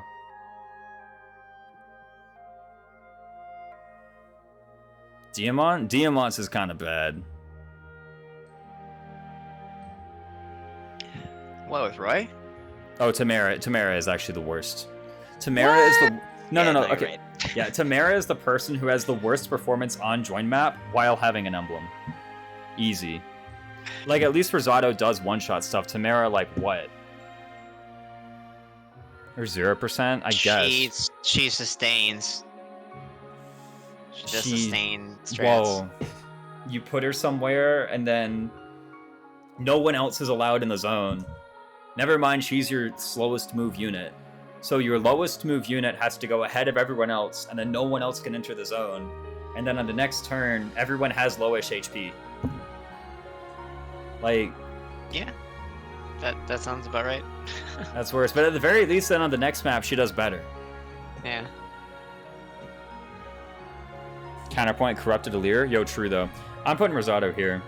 That's fine. I'm totally cool with that. It's even worse than Lapis, bro. Gold Mary. Now, I think this is a unit with potential. Yes, I agree. All right, where's she going? Utility role? I would say B. B? I would say B somewhere. Yeah. I kind of agree. Gold Mary's bases are very nice. B. So what can she do? She's got that good bulk stat. 15 defense, massive. Yeah, 15 personal defense, right? It's kind of crazy. Bold Mary, 15 personal defense, 11 personal speed. That's pretty good, actually. 17 personal HP. All this stuff is pretty nice. So, like, what is she in here to do? B for bases. Yeah, not a different B word. Bold Mary. What is she in here to do, and how good is it? I've done Martial Master Gold Mary, but I don't actually think Gold Mary's, like, particular stats are suited to that one. Maybe they are. Maybe Martial Master Gold Mary is the best Martial Master Lucina. Mm-hmm. Fast dual assist, fast brave assist, right? Yeah. Can have the not ugly hero class. She's okay as a short-term carry. She functions quite well as a Great Knight. I hear people are like very on and off about Great Knight Gold Mary. I mean I used General Gold Mary in my first run. Was it any good? I mean, I actually had to like make sure that her defense didn't go too high because actually I did abuse that on the Lyn Paralog where her defense was so high that Lyn wouldn't Astrostorm her. And I just walked her really close to Lyn before I procced Lyn to aggro and aggro all the reinforcements. Oh, wow. I mean, it's like an interesting way to go about it. Did you not get wrecked by Manicotti? No, her defense is just too high. Dang, okay. Yeah. I mean, Manicotti kind of sucks. I can imagine Gold Mary taking 0 from that. She has that nice bulk. Yeah, Manicotti might, like, kind of sucks.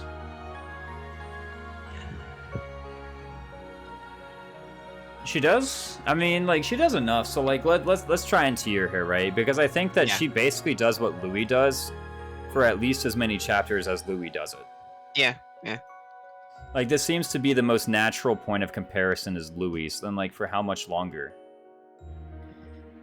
And I think the utility, like, I mean, I think the Martial Master, like, you know, build that you're talking about for Bondage Shield Applicator, that's not something he can replicate, you know, so, like...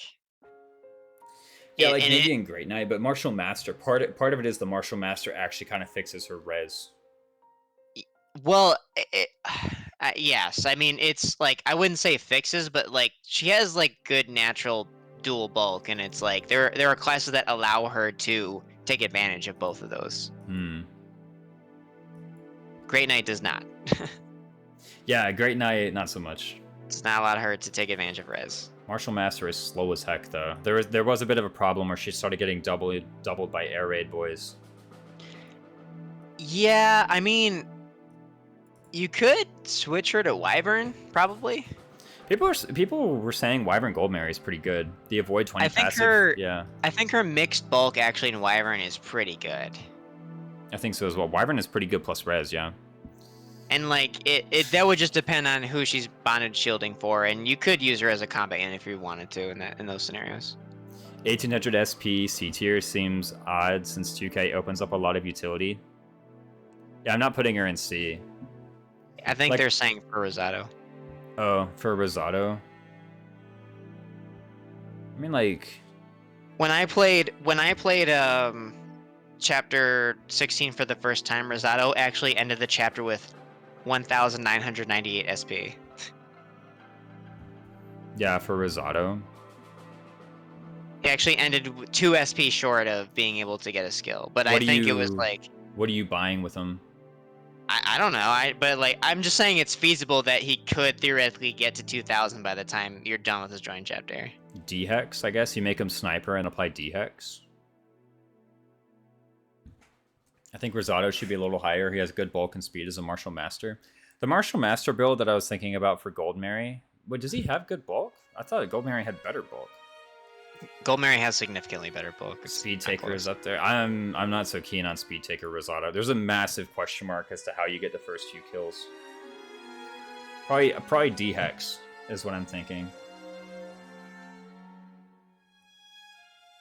Rosado and Goldmary. Rosado has 6 points less defense and 4 points less res.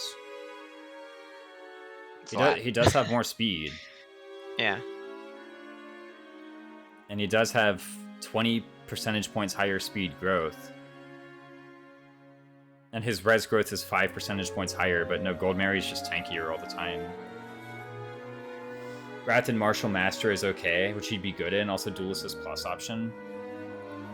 I'm not so sold on the Dual Assist Plus. Like, at the end of the day, you're jumping through all of these hoops to basically make worse Goldmary. Yeah. Yeah, I get it. We're kind of revisiting Rosado because there's an argument that he could be higher than this.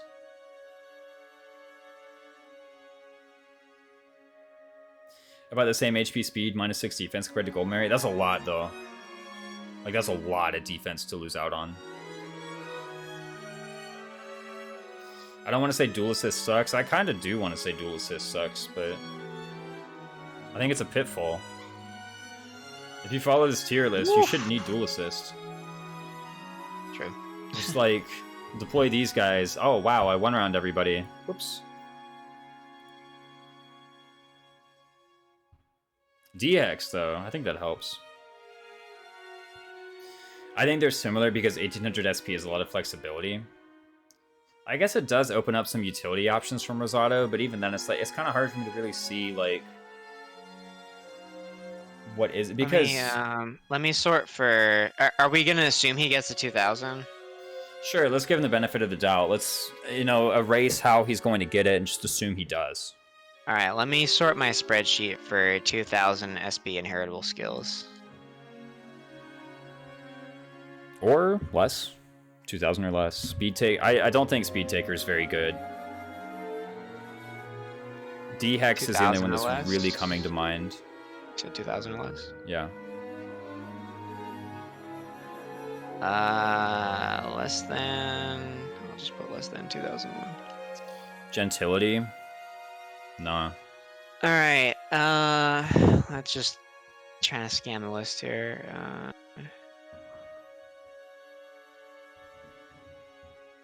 There's a lot of skills. But I don't know about how useful they are. I mean, a lot of them are like, he doesn't have Marcelica right away. Micaiah's not available yet. Roy's not available yet. Like, let's consider Speed Taker Rosado. At the end of the day, you have plus 10 speed on Rosado. Like, then what? Yeah. I mean, we're looking at stuff like Vantage Plus Plus, like. Here's the thing, even if I did inherit something, I think I'd bench him less than 7 maps later. For Linden or Sapphire. who also just joined with 2000, except they have better stats and better classes. Axe power 2.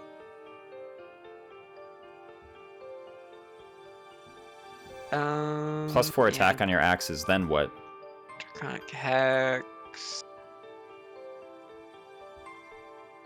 Yeah.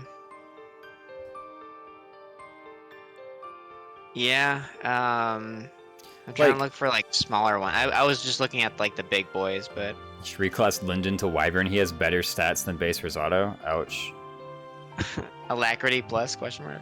I do think Linden's heavier. Here's the thing, right? Okay, so is he long-term utility? Because at the end of the day, yeah, 1800 is there. I agree. There are a lot of good utility builds you can come up with for 1800 SP, but you've only got him for 2.5 maps before Linden shows up, and for like 3 maps before Sapphire shows up.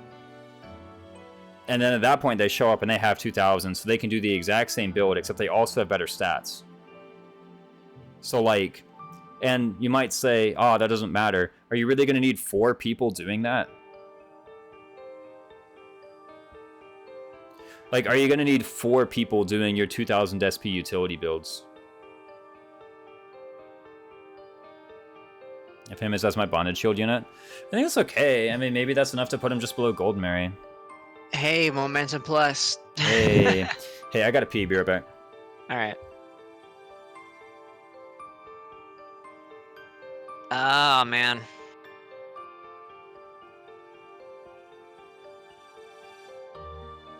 And Trials is baffling. Physical Anus. Tamara makes a good bunch. Does she? I mean, she only... Are you saying in her base class? I don't know, because it's 80% inheriting momentum plus, yeah, that's true, I guess. Doesn't make, yeah. Considered supports for the list. Only in the case of Alir.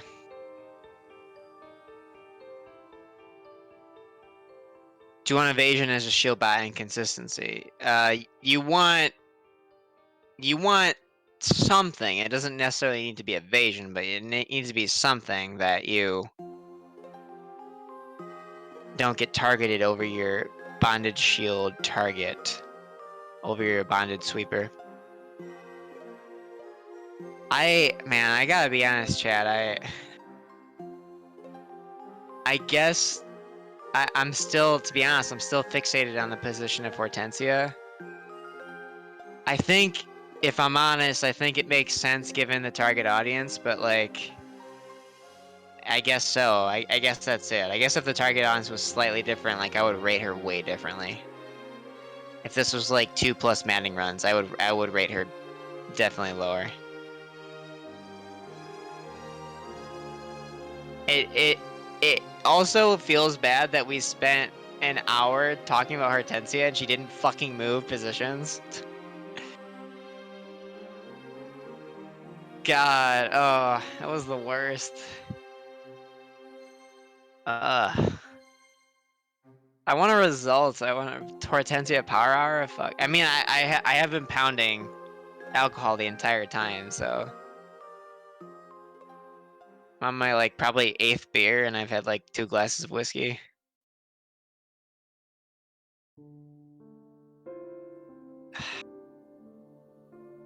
I'm just blind. I guess I am tribal. Hortensia 2-range mend is great for noobs at this, yeah. Yeah, it said you had to step away. Tokyo Vampire, you didn't miss much, honestly. Jesus. Oh gosh, that was, oh my god, I wish I could get the only way it would have been worth it for me to spend an hour talking about Hortensia is if her position actually fucking moved. Like, didn't fucking move. Okay.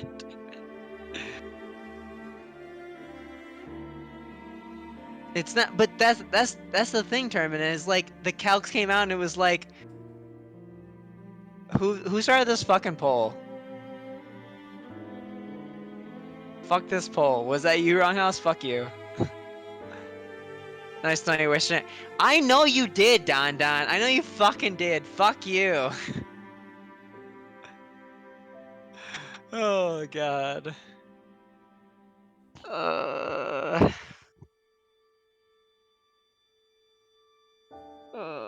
I mean, no, like honestly, like Sarah, I think I want to give credit to you and maybe who else was it? Simple Sarah. Who else said it? I want to try and give proper credit. Simple Sarah and who else had the other key point that we were over we might have been giving a little bit too much favoritism to combat units. And I'll be honest, that's something that I personally am guilty of. Zephyr. I think it was you. I think it was Zephyr and Simple Sarah. Yes. It was both of you that pointed out combat versus utility. Like, yeah, perhaps B was too low. Like, to be honest, I think A would have been better, but if we gave this tier list to a 0 to 1 times Manning player, and we said Hortensia was A tier instead of S tier, yes, they might have missed out, but it hurts me that like we spent all this time disproving how valuable she actually is, and for the target audience, she really is just. Because we're gonna post this, and it's like it's gonna be pretty agreeable. And I actually, for a more informed player than 1 to 0 Manning playthroughs, I think Hortensia absolutely does not deserve to be an S tier. And it's gonna pain me that this is gonna be our tier list for the rest of time, basically. I know that's the thing, Plaquemaster. That's exactly why it hurts so much, is because she's not. She really isn't. And we talked it out. She isn't for experienced Manning players. She's not an S tier unit. She really isn't. And that was gonna be the thing that we had. That was different. That we had backed by research. I didn't even have an agenda. That's just how it came up.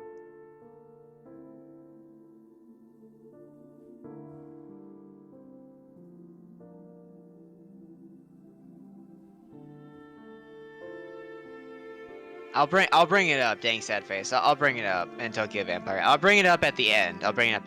As like a hey, like we need to.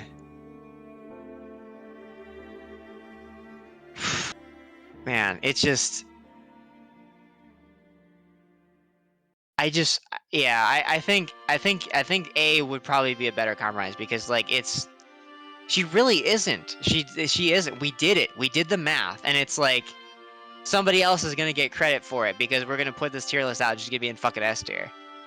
We did the math, we did all the alternative comparisons, like she's just not there.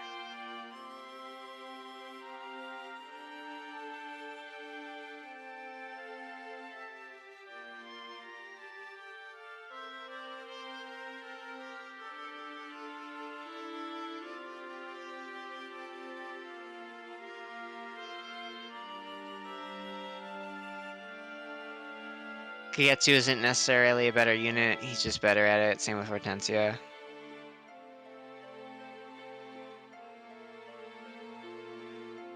He is, it's like, it's just how significantly better he is.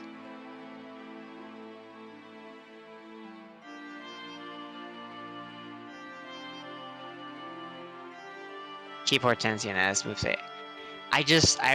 Man, it's really like maybe move her to the bottom of S. Like I don't, it's just because then you're telling a first-time Manning player, hey, use these like 6 combat units. Oh, it is super tough. But that's the thing is like I'll like I said this before and I'll stand by it is like if you take away the utility unit, you can still beat the fucking map. If you take away the combat unit and you just have the utility unit, like if you just can't rolled out, I hear him coming. If you just roll out with Cedal and Hortensia, you can't beat the fucking map. You're not gonna fucking beat the map. Oh, what the heck's going on? We're revisiting Hortensia because I'm frustrated about it. All right. But we can get there at the end. We'll go Linden. We'll keep going. We'll just keep going. We got We'll get to 4 Hortensia units at the end. left. Let's just get through these 4 units, okay? Yeah. Are we good with Goldmary being below Clan? I'm kind of fine with it, mostly because it has this kind of cool match here. Check that out, like between Goldmary and Louis. It's a very satisfying little clip here. Hmm. You know, check that out. I'd much rather Master. bench Kagetsu than Hortensia.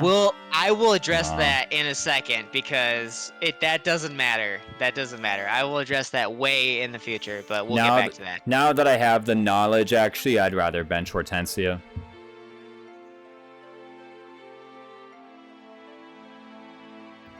But let's carry on. Let's go to Linden. I kind of want to put him like either just above or just below Goldmary. Like I think he's kind of like the definition of long-term utility. Obviously, he's not around long enough for A. Like he's literally just disqualified from A. But I want to put him somewhere like around Goldmary. Like it's the same kind of deal, except the utility is like slightly worse, but not by a ton. You know? Okay, so Linden and I suspect the rest of the units, not just Saphir, but the other extras that you are saving for some reason, on your on deck. Yeah, they're right here. Bonk, bonk, the bonk. counterpoint I can think of as a devil's advocate for them would be like why I could understand Fagato, Saline. Why are they below Fran and Clan? Like, because my point here is, like, Fran, I guess, you know, is, like, staff flunky she's the only staff unit for a portion of the early game. And then she gets staff, you can get the staff mastery, you know, and she lasts for X number of chapters, right? Yep. Clan, I think, is more arguable because you actually have to have him fight shit. You have to kind of like, he's good against the armors, we talked about it, you know. He can get to a point where he's one-running everything in the game, the mute run, etc. That takes effort. That takes a like focused effort on Clan to like get that. And like what Goldmary and what like, you know, Linden and the rest of our cast, like what they do at base with their SP pool, is that better with less investment than what you're getting out of Clan with focused investment in combat? Like, is Griffin or is Linden showing up as staff flunky with 2000 SP to do a bunch of crap? Is that actually better? Like, is that actually better than what, say, Fram and Clan do? Which is, like, the most natural point of comparison. To be honest, I kind of do think so. Like, 2000 SP is a ton. Yeah. And at the end of the day, I am usually deploying him for every single one of the late game maps. Most of which are more difficult than the maps that Fram is showing up in, except for like 10. D-Hex spot, Linden.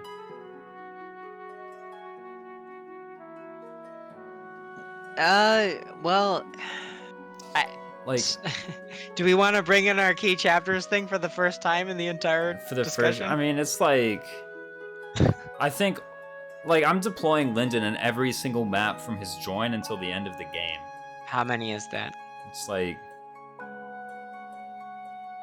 8 plus 4 or 5, like 13.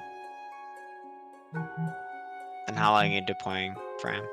Less than that, probably. Are you? Actually, no, I'm deploying Fram for about that many. Yeah, that's my point. Donk. Bonk. I'm gonna put him between them.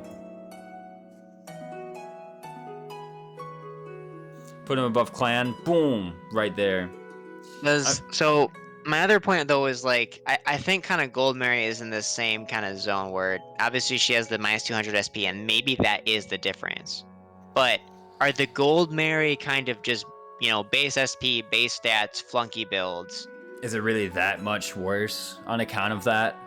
Yeah. She has good supports. Fram can endgame with Lucina. She's good. I think... I haven't seen it yet, but I think Fram Lucina is, like, the bulk is just not there and she'll explode. The aggro manip, I would rather use a tankier person than Fram. I feel like she'll just... It's too hard to keep her from getting targeted. With, like, Martial Master Golden Mary, it was obvious. With Martial Master Lear, it was obvious how to keep them safe. But with Fram, it's like, I don't know. You stack a ton of Avoid on Fram? That seems more expensive than just already being there with Gold Mary or Lear. Her Avoid is too high with dual support, plus her personal. 200 plus Avoid on Fram is easy. Maybe I just don't know. Whom all does she support? I was saying earlier, I was lamenting the low number of supports I had on Gold Mary. But, like, who does Fram actually support? I know, like, Alir and Chloe. She does support Kagetsu. There you go.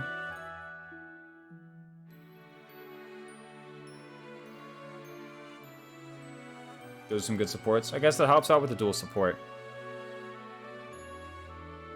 Just make sure that your 3 carries support Fram, otherwise it's just not going to work. I guess that's up there. And I'm kind of giving Gold Mary credit for that. Honestly, I think there is enough of a difference to be putting a tier between them. Or not a tier between them, but a unit between them, rather. Okay. I think Sapphire goes in basically the same spot for what it's worth. Her utility is, like, being either backup or covert. And her combat stats are actually kind of good enough to scrap, unlike Linden. But I think, like, Linden and Sapphire, gosh, they're such similar units, and I think I'll just put them right next to each other. At the end of the day, when you get them, you have every proficiency, so, like, they can just do whatever they want. Right? Yeah, so you're saying Linden's better. I think Linden's a bit better. Stabs are a bit better. Okay. I adored Sapphire in my past run, but, like, it wasn't really that much better. Alir, Chloe, Kagetsu, Vander, Clan, Boucheron, Diamant, Lapis, Gold Mary, Tamara, and Anna. Some good options. Just Chloe and Kagetsu. Bow, Agility, Sniper, Sapphire. I maybe should have done that, but I spent all my SP on D-Hex. The Boosh, the real reason to use Owen. I think Linden's combat is always trash. I think it's never good. He's got the fucking... he's using Dire Thunder and he's got, like, the crit thing, but that's... We still defined one rounding, one enemy per player phase as B tier, so... That honestly sounds like Allchrist, but worse. Worse? Yeah. Like, you don't do any damage, and then sometimes you do more. I don't know. Oh, but what's the worst part? Just worse availability, or? Oh, that too. Also, I don't actually think Linden Dire Thunder kills things on Maddening. Okay. I can agree with that, probably. And with Thunder too, get out. Alright, let's go to Morb. Morb. Yeah. Morbius. Morb time! Does he just Morb all over them? Where does he go? Top of B. I mean, top of B. It's like kind of good. Linden's magic isn't that high. Yeah, kind of nice. Right. Okay, probably better than Fogado. Really? Yeah, his stats are kind of like really good. They're good, so what are you doing with them? Like anything you want. Physical combat, magic combat, staff utility. He even has the staff specialization. Like literally anything you want. His base stats are just really good. Yeah, but how available is he? Okay, he's around for like 6 maps. No, more than that, right? Because it's 21 through 26. Now, to be fair, in one of them he's kind of cringe, but whatever. And then the 2 Paras, so 8. Moving him out of Royal Knight is what you're doing. Even in Royal Knight, he's kind of fine. Yeah, he's fine. And that's 8 maps of being good. You can reclass him in Chapter 22 preps. Exactly. Boom. Give him a second So suit. what do you like to do with him then? In these reclass options? Griffin's pretty good, but like I said, his base stats are actually pretty high. Let me take a look at his personal base stats. Like 28 HP, They're that's very high. massive. Yeah. Yeah. 14 speed, 14 strength. I mean, this is insane. You can do like warrior even, and I think hold on, 21 defense, 20 res. That's personal. Holy crap. Yeah, it's super high, but it's also like your characters have grown enough levels at this point where it's like.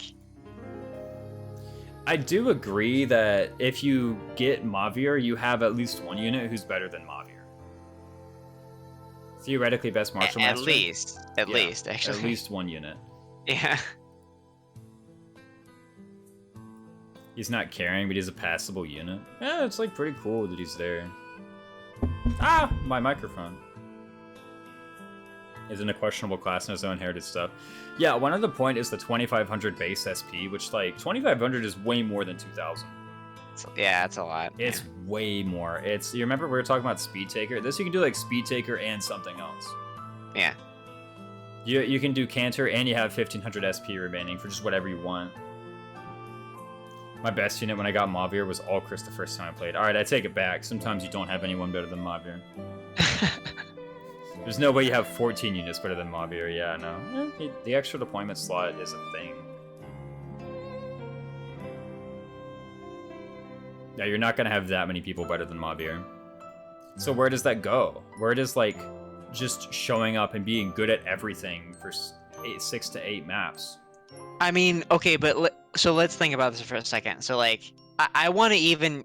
Let's compare him to Saline. Okay. In the early maps that she's, like, really good, does he ever have the level of impact that she does in like 4 and 5? Honestly, if you fix his cringe inventory, yeah. So what is he doing in these maps? Like what does that look like? I did Paint like the picture for me. Levin Sword Griffin is like out here one rounding people, right? Like same as any other unit. In what chapter? I think I did it in 23 and in Roy Paralog. Mm-hmm. Which, like, granted, Roy Paralog, the enemies are a little bit weaker, but yeah, an extra staff user. Flying staff user, grounded staff user. You do have to pay some bond fragments to get him into some classes, but, like, eh. You can easily put him in Lance Griffin. Durable staff user, that's true. Radiant Bow, Bow Knight, one rounds the flyers. Even that. Bow Knight with the Radiant Bow. He can probably actually replace Fogato. What is this? 14 speed versus Fogato's... Where the heck is Fogato? 11? Maybe not. Actually, honestly, in Bow Knight, he might be enough. He's a hunk, yeah, but this isn't a hotness tier list. You can use Get B support Alir for swords. Replace my Fogato who died with Morb. You can also Bond Blast things. D-Hex Longbow while we're doing it. We're doing the hotness tier list next, right? I put him next to Fogato. It's a pretty reasonable way to do it.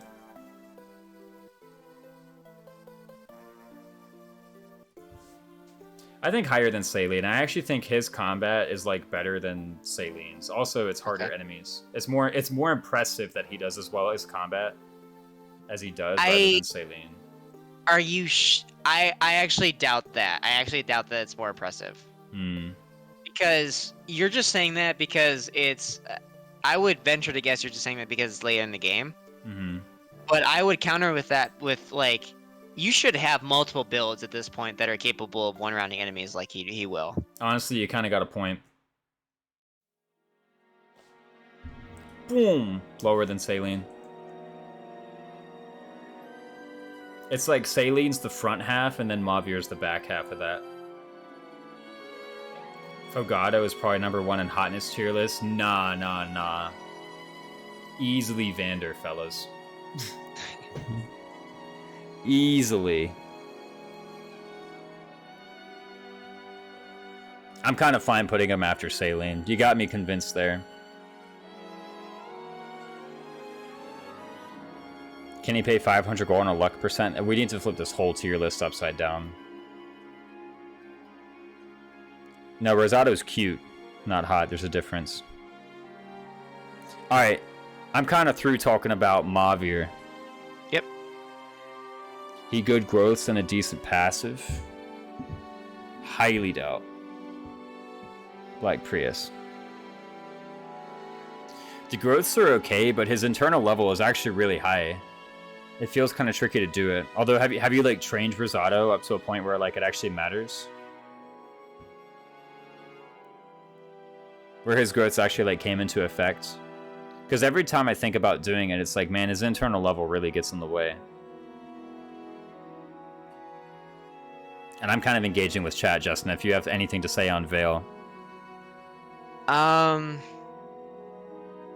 think Veil brings nice support utility. Mm-hmm.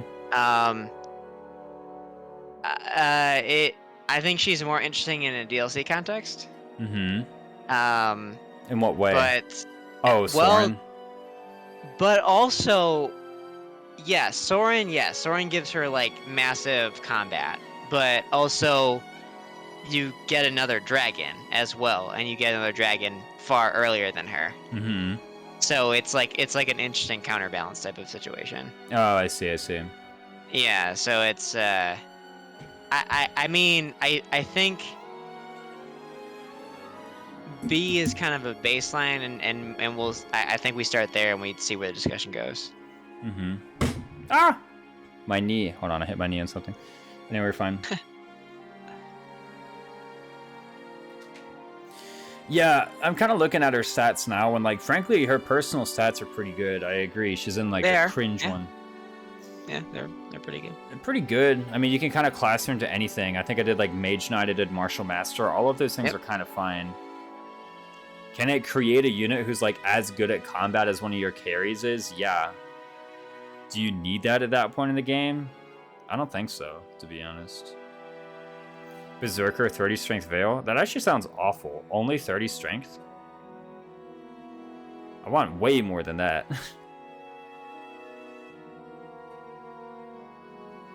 No, but it's fun. I mean, it sounds funny. It's a meme. Yeah, fair enough. So, like, most of the things I said about Veil were like, she can do anything, and like her base stats are really good. If you give her Draconic Hex and use her with Celica for 4-range Echo debuffs using Thoron, that's kind of interesting, actually. I hadn't thought about that build. And it's pretty good, too, because I have difficulty placing, the Celica emblem in that game, so that's kind of funny.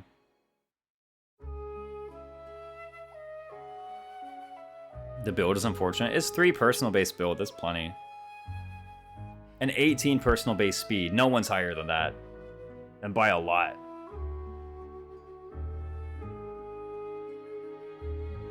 This one definitely skews a lot with either you're the best carriers or you're a support unit, or you're not best at carrying and a bum otherwise. Wait, Veil has less base HP than Pandreo? No, she doesn't. Oh, than Pennet. Okay. I misread. Yeah, the 3 personal build is fine. Magic Dagger Wolf Knight is super cool. It's alright. Yeah, it's okay. Like, so the combat can quickly be repaired to be at the same point as a carry, or can it really? Like, here's the thing, I made it work, but at the end of the day, what I chose was Martial Master, and all she was doing was one-ranning a guy each player phase. Maybe I chose incorrectly, though? 19 magic, though, that's a lot. It is, yeah. Especially with the magic weapon. Mm-hmm. I don't know why you would use her Misericord if you can Levin. It's kind of true. Because the Misericord looks cool. True. It applies poison. Style, yes, Tokyo Vampire. It applies mutant plus. Yeah, Levin is also easier to upgrade. Yeah. Misericord is for Wolf Veil, but also Levin Sword can be for Wolf Veil. Flashing Fist Veil was pretty good. Wolf Veil can just Levin. Yeah, you can just Levin. Misericord is very light, slower weight. I mean, like, she's got a lot of speed. Maybe she doubles anyway with 11. I kind of like some of these options, but at the end of the day, everything that's being pulled out is kind of like utility. Yeah. And, like, yeah, the utility is strong, but, like, this kind of D-Hex application in late game, I feel like you should just be doing stronger stuff. I kind of want to put her, like, above Mavir. Just one spot. Like, at the end of the day, you gotta remember... Slightly more utility. Yeah, slightly more utility. And honestly, kind of slightly better combat.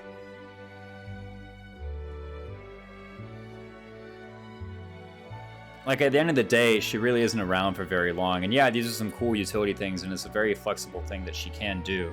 But it's not for very long. Forms a small, well...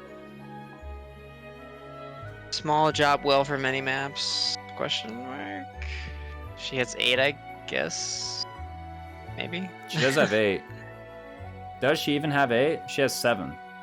Yeah, which is greater than 7, actually. Yeah. Or well, actually, Well, no, it's 7 or because it's 7. It's less than 7. Less than 7 puts you in C. Okay, so it's barely. Barely. Just barely. Barely makes the cutoff. Yeah. This is the real reason I said 7. Yeah. So Just that to get Vale Vale wouldn't out be of demoted C, to... too. Yeah, get Vale out of C. If Vale was in C, man, there would be riots in the street. Alright. She's like, alright. The dragon Yeah. stuff she can do is neat. But like, if you told me, hey, you gotta bench Vale, I would find something else to do and Yeah. probably be fine. But like, I shouldn't use that logic. That's objectionable logic. Because like, you know, if you're like, oh, you can't use Kagetsu, I'd find something else. What about reverse recruitment Vale? I'm talking about Fire Emblem Engage. Vale easily slots into your team, and she can be built to replace any unit you might have had die off, which is huge flexibility. Yeah. It's true. It's true. Of everyone in B tier.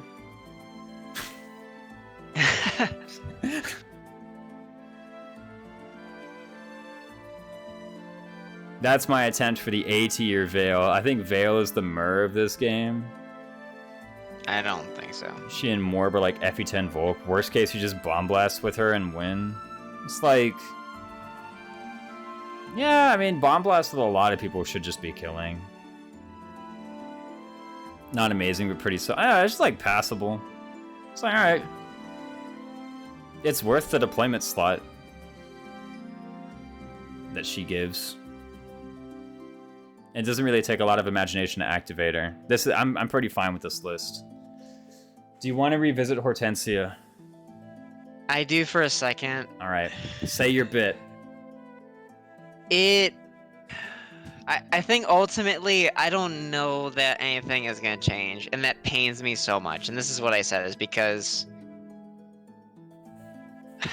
if we're making this for the 0 to 1 Maddening player, 0 to 1 playthrough Maddening players, it's just, I guess so. It hurts me that we've spent so much time on her, and we actually, like, potentially for a different audience, disproved her being an S tier unit. And we're not gonna show that. We're not gonna report that in any way. And that, like, and maybe that's just the function of how this tier list was defined and who the audience was for. I mean, it's. I mean, somebody else is gonna take her out of S tier, and this is gonna be our tier list. And you know, we were the first ones there, and we're not. You know, it's not our thing. someone's gonna be like, she's not actually that good, fellas. The Horten incident. I feel like if you applied the same level of scrutiny to most of the S tiers, you could argue them down. That's kind of my case against it. Is like, except Seadoll. I think Seadoll is the only person who you couldn't actually be like not needed. I think Seadoll is the only person whom you couldn't be like, well, anyone can do what he does, because literally nobody can. But like, yeah, I don't remember who. I tried to scroll up to see who made the point of like, I would rather replace Seadoll than Hortensia. Was it Seadoll or was it Kagetsu? No, or I'm sorry, you're right, Kagetsu. I would rather replace. Yeah. Somebody said that. Somebody said, like, oh yeah,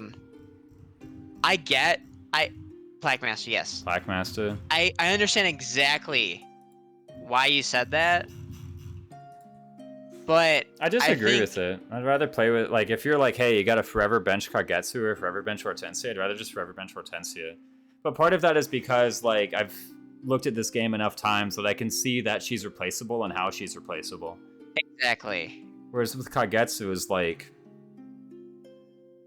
It's the kind of thing where, like, I think if you're willing to do a small amount of preps or a small amount of math on battle preps, you just figure out that you don't need her. But then again, maybe there's something we've missed. Like, at the end of the day, I only posited, like, I think 3 warp skips that require Hortensia. And while we certainly did disprove that they needed Hortensia, it was only 3. I'd also rather bench Kagetsu forever than Panette, though. I mean, that's the thing, man.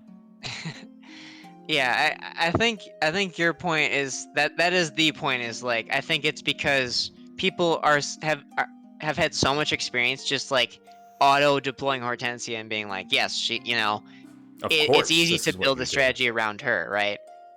Yeah. Like or just because that's what they're used to, and it's easier to calc, you know, oh, I could just get somebody else to meet this combat threshold versus I could get somebody else to meet this warp range threshold. Yeah, like, at the end of the day, like, I do the game with, like, 3 carries, and so, like, even if Kagetsu is one of them, who's to say I can't just, like, sub in another guy? Right? Yeah. Who's to say I can't train up another one? I think we started this with, like, it seemed like, I honestly thought she was going to end up, like, I thought there was going to be no discussion she was S tier. And then it was, like, when we had the tiers defined and we put her up there, I was like, okay, but, like, you know, hey, let's just take a look at this. Yeah. Devil's advocate. And it was like, actually, wait a second. And it's like, you keep pulling the thread, and it's like, and, like, actually, wait a second. and like, the thing is, you know, like, you got to think about who is our target audience, okay? Just because we can look at something and be like, well, 4 turns from now, you should obviously just not be in this bad position where, you know, you need the +1 staff range. But this is like, I think it is better to keep our target audience in mind. I'm happy moving her down to, like, the bottom of this, to be like, hey, man, I think she kind of sucks. But, like, we can't really say that to our target audience. Yeah. Yeah, I mean, that's the thing, is like, it's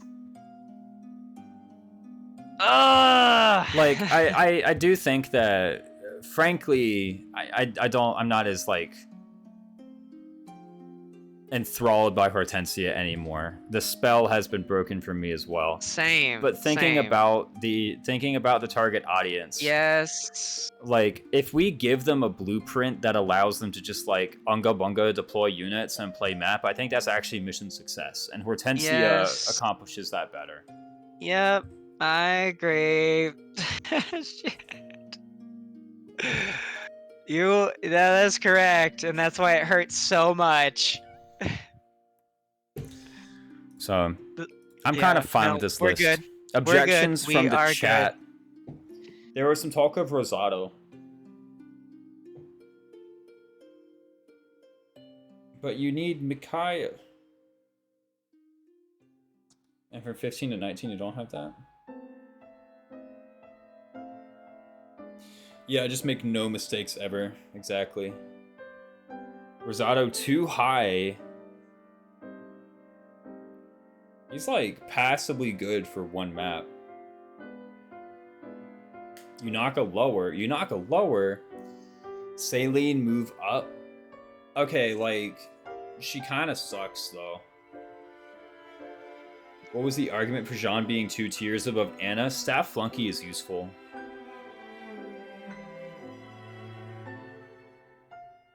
Does this list consider the player knows about good builds? I think the only builds... Actually, here's the thing. I think a player might be better off with, like, not knowing about good builds.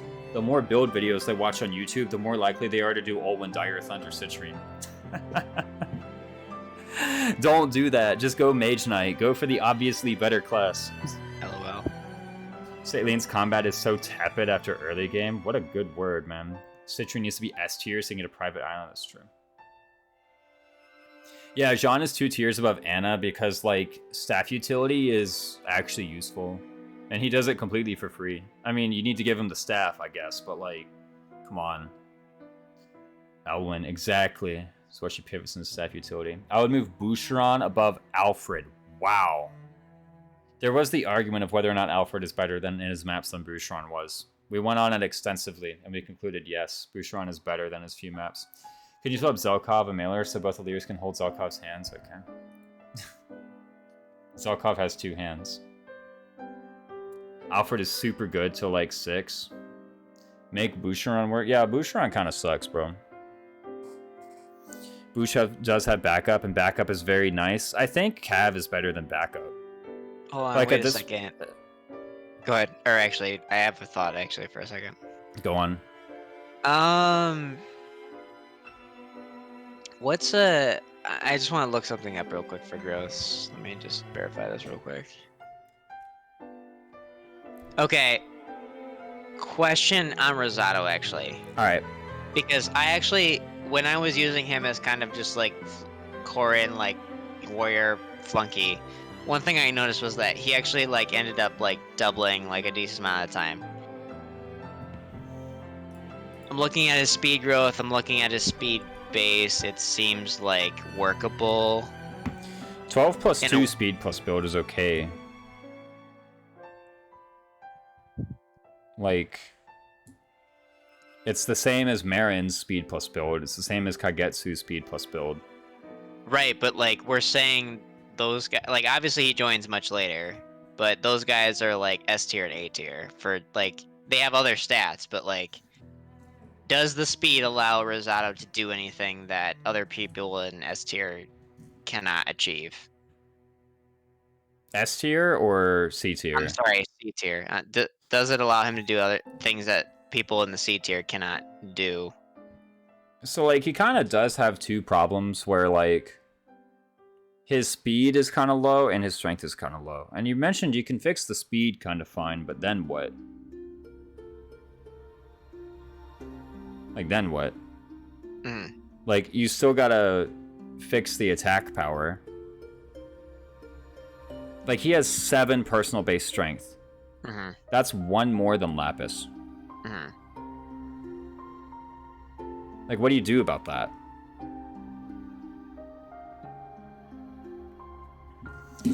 Yeah, well, he does, but like we're, you know, if that's kind of a discredit though, because like he's significantly leveled higher, right?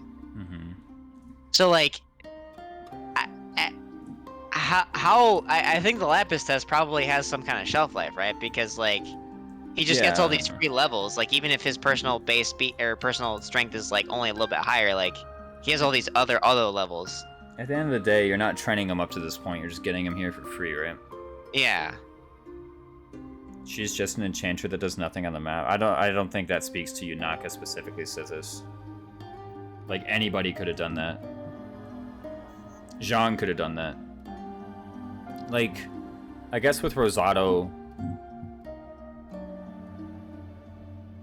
Let me see. What does this actually double? Like, what enemies was he doubling?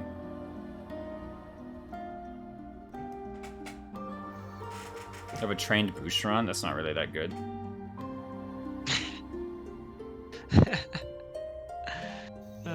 It's hardly the, I mean, like, his growths are better. It's like if you train him, but then, like, he's playing catch-up all day. All he does is play catch-up. Yeah. Even, like, screw it. Like, you know what? Let's just give him super duper benefit of the doubt. Like, end game, total level 40 Rosado. Right? Like, let's just take him all the way. Yeah. You know, what then? He's internal level 18? Screw it. Let's see what this is. / FE17 unit. Rosado. Level. What is it going to be? 20 / so that's 18, and then I need 19, and now I need 3, so 4. Level 3, level 20, where... Whoops. I only got him to level 20. Okay. Whatever, I'll just add more to this. You get him to level 20, Wyvern Knight, he has 27 strength, 29 speed. Now that speed is pretty good, but that strength sucks. And apparently he has a high strength growth. Was the issue Wyvern, maybe? I could do Warrior.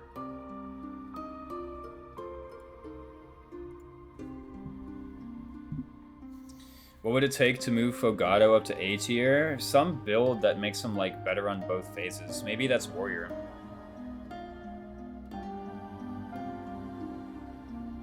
This is no DLC room.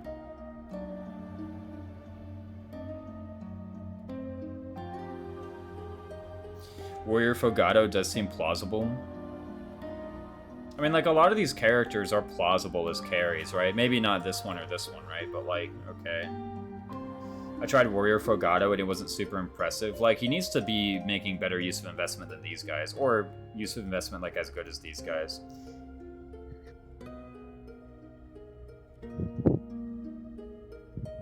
Oh boy, dagger proficiency, the thing that costs 300 fragments. There is kind of an argument about Yunaka going on in the chat. Yeah, I see it. It's instituted by Wronghouse. He's saying that, you know, obviously, I mean, he said earlier Yunaka should be lower. It's like... I think Mute was the one who started it. She said, I don't see how Yunaka is that great. How is she any different from Diamant, who's good for a few maps and then sucks? So, like, I can answer this question about Yunaka, but I think there were other questions about Yunaka that I may not be able to answer. Like, this one is like, so for one, every map where Diamant is good, Yunaka is good. In fact, Yunaka is probably better. Because without... Not just better, but, like, fucking dominant. Like, way better. Like, she doesn't need the seal for 5 move. Let me put the playlist back. Like, she doesn't need the seal for 5 move. She just has it. Maybe, sure, I'm evaluating it based off of giving her, like, heaps of forges, but even Diamant with those forges I don't think would be doing that kind of combat at 1-2 range. Also because he would need the seal for that combat at 1-2 range. And even then, she's around for maps before that point, and even then, like, even on those maps, she just, like, I mean, Yunaka at 0% actually just solos the maps that she's in up through, like, 11. If Yunaka goes lower, Zelkov probably needs to go lower. No, they're very different units, though. Like how... this might have been an accident, but you have Zelkov between the 2 Illyrs. No, that was meant so that Zelkov could hold both their hands. Okay. I'm putting the math guy, yeah. Yeah, Zelkov is way different. He performs well transitioning into other classes, and he's, like, actually a much... Like, if you need covert flunky, he's just better than Yunaka. He actually has, like, better long-term prospects. Like, Yunaka actually just thumps all those maps. Diamant doesn't. Like, Diamant is in the same easy maps, and he does worse. Is there any difference in male-female Lear? Female is, like, kind of a little bit better by not a whole lot. Like, on a scale of 1 to 10, I think female Lear is better by, like, 0.05.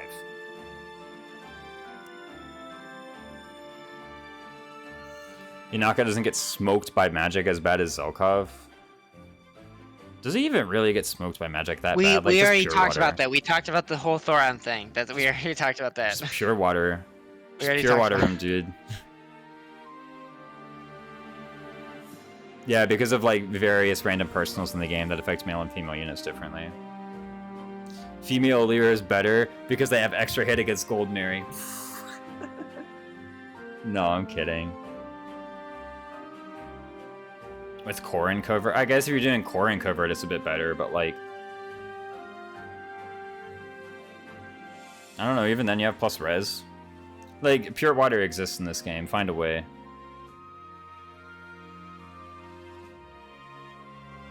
So male Lear bondage shielding them activates the Chloe passive. There you go.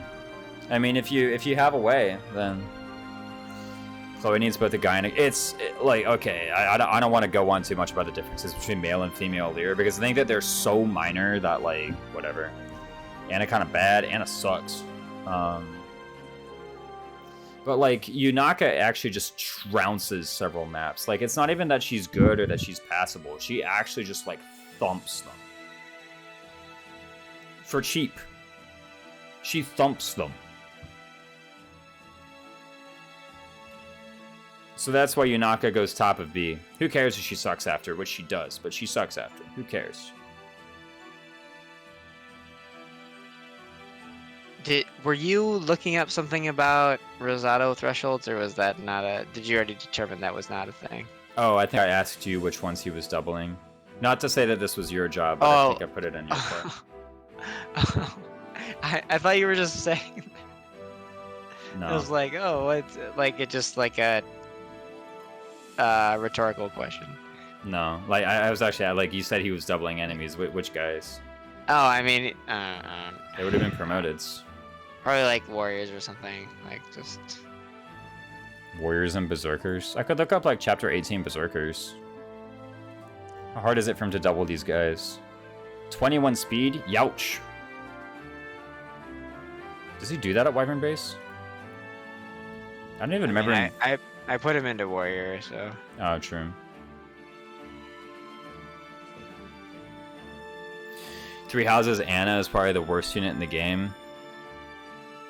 I don't want to go on too much about Three Houses Anna. In fact, I don't want to go on about her at all.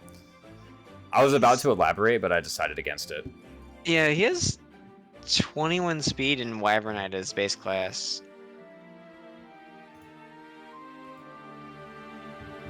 So as long as he's not weighed down with that however much build, then he can double this 64 HP, 17 defense warrior.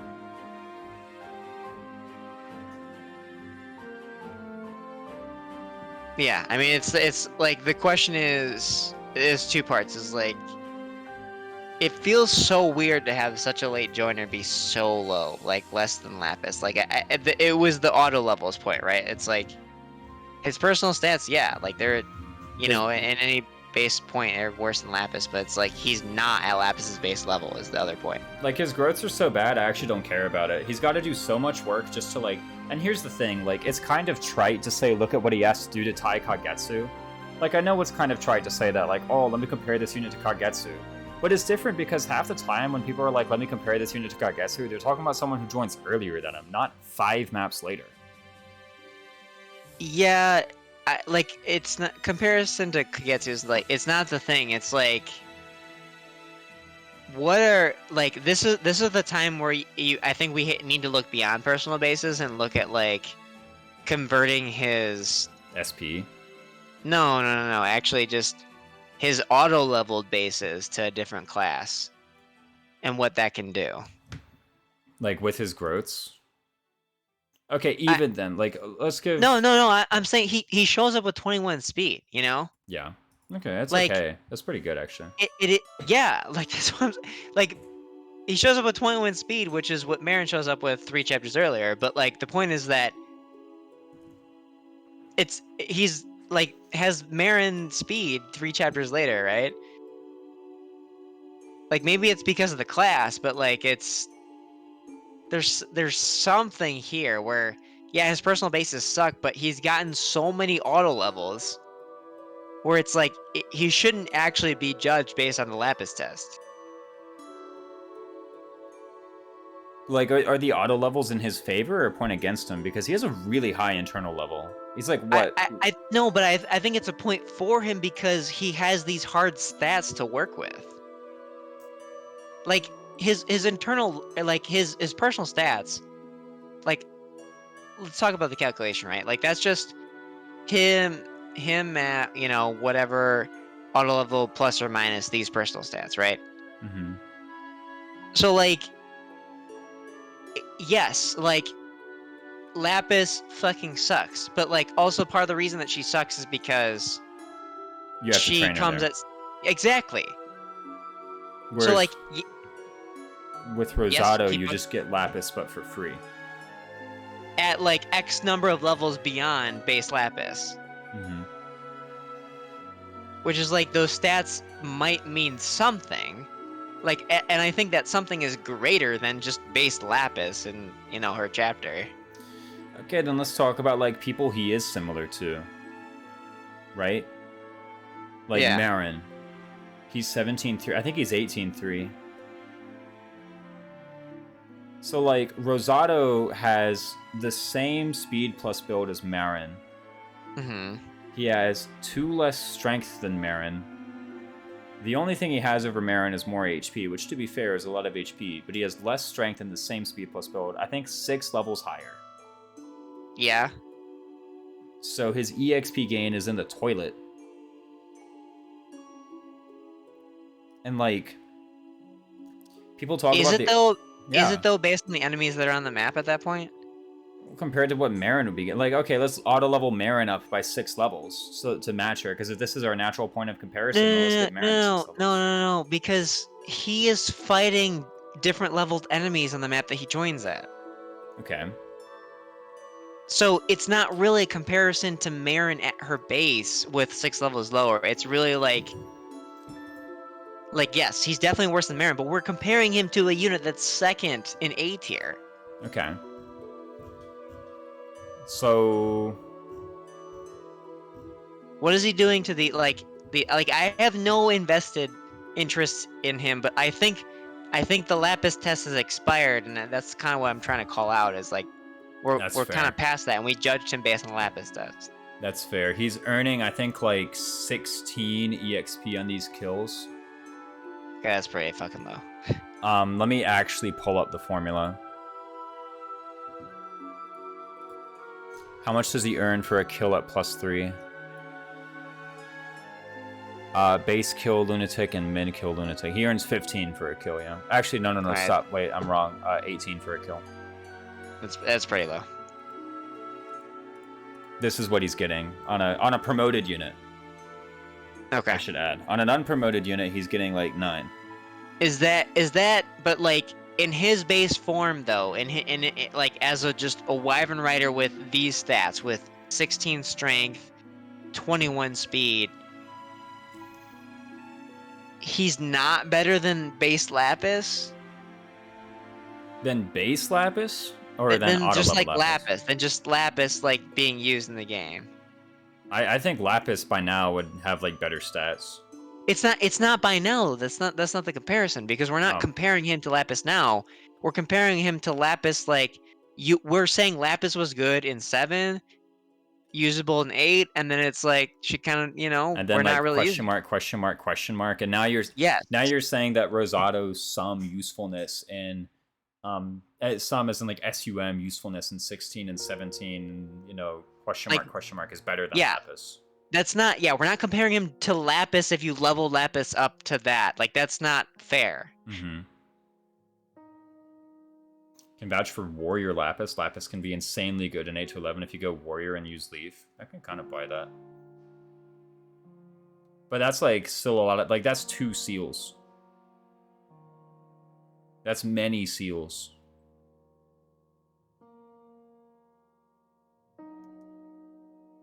Then again, after you promote, like, Citrine and Amber, like, who gets the seals? Yeah. Chloe? Actually, maybe. Actually, yeah. Chloe, based on how we have the... Yeah. Chloe, yeah, it's like... Maybe it is actually insane, and I actually don't understand it. And then you have way more mature builds by Rosado time, too. That's a fair counterpoint. Yeah, like, by that point, you have builds that are, like... I think the difference between your strong builds and Rosado is that larger or smaller than the difference between Yunaka and Lapis.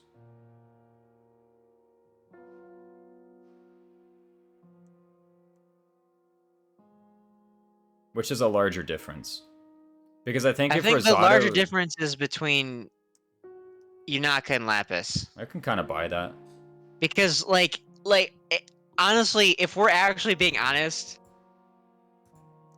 No character in the game, from what I can tell, dominates any chapter as much as Yunaka dominates 6 through 10. I honestly kind of agree with that. Like, Lapis thumps those maps so hard that it was like... Yunaka. Yunaka thumps those maps so hard that, like, when I first saw it, I was like, I can't keep getting away with this. Like, there's no way. I remember when it's like, oh, I put her on terrain and it's impossible to lose. And then on chapter 8, I didn't put her on terrain and I still didn't lose. And it's like, I can't keep getting away with this. To be fair, you can't keep getting away with it, but like... It is insane. If you said, who has the most dominant 4 map stretch in the entire game? The answer is Yunaka. I actually say Yunaka, yeah. Is there terrain available in the Diamond Join chapter? There is 0 terrain in that chapter. And Yunaka still thumps the map. Like, she gets in there and she just bodies everybody. And then it's like, map's done. Is Rosado's contribution on 16 through 18 better than Lapis's on 7 through 10? Sounds like she should be above Zelkov. That's why Zelkov's sum is like, here's the thing, even though she dominates those maps really highly, Zelkov is useful for so much more and for so much longer. Like, Zelkov's combat can actually be like about that good for more chapters and in very many different classes. I don't know about that good, but the line is meaningful or solves problems for 50+% of the game. And that clan is actually going to be useful for the rest of the game. That's another thing, is like, hey, what if you actually just didn't try Yunaka? What if you tried Levin Sword Chloe? What if you tried Levin Sword Clan? What if you tried, as Muta's suggesting, Leaf Warrior?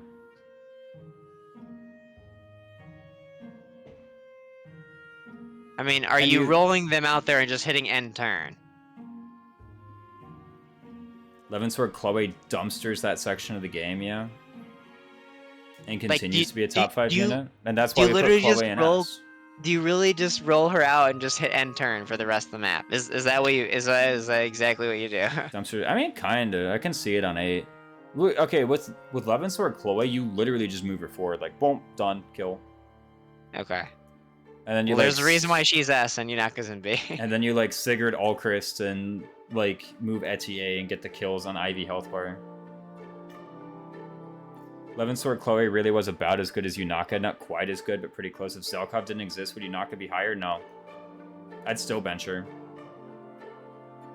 If Zelkov and Marin didn't exist, I'd still bench her.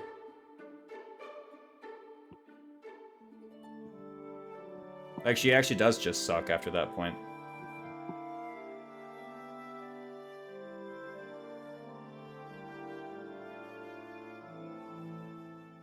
Yunaka needs like 3 personal strengths to be usable past 11. And more speed. And more everything. And she kind of sucks. Thief is good for 2 maps and that's it. It's alright. I'm kind of fine with Rosado above Lapis. Lapis sucks. So does Rosado, for that matter. But Lapis really sucks.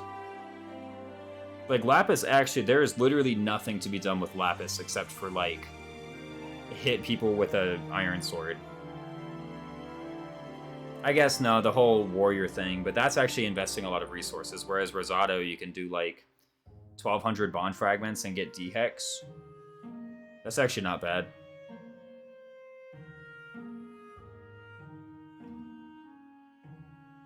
I do not understand how this works. I just fucked up my tier descriptions. Whoops. Okay, there we go. I got them to be longer, question mark. From Wolf Knight back to Avenir or not? How does he look in Avenir?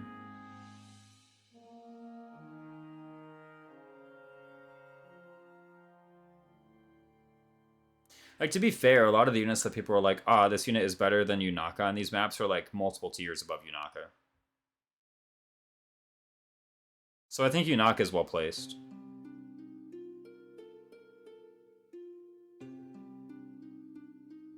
What is going on here? One of these days, I have to try out Combat Chloe. I ought to actually do a run where I just follow the meta of this list.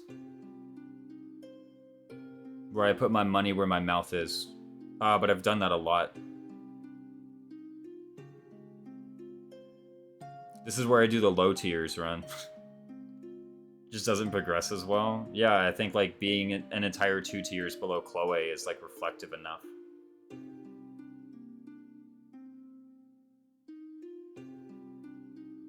Yeah, Yunaka sucks. What happened? I can ping you mine. It should be similar except for the description. It's the width. It's really weird how the width works of the. Is it the resolution of my monitor?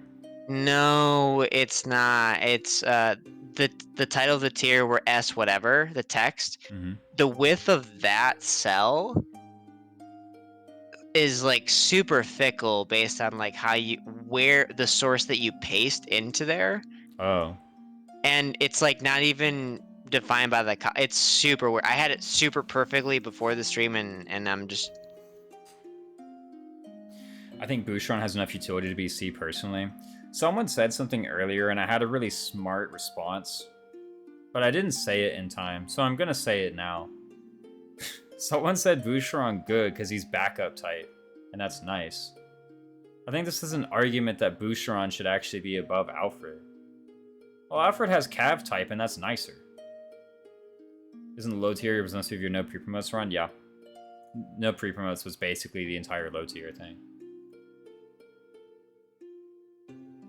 Lower half only run would be Linden and below. Let me put some favorite units in there real quick. Why is Chloe so high up raising? She's not worth the effort to invest into, honestly. Highly doubt. She's an incredibly good combat unit. Just do magic. Either Levin Sword or Mage Knight. Wow, she kills everything. Alfred doesn't just explode to 2 enemies. Like, Cav for +1 move is more important than backup for chain attacks. Like, you know what? Forget about the rest of their stats. Let's look at the typing. Backup is the worst one. Chi Adept? That's good.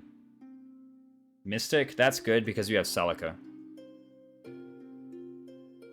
Flying? That's good. Cav? That's good.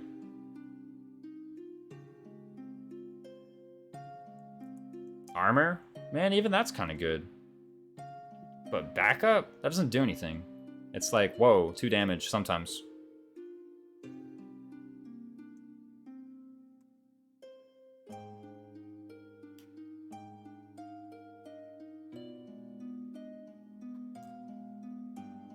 She has less strength and defense and res than Lapis at 10-6 Wyvern than Chloe at 10-6 Wyvern. Yeah, don't put Chloe in Wyvern.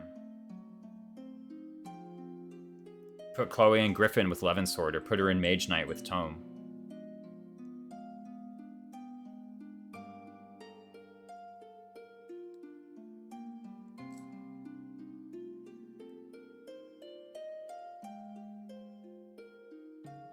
Why is Linden where he is? Linden is where he is because it's long-term utility.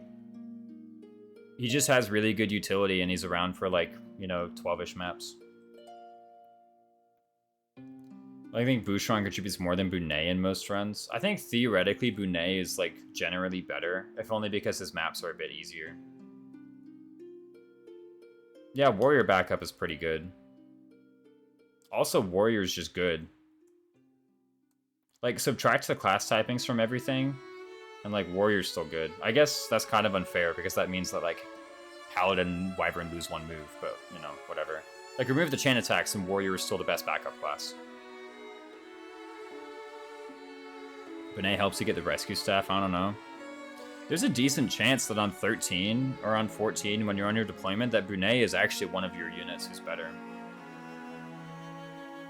Raisins overestimating how much effort it takes to get Boucheron decent. Okay, tell me about this decent Boucheron.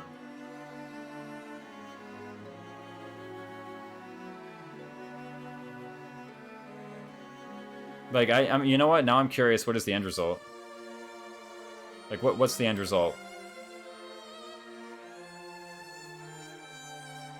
Saying Chloe has only 2 magic and HP on her? What? No. She has way more than that. Chloe has 2 personal base magic and a 35% magic growth. And then she uses Levin Sword, which is 13 might. And then she just 1-rounds everybody.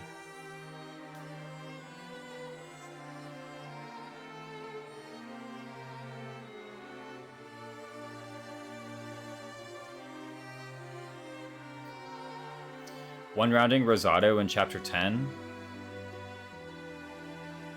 One-rounding Mavier in Chapter 14 and 15, etc., etc. What's up, Eltrank? He says, it's Bushin time, and Bush is over everyone. Tell me about this Rosado 1-round.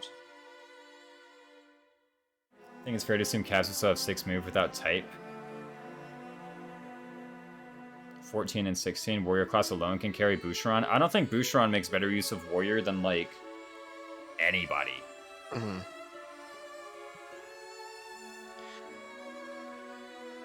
Just want to stay welcome in Tanuki. That's right. Yeah, like, as soon as I said, like, remove the typings and Warrior is still good, I was like, obviously. Actually, just literally remove the chain attack mechanic from the game, and Warrior is still good. He makes better use of Warrior than Hortensia. Yeah, the moment I said it, I started thinking through some units and being like, does he actually make better use of Warrior than, like, this unit or that unit? Except he doesn't. Hortensia has the same personal strength growth. Does Boucheron pass Lapis test? No. He fails it pretty hardcore, in fact.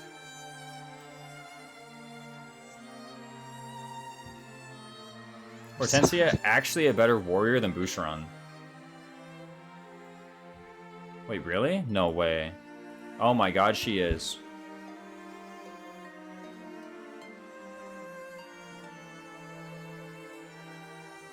Like, here we were joking, like, oh, Hortensia is worse, and then it turns out she wasn't. Like... Yeah. It turns out actually she was better. Citrine, maybe. Yeah, Citrine is like the only person where I can look at and be like, this person is definitely a worse warrior. And even they, there is no recovering for the Bouche. But hold on, let me scroll up here because someone posted that they like killed, what's his name, Rosado. One rounding Rosado into 11, Shattered Ice, 14 and 16. I need more details on this Rosado kill. Because killing Rosado was really easy in 10. Radiant Bow Warrior Citrine? That's what I'm saying. Why Lapis of all people? The ruler should be Demon. Get a Hortensia Vantage Hurricane Axe. It's like even with physical weapons, she's just better. I guess actually, like the level difference is enough that I think Boucheron would actually make up the strength.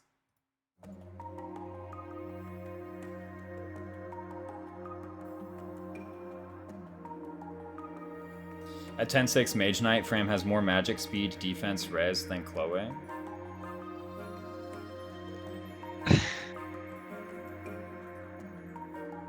Fram does? I believe it.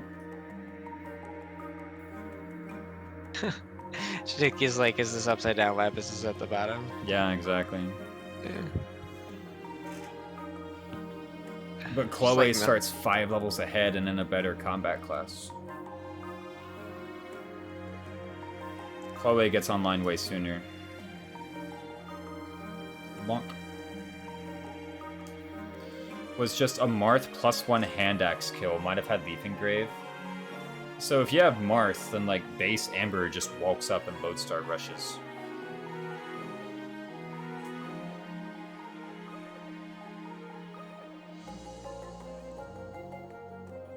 And bonk. Or anybody with a bow. Actually, let me see this guy. Because I say he's really easy, but maybe he's actually really tricky. Maybe I'm actually just wrong. And this is a really impressive kill. 13 speed, 42 HP, 16 dex.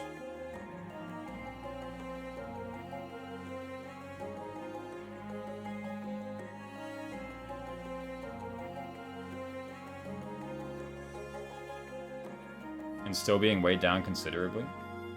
Killer Axe, Monk S. I know. I made really sure to not get hit by that.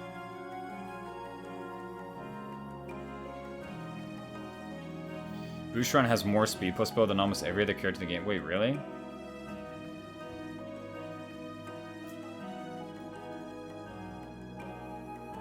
His base speed plus build is 4. His speed plus build growth is 65.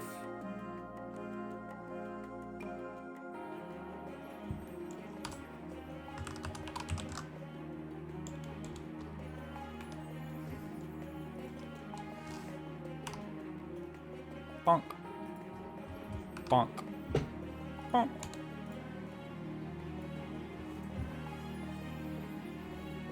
Chloe has 60 speed plus build. Lapis has 60 speed plus build. Kagetsu has 60 speed plus build. Fogado has 65 speed plus build. It is better than Panette. Panette actually has 40 speed plus build.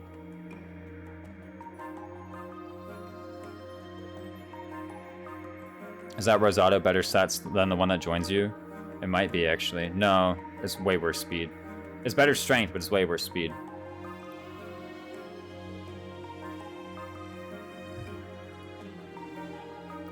But then what? Like, you use this and you have your Dookie strength.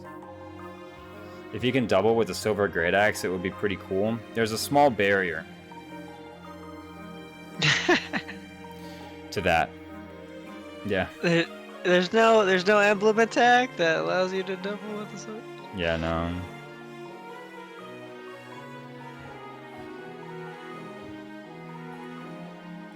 More seriously, Boucheron can survive enemy phase? What an accolade. To be fair, that's more than what Etier can say. What is the discussion here? Boucheron versus Alfred? Yeah, What's Boucheron versus Alfred. Alfred's way better on all these early maps. If you level up Boucheron, he could pretty easily just do all the Great Axe things you brought up earlier with Jade as well, with the caveat, of course, that you're investing EXP into Bouche. Like, can he, though? Exactly! Can he, though?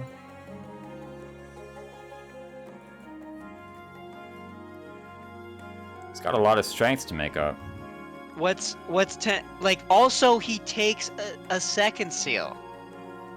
The thing with Jade is that her targets for these Great Axe shit are sword users.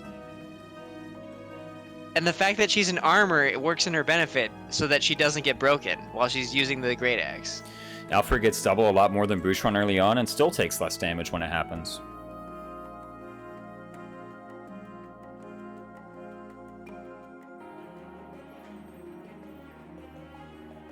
Like, Boucheron just gets thumped.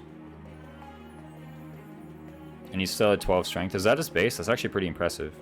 No, I think 12 strength is high.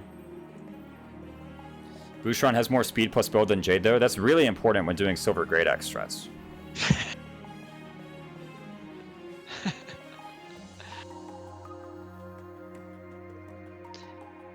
Alright, I think we're there.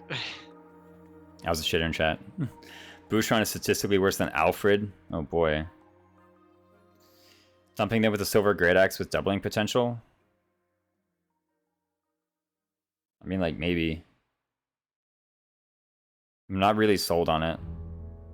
Maybe one day we'll find, like, the Boucheron build that's insane. But at the end of the day, like, he has low attacking stats. Again, my point is that the enemies that Jade, like, has the best viability against are the sword users, who he will get if he's doubling, but if on enemy phase he'll get broken. The Boucheron build is to just give him some levels and he will be fine. It's just Berserker with a forged up Tomahawk. Okay. It's more because Boucheron can attack on player phase without getting doubled. So can Etier. So can Alfred, for that matter. Actually, the people doubling them are sword users, so actually so can Alfred. Alfred will get attacked 0 times in return, in fact. Alfred doesn't always get doubled, you're right. Strength actually matters. He doesn't have a better speed build than other characters with actually good stats. I'm not saying he's insane, he's just not the worst player in the game. Who is? Where they want Bunet as the bottom? What is the going on here? I think they just What want are we him doing? out. We're arguing over the D placements? What is going on? Better than Bunet? No. Bunet can take on like 4 guys the map after he joins, the 2 maps after he joins, and be fine. Now again, it's because that map is easy, but Anna, Lapis, Alfred are worse, and Bunet. Bunet should definitely be bottom. Anna's worse than Bunet, man. Get out of here. I'd be fine downgrading Jade to D2. Maybe one day I'll do the Boucheron. You know what? Put your money where your mouth is. PMU Boucheron. Do it. You know what? If you PMU Boucheron, I will try my hardest. I won't even be like, I won't even try and sabotage Boucheron. I'll try my hardest. I might just do it anyway. People just seem to really like Boucheron for some reason.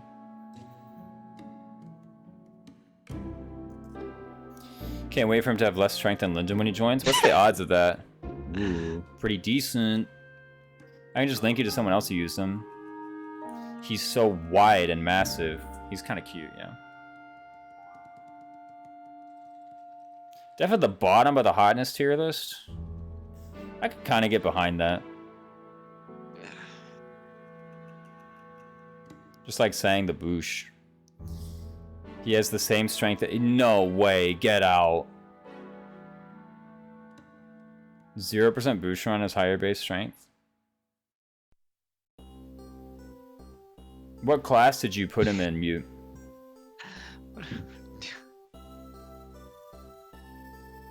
In order, like, how did you level him up? Warrior? So you did like 10, what is it, 14 warrior?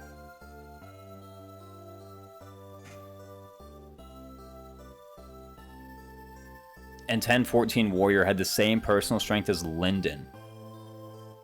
Lyndon? Okay, hold on a minute. Fellas.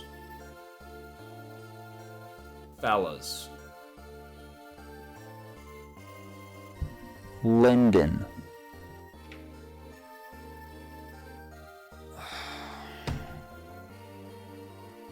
Mute's right.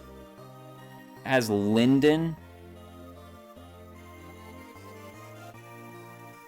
Lyndon beats Rosado? Yeah, we know. No, we're talking about Boucheron. He has one more than Lyndon. Alright, I was about to say, this doesn't sound right. One. We did a new tier for Boucheron. Yeah, sure.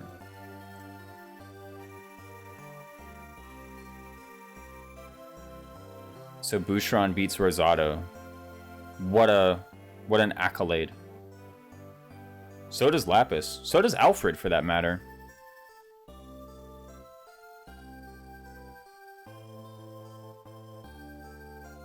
Why is a mountain considered so important for Corrin? Greater reach for Dreadful Aura? Yeah, Dreadful Aura and Draconic Hex are the two most important parts of Corrin. If you have difficulty solving the map's problems in 4 turns, then terrain is the next most important.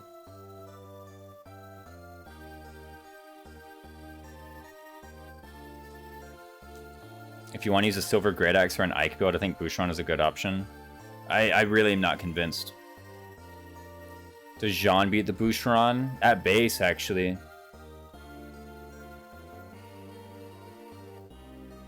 The Est is the best unit in the game argument. Yeah, but to answer some annoying person, that's why. My biggest disagree is still Alcryst. I think it's a great list. Pendreo, Anna, and Citrine are the only 3 with lower strength growth than Boucheron. And let's not forget, Boucheron has 1 personal strength. 1 personal base strength. That's true.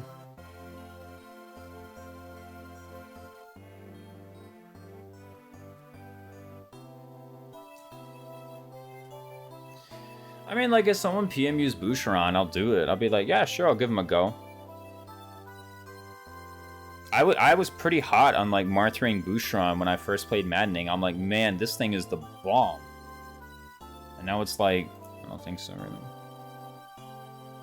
John looks weird in Beast here. Stabs are just that good. A lot in Tiki DLC. Oh, true, there's that. If you second seal Jean into Axe Fighter at level 1, isn't he, like, better than Boucheron? Well, yeah, but you spent a second seal on him. Holy crap, actually, he is just better. Like, outright. Okay, Boucheron has 2 more defense. And 2 more build, actually. That's important.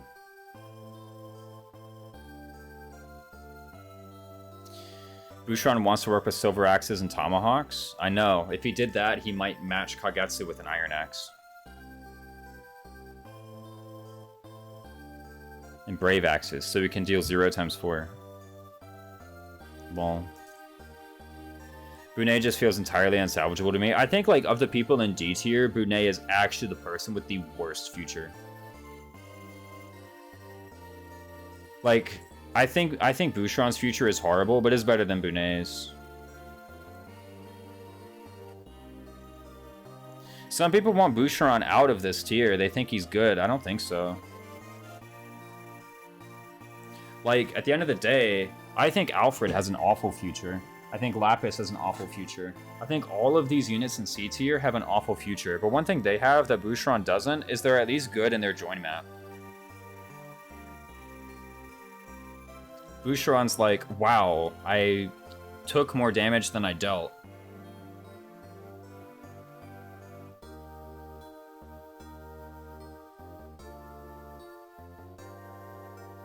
And I have 4 move.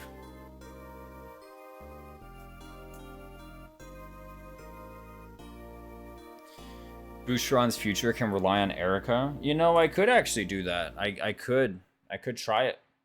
You know? His dex, his speed plus build is pretty good. You know, I could do like Brave, Sword, Swordmaster, Erica, Boucheron. Boucheron Chantex can maybe help against Stratified Boss. You know, against Neyluchi, that's the place where I could maybe be sold. Tamara is not good on a joining map, though. Yeah, but one map after, she one-rounds people, which is more than what Boucheron can say.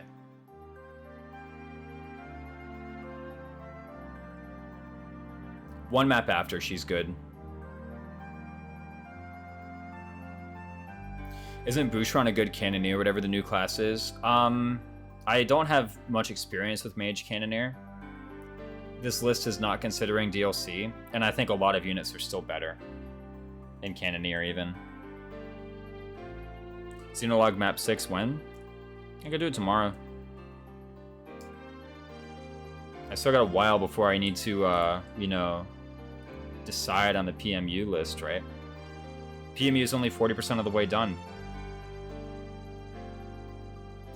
Crom activates Boucheron personal, which is cool. Nice. The reason that Boucheron has such garbage strength is probably because chain attacks don't count the strength. Okay. I don't really see...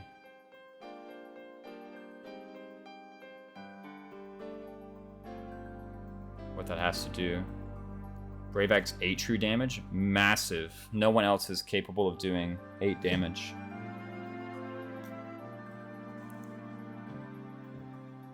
Certainly not, you know... Diamant or Lapis, who double and have 4 more strength than Boucheron does. But it's true damage. Whoa. I take back everything. Who cares if he does 0 normal? To be honest, Boucheron doing 0 damage to someone and Boucheron doing 8 damage to someone with a Brave Axe is like, I don't even see the difference.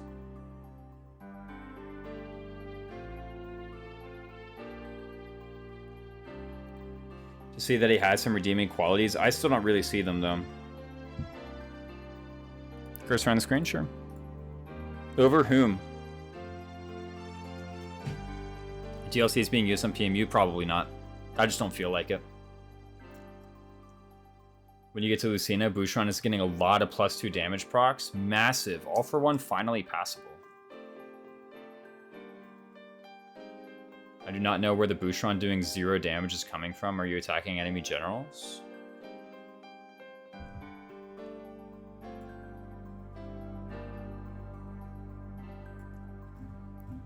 Well, you're talking about a Brave Axe, right? When do you get that? Like Solm? Let me grab a Solm map.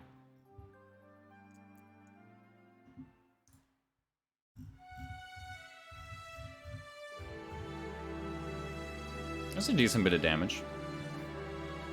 Psalm 3. Is there an FE game with a worse early cast? Everyone in ANS here except for 4 join in like mid-game. Psalm tier 3. 4 might get out. Get out. I think Psalm 3 is a good donate though.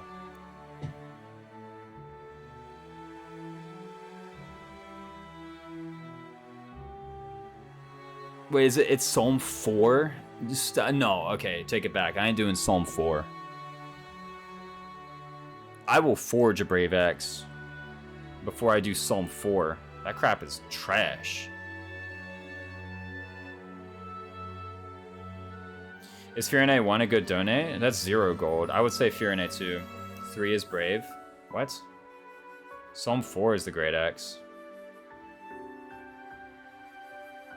I would say the proportion of like good units out of crap units is pretty similar in FE10 compared to this game. Yeah, I actually can't remember what the Psalm donation is.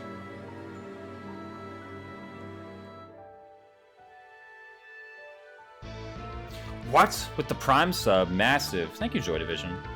We've been sitting here arguing for a long time and you reward me with a sub. Thank you. Part 1 of FE10 is just babysitting simulator. I mean, it's like easy enough to... If you're trying to LTC in some of these maps, it is Psalm 3. Okay, it's Psalm 3. Psalm 3 is Brave Axe. Not sure how I wasn't subbed. Glad to have you in. Thank you so much for it.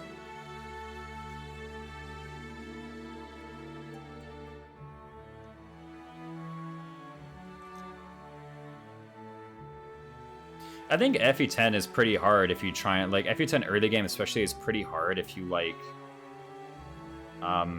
try to level up units. Whereas if you're just like, let me GTFO the maps, it's like kind of straightforward. Going to 3 in Brody and Solm is great. I think at my PMU I'm doing 2-2-3-2. Or sorry, 2 in everything except Solm, which is 3.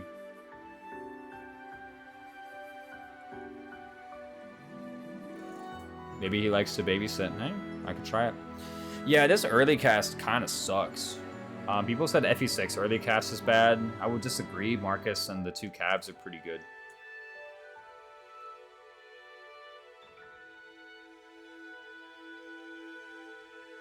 Yeah, if you don't really understand the game, like if you don't look ahead in the game and just know the stats of the joining units, you might be fooled to think it's important to level up your units. Saul, Merlin is true. Shanna, Diek even. Even Diek. He's not great, but he's like not atrocious. Diek is better in his maps than like most of these guys are. Yeah, Rutger's pretty good.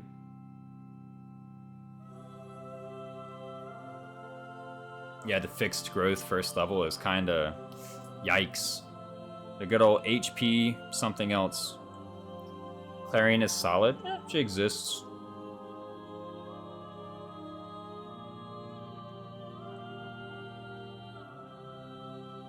There are good units in the Dawn Brigade. It's something to be said about Radiant Dawn that, like, I thought Radiant Dawn was hard. And then when I played 0% growth, it was actually easier. I was like, whoa. I thought 0% growth was supposed to make the game harder. But no, when I forced myself to stop paying attention to the level up mechanic, I was like, oh, this game is really easy now. Radiant Dawn has Bexp, but Binding Blade doesn't. True. I dropped Unaka because Zelkov was just better in all stats. That's a pretty common experience. If Engage, Radiant Dawn Hard Part 1 allegedly has Bexp. Sure. I would field them in a heartbeat. I don't know if I would actually. What's Bexp? Bonus EXP. It's a mechanic in Path of Radiance and Radiant Dawn. You know how like after some maps in this game you get gold? After all maps in Radiant Dawn, you get something called bonus EXP, and there's a menu where you can just give the EXP to units. It's kind of like the arena. Think of it that way. Like, you know how in the arena you can just give some XP to some units? It's kind of similar in Radiant Dawn.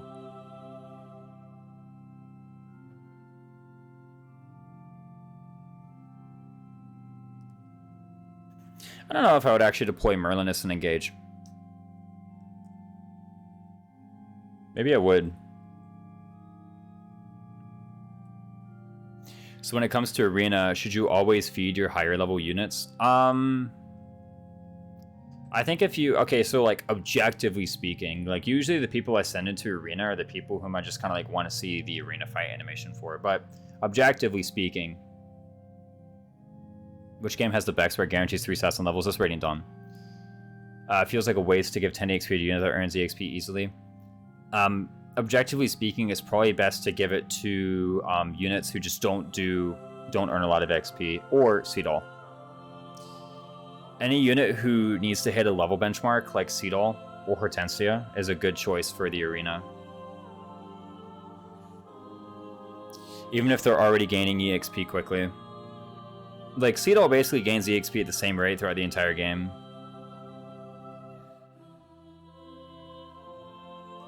Warrior Bouchon will have the same strength as Paladin Louis for a long while. Okay, but like, why not do Warrior Louis? Like, why are we sandbagging Louis by putting in Paladin as opposed to Warrior?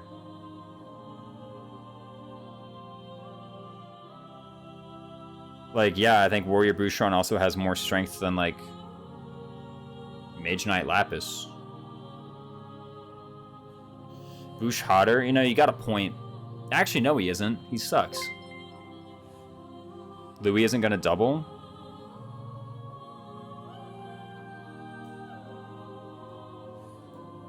By the way, welcome in, Bimu. We're at the tail end of arguing about characters.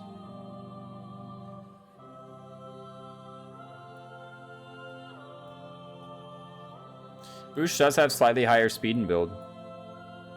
Slightly higher. I shouldn't just blatantly say won't double. Yeah, they said the same thing about Citrine. Have you seen Louis? He's hot. I don't know. I don't know. Wrong house. I picked that somewhat arbitrarily as an example of how much your class can bolster your poor personal growth. Hotness tier this time? Oh, true, yeah. This corrupted. This is the hottest guy. Actually, where's the chapter 1 corrupted? Remember that guy? Chapter 1 corrupted. Olwen can double. Just give her Olwen ring. Yeah, Citrine can double. Can you please just admit that Bouchon is bad, but that any character's game without DLC can be perfectly used? Yeah, like all of these guys, I think, can like be raised and like have a future, except Bunai. Neyluchi S triple plus hotness. I gotta agree with Eltrank here. The dude who held off Marth and Alir. Oh yeah. Oh yeah. That guy, the dancing corrupted before Jean's paralogue is pretty hot. Everyone remember? Yeah, cutscene corrupted.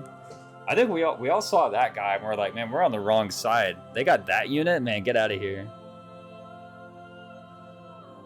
If Bush has one problem to fix his strength, I think that's a solvable thing to work around. I mean, like, maybe I'll give it a go one day, but like...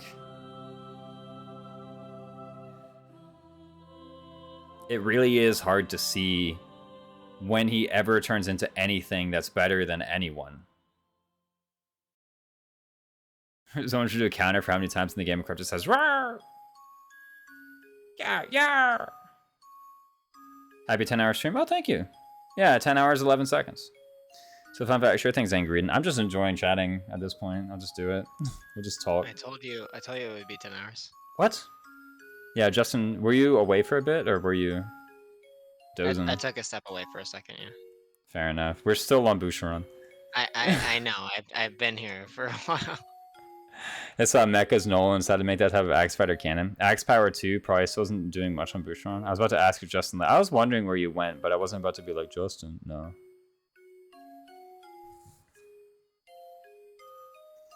I put Bunei and Berserker with Star Sphere, gave him 17 levels and strength was only 3 above. Was Boucheron or Hortensia was way longer, man. We spent like an hour on Hortensia and then we revisited Hortensia. True, yeah. You know what? Fel Xenologue, Physic Boucheron. You're right. He's good because he heals the least. Have you considered using Fel Xenologue content on Maddening and just rank the characters' classes? What exactly do you mean by that?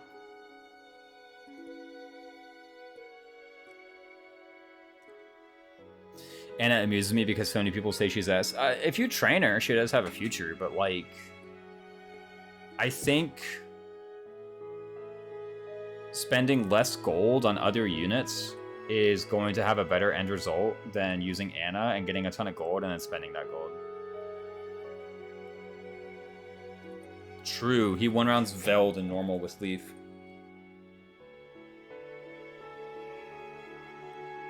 Oh, like using Nell, Nil, Madeline, Celestia, and Gregory. This is available as early as Chapter 7.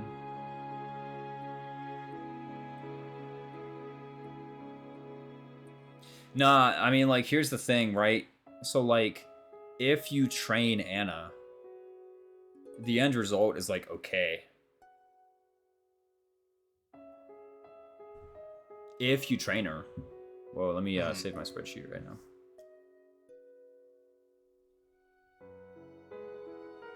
But it's like... Go ahead. Any effort that trains Anna could have trained anybody and probably gotten something better.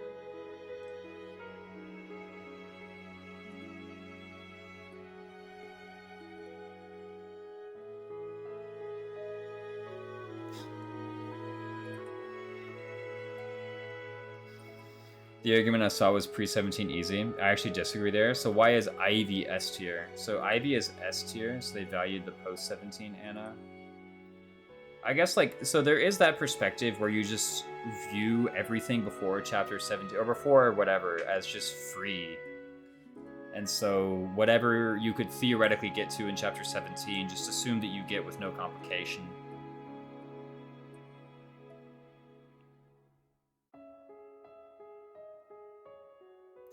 So Ivy's an S because she has really good mage combat and she flies and has really good bulk. And no one else really does all of those things together. People rate Anna super high have only look at end stat out. I mean, that's not true. Some people really value the gold. It's not true.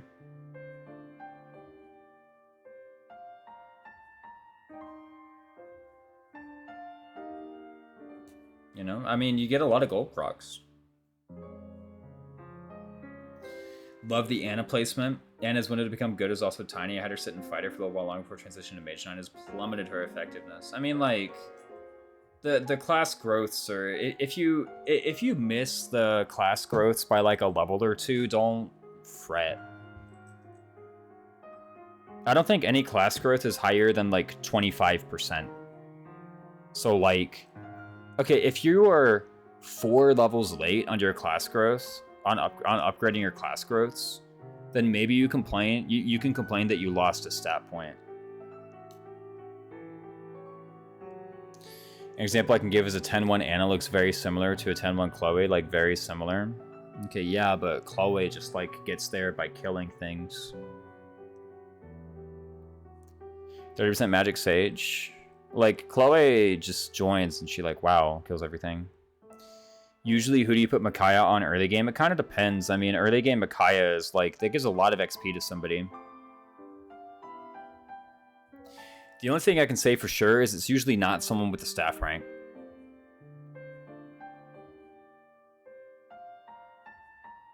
So those 2 chapters different investments different from S to D. I don't view that as investment in Chloe. I view that as Chloe beating the maps for me. And then she does that with only a master seal, not a master and a second seal, which I can do very early. Whereas with Anna, I gotta wait even longer.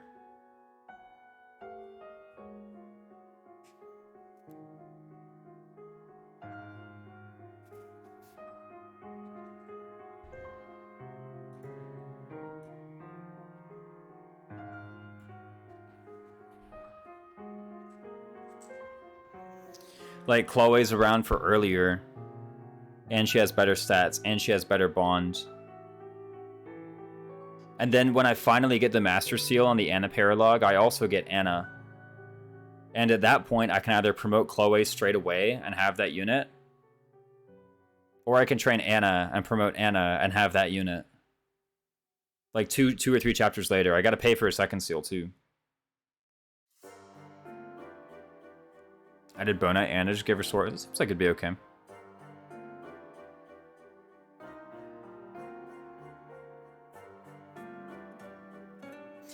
Early Micaiah goes on whichever unit you want to level. Yeah, I mean, like, the Great Sacrifice EXP is pretty good. I think there are a few maps, actually, where, like, Micaiah on Alir is pretty good for the extra staff range. Bouchon's that bad on Maddening? That's what we're arguing about right now, but I say so. Hi, how's y'all's day been? Pretty good. Pretty good. Nah, Raisin just really hates Boosh and really likes Chloe. It's his bias. I've never even used Chloe, but I just know she's this good. Every time I use Chloe, she ends up as being like staff flunky.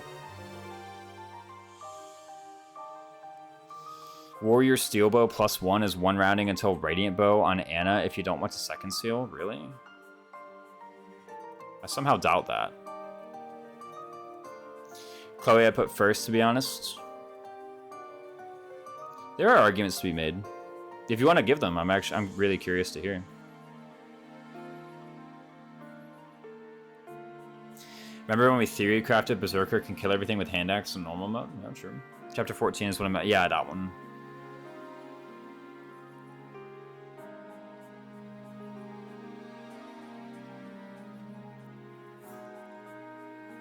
Kagetsu is better in every set except magic. Yeah, but like magic is kind of important. Kind of like really important. Earlier, obviously, if you just forge one. So I can't agree there for Chloe higher than Kagetsu. I mean, there's like a case to be made, I think. You know, Mage Knight Chloe activates early. Good growths all around. People are like, ah, but Fram's better. Is she though? Let me take a look. Nah, Chloe's got better magic. Chloe's got better speed. Chloe's got better defense. Just only looking at growths, though.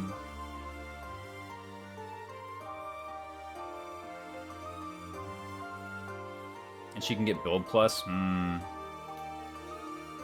Most of the argument is availability. It's availability and speed of access to Sword Griffin. With Levin Sword, yeah. Like, no one else can do that. Her getting cancer is pretty sweet. Her gaming is pretty sweet. I had to go to bed if I'm misreading these chat messages.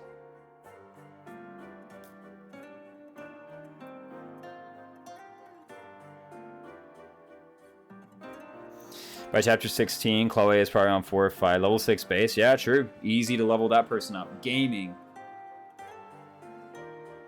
Her personal gives her the +2 attack. I drafted her first in my Maddening draft run. A casual Maddening draft would be pretty fun, I think.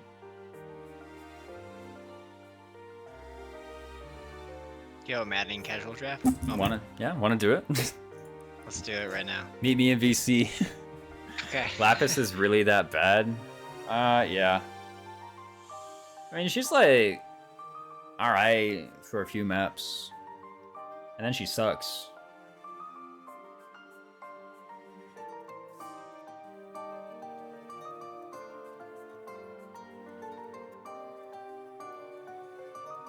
I want to do some drafting. I'll see you in VC, Tribolical. That sounds fun. A casual Maddening draft. Bang went out pretty quick. Hold on a sec. Let me actually save this. 3 minutes. 3 minutes. Yo, we need another volunteer for the draft. Engaged draft sounds super fun. Yeah, I'll just do a casual playthrough. Hold on a minute. Where the heck is this going? I'm putting it here for a minute. I don't know. It's somewhere in my Discord. Oh, exclaim Discord, somebody. And Anna has more strength and magic and speed than Chloe, so I'm biased. I could see it happening.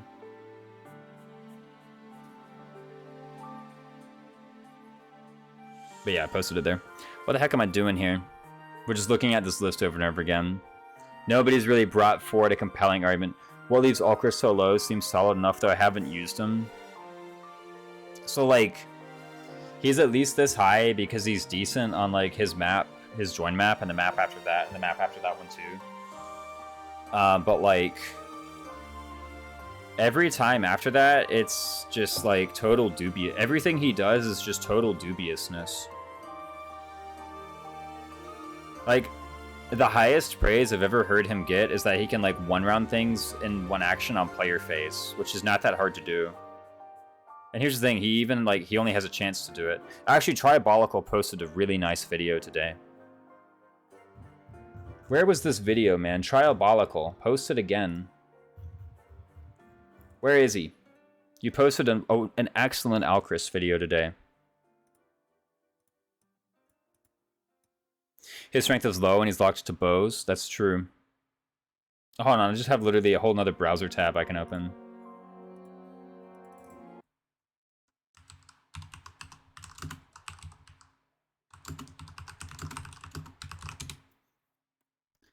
Yo, here it is. Check out this sick Luna crit, fellas. Oh yeah, Tribolical's one step ahead of me. Dang, check out this sick Luna crit. Hold on, I gotta show you guys this sick crit. You guys aren't gonna believe this. Watch him go. Watch him go. Killer Bow +5, 71 crit, 100 hit. Here goes nothing. How do you compare your results? I'm not even going to count turn count. Bow agility 5. This is enough. Boom! I won't miss. Boom! Massive. Oh, and he's level 20 now. Massive. Yo, that's awesome. Okay, but why doesn't it have Erica on? Oh, because it's on someone stronger. Epic gameplay. It's on someone who quads. My argument for Alcris goes for the amount of flyers you have on the late game maps. There's like a few. It's like a couple flyers, you know. What the heck?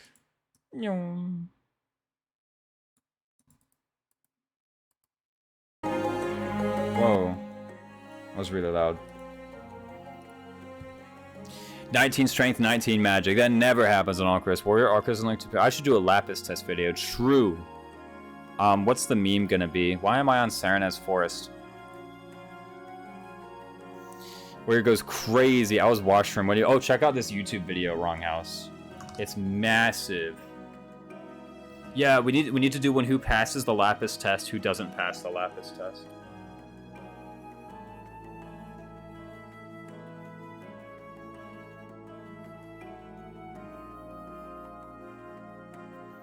Yeah, Warrior's super good. Unless it's Alchrist. I feel like my girl is being bullied. This message got held for misogyny. I'm gonna allow misogyny in my chat today.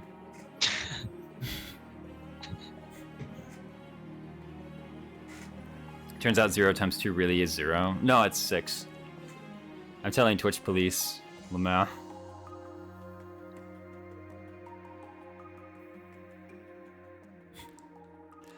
Tell you right it in. Hell yeah, misogyny. Massive. Wait. Hold on.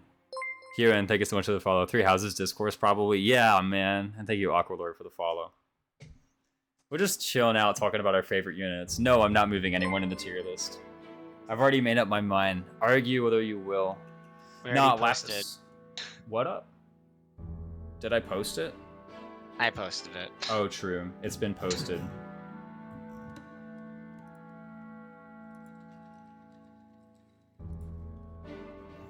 Where to?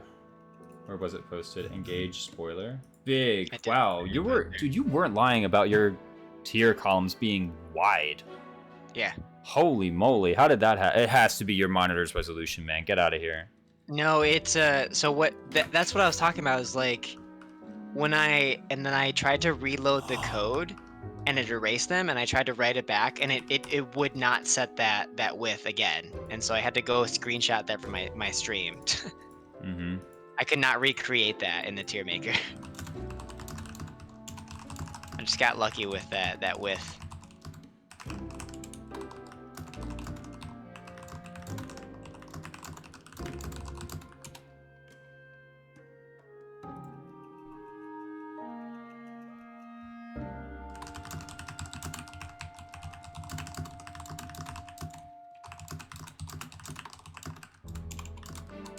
Sorry, I'm answering questions in the Mecha Discord. It's a good place, by the way. They don't like Alchris though. Oh, don't they? They already started responding. I actually left. For They've sobered. It's only Septi, but Septi's pretty quick on the draw. The usual. I don't go on Reddit much, like outside of random Google searches. Fortunately, you've been in that subreddit. Well, I guess 90% accuracy. Oh, of course. Septi is oh, literally the quickest. The FE3H Reddit. What's going on? Give us the tea. It's a good class for Lapis. Is a benchmark for the Lapis set. Yeah, Wyvern, easy Wyvern. Yeah, it's r/Fire Emblem 3 Houses, I want to say, or Warrior. I mean, Warrior Lapis is just kind of better. Actually, make it the same class that the person is occupying. I like Alchris. I think he's funny. I think he's cool. Hold on a minute. Excelblem showed me this the other day. He was like, check this out. Alchris in his Tierra d'Elite outfit. Hold on a sec. Let me see if I can pull this up.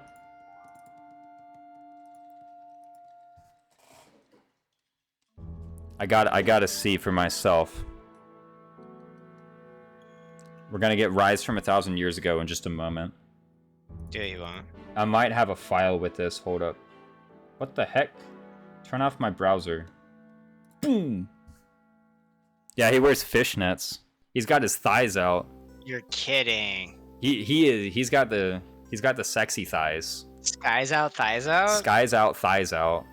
Oh my god. His skirt is like hiked up higher than anyone with the fishnets. Certain kind of Nordic outfit. Rise from 1,000 years ago. I don't know. No, I'm never singing on stream ever again. Golly, bro, load the game. Fire Emblem. Engage. Sorry, I'm really impatient now. I didn't promote Alchris in this file, though. Don't worry, I'll just buy a Master Seal. Oh, I have no money. I knew better than to promote Alchris this time, right? Yeah, I need to quit to the main menu. That tea is just a few days ago. Yeah, you never told us. Hold on a minute. He's very good at finding the blah, blah, blah, blah. Oh, now I got gold for Master Seal, actually. Check out Seedall. Welcome. Welcome. What do you require? I'm getting a Master Seal from you. I thank you. Do come again. Oh, thank me later. Hold up. Where is he? Somewhere near the bottom of the deployment, right? Yeah, here we go. Lord, change class. Tier d'Elite. Yeah, he takes off the pants. He's very good at finding the most gnarly and cheesy strategies.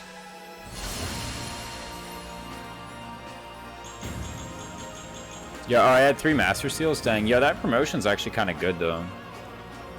Yeah, check out the fishnets. Look at him go. Skies out, thighs out, fellas. He's got the... I know. Hamana, hamana. We're keeping it. Just kidding. Damn, I did not notice that this entire time. I know. What the heck? I know. It's better than... No, I'm not going to do Warrior Amber. The world isn't ready for that. Is this with the cook? Did I cook?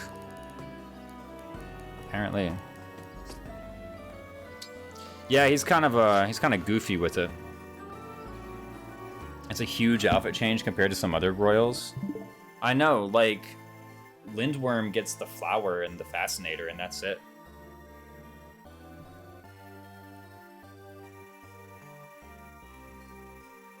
You know? Where's her fishnets?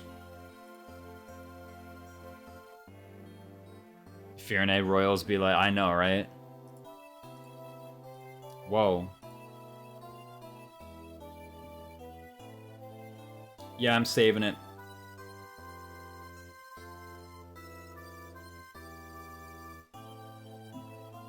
I kind of want to give Bonet a bit more credit than that, but man, does he suck. I kind of want to put him lower, but nah, the world has to know that Boucheron sucks. I'll go through my doors, show me. I'll reset the tier list and start it off from the beginning.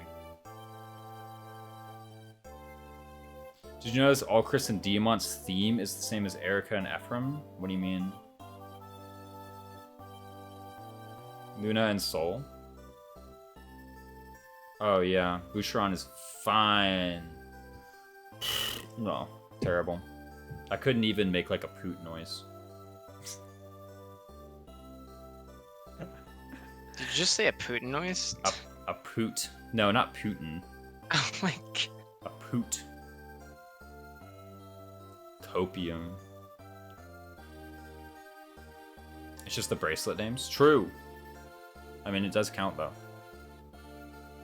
There's no real Sun and Moon. Is this a reverse cooking tier list? What's the best royal skill? Grasping Void, because it's on a good unit. Actually, no. World Tree. Get out. Is it, though? Yeah. What? The best personal? Yeah, best no. royal skill? Yeah, the best, like, royal class skill. Probably. It's not a high bar, but... I mean, maybe actually Sandstorm. Cue the tune. Da-da-da-da. Be cool if the emblem was Erica and Ephraim. I know, the twins. Ignis. You know, I didn't get a chance to say this during the tier list, but like oh man, it feels like they really overrated the proc skills.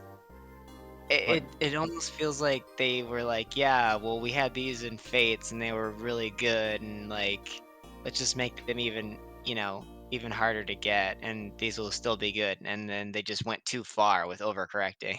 I mean, like, I think if all you look at is the proc skill, yeah, I need to add that. Actually, the servers have like the soundboard function now. My first ever well pull, I got a rewarp staff. You should just stop there, Flashing Fire. Keep the 100% perfect record.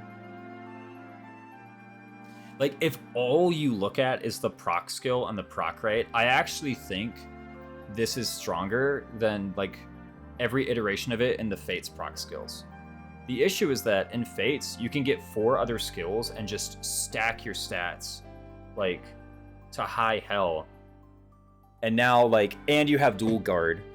So, like, having only soul is way different than having soul and dual guard and, like, Pavis or Aegis and good stats and just everything. Yeah. It's like...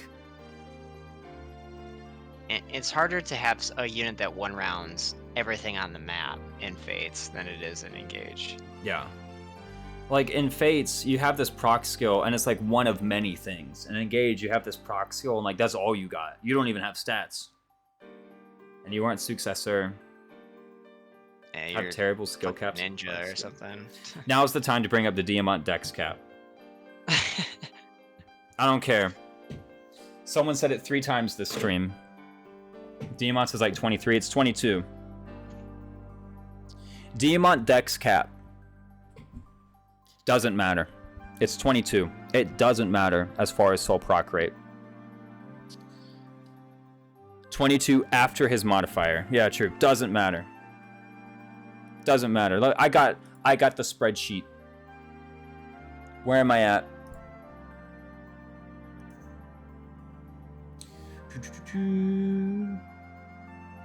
Excel capture. Boom. No, wrong one. Boom.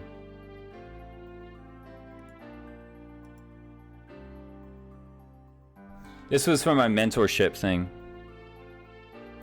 Because someone was like, what about mentorship mode? And I actually did this. What I accidentally ended up making is a level at chapter by number of kills simulator.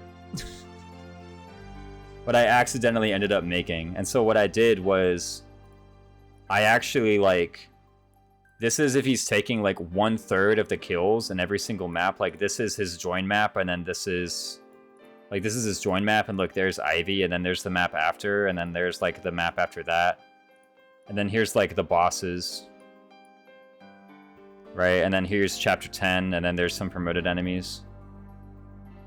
Right? It sounds like something Tribolical would make. Yeah, I actually made like a level by chapter simulator. And part of it was for mentorship, but then I was like, screw it, I'm going to use this to test Diamant's Dex cap. So what I did was I kept track of Diamant's Dex in Successor. I went this high. Check it out. He's leveling up. He's leveling up. He's leveling up. Diamant loops. Wait, hold on. I need to scroll down to see it. There you go. Diamant loops here at kill 134. This is assuming a few things. I said, imagine for a moment, I'm going to train up Diamant. I wanted to see how much his Dex cap made him lose soul procs. His Dex cap. And I said, I'm going to train up Diamant. I'm going to give him 1/3 of all the kills in the game. I'm going to route every map, and 1/3 of all the kills are going to go to Diamant. 1/3. That's massive. That's like hyper carry, fellas. That's so much. Anyway, I did that for a bit. At the end of chapter 18, he loops. After 134 kills. That's very many kills. He loops. It's the end of chapter 18. Then what? Sometime later? I don't know why I did this math down here. At this point, I actually got to the Roy paralogue in my simulation, and I decided to skip it because he was earning like 2 EXP from every kill, and I'm like, I don't care for this. Now, I think somewhere around here, he hit his Dex cap. But here's the thing, if he hits his Dex cap is, he loops. When I say he loops, I mean he has now hit level 11 Lord, level 20 Successor, and he second seals back to Successor. That's what I mean by he loops. Yeah, I second seal back to the same class. Now, he does hit his Dex cap, but when he hits his Dex cap actually isn't holding him back. Because if his Dex cap is 22 and he has 22 Dex, he has 22 Dex. But if his dex cap is higher and he has 22 dex, he still has 22 dex. So his soul proc rate is still the same. It's only after this point, after 282 kills, which is over 100 more kills than any of my carries got in the Iron Man. Kagetsu got like what, 170s? They got like 172. Citrine got 176. Diamant has 282 kills, and now finally, theoretically hits 23 dex. It is 2 kills into chapter 25. And in the remaining combats of the game, I'm going to assume that he doubles. And at the very end, Diamant, if his successor dex cap was any higher, and you routed every single map, here's what you need to do. Route every single map. Give Diamant 307 kills by killing 1/3 of all enemies in the game. Loop him in Successor. And do that. And you can say, confidently, I have lost half a soul proc.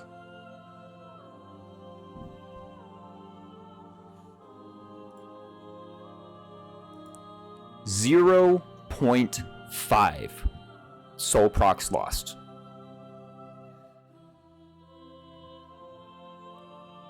So here's the thing, if you actually want to complain about his dex cap holding back his soul proc rate, here's what you need to do. Play through Fire Emblem Engage on Maddening, make Diamant your hyper carry, route every single map, give him 1/3 of all the kills, and at the end, when he has 307 kills, go back to the start and do that one more time. And then, you have lost a soul proc from his dex cap. If you've done that, then you have lost a soul proc from his dex cap. Okay, what if I gave him one skill book? I'm timing you out. I'm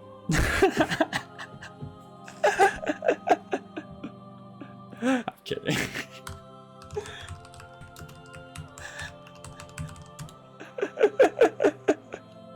Be right back. End stream. Jesus. Time to shift gears to complain about his dex growth. Now there's some stuff. 307 kills. Aren't there that many reinforcements in 21 alone? Good one. I think so. I don't know actually. He doesn't get reinforcements from them, or he doesn't get EXP from them, right? If we dex instruct him, that actually goes past his cap. What about the legendary theoretical sniper Diamant to level 20? You've lost a lot of soul procs if that's what you're doing.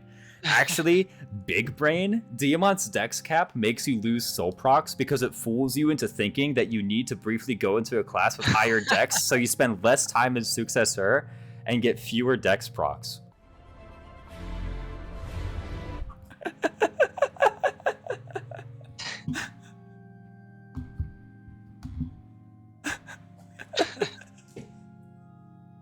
That's how it works. The ultimate bait.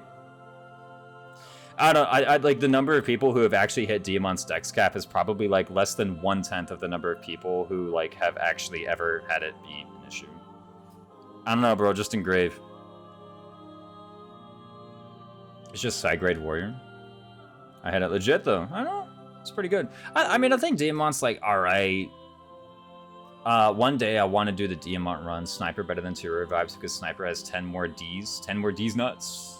And you just draft him in the Maddening draft run. There you go. True. Yeah, when are we doing that? Diamant is fun. There we go. We started 5 minutes ago. Bro! Waiting for you to make your pick. Alright, bam, new tier list. How the heck do I reset?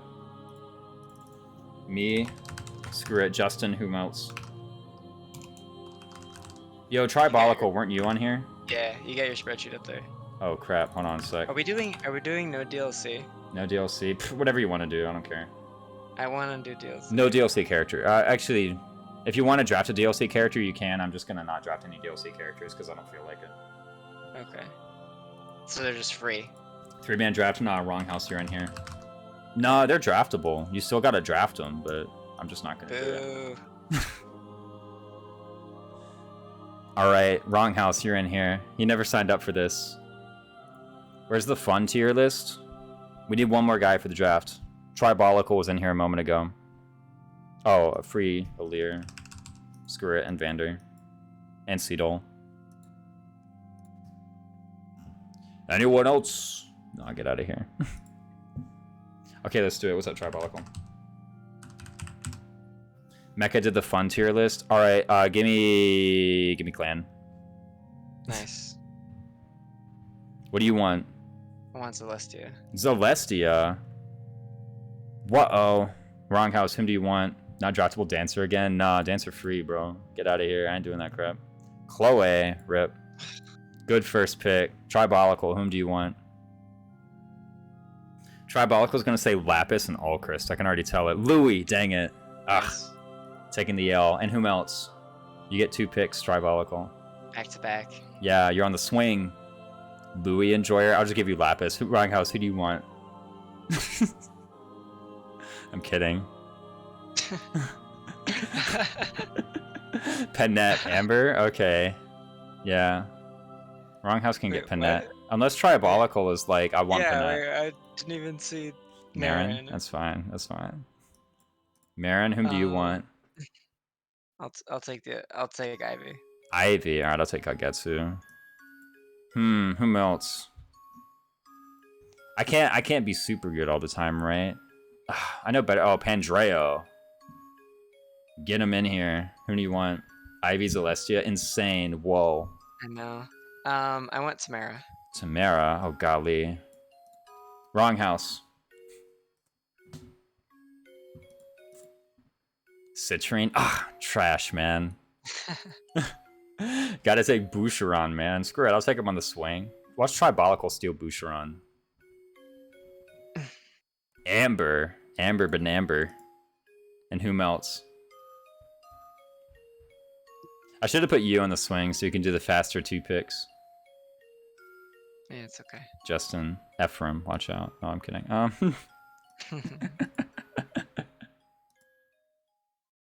By the way, after I'm through with this, I'm calling stream. I'm getting out of here. Yeah, oh my gosh, I'm fading. I've been fading Saline. for like the last hour. Wrong house is coming in here now. Zelkov. The tree boy. Alright, Justin. Yo, give me Jean. Crap, I thought we were gonna go for Gold Mary. Yeah,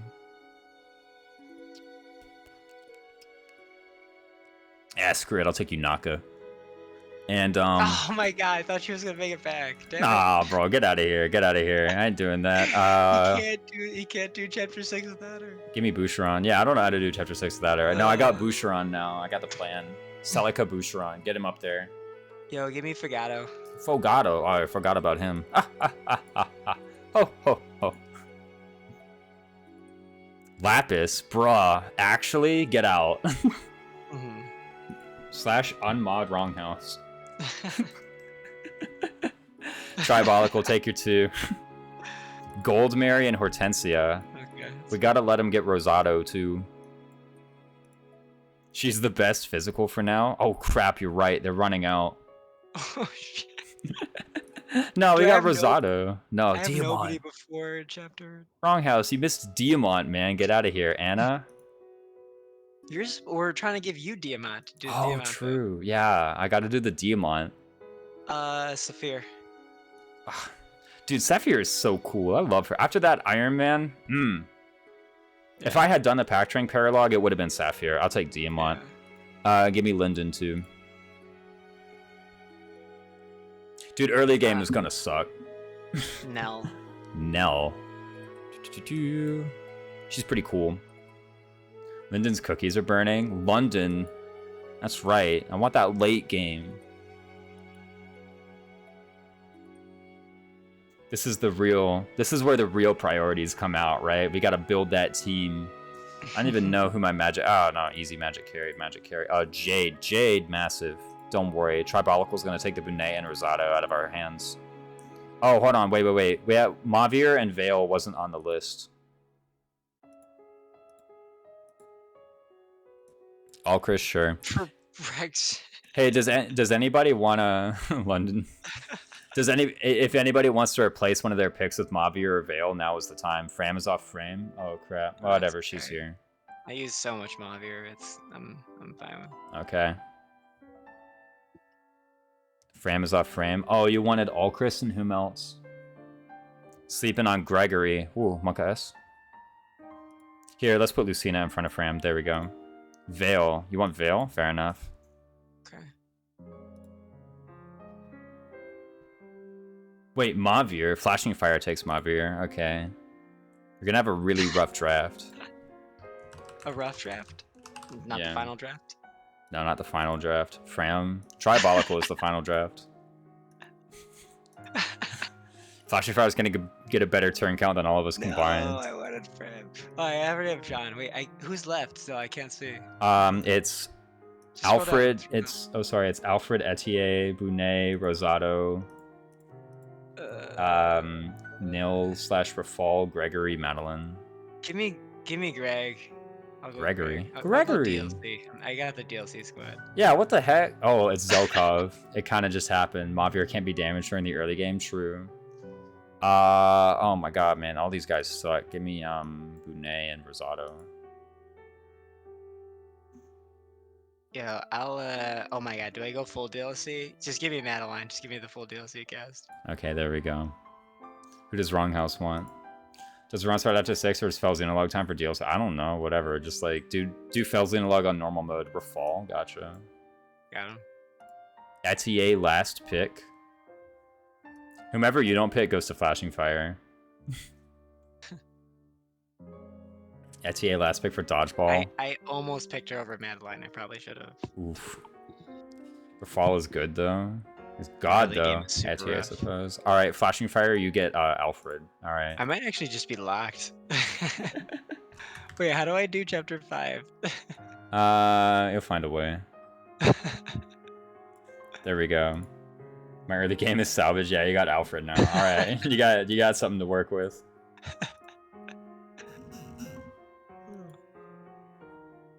Gocharon, get out of here. All right, let's post it there. All right, I gotta go. See you all. You're a lovely audience. Bye-bye. I'm not even gonna raid anybody. I'm just too tired. Night. Bye. Love you all.